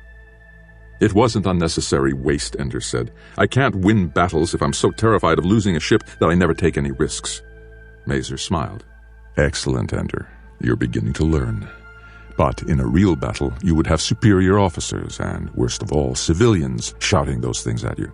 Now, if the enemy had been at all bright, they would have caught you here and taken Tom's squadron." Together they went over the battle. In the next practice, Ender would show his leaders what Mazer had shown him, and they'd learn to cope with it the next time they saw it. They thought they had been ready before, that they had worked smoothly together as a team. Now, though, having fought through real challenges together, they all began to trust each other more than ever, and battles became exhilarating. They told Ender that the ones who weren't actually playing would come into the simulator rooms and watch. Ender imagined what it would be like to have his friends there with him, cheering or laughing or gasping with apprehension. Sometimes he thought it would be a great distraction, but other times he wished for it with all his heart. Even when he had spent his days lying out in the sunlight on a raft in a lake, he had not been so lonely. Mazer Rackham was his companion, was his teacher, but was not his friend. He made no complaint, though. Mazer had told him there would be no pity, and his private unhappiness meant nothing to anyone. Most of the time it meant nothing even to Ender. He kept his mind on the game, trying to learn from the battles, and not just the particular lessons of that battle, but what the buggers might have done if they had been more clever, and how Ender would react if they did it in the future. He lived with past battles and future battles both, waking and sleeping, and he drove his squadron leaders with an intensity that occasionally provoked rebelliousness. "You're too kind to us," said Ally one day. "Why don't you get annoyed with us for not being brilliant every moment of every practice? If you keep coddling us like this, we'll think you like us." Some of the others laughed into their microphones. Ender recognized the irony, of course, and answered with a long silence. When he finally spoke, he ignored Ally's complaint. "Again," he said, and this time without self-pity. They did it again, and did it right. But as their trust in Ender as a commander grew, their friendship, remembered from the battle school days, gradually disappeared. It was to each other that they became close. It was with each other that they exchanged confidences. Ender was their teacher and commander, as distant from them as Mazer was from him, and as demanding. They fought all the better for it, and Ender was not distracted from his work. At least not while he was awake. As he drifted off to sleep each night, it was with thoughts of the simulator playing through his mind. But in the night he thought of other things. Often he remembered the corpse of the giant decaying steadily. He did not remember it, though, in the pixels of the picture on his desk. Instead, it was real, the faint odor of death still lingering near it. Things were changed in his dreams. The little village that had grown up between the giant's ribs was composed of buggers now, and they saluted him gravely, like gladiators greeting Caesar before they died for his entertainment. He did not hate the buggers in his dream, and even though he knew that they had hidden their queen from him, he did not try to search for her. He always left the giant's body quickly, and when he got to the playground, the children were always there, woven and mocking. They wore faces that he knew. Sometimes Peter, and sometimes Bonzo, sometimes Stilson and Bernard. Just as often, though, the savage creatures were Alai and Shen, Dink and Petra. Sometimes one of them would be Valentine, and in his dream, he also shoved her under the water and waited for her to drown. She writhed in his hands, fought to come up, but at last was still. He dragged her out of the lake and onto the raft, where she lay with her face in the rictus of death. He screamed and wept over her, crying again and again that it was a game he was only playing. Then Mazer Rackham shook him awake. "You were calling out in your sleep," he said. "Sorry," Ender said. "Never mind. It's time for another battle." Steadily the pace increased. There were usually 2 battles a day now, and Ender held practices to a minimum. He would use the time while the others rested to pore over the replays of past games, trying to spot his own weaknesses, trying to guess what would happen next. Sometimes he was fully prepared for the enemy's innovations, sometimes he was not. "I think you're cheating," Ender told Mazer one day. "Oh?" "You can observe my practice sessions. You can see what I'm working on. You seem to be ready for everything I do." "Most of what you see is computer simulations," Mazer said. "The computer is programmed to respond to your innovations only after you use them once in battle. Then the computer is cheating. You need to get more sleep, Ender." But he could not sleep. He lay awake longer and longer each night, and his sleep was less restful. He woke too often in the night. Whether he was waking up to think more about the game or to escape from his dreams, he wasn't sure. It was as if someone rode him in his sleep, forcing him to wander through his worst memories, to live in them again as if they were real. Nights were so real that days began to seem dreamlike to him. He began to worry that he would not think clearly enough, that he would be too tired when he played. Always, when the game began, the intensity of it awoke him. But if his mental abilities began to slip, he wondered, would he notice it? And he seemed to be slipping. He never had a battle anymore in which he did not lose at least a few fighters. Several times the enemy was able to trick him into exposing more weakness than he meant to. Other times the enemy was able to wear him down by attrition until his victory was as much a matter of luck as strategy. Mazer would go over the game with a look of contempt on his face. "Look at this," he would say. "You didn't have to do this." And Ender would return to practice with his leaders, trying to keep up their morale, but sometimes letting slip his disappointment with their weaknesses, the fact that they made mistakes. "Sometimes we make mistakes," Petra whispered to him once. It was a plea for help. "And sometimes we don't," Ender answered her. If she got help, it would not be from him. He would teach, let her find her friends among the others. Then came a battle that nearly ended in disaster. Petra led her force too far. They were exposed, and she discovered it in a moment when Ender wasn't with her. In only a few moments, she had lost all but 2 of her ships. Ender found her then, ordered her to move them in a certain direction. She didn't answer. There was no movement, and in a moment, those 2 fighters too would be lost. Ender knew at once that he had pushed her too hard. Because of her brilliance, he had called on her to play far more often and under much more demanding circumstances than all but a few of the others. But he had no time now to worry about Petra or to feel guilty about what he had done to her. He called on Crazy Tom to command the 2 remaining fighters, then went on, trying to salvage the battle. Petra had occupied a key position, and now all of Ender's strategy came apart. If the enemy had not been too eager and clumsy in exploiting their advantage, Ender would have lost. But Shen was able to catch a group of the enemy in too tight a formation and took them out with a single chain reaction. Crazy Tom brought his 2 surviving fighters in through the gap and caused havoc with the enemy, and though his ships, and Shen's as well, were finally destroyed, Fly Molo was able to mop up and complete the victory. At the end of the battle, he could hear Petra crying out, trying to get a microphone. "Tell him I'm sorry. I was just so tired. I couldn't think. That was all. Tell Ender I'm sorry."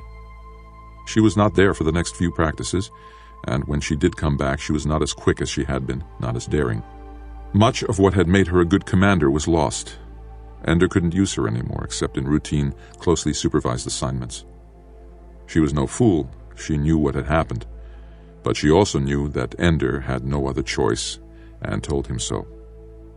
The fact remained that she had broken, and she was far from being the weakest of his squad leaders. It was a warning. He could not press his commanders more than they could bear. Now, instead of using his leaders whenever he needed their skills, he had to keep in mind how often they had fought. He had to spell them off, which meant that sometimes he went into battle with commanders he trusted a little less. As he eased the pressure on them, he increased the pressure on himself. Late one night he woke up in pain. There was blood on his pillow, the taste of blood in his mouth. His fingers were throbbing. He saw that in his sleep he had been gnawing on his own fist. The blood was still flowing smoothly. "Mazer," he called. Rackham woke up and called at once for a doctor. As the doctor treated the wound, Mazer said, "I don't care how much you eat, Ender. Self-cannibalism won't get you out of this school." "I was asleep," Ender said. "I don't want to get out of command school." "Good. The others, the ones who didn't make it, what are you talking about?" "Before me. Your other students who didn't make it through the training, what happened to them?" "They didn't make it, that's all. We don't punish the ones who fail. They just don't go on." "Like Bonzo?" "Bonzo. He went home." "Not like Bonzo." "What then? What happened to them? When they failed? Why does it matter, Ender?" Ender didn't answer. "None of them failed at this point in their course, Ender. You made a mistake with Petra. She'll recover. But Petra is Petra, and you are you. Part of what I am is her. Is what she made me. You won't fail, Ender. Not this early in the course. You've had some tight ones, but you've always won. You don't know what your limits are yet. But if you've reached them already, you're a good deal feebler than I thought." "Do they die?" "Who?" "The ones who fail." "No, they don't die." "Good heavens, boy, you're playing games." "I think that Bonzo died. I dreamed about it last night. I remembered the way he looked after I jammed his face with my head. I think I must have pushed his nose back into his brain. The blood was coming out of his eyes. I think he was dead right then. It was just a dream." "Mazer, I don't want to keep dreaming these things. I'm afraid to sleep. I keep thinking of things that I don't want to remember. My whole life keeps playing out as if I were a recorder and someone else wanted to watch the most terrible parts of my life." "We can't drug you if that's what you're hoping for. I'm sorry if you have bad dreams. Should we leave the light on at night?" "Don't make fun of me," Ender said. "I'm afraid I'm going crazy." The doctor was finished with the bandage. Mazer told him he could go. He went. "Are you really afraid of that?" Mazer asked. Ender thought about it and wasn't sure. "In my dreams," said Ender, "I'm never sure whether I'm really me. Strange dreams are a safety valve, Ender. I'm putting you under a little pressure for the first time in your life. Your body's finding ways to compensate, that's all. You're a big boy now. It's time to stop being afraid of the night." He decided then that he would never tell Mazer about his dreams again. The days wore on, with battles every day, until at last Ender settled into the routine of the destruction of himself. He began to have pains in his stomach. They put him on a bland diet, but soon he didn't have an appetite for anything at all. "Eat," Mazer said, and Ender would mechanically put food in his mouth. But if nobody told him to eat, he didn't eat. 2 more of his squadron leaders collapsed the way that Petra had. The pressure on the rest became all the greater. The enemy outnumbered them by 3 or 4 to 1 in every battle now. The enemy also retreated more readily when things went badly, regrouping to keep the battle going longer and longer. Sometimes battles lasted for hours before they finally destroyed the last enemy ship. Ender began rotating his squadron leaders within the same battle, bringing in fresh and rested ones to take the place of those who were beginning to get sluggish. "You know," said Bean one time as he took over command of Hot Soup's 4 remaining fighters, "this game isn't quite as fun as it used to be." Then, one day in practice, as Ender was drilling his squadron leaders, the room went black, and he woke up on the floor with his face bloody where he had hit the controls. They put him to bed then, and for 3 days he was very ill. He remembered seeing faces in his dreams, but they weren't real faces, and he knew it even while he thought he saw them. He thought he saw Valentine sometimes, and sometimes Peter, sometimes his friends from the battle school, and sometimes the buggers vivisecting him. Once it seemed very real when he saw Colonel Graff bending over him, speaking softly to him like a kind father. But then he woke up and found only his enemy, Mazer Rackham. "I'm awake," said Ender. "So I see," Mazer answered. "Took you long enough. You have a battle today." So Ender got up and fought the battle and won it. But there was no second battle that day, and they let him go to bed earlier. His hands were shaking as he undressed. During the night he thought he felt hands touching him gently, hands with affection in them and gentleness. He dreamed he heard voices. "You haven't been kind to him. That wasn't the assignment. How long can he go on? He's breaking down. Long enough, it's nearly finished. So soon? A few days and then he's through. How will he do when he's already like this? Fine. Even today, he fought better than ever." In his dream, the voices sounded like Colonel Graff and Mazer Rackham. But that was the way dreams were. The craziest things could happen because he dreamed he heard one of the voices saying, "I can't bear to see what this is doing to him." And the other voice answered, "I know. I love him too." And then they changed into Valentine and a lie. And in his dream they were burying him.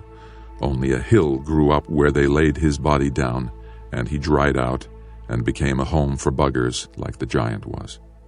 All dreams. If there was love or pity for him, it was only in his dreams. He woke up and fought another battle and won. Then he went to bed and slept again and dreamed again. And then he woke up and won again and slept again, and he hardly noticed when waking became sleeping, nor did he care. The next day was his last day in command school, though he didn't know it. Mazer Rackham was not in the room with him when he woke up. He showered and dressed and waited for Mazer to come unlock the door.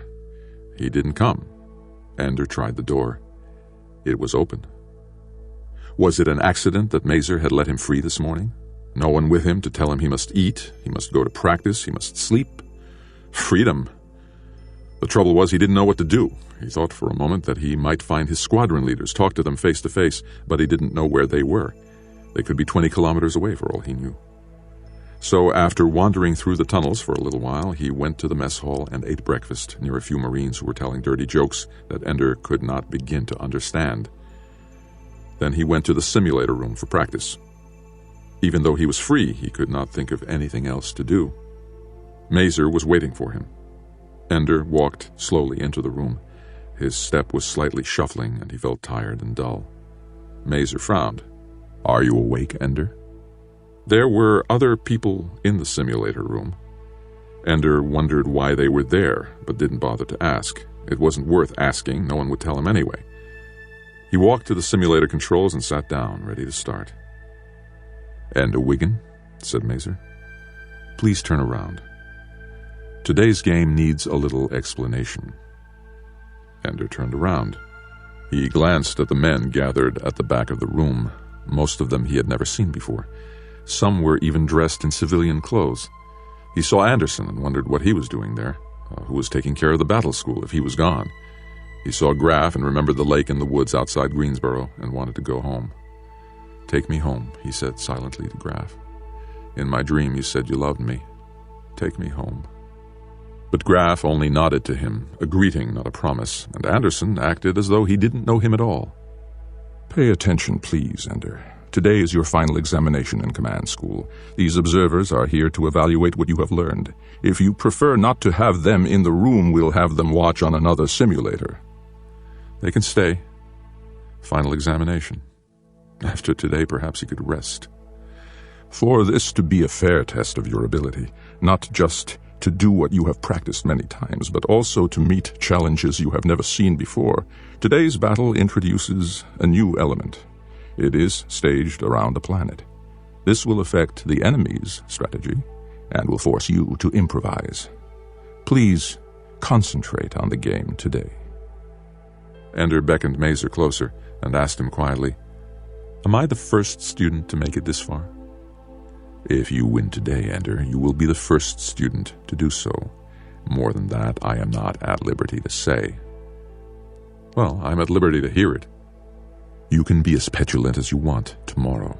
Today, though, I'd appreciate it if you would keep your mind on the examination. Let's not waste all that you've already done. Now, how will you deal with the planet?"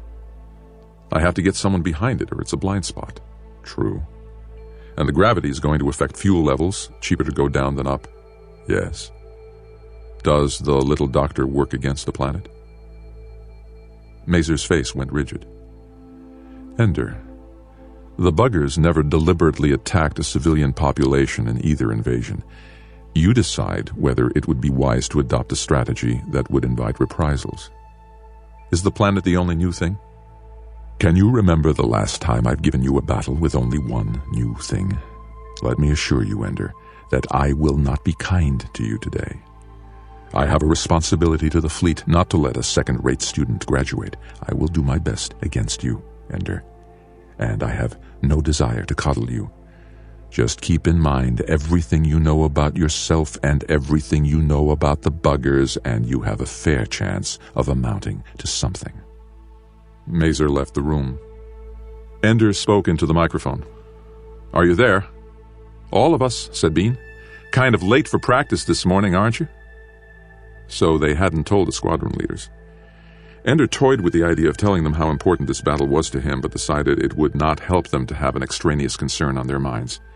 Sorry, he said, I overslept. They all laughed. They didn't believe him. He led them through maneuvers, warming up for the battle ahead. It took him longer than usual to clear his mind, to concentrate on command. But soon enough he was up to speed, responding quickly, thinking well. Or at least he told himself, I think that I'm thinking well. The simulator field cleared. Ender waited for the game to appear. What will happen if I pass the test today? Is there another school, another year or two of grueling training, another year of isolation, another year of people pushing me this way and that way, another year without any control over my own life? He tried to remember how old he was. 11. How many years ago did he turn 11? How many days? It must have happened here at the command school, but he couldn't remember the day. Maybe he didn't even notice it at the time. Nobody noticed it, except perhaps Valentine. And as he waited for the game to appear, he wished he could simply lose it. Lose the battle badly and completely so that they would remove him from training, like Bonzo, and let him go home. Bonzo had been assigned to Cartagena. He wanted to see travel orders that said Greensboro. Success meant it would go on. Failure meant he could go home. No, that isn't true, he told himself. They need me, and if I fail, there might not be any home to return to. But he did not believe it. In his conscious mind, he knew it was true, but in other places, deeper places, he doubted that they needed him. Mazer's urgency was just another trick, just another way to make me do what they want me to do, another way to keep me from resting, from doing nothing for a long, long time. Then the enemy formation appeared, and Ender's weariness turned to despair. The enemy outnumbered him 1,000 to 1. The simulator glowed green with them. They were grouped in a dozen different formations, shifting positions, changing shapes, moving in seemingly random patterns through the simulator field. He could not find a path through them. A space that seemed open would close suddenly, and another appear, and a formation that seemed penetrable would suddenly change and be forbidding. The planet was at the far edge of the field, and for all Ender knew, there were just as many enemy ships beyond it, out of the simulator's range. As for his own fleet, it consisted of 20 starships, each with only 4 fighters. He knew the 4 fighter starships. They were old-fashioned, sluggish, and the range of their little doctors was half that of the newer ones. 80 fighters against at least 5,000, perhaps 10,000 enemy ships. He heard his squadron leaders breathing heavily. He could also hear from the observers behind him a quiet curse. It was nice to know that one of the adults noticed that it wasn't a fair test. Not that it made any difference. Fairness wasn't part of the game. That was plain. There was no attempt to give him even a remote chance at success. All that I've been through, and they never meant to let me pass at all. He saw in his mind Bonzo and his vicious little knot of friends confronting him, threatening him. He had been able to shame Bonzo into fighting him alone. That would hardly work here. And he could not surprise the enemy with his ability as he had done with the older boys in the battle room. Mazer knew Ender's abilities inside and out. The observers behind him began to cough, to move nervously. They were beginning to realize that Ender didn't know what to do. I don't care anymore, thought Ender. You can keep your game. If you won't even give me a chance, why should I play? Like his last game in battle school when they put 2 armies against him. And just as he remembered that game, Apparently Bean remembered it too, for his voice came over the headset saying, "Remember, the enemy's gate is down." Molo, Soup, Vlad, Dumper, and Crazy Tom all laughed. They remembered too. And Ender also laughed. It was funny. The adults taking all this so seriously and the children playing along, believing it too, until suddenly the adults went too far, tried too hard, and the children could see through their game. Forget it, Mazer. I don't care if I pass your test. I don't care if I follow your rules. If you can cheat, so can I. I won't let you beat me unfairly. I'll beat you unfairly first.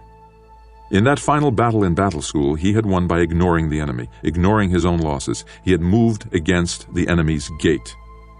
And the enemy's gate was down.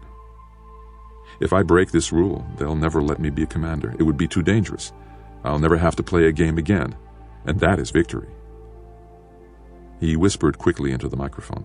His commanders took their parts of the fleet and grouped themselves into a thick projectile, a cylinder aimed at the nearest of the enemy formations. The enemy, far from trying to repel him, welcomed him in, so he could be thoroughly entrapped before they destroyed him. Mazer is at least taking into account the fact that by now they would have learned to respect me, thought Ender, and that does buy me time. Ender dodged downward, north, east, and down again, not seeming to follow any plan, but always ending up a little closer to the enemy planet. Finally, the enemy began to close in on him too tightly. Then, suddenly, Ender's formation burst. His fleet seemed to melt into chaos. The 80 fighters seemed to follow no plan at all, firing at enemy ships at random, working their way into hopeless individual paths among the bugger craft. After a few minutes of battle, however, Ender whispered to his squadron leaders once more, and suddenly a dozen of the remaining fighters formed again into a formation. But now they were on the far side of one of the enemy's most formidable groups. They had, with terrible losses, passed through, and now they had covered more than half the distance to the enemy's planet. The enemy sees now, thought Ender. Surely Mazer sees what I'm doing, or perhaps Mazer cannot believe that I would do it. Well, so much the better for me. Ender's tiny fleet darted this way and that, sending 2 or 3 fighters out as if to attack, then bringing them back. The enemy closed in, drawing in ships and formations that had been widely scattered, bringing them in for the kill. The enemy was most concentrated beyond Ender, so he could not escape back into open space, closing him in. Excellent, thought Ender. Closer. Come closer. Then he whispered a command, and the ships dropped like rocks toward the planet's surface. They were starships and fighters, completely unequipped to handle the heat of passage through an atmosphere, but Ender never intended them to reach the atmosphere. Almost from the moment they began to drop, they were focusing their little doctors on one thing only: the planet itself. 1, 2, 4, 7 of his fighters were blown away. It was all a gamble now whether any of his ships would survive long enough to get in range. It would not take long once they could focus on the planet's surface. Just a moment with Dr. Device, that's all I want. It occurred to Ender that perhaps the computer wasn't even equipped to show what would happen to a planet if the little doctor attacked it. What will I do then? Shout, "Bang, you're dead"? Ender took his hands off the controls and leaned in to watch what happened. The perspective was close to the enemy planet now, as the ship hurtled into its well of gravity. Surely it's in range now, thought Ender. It must be in range, and the computer can't handle it. Then, the surface of the planet, which filled half the simulator field now, began to bubble. There was a gout of explosion, hurling debris out toward Ender's fighters. Ender tried to imagine what was happening inside the planet, the field growing and growing, the molecules bursting apart but finding nowhere for the separate atoms to go. Within 3 seconds, the entire planet burst apart, becoming a sphere of bright dust hurtling outward. Ender's fighters were among the first to go. Their perspective suddenly vanished, and now the simulator could only display the perspective of the starships waiting beyond the edges of the battle. It was as close as Ender wanted to be. The sphere of the exploding planet grew outward faster than the enemy ships could avoid it, and it carried with it the little doctor, not so little anymore, the field taking apart every ship in its path, erupting each one into a dot of light before it went on. Only at the very periphery of the simulator did the MD field weaken. 2 or 3 enemy ships were drifting away. Ender's own starships did not explode, but where the vast enemy fleet had been, and the planet they protected, there was nothing meaningful. A lump of dirt was growing as gravity drew much of the debris downward again. It was glowing hot and spinning visibly. It was also much smaller than the world had been before. Much of its mass was now a cloud still flowing outward. Ender took off his headphones, filled with the cheers of his squadron leaders, and only then realized that there was just as much noise in the room with him. Men in uniform were hugging each other, laughing, shouting. Others were weeping. Some knelt or lay prostrate, and Ender knew they were caught up in prayer. Ender didn't understand. It seemed all wrong. They were supposed to be angry. Colonel Graff detached himself from the others and came to Ender. Tears streamed down his face, but he was smiling. He bent over, reached out his arms, and to Ender's surprise he embraced him, held him tightly, and whispered, "Thank you. Thank you, Ender. Thank God for you, Ender." And others soon came too, shaking his hand, congratulating him. He tried to make sense of this. Had he passed the test after all? It was his victory, not theirs, and a hollow one at that, a cheat. Why did they act as if he had won with honor? The crowd parted, and Mazer Rackham walked through. He came straight to Ender and held out his hand. "You made the hard choice, boy. All or nothing. End them or end us. But heaven knows there was no other way you could have done it. Congratulations. You beat them, and it's all over." All over? Beat them? Ender didn't understand. "I beat you." Mazer laughed, a loud laugh that filled the room. "Ender, you never played me. You never played a game since I became your enemy." Ender didn't get the joke. He had played a great many games, at a terrible cost to himself. He began to get angry. Mazer reached out and touched his shoulder. Ender shrugged him off. Mazer then grew serious and said, "Ender, for the past few months you have been the battle commander of our fleets. This was the 3rd invasion. There were no games. The battles were real, and the only enemy you fought was the buggers. You won every battle, and today you finally fought them at their home world, where the Queen was. All the queens from all their colonies, they all were there, and you destroyed them completely. They'll never attack us again. You did it. You. Real. Not a game." Ender's mind was too tired to cope with it all. They weren't just points of light in the air. They were real ships that he had fought with, and real ships he had destroyed, and a real world that he had blasted into oblivion. He walked through the crowd, dodging their congratulations, ignoring their hands, their words, their rejoicing. When he got to his own room, he stripped off his clothes, climbed into bed, and slept. Ender awoke when they shook him. It took a moment to recognize them, Graff and Rackham. He turned his back on them. "Let me sleep." "Ender, we need to talk to you," said Graff. Ender rolled back to face them. "They've been playing out the videos on Earth all day, all night since the battle yesterday." Yesterday? He had slept through until the next day. "You're a hero, Ender. They've seen what you did, you and the others. I don't think there's a government on Earth that hasn't voted you their highest medal." "I killed them all, didn't I?" Ender asked. "All who?" asked Graff. "The buggers?" "That was the idea." Mazer leaned in close. "That's what the war was for." "All their queens. So I killed all their children, all of everything." "They decided that when they attacked us. It wasn't your fault. It's what had to happen." Ender grabbed Mazer's uniform and hung onto it, pulling him down so they were face to face. "I didn't want to kill them all. I didn't want to kill anybody. I'm not a killer. You didn't want me, you bastards. You wanted Peter. But you made me do it. You tricked me into it." He was crying. He was out of control. "Of course we tricked you into it. That's the whole point," said Graff. "It had to be a trick or you couldn't have done it. It's the bind we were in. We had to have a commander with so much empathy that he would think like the buggers, understand them, and anticipate them.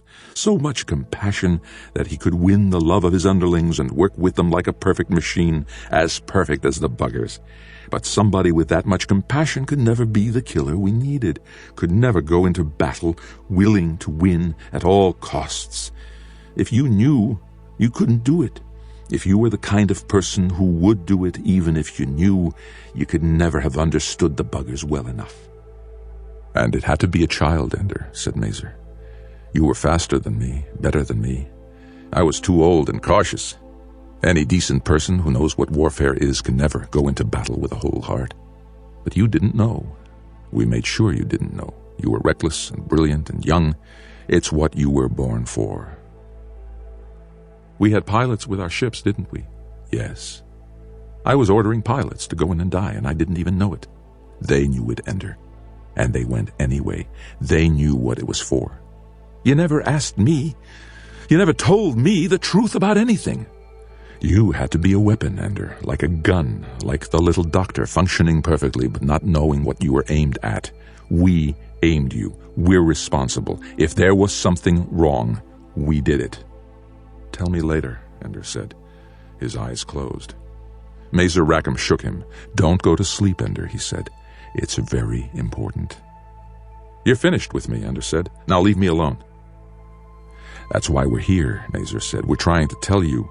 They're not through with you, not at all. It's crazy down there.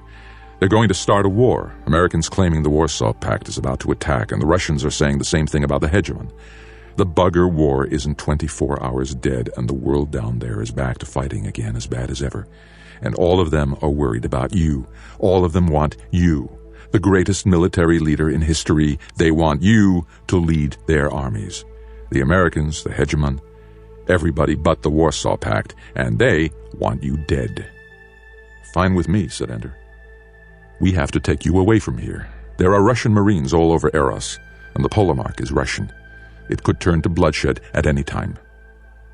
Ender turned his back on them again. This time they let him. He did not sleep, though. He listened to them. I was afraid of this, Rackham. You pushed him too hard. Some of those lesser outposts could have waited until after. You could have given him some days to rest. Are you doing it too, Graf? Trying to decide how I could have done it better? You don't know what would have happened if I hadn't pushed. Nobody knows. I did it the way I did it, and it worked. Above all, it worked. Memorize that defense, Graf. You may have to use it too. Sorry. I can see what it's done to him. Colonel Leakey says there's a good chance he'll be permanently damaged, but I don't believe it. He's too strong. Winning meant a lot to him, and he won. Don't tell me about Strong. The kid's 11. Give him some rest, Rackham. Things haven't exploded yet. We can post a guard outside his door. Or post a guard outside another door and pretend that it's his. Whatever. They went away. Ender slept again. Time passed without touching Ender except with glancing blows. Once he awoke for a few minutes with something pressing his hand, pushing downward on it with a dull, insistent pain. He reached over and touched it. It was a needle passing into a vein. He tried to pull it out, but it was taped on and he was too weak. Another time he awoke in darkness to hear people near him murmuring and cursing. His ears were ringing with the loud noise that had awakened him. He did not remember the noise. Get the lights on, someone said. And another time he thought he heard someone crying softly near him. It might have been a single day. It might have been a week. From his dreams, it could have been months. He seemed to pass through lifetimes in his dreams, through the giant's drink again, past the wolf children, reliving the terrible deaths, the constant murders. He heard a voice whispering in the forest, "You had to kill the children to get to the end of the world." And he tried to answer, "I never wanted to kill anybody. Nobody ever asked me if I wanted to kill anybody." But the forest laughed at him. And when he leapt from the cliff at the end of the world, sometimes it was not clouds that caught him, but a fighter that carried him to a vantage point near the surface of the bugger's world, so he could watch over and over the eruption of death when Dr. Device set off a reaction on the planet's face. Then, closer and closer, until he could watch individual buggers explode, turn to light, then collapse into a pile of dirt before his eyes. And the Queen, surrounded by infants, only the Queen was mother, and the infants were Valentine and all the children he had known in battle school. One of them had Bonzo's face, and he lay there bleeding through the eyes and nose, saying, "You have no honor." And always the dream ended with a mirror, or a pool of water, or the metal surface of a ship, something that would reflect his face back to him. At first it was always Peter's face, with blood and a snake's tail coming from the mouth. After a while, though, it began to be his own face, old and sad, with eyes that grieved for a billion murders. But they were his own eyes, and he was content to wear them. That was the world Ender lived in for many lifetimes during the 5 days of the League War. When he awoke again, he was lying in darkness. In the distance, he could hear the thump of explosions. He listened for a while, then he heard a soft footstep. He turned over and flung out a hand to grasp whoever was sneaking up on him. Sure enough, he caught someone's clothing and pulled him down toward his knees, ready to kill him if need be. "Ender, it's me. He knew the voice.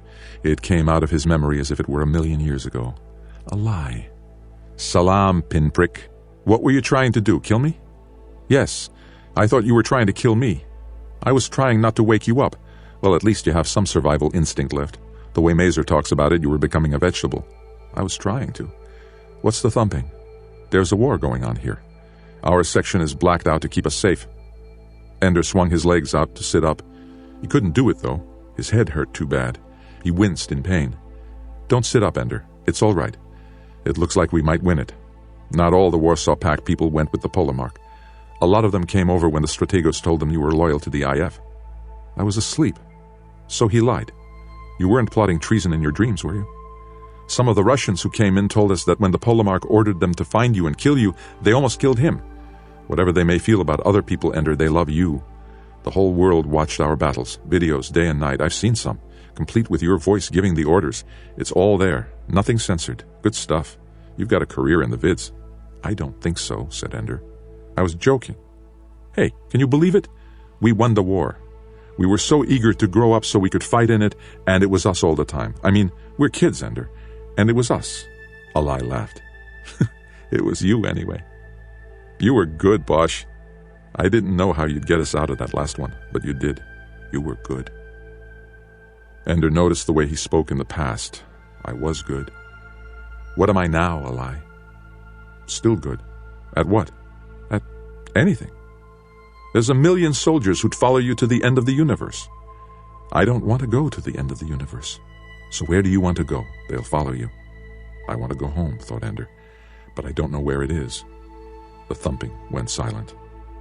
"Listen to that," said Alai. They listened. The door opened. Someone stood there, someone small. "It's over," he said. It was Bean. As if to prove it, the lights went on. "Ho, Bean." "Ho, Ender." Petra followed him in, with Dink holding her hand. They came to Ender's bed. "Hey, the hero's awake," said Dink. "Who won?" said Ender. "We did, Ender," said Bean. "You were there." "He's not that crazy, Bean. He meant who won just now." Petra took Ender's hand. "There was a truce on Earth. They've been negotiating for days. They finally agreed to accept the Locke proposal." "He doesn't know about the Locke proposal." "It's very complicated, but what it means here is that the IF will stay in existence, but without the Warsaw Pact in it. So the Warsaw Pact Marines are going home. I think Russia agreed to it because they're facing a revolt in the Islamic States. Everybody's got troubles. About 500 died here, but it was worse on Earth." "The hegemon resigned," said Dink. "It's crazy down there." "Who cares?" "You okay?" Petra asked him, touching his head. "You scared us.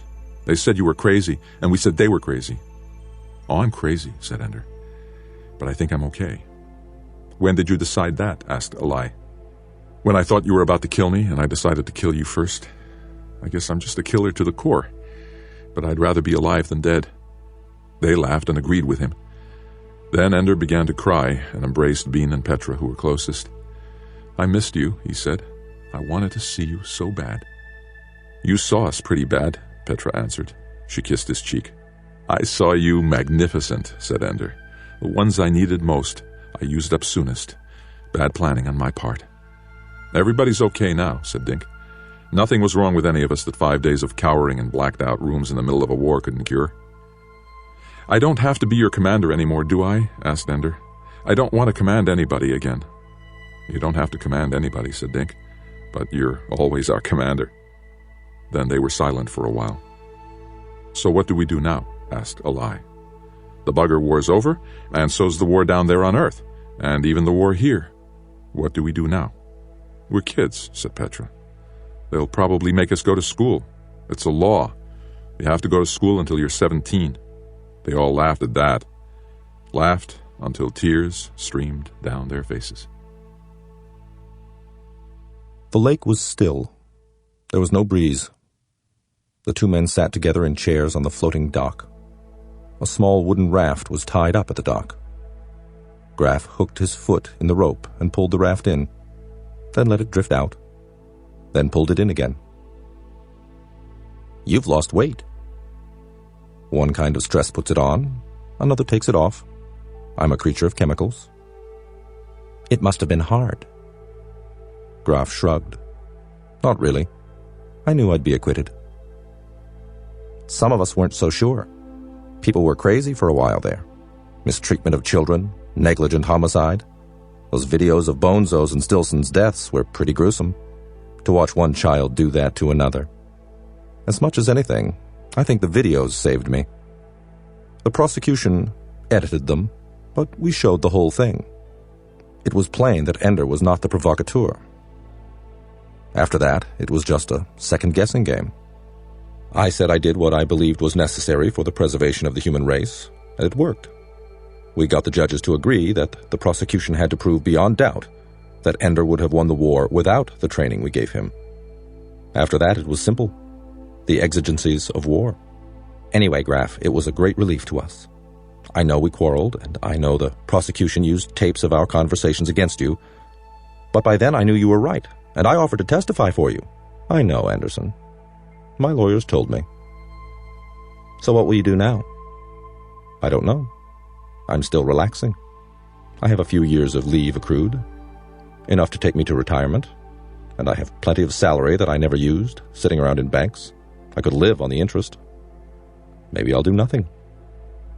It sounds nice, but I couldn't stand it. I've been offered the presidency of 3 different universities, on the theory that I'm an educator. They don't believe me when I say that all I ever cared about at the battle school was the game. I think I'll go with the other offer. Commissioner, now that the wars are over, it's time to play games again. It'll be almost like vacation anyway. Only 28 teams in the league. Though after years of watching those children flying, football is like watching slugs bash into each other. They laughed. Graf sighed and pushed the raft with his foot. That raft, surely you can't float on it. Graf shook his head. Ender built it. That's right. This is where you took him. It's even been deeded over to him. I saw to it that he was amply rewarded. He'll have all the money he ever needs. If they ever let him come back to use it. They never will. With Demosthenes agitating for him to come home, Demosthenes isn't on the nets anymore. Anderson raised an eyebrow. What does that mean? Demosthenes has retired. Permanently. You know something, you old fart-eater. You know who Demosthenes is. Was. Well, tell me. No. You're no fun anymore, Graf. I never was. At least you can tell me why. There were a lot of us who thought Demosthenes would be hegemon someday. There was never a chance of that. No. Even Demosthenes' mob of political cretins couldn't persuade the hegemon to bring Ender back to Earth. Ender is far too dangerous. He's only 11, 12 now. All the more dangerous, because he could so easily be controlled. In all the world, the name of Ender is one to conjure with. The child god, the miracle worker, with life and death in his hands. Every petty tyrant-to-be would like to have the boy, to set him in front of an army and watch the world either flock to join or cower in fear. If Ender came to Earth, he'd want to come here, to rest, to salvage what he can of his childhood. But they'd never let him rest. I see. Someone explained that to Demosthenes. Graf smiled. Demosthenes explained it to someone else. Someone who could have used Ender as no one else could have, to rule the world and make the world like it. Who? Locke. Locke is the one who argued for Ender to stay on Eros. All is not always as it seems. It's too deep for me, Graf. Give me the game. Nice, neat rules. Referees, beginnings and endings, winners and losers, and then everybody goes home to their families. Get me tickets to some games now and then, all right? You won't really stay here and retire, will you? No. You're going into the hegemony, aren't you? I'm the new Minister of Colonization. So they're doing it. As soon as we get the reports back on the bugger colony worlds. I mean, there they are, already fertile, with housing and industry in place, and all the buggers dead. Very convenient. We'll repeal the population limitation laws, which everybody hates, and all those thirds and fourths and fifths will get on starships and head out for worlds known and unknown. Will people really go? People always go. Always. They always believe they can make a better life than in the old world. What the hell? Maybe they can. At first, Ender believed that they would bring him back to Earth as soon as things quieted down. But things were quiet now, had been quiet for a year, and it was plain to him now that they would not bring him back at all. That he was much more useful as a name and a story than he would ever be as an inconvenient flesh-and-blood person. And there was the matter of the court-martial and the crimes of Colonel Graf. Admiral Shamrajnagar tried to keep Ender from watching it, but failed. Ender had been awarded the rank of Admiral too, and this was one of the few times he asserted the privileges the rank implied. So he watched the videos of the fights with Stilson and Bonzo, watched as the photographs of the corpses were displayed, listened as the psychologists and lawyers argued whether murder had been committed or the killing was in self-defense. Ender had his own opinion, but no one asked him. Throughout the trial, it was really Ender himself under attack. The prosecution was too clever to charge him directly, but there were attempts to make him look sick, perverted, criminally insane. "Never mind," said Mazer Rackham. "The politicians are afraid of you, but they can't destroy your reputation yet. That won't be done until the historians get at you in 30 years. Ender didn't care about his reputation. He watched the videos impassively, but in fact he was amused. "In battle I killed 10 billion buggers, whose queens at least were as alive and wise as any man, who had not even launched a third attack against us, and no one thinks to call it a crime." All his crimes weighed heavy on him, the deaths of Stilson and Bonzo, no heavier and no lighter than the rest. And so with that burden he waited through the empty months until the world that he had saved decided he could come home. One by one, his friends reluctantly left him, called home to their families to be received with heroes' welcomes in hometowns they barely remembered. Ender watched the videos of their homecomings and was touched when they spent much of their time praising Ender Wiggin, who taught them everything, they said, who taught them and led them into victory. But if they called for him to be brought home, the words were censored from the videos, and no one heard the plea. For a time, the only work in Eros was cleaning up after the Bloody League War and receiving the reports of the starships, once warships, that were now exploring the bugger colony worlds. But now Eros was busier than ever, more crowded than it had ever been during the war, as colonists were brought here to prepare for their voyages to the empty bugger worlds. Ender took part in the work as much as they would let him. It did not occur to them that this 12-year-old boy might be as gifted at peace as he was at war. But he was patient with their tendency to ignore him, and learned to make his proposals and suggest his plans through the few adults who listened to him, and let them present them as their own. He was concerned not about getting credit, but about getting the job done. The one thing he could not bear was the worship of the colonists. He learned to avoid the tunnels where they lived because they would always recognize him. The world had memorized his face. And then they would scream and shout and embrace him and congratulate him and show him the children they had named after him and tell him how he was so young it broke their hearts, and they didn't blame him for any of his murders because it wasn't his fault, he was just a child. He hid from them as best he could. There was one colonist, though, he couldn't hide from. He wasn't inside Eros that day. He had gone up with a shuttle to the new ISL, where he had been learning to do surface work on the starships.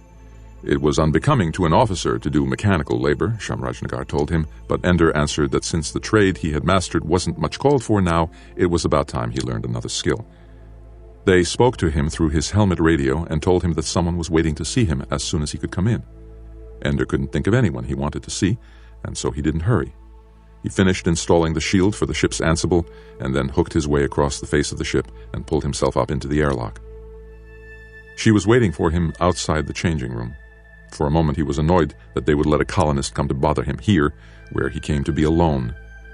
Then he looked again and realized that if the young woman were a little girl, he would know her. "Valentine," he said. Hi, Ender. "What are you doing here?" Demosthenes retired. Now I'm going with the first colony. It's 50 years to get there. Only 2 years if you're aboard the ship. And if you ever came back, everybody you knew on Earth would be dead. That was what I had in mind. I was hoping, though, that someone I knew on Eros might come with me. I don't want to go to a world we stole from the buggers. I just want to go home. Ender, you're never going back to Earth. I saw to that before I left. He looked at her in silence. I tell you that now so that if you want to hate me, you can hate me from the beginning. They went to Ender's tiny compartment in the ISL, and she explained. Peter wanted Ender back on Earth under the protection of the Hegemon's Council. The way things are right now, Ender, that would put you effectively under Peter's control, since half the Council now does just what Peter wants. The ones that aren't Locke's lapdogs are under his thumb in other ways. Do they know who he really is? Yes. He isn't publicly known, but people in high places know him. It doesn't matter anymore. He has too much power for them to worry about his age. He's done incredible things, Ender. I noticed the treaty a year ago was named for Locke. That was his breakthrough. He proposed it through his friends from the public policy nets, and then Demosthenes got behind it too. It was the moment he had been waiting for, to use Demosthenes' influence with the mob and Locke's influence with the intelligentsia to accomplish something noteworthy. It forestalled a really vicious war that could have lasted for decades. He decided to be a statesman. I think so. But in his cynical moments, of which there are many, he pointed out to me that if he had allowed the League to fall apart completely, he'd have to conquer the world piece by piece. As long as the hegemony existed, he could do it in one lump. Ender nodded. That's the Peter that I knew. Funny, isn't it? That Peter would save millions of lives. While I killed billions. I wasn't going to say that. So he wanted to use me? He had plans for you, Ender. He would publicly reveal himself when you arrived, going to meet you in front of all the videos. Ender Wiggins' older brother, who also happened to be the Great Locke, the architect of peace. Standing next to you, he would look quite mature. And the physical resemblance between you is stronger than ever. It would be quite simple for him, then, to take over. Why did you stop him? Ender, you wouldn't be happy spending the rest of your life as Peter's pawn? Why not? I've spent my life as someone's pawn. Me too. I showed Peter all the evidence that I had assembled, enough to prove in the eyes of the public that he was a psychotic killer. It included full-color pictures of tortured squirrels and some of the monitor videos of the way he treated you. It took some work to get it all together, but by the time he saw it, he was willing to give me what I wanted. What I wanted was your freedom and mine. It's not my idea of freedom to go live in the house of the people that I killed. Ender, what's done is done. Their worlds are empty now, and ours is full. And we can take with us what their worlds have never known. Cities full of people who live private, individual lives, who love and hate each other for their own reasons. In all the bugger worlds, there was never more than a single story to be told. When we're there, the world will be full of stories, and will improvise their endings day by day. Ender Earth belongs to Peter. And if you don't go with me now, he'll have you there, and use you up until you wish you'd never been born. Now is the only chance you'll get to get away. Ender said nothing. I know what you're thinking, Ender. You're thinking that I'm trying to control you just as much as Peter or Graf or any of the others. It crossed my mind. Welcome to the human race. Nobody controls his own life, Ender. The best you can do is choose to fill the roles given you by good people, by people who love you. I didn't come here because I wanted to be a colonist. I came here because I've spent my whole life in the company of the brother that I hated. Now I want a chance to know the brother that I love, before it's too late, before we're not children anymore. It's already too late for that. You're wrong, Ender. You think you're grown up and tired and jaded with everything, but in your heart, you're just as much a kid as I am. We can keep it a secret from everybody else. While you're governing the colony and I'm writing political philosophy, they'll never guess that in the darkness of night we sneak into each other's rooms and play checkers and have pillow fights. Ender laughed. But he had noticed some things she dropped too casually for them to be accidental. Governing? I'm Demosthenes, Ender. I went out with a bang. A public announcement that I believed so much in the colonization movement that I was going in the first ship myself. At the same time, the Minister of Colonization, a former colonel named Graf, announced that the pilot of the colony ship would be the great Mazer Rackham, and the governor of the first colony it established would be Ender Wiggin. They might have asked me. I wanted to ask you myself. But it's already announced. No, they'll be announcing it tomorrow, if you accept. Mazer accepted a few hours ago, back in Eros. You're telling everyone that you're Demosthenes? A 14-year-old girl? We're only telling them that Demosthenes is going with the colony. Let them spend the next 50 years poring over the passenger list, trying to figure out which one of them is the great demagogue of the age of Locke. Ender laughed and shook his head. You're actually having fun, Val. I can't think why I shouldn't. All right, said Ender. I'll go. Maybe even as governor, as long as you and Mazer are there to help me. My abilities are a little underused at present. She squealed and hugged him, for all the world like a typical teenage girl who just got the present that she wanted from her little brother. Val, he said, I just want one thing clear. I'm not going for you. I'm not going in order to be governor or because I'm bored here. I'm going because I know the buggers better than any other living soul. And maybe if I go there, I can understand them better. I stole their future from them. I can only begin to repay by seeing what I can learn from their past. The voyage was long. By the end of it, Val had finished the first volume of her history of the Bugger Wars and transmitted it by Ansible, under Demosthenes' name, back to Earth. And Ender had won something better than the adulation of the passengers. They knew him now, and he had won their love and their respect. He worked hard on the new world. He quickly understood the differences between military and civilian leadership, and governed by persuasion rather than fiat, and by working as hard as anyone at the tasks involved in setting up a self-sustaining economy. But his most important work, as everyone agreed, was exploring what the buggers had left behind, trying to find among structures, machinery, and fields long untended, some things that human beings could use, could learn from. There were no books to read. The buggers never needed them. With all things present in their memories, all things spoken as they were thought, when the buggers died, their knowledge died with them.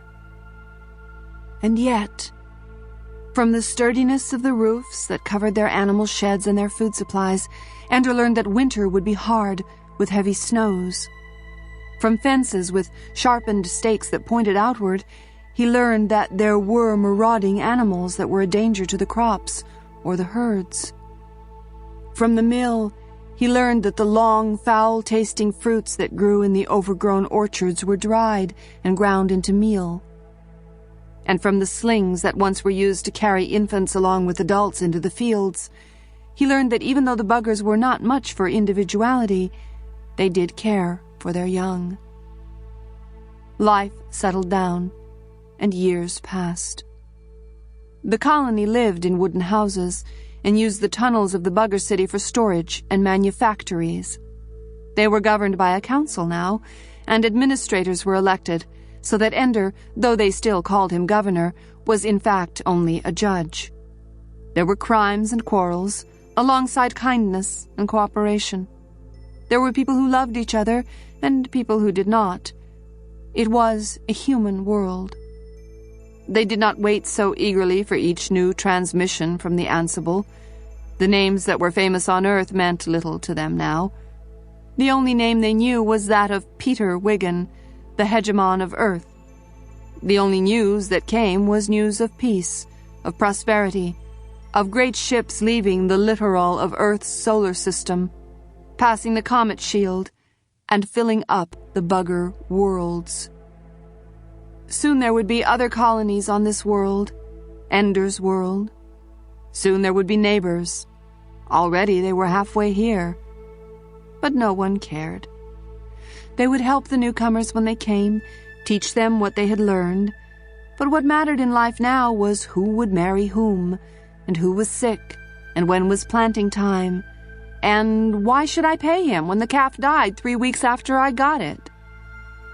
They've become people of the land, said Valentine. No one cares now that Demosthenes is sending the 7th volume of his history today. No one here will read it. Ender pressed a button and his desk showed him the next page. Very insightful, Valentine. How many more volumes until you're through? Just one. The story of Ender Wiggin. What will you do? Wait to write it until I'm dead? No. Just write it, and when I've brought it up to present day, I'll stop. I have a better idea. Take it up to the day we won the final battle. Stop it there. Nothing that I've done since then is worth writing down. Maybe, said Valentine. And maybe not. The Ansible had brought them word that the new colony ship was only a year away. They asked Ender to find a place for them to settle in, near enough to Ender's colony that the two colonies could trade, but far enough apart that they could be governed separately. Ender used the helicopter and began to explore. He took one of the children along, an 11-year-old boy named Abra. He had been only 3 when the colony was founded, and he remembered no other world than this. He and Ender flew as far away as Ender thought the new colony should be, then camped for the night and got a feel for the land on foot the next morning. It was on the 3rd morning that Ender suddenly began to feel an uneasy sense that he had been in this place before. He looked around. It was new land. He had never seen it. He called out to Abra. "Ho, Ender," Abra called. He was on top of a steep, low hill. "Come up." Ender scrambled up, the turves coming away from his feet in the soft ground. Abra was pointing downward. "Can you believe this?" he asked. The hill was hollow. A deep depression in the middle, partially filled with water, was ringed by concave slopes that cantilevered dangerously over the water. In one direction, the hill gave way to 2 long ridges that made a V-shaped valley. In the other direction, the hill rose to a piece of white rock, grinning like a skull, with a tree growing out of its mouth. "It's like a giant died here," said Abra, "and the earth grew up to cover his carcass." Now Ender knew why it had looked familiar, the giant's corpse. He had played here too many times as a child not to know this place. But it was not possible. The computer in the battle school could not possibly have seen this place. He looked through his binoculars in a direction he knew well, fearing and hoping that he would see what belonged in that place. Swings and slides. Monkey bars. Now overgrown, but the shapes still unmistakable. "Somebody had to have built this," Abra said. "Look, this skull place, it's not rock. Look at it, this is concrete." "I know," said Ender. "They built it for me." "What?" "I know this place, Abra. The Buggers built it for me. The Buggers were all dead 50 years before we got here." "You're right. It's impossible, but I know what I know. Abra, I shouldn't take you with me. It might be dangerous. If they knew me well enough to build this place, they might be planning to get even with you? For killing them. So don't go, Ender. Don't do what they want you to do. If they want to get revenge, Abra, I don't mind. But perhaps they don't. Perhaps this is the closest they could come to talking, to writing me a note. They didn't know how to read and write. Maybe they were learning when they died. Well, I'm sure as hell not sticking around here if you're taking off somewhere. I'm going with you. No, you're too young to take the risk of... Come on! You're Ender Wiggin. Don't tell me what 11-year-old kids can do. Together they flew in the copter, over the playground, over the woods, over the well in the forest clearing. Then out to where there was indeed a cliff, with a cave in the cliff wall, and a ledge right where the end of the world should be. And there in the distance, just where it should be in the fantasy game, was the castle tower. He left Abra with the copter. Don't come after me, and go home in an hour if I don't come back. Eat it, Ender, I'm coming with you. Eat it yourself, Abra, or I'll stuff you with mud. Abra could tell, despite Ender's joking tone, that he meant it, and so he stayed. The walls of the tower were notched and ledged for easy climbing. They meant him to get in. The room was as it had always been. Ender remembered well enough to look for a snake on the floor, but there was only a rug with a carved snake's head in one corner. Imitation, not duplication. For a people who made no art, they had done well. They must have dragged these images from Ender's own mind, finding him and learning his darkest dreams across the light years. But why? To bring him to this room, of course, to leave a message for him. But where was the message, and how would he understand it? The mirror was waiting for him on the wall. It was a dull sheet of metal in which the rough shape of a human face had been scratched. They tried to draw the image I should see in the picture, and, looking at the mirror, he could remember breaking it, pulling it from the wall, and snakes leaping out of the hidden place, attacking him, biting him wherever their poisonous fangs could find purchase. How well do they know me, wondered Ender. Well enough to know how often I have thought of death, to know that I am not afraid of it. Well enough to know that even if I feared death, it would not stop me from taking that mirror from the wall. He walked to the mirror, lifted, pulled away. Nothing jumped from the space behind it. Instead, in a hollowed-out place, there was a white ball of silk with a few frayed strands sticking out here and there. An egg? No. The pupa of a queen bugger, already fertilized by the larval males, ready, out of her own body, to hatch 100,000 buggers, including a few queens and males. Ender could see in his mind the slug-like males clinging to the walls of a dark tunnel, and the large adults carrying the infant queen to the mating room. Each male in turn penetrated the larval queen, shuddered in ecstasy, and died, dropping to the tunnel floor and shriveling. Then the new queen was laid before the old, a magnificent creature clad in soft and shimmering wings which had long since lost the power of flight but still contained the power of majesty. The old queen kissed her to sleep with the gentle poison in her lips, then wrapped her in threads from her belly, and commanded her to become herself, to become a new city, a new world, to give birth to many queens and many worlds. How do I know this? Thought Ender. How can I see these things like memories in my own mind?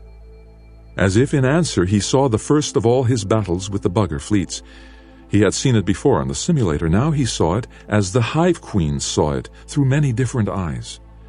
The buggers formed their globe of ships, and then the terrible fighters came out of the darkness, and the little doctor destroyed them in a blaze of light. He felt, then, what the hive queen felt, watching through her workers' eyes as death came to them too quickly to avoid, but not too quickly to be anticipated. There was no memory of pain or fear, though.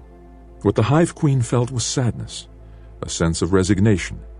She had not thought these words as she saw the humans coming to kill, but it was in words that Ender understood her. The humans did not forgive us, she thought. We will surely die. How can you live again? He asked. The queen in her silken cocoon had no words to give back, but when he closed his eyes and tried to remember, instead of memory came new images. Putting the cocoon in a cool place, a dark place, but with water, so she wasn't dry, so that certain reactions could take place in the cocoon. Then time. days and weeks for the pupa inside to change. And then, when the cocoon had changed to a dusty brown color, Ender saw himself splitting open the cocoon and helping the small and fragile queen emerge. He saw himself taking her by the forelimb and helping her walk from her birth water to a nesting place, soft with dried leaves on sand. Then I am alive, came the thought in his mind. Then I am awake. Then I make my 10,000 children. No, said Ender, I can't. Anguish. Your children are the monsters of our nightmares now. If I awoke you, we would only kill you again. There flashed through his mind a dozen images of human beings being killed by buggers, but with the image came a grief so powerful he could not bear it, and he wept their tears for them. If you could make them feel as you can make me feel, then perhaps they could forgive you.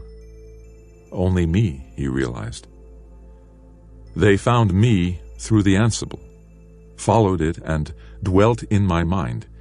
In the agony of my tortured dreams, they came to know me even as I spent my days destroying them. They found my fear of them, and found also that I had no knowledge I was killing them. In the few weeks they had, they built this place for me, and the giant's corpse, and the ledge at the end of the world, so I would find this place by the evidence of my eyes. I am the only one they know, and so they can only talk to me and through me. We are like you, the thought pressed into his mind. We did not mean to murder, and when we understood, we never came again. We thought we were the only thinking beings in the universe until we met you, but never did we dream that thought could arise from the lonely animals who cannot dream each other's dreams. How were we to know we could live with you in peace? Believe us, believe us, believe us. He reached into the cavity and took out the cocoon.